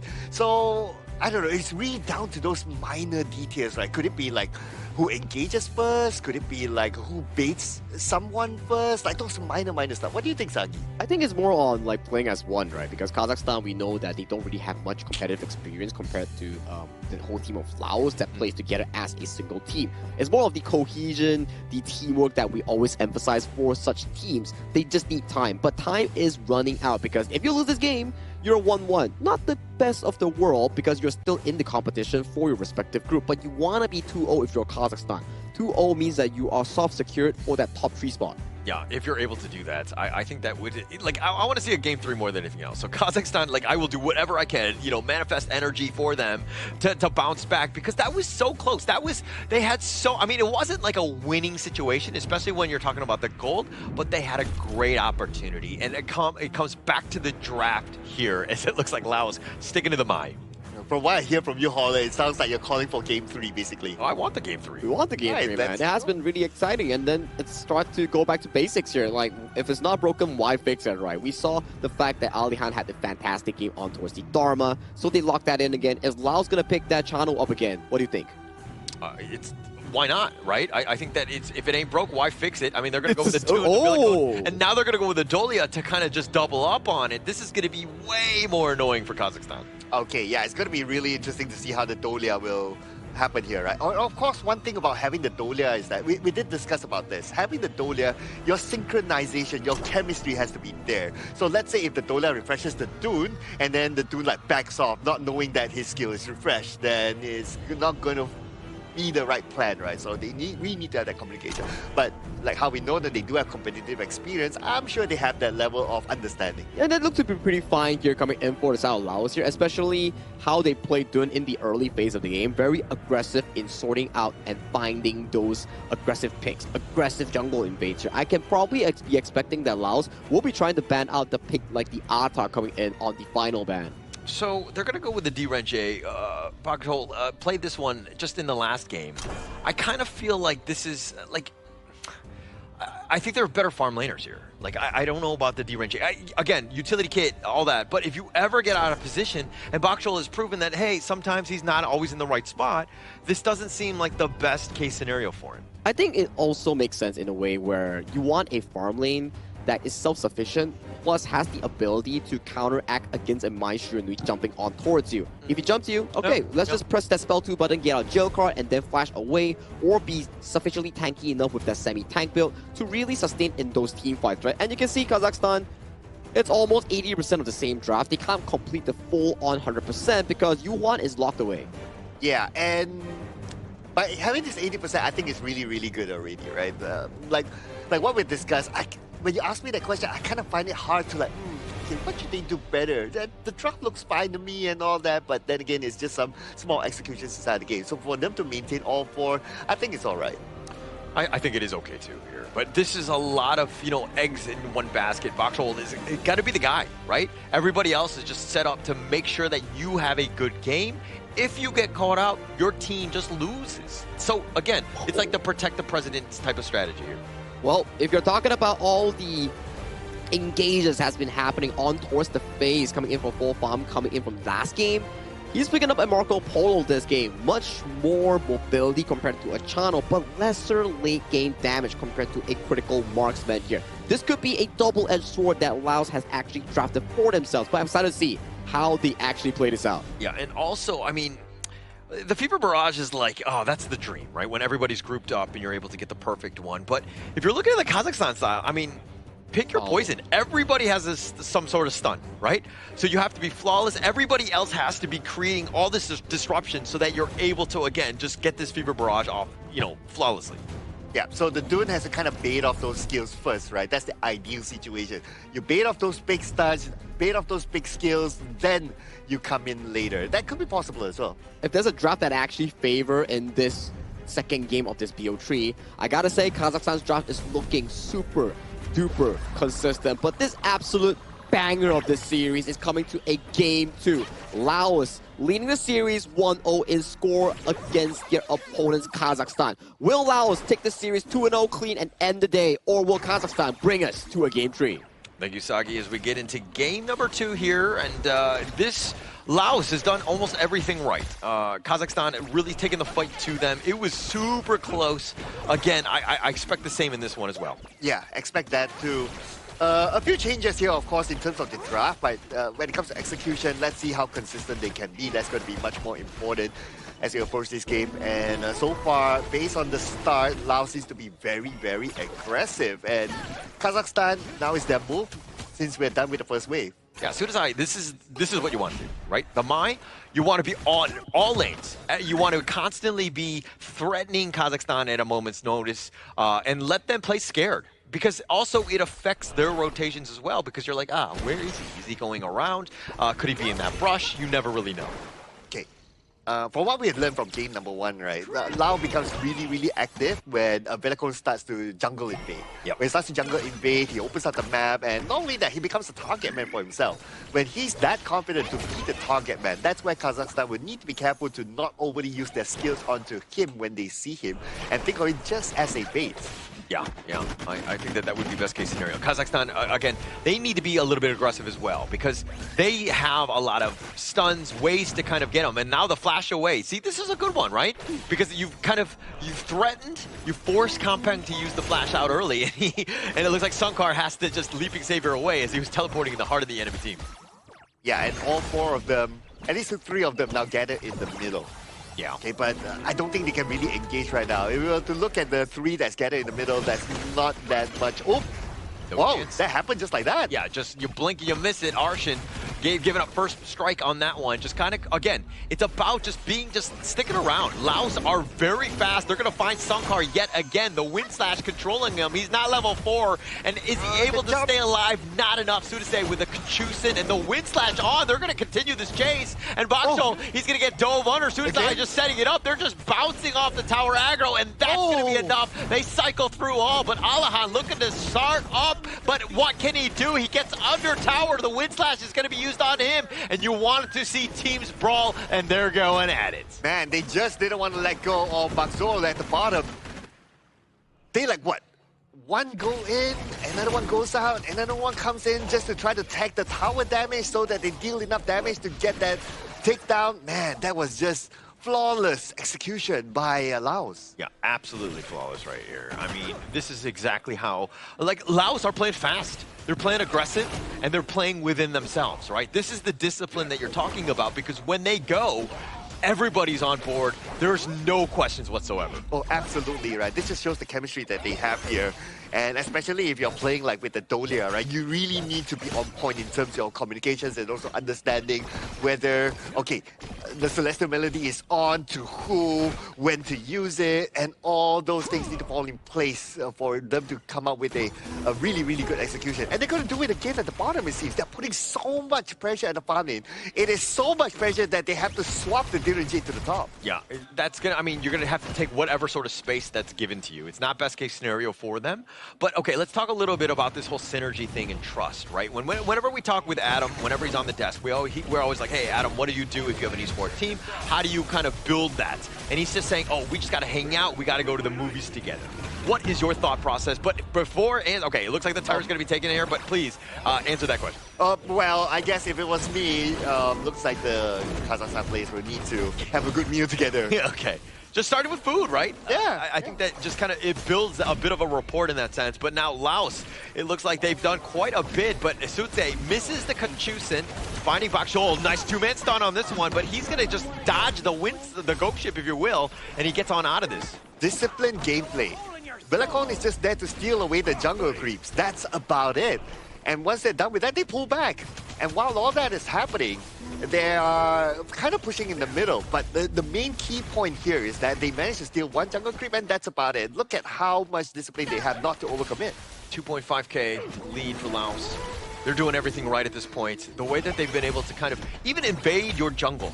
Everything is not safe. You were talking about how you need to invade and be in somebody's house, and now you need to counter that by jumping into theirs. It doesn't seem like Kazakhstan has been able to do that. Oh, they don't have the space.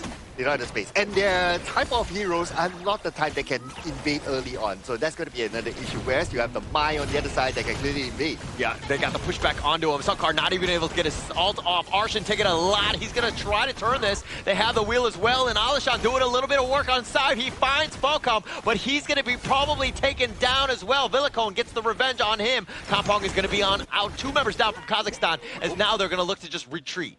Okay, they get 2. That's okay for Lao. Whereas for Kazakhstan, at least they traded back with 1. But it's not only about like getting that 1 trade back. It's that they also lose a lot of resources from their own jungle. Yeah, they're going to lose everything. And this is why when you take or you get kills, you got to get something out of it, right? If it's a tower, even better, but taking away the enemy jungle. You got something, basically like a goodie bag on this party on out. Oh, a goodie bag, yeah. That's a big goodie bag here.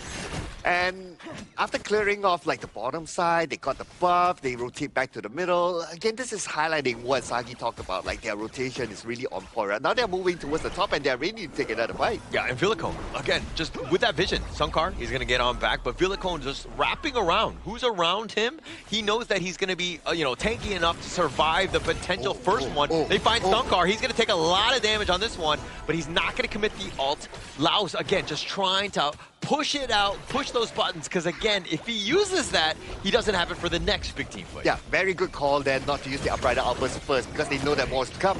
Yeah, it looks like the wind slash from Villicone. He's just been an absolute menace. Space created, top T1 down. And that's a tower down, and that means that more space is going to be open onto the top side. The Overlord is up though, but Lao, are they going to go for it yet?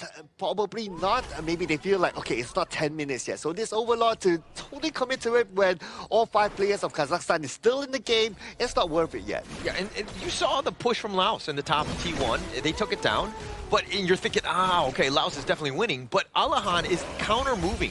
Right, he took the bottom T1 himself, so they're trading towers. It doesn't look as great for Kazakhstan because they're down about 3K at this point.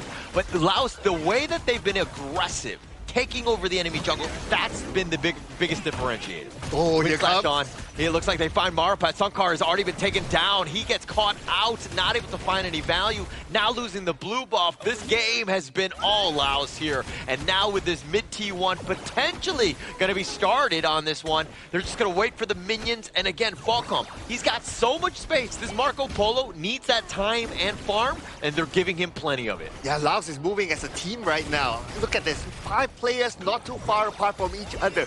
Even if like, okay, mine goes up to clear the lanes, because of mine is a high mobility sort of hero, he'll be back with his teammates really, really soon. Well, the Byron is a Crash laner. He can stay down there just to do that split push thingy. So I'm very sure that they will come back as a 5 or as a 4 at least together again, especially after getting this Tyrant. Yeah, this game seems like Laos has really found that flow, right? They've gotten that moment. It's not even 10 minutes in, but it feels much later. They've just been completely dominated. They find Alahan. They get the wind slash on top of him, but he's going to get under the tower. The bottom T2 taken down by Kompang, and it looks like Laos with just yet another big objective. Right now, they're probably trying to bait out the Unbridled Outburst. Unbridled Outburst is on, but no real space to use it. Yeah, like who are you going to go against? Like Villicone is, I mean, they've done it in the past. I mean, you questioned it even in the last game when they actually found him, but that's really not the right target because he kind of wants to be baited in that sense. He wants to go, but now it's going to be used and it actually just pushes back Kompong. They're not able to get any sort of value. They're just like chasing around, trying to find something, but they cannot find a single kill. Oh, and now they baited out the Unbridled Outburst. That's going to be huge for them to continue on pushing. And the Unbridled Outburst, okay, expired. Now they know they have the entire space for them to play. And in fact, that should be enough time for them to even take down the Overlord too. Yeah, taking things away, right? It's a massive cooldown. Now he's got to build it up. That's going to take even more time. You've lost your jungle, all of the buffs. Things are looking very dire for Kazakhstan. Now they took down the buff at the bottom. 20 more seconds before we see the Tyrant. Lao is ready for it. Somka should have enough time to stack up the madness for him to have that Unbridled Outburst again, but he has to do it really fast. Yeah, I mean, 10 minutes, Shadow Tyrant, that's going to be the next big target up in about 5 seconds. And now Kazakhstan, again, he's just barely, like, not able to cast the Unbridled Outburst. He needs a little bit more madness, but look at how Kompang is just being aggressive, taking away the jungle camps at this point, but Laos just starting it up. They're going to take the Shadow Tyrant here, again, for free. Yeah. Just sending 2 down, but Unbridled Outburst onto only 1. Yeah, the ghost ship doesn't even catch him. They did not catch a predator. That was Kompang. Unfortunately for them, and now Kazakhstan, they have to walk the shame walk because, again, they've expended so many ults, didn't get any sort of value, and they've been pushed back into their base. Oh, okay. Kazakhstan, they seem to be losing the plot right here. Unfortunately, they wasted 2 big outs earlier on, and that will open up the window for Lao to push. Yeah, Vic alone up in front. The lane in the top lane, they're going to look to just, again, they're doing this. They haven't even taken the top T2, right? So they're just like essentially cutting the creeps, but they have such a huge advantage that they're able to kind of lock in Kazakhstan into their own base. And now with Kazakhstan not able to come out at all, that's bad news. You have about a 7k goal gap between these 2 teams, and you still need to stack the mana. So Sunka needs a little bit more time. Not only time, but he needs something to hit for his madness to stack up quicker. Yeah, and I mean, we've seen Sunkar being forced out. I mean, yes, he's the roam, so he can kind of risk it a little bit, but they find Alahan, Kampang, finding him just in a bad spot. Thought he could be fine, because he did have his flash and all that, but just not enough to get away. And when you've lost your Dharma at this stage, I don't even think you can fight. Yeah, no Dharma, but the good news, at least they do have the Unbridled Outburst right now together with the Ghost Ship, so they are ready to re-engage again. But ideally to wait for Alakan about 12 more seconds. They can wait this one out. Well, I don't think they have a choice. I think they will wait, right? I think that, you know, again, you can't really leave your base when you only have 4 members here. Laos, again, with this pressure, the Vanguards are also going to be making an appearance as well. Kampang is going to be there. They don't have minions, so they've been thwarted, at least for now. But Kazakhstan, the biggest piece to them of just extending the game is wave clearing. Oh, and the Dolia purchased the Venomous Star.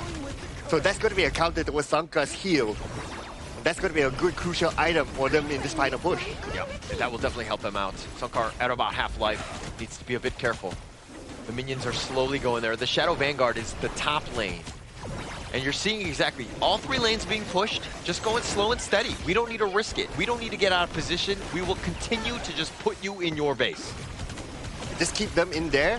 Ideally to bait out those big ults. Those big ults are still not out yet. That's why they're not committing to this fight. They're just waiting for who is going to pull the trigger first. Yeah, they're looking for the right angle, right moments. But, I mean, Marupet taking a decent amount. He gets blown up by the Fever Barrage. He thought he was going to be safe. He thought he was going to be tanky, but it's just not enough.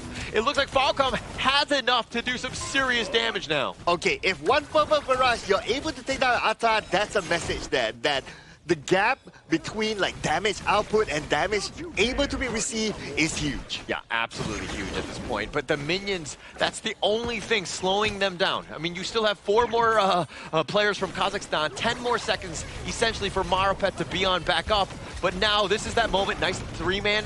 Now the Storm Strike, he decides to go in. They take the mid T3. The Umbrella Outburst just covering at least the end guys. They've gotten Kampang, so they did get a little bit of revenge. They've traded away the mid T3 as well as the top. Both of those are down. Can they get anything else? Okay, time for Laos to pull back. They already got 2 towers, which is good enough at this moment. The bottom tower is a critical situation, but that's fine. They can come back again later because the tower is going to be up again. That should be their main focus. Yeah, they'll just take this one because, again, Kazakhstan can't go and they can't contest because they have to fix the lanes. They have to do that housekeeping back home, ensure that they just don't lose this game. So, again, Kazakhstan on the back foot, down about 8K at this stage. This is a rough situation. They're down 8K and they have to collect again the Madness stack for some guys, so that's going to take a while. And now they're being pushed back again because after getting the Tyrant, obviously Lao is going to push all 3 lanes. So they are prepared inside their base. They have to keep all their skills. They have to be the right chill mindset at this moment to execute their plan well. Yeah, definitely need to be patient. I mean, all the lane, the top and the mid will auto push. The bottom lane is the biggest target here because it still has that T3, but it's teetering on the edge of its own life right there. So they'll deal with these minions as quickly as possible. You know, Laos doing everything right, but the biggest piece to this is Villicone. He's just had so much impact, and he's been this guardian, this troll under the bridge where nobody can pass. Oh, okay, they took down the tower, so now everything is open for the side of Kazakhstan. Lao invading, and they might be looking to finish up the job now. Yeah, they're looking to just end this one at this point. I mean, this is going to be the next big push here. They need to make some sort of play to just stay alive. Now they're going in, the Umbrella Outburst with that Ghost Ship. Villicone, he just unruly blades on out of this, navigating through all of it. All the big ults expended. Laos will just bide their time and look to push with the next big wave. Oh, no big ults right now, but here they come. Yeah, they're trying to. You have to get something out of this. I mean, all of your ults are down. If not, you're just going to auto-lose at this point, because the Laos side, their skill cooldowns are very short in comparison. Okay, here comes the next wave of minions, and Lao, they're getting ready for it. Now they're looking to go. Kampang will start things off. He tries to go on, but Bakshol does a little bit of work. They bounce Osuke. He's going to take him down. The Ghost Ship is going to not be enough. The Wind Slash covering the retreat. The Fever Barrage! Oh, it was so good, but he dies in return. The double strike by Bakshol. He was the one left standing, and because of his damage, they were able to hold on at least for now. How is that not enough damage from the Fever Barrage?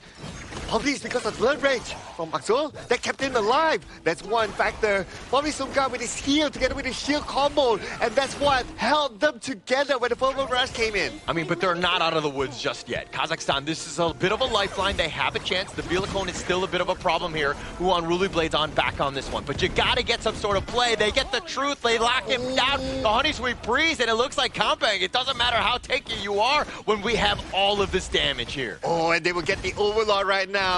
Lau is not going to be able to challenge for this one. Overlord in hand. This will give another lifeline to Kazakhstan. They've got a chance. They take the mid T1. That's going to be a great start in terms of this comeback. More push, more areas for that. But Kampang down for about 22 more seconds. This mid T2 goes down. I mean, as long as they're not taking any T3s, I don't think Laos needs to worry, at least for now.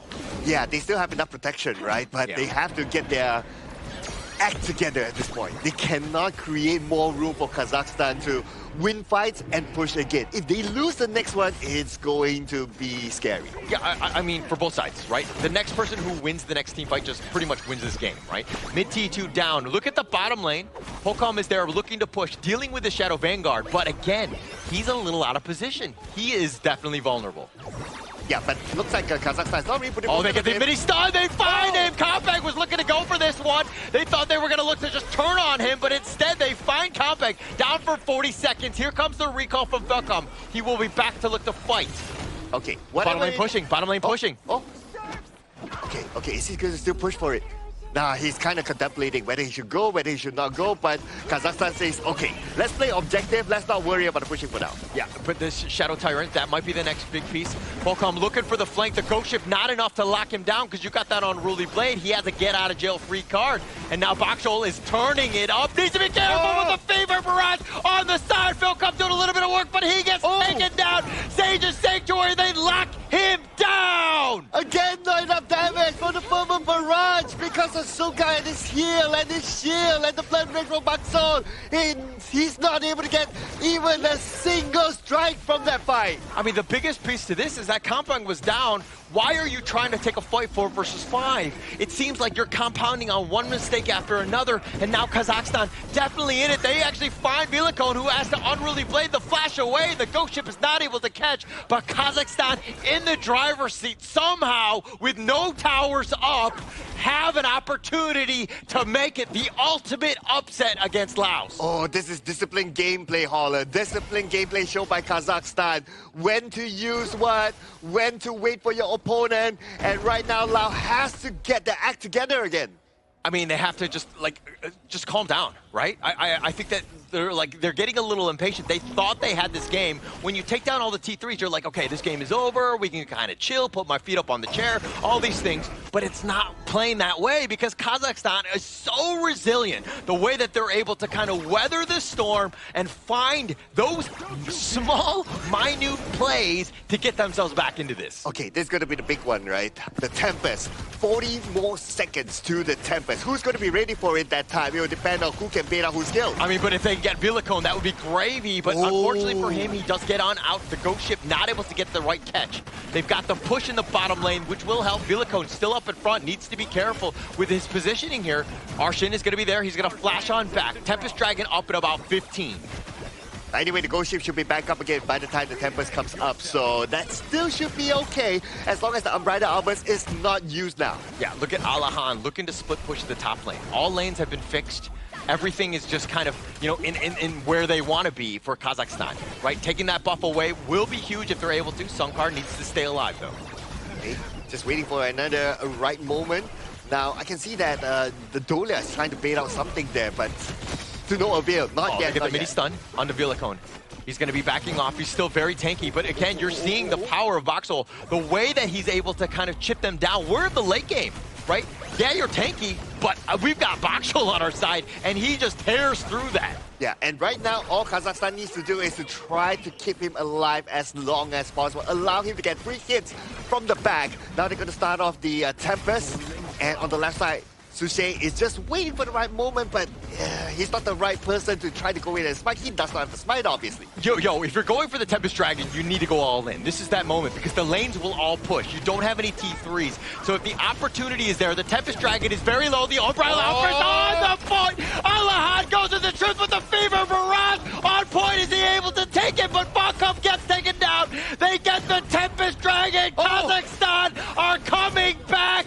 And now Sunkar, they find Bakshol though. And now it looks like he's going to be on the run. Marapet has to stay alive. He gets picked off. So to say, has gotten it. It looks like they've gotten only with 2 members down. Laos have figured out a way. How is Kazakhstan going to hold with only Alahan and Sunkar? Oh my goodness, and they're not the best heroes to clear lanes either. So this is going to be a really, really difficult one for Kazakhstan. And they don't have the Unbridled Outburst to give them more durability. Yeah, but this is that wave, bro. This is it. The Alahan with that truth, knocking him on the side. But he too will fall. With you have the Tempest Vanguards. Alahan getting a little bit low. He buys Sage's Sanctuary just in case. But the Tempest Vanguards might have been enough to salvage this one. Oof. Okay, this game is going to be extended here, ladies and gentlemen.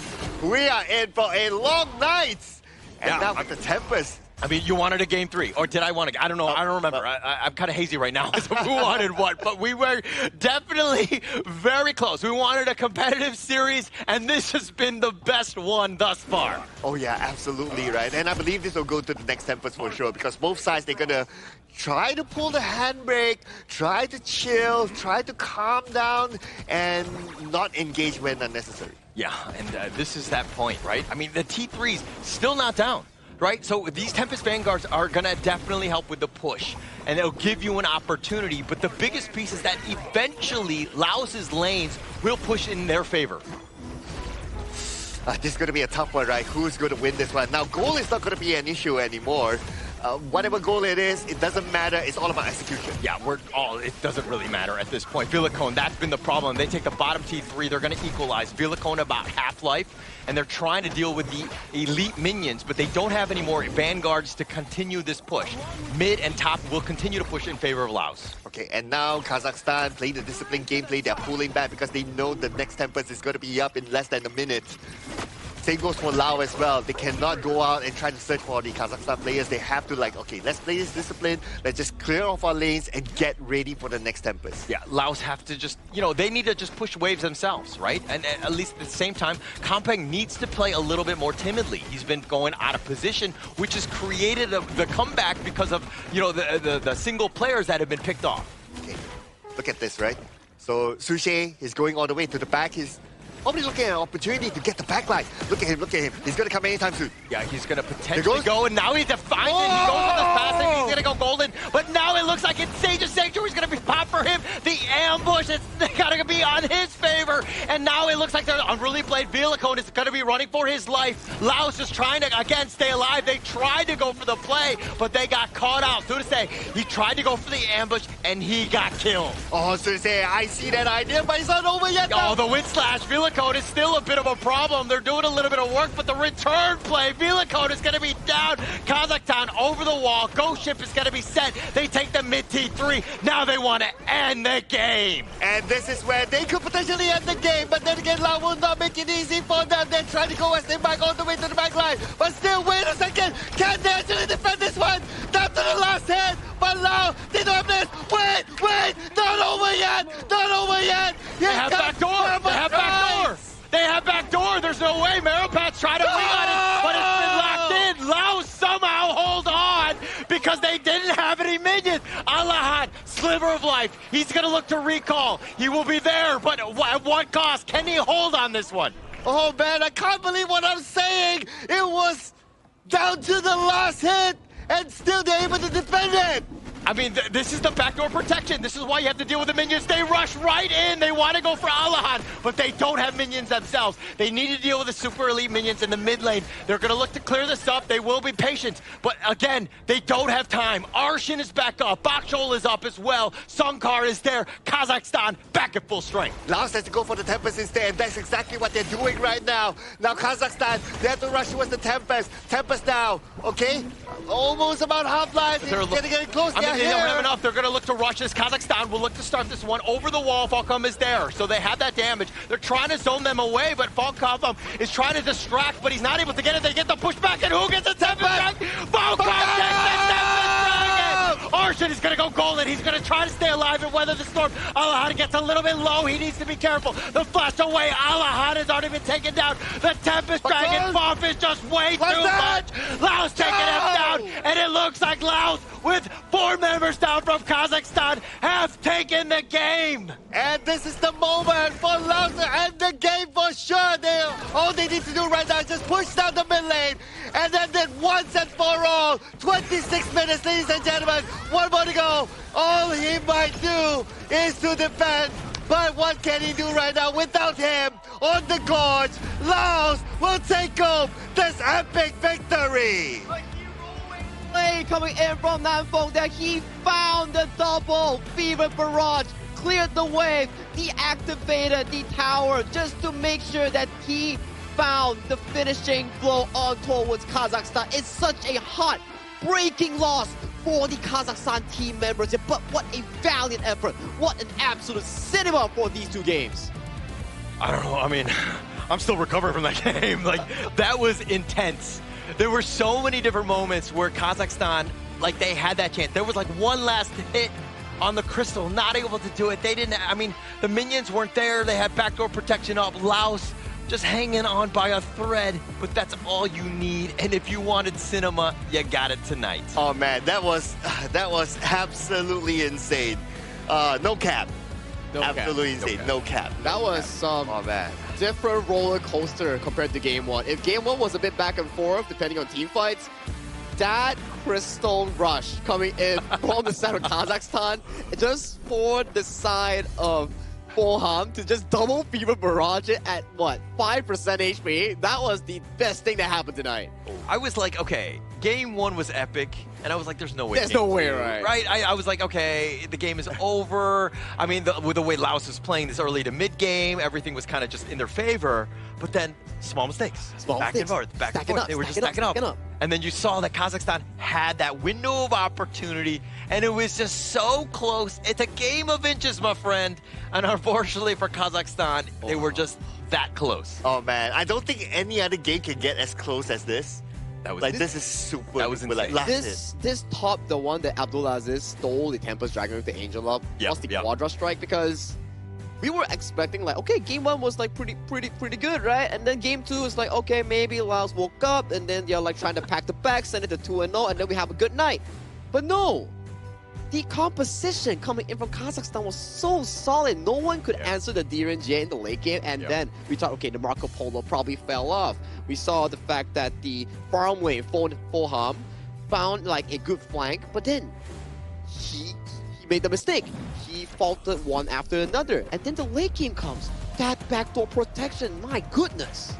Can I just say, let's welcome Laos to the stage, right? I think that we wanted epic games, and Laos more than stepped up to it. What an absolute crazy game. Everybody's stepping up. So to say, that flank attempt to try to go for that ambush, and one of his 2 deaths, that was the moment where I was like, oh, they're screwed. Kazakhstan wins, but apparently you need backdoor protection to keep yourself alive. I mean, that game, insane. And you know what? This is something that we did discuss during the drafting phase, right? It's like, okay, it's not broken, don't fix it. And it just shows again, although Kazakhstan, unfortunately, they didn't win this one, but they're showing that when it comes to the draft, there was nothing wrong about it. Nothing wrong about it. Yeah, there was nothing wrong. I just stick to the same heroes. I mean, they were all good. It was about execution, and it came down to the late game decision making. That was like the biggest differential. I mean, it was so close. We saw multiple Tempest Dragons. We saw, you know, my heart rate go up and down at the same time. I think I died like 3 times on that game, but still, like, I had more deaths than Sosuke. I think this is the grand venture coming in from Foham on that Marco Polo. When it's a good Fever Barrage, it's really good. Even under the circumstance when Kazakhstan secured the Tempest Dragon, they still managed to win over that buff. And in the final few moments, that's where this Marco Polo, this double-edged sword actually shined for Laos. Yeah, at some point, I thought that Marco Polo goes in with the Fever Barrage. Oh, where's his damage? Oh, there's so much sustain on the other side. But the key thing wasn't his damage onto the opponents. The key thing was his damage onto the minions. Oh, yeah. Yeah, the wave clear. Yeah, the wave multiple clear. time, it really came back to just like who cleared the minion wave first. Yeah. Right? That was like the biggest differential. That's how close it was. And the minion waves, after 20 minutes, every single minute it passes by, it grows by strength. So if in any case, one single minion marches to a single tower, it can take it on in less than 5 seconds. So that's how strong minions are post 20 minutes. And you can start to see Bagzo, Boham, 300,000 damage dealt in this game alone. Have you ever had 300,000 damage? I don't in a think game? so. Yeah, right? Like, this is like the longest game thus far. I think it's like 26 plus minutes of the Asia Games qualifier thus far. But seeing 300,000, I don't think I've ever seen that number from one single player. Again, we'll have to verify. Maybe I did, but this is as crazy as it gets of a game. I'm glad that you don't pass the question to me because it's irrelevant for my role, that is. For my role. But yes, I mean, it's a long game. This could be the longest game so far. No, it was. It is, It was. Wait, did we have like another double Tempest Dragon game before this? We did have double Tempest, but I think the actual timing of this one Okay, was, we'll have to check that yeah. out. 26-19. So for this exact game, right, look at this roller coaster, right? Like, you guys were wondering, like, okay, so this is the second longest one. No, this is the first. This is the longest one. There was another one that was 25 minutes. 35. No, 25, 35. There was another game that was a little bit shorter than this, and then this is now the longest. This is now the longest This game. is the longest. All right. You know what? If you can't break records by getting the fastest game, you might as well break records by getting the longest game, right? Oh my. That's actually a terrible idea. Let me be very Well, let's go back to this gold crown. This is exactly our caster's heart rate monitor. It was looking like very steady chill. We're going up to a nice slope up until those trolls start coming in. But let's break down with these highlights here. The early game was looking super duper good coming in from Team Laos. Every single play, every single rotations, everything was in their control. They got all 3 towers in the early game very, very early. This is when some of the mistakes started coming in from Kampen. You can see, okay, this stuff justifiable because you still got the 2 towers, but this one caused it a lot. Yeah. It's a good theoretical position to come in from Boham, but then you burn the Sage Sanctuary, and you know Sage Sanctuary. Yeah. That item only has 2 charges. Exactly. Actually, Kampeng was dead, right? And they decided to make a play 4 versus 5. Terrible decision in hindsight. Exactly, and this is the highlight of the game. This one. Like, okay, 24 minutes, minions are marching in. First Fever Rush goes in with the Purify, stuns everybody with the Winter, and then comes in with another one, with a brink of health. Nobody got him with the last hit, and he still managed to swap it to a Sage Sanctuary at the very last, coming in for the side of Kampeng. And then they have Doomsday here to take down the Ata. That was just marvelous. And at this point, you can see the Ata slow respawn coming in from the top side from Marapat. So this is a 4v5 up front in favor of Laos. So this fight is a no-brainer here, rewarded towards Laos with the Tempest Dragon with a team fight victory in the 26-minute mark. Crazy game. I mean, the Tempest Dragon buff, like this was that buff was enough for them to overcome Kazakhstan in the end.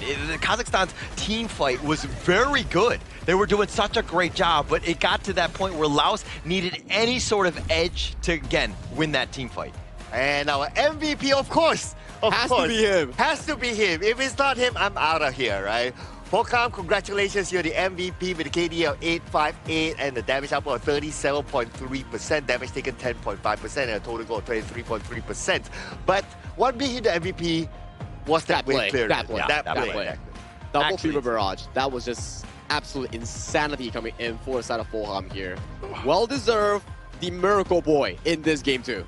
And just enough. And taking 10.5% of the damage taken, that's phenomenal of your positioning, right? You're able to stay alive and to use those Fever Barrages at the right moment, plus you have the Celestial Melee. That's the dream, man. Wow. What a way to end the day, man. This is an insane series here. I was thinking that we're going to go to a 3rd Tempest Dragon game in Game 3. I don't know if my heart would allow that. I would have to call my doctor. But I think that, I mean, look, I do want to see more. I think that we would have been blessed if we were able to see like a best of 5 because these two teams, the way that they're at and how competitive they are, this is what Honor of Kings Esports is all about, these type of games. Yeah, nothing is decided at the finishing of the draft. Everything is executed well when you do it well as a 5-man unit in Honor of Kings. And this time alone, who executed it better? It was Laos. And nothing is decided until the crystal breaks. Exactly. That one last, man. I mean, imagine if like you're Kazakhstan, you go back, you review your board, you'd be like, why didn't you hit the crystal? Why didn't you hit the crystal? Why did all those small things will pop up, right? God. Oh man, heartbreaking. Yeah, Sagi, you've been into enough like team discussions, you would know. But it's one of those things where like the crystal, like they probably should have attacked it. But when you see the fever barrage on top of it, you're like, okay, I gotta stop him. You're so tunnel visioned on trying to stop him more than anything else, so that you know what I mean? Like it's more about the player, and the timing and the way things worked was just like really unfortunate for Kazakhstan here. I think this comes into a question or a discussion where experience really matters. True. Like, let's say some more experienced regions or countries or teams, something like Philippines, Indonesia, they've been through a lot. Yeah. So these moments, they're more calm and composed, whereas Kazakhstan, although they have limited experience, but their gameplay is really good up there, really high up there. It's just that the experience factor to compose themselves, to calm themselves in these moments, it just isn't there. Yeah, not just yet. I think we saw that on both sides.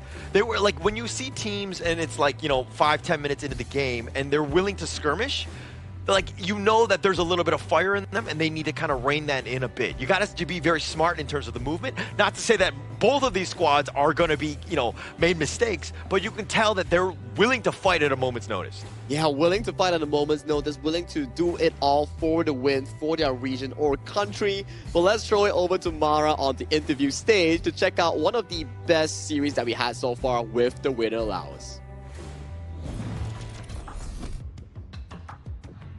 After 26 minutes and 19 seconds, Team Laos takes the victory. That was the longest game so far in this competition.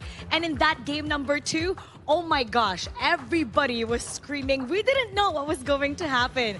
In the early beginning of the game, it looked like you had control. But then at one point, your opponent, Team Kazakhstan, almost made a comeback to a point that the high ground tower had very little life yet.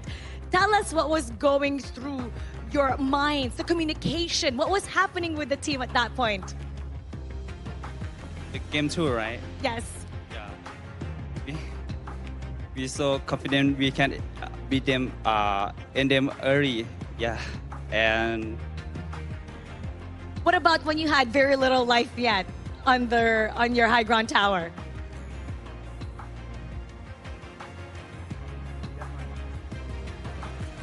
It was back and forth, back and forth. แบบตีกลับไปกลับมาเทื่อบ่ตายเทื่อนะเขาเกือบชนะรอบแรกแล้วเกือบตีป้อมกับเจ้าได้แล้วแล้วก็ป้อมเฮาเกือบถึกแตกเกือบเหลือเลือดน้อยเดียวนะพวกโตรู้สึกจังไดจึงคัมแบ็กได้ we just in communication we just say all in what we have. Yeah. Were you nervous? Yeah, what was happening? What was going through your mind? What were you feeling? He feeling nervous and the team says stick to the plan and they say go all in. And it worked? It works. It worked. Congratulations. That was one of the most intense matchup ever. But even game number 1 was quite good. It was a very close game. Your opponent, Team Kazakhstan, their composition excelled in locking down and chain crowd control. But even with that, your team still managed to escape, re-engage, and reposition. How was Team Laos so effective in executing against that style of composition? โตเฮ็ดแผนจังไดจึงชนะกับเจ้าได้แบบในเกมอินเทนส์ที่แบบเกือบเสียแล้วเกมแรกนะเฮ็ดจังไดจึงคัมแบ็กได้ For the first game, this is our first match. Yeah, we still a little bit excited and yeah, we still believe in our heroes, our plans. And it was great. It was great. Congratulations with that first 2-0 sweep, even though it's your debut. That was so great. And for sure, everybody that's watching at home right now, they're going wild and they're congratulating you as well. What would you like to say to everybody watching? Thank you for watching. And yeah, we can do it. Yeah. Definitely you can, especially what we've seen. Once again, congratulations. Thank you. Thank you. And what do you guys think about that? Let us know down below in the comment section. But we're going to be talking about that a little bit more with the casters. Lead the gorge. And you can definitely do it, Team Laos, because that was an insane game and a absolute cinema that both Team Laos and also Kazakhstan delivered us in that for a treat. Because, guys, we've been through like, what, 2 days of full 2-0s, and then coming into the third day, we got our first 3-game series in the first series, and then coming into the last series, double tempers game. But it's okay, double tempers is fine. But to that extent of having that close of an end, oh my god, that's just a treat, man. That's the first game that they played on stage. And Oh, you're yeah. thinking like, oh, is every series going to be like this for Laos? Like, I mean, I'm all for it, but I think that it was just really exciting, right? I think that having that opportunity and to do that, the things that they did, the way that they did it, it was unmatched, right? We've been with, like, for 3 days. I mean, we saw some competitive games, but that one was just absolute cinema. Based on what you just said, now I know who's going to cast all the Laos games. Oh, God. Okay, yeah, I mean, I got to check the schedule.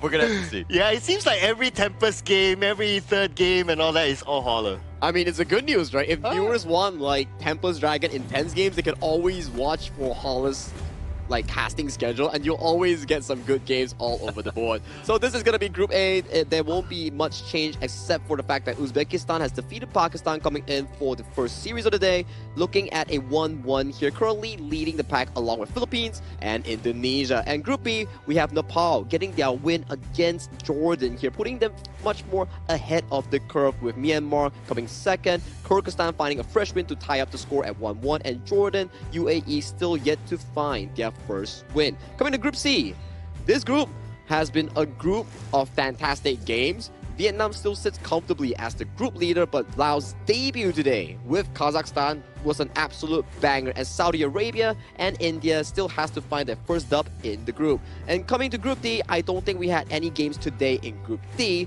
but it's still no shifts towards the standings. Republic of Korea 1-0, Syria 1-0 tied for first. Singapore and Sri Lanka has played against them, but yet to find a single win, and Hong Kong, China has yet to play their first game. They will find their debut likely tomorrow. Yeah, and actually, I'm very excited to see them, Hong Kong, China. I think that there's a lot of expectations in terms of this team as being one of the favorites in Group D, but walk me through at least the schedule for tomorrow here. Well, for tomorrow, we can see Group A, B, C, C, D. Oh, A, B, C, D, everybody will start playing here. But the start of the day, Pakistan will take on against Mongolia, both looking to find their first win. Myanmar against Jordan. India will come up against Laos. I think that 4 p.m. game at UTC +8, that's going to be an interesting one. Kazakhstan will take on KSA for another Group C matchup to see whether they can solidify their spot in their respective group. And finally, the debut of Hong Kong, China will come at 8 p.m. against Syria for the closing game. Yeah, so to answer your question, Sir Cloud, yeah, I will be on the Laos series. So I guess I got what I wanted? I don't really know, but yeah, I will be there on that series with India. And you know what? Before we started like watching today, right? My thought was like, okay, tomorrow's schedule. I looked at it. It's like, oh, it's going to be Hong Kong, China's debut. I look forward to seeing them. Now, on top of them, I look forward to seeing the India-Laos game. That's going to be packing a big punch here, considering that Laos and also India, they all have like a pretty similar playstyle, where India like to play specific picks that like to drag towards the late game, and Laos is really, really dominant in the early phase, likes to invade the jungle, likes to capitalize off early game leads. So we're definitely in for a treat for a third series of the day, and a lot of the Hong Kong China fans are waiting for the debut of the team, and that team is also a monstrous one to look out for because they have so much competitive experience. Yeah, and I mean, coming all the way from Fearless Esports, AG, AG Global as well, so they have that, and bringing that onto the stage where Group D, where, again, there's a lot of other titans in that one. It's going to be an interesting watch. We have so many good games every single day. Please do stay tuned because, again, we have like 9 days in a row of this Asia Games qualifiers, and they've been bangers of days. Absolute bangers here. But if you're also fans of updates coming in for the Honor of Kings official app, do check out June 17th for the comprehensive improvements for the lobby interface. New UI and in-match controls are definitely coming in with a lot of new heroes, with a lot of new stuff, new events. So do check out the new game of Honor of Kings coming in on June 17th. Yeah, June 17th is like what, 2 days from now? Yeah, 2 days from yeah, now. 2 days from now. Yeah, lots of good stuff there. But of course, you can't only like just play the new update on just any phone, right? You have to play the new update on the best phone possible, which is the iQOO. Yeah, the iQOO 15R, official gaming phone for the 2026 Asian Games Esports event for the Honor of Kings here. So you gotta give it props, right? This phone has been sustaining 26-minute games and still going well, back-to-back Tempest games, and you know it. It's been trial and tested, and if you need a good phone, check out iQOO 15R. Yeah, I think that we should get access to them as well, especially on the desk, so that we can kind of get some stats, or just because I need a phone, that's all. On the desk? You mean? I was going to say just the room? desk, that's an excuse, but yeah, I'll just take it with me just to test it out, right?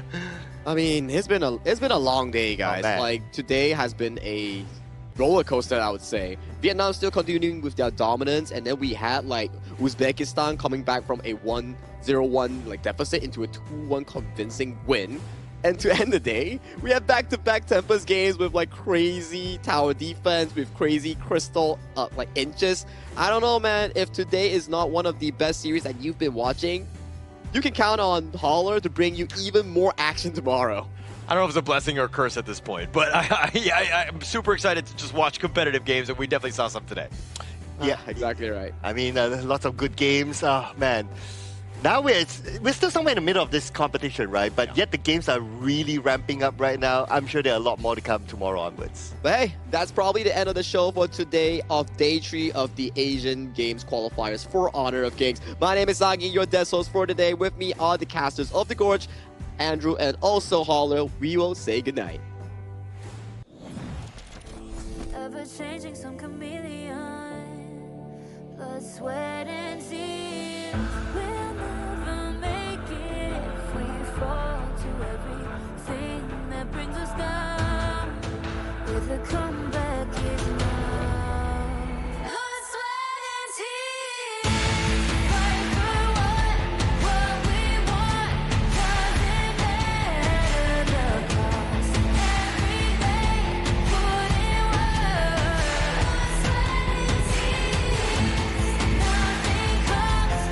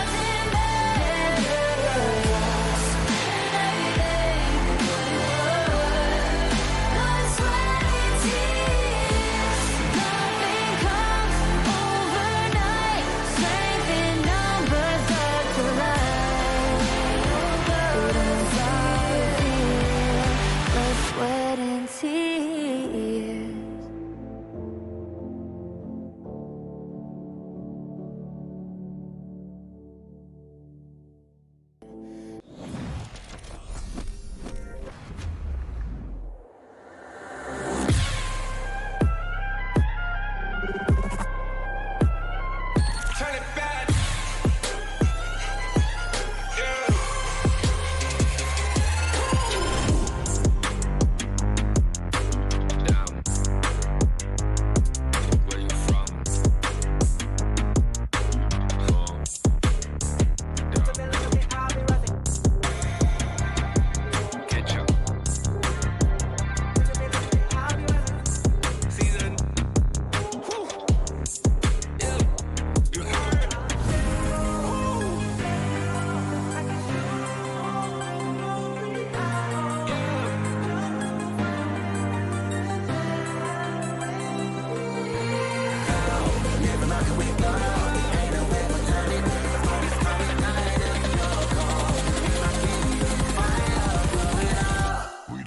It's an honor showtime.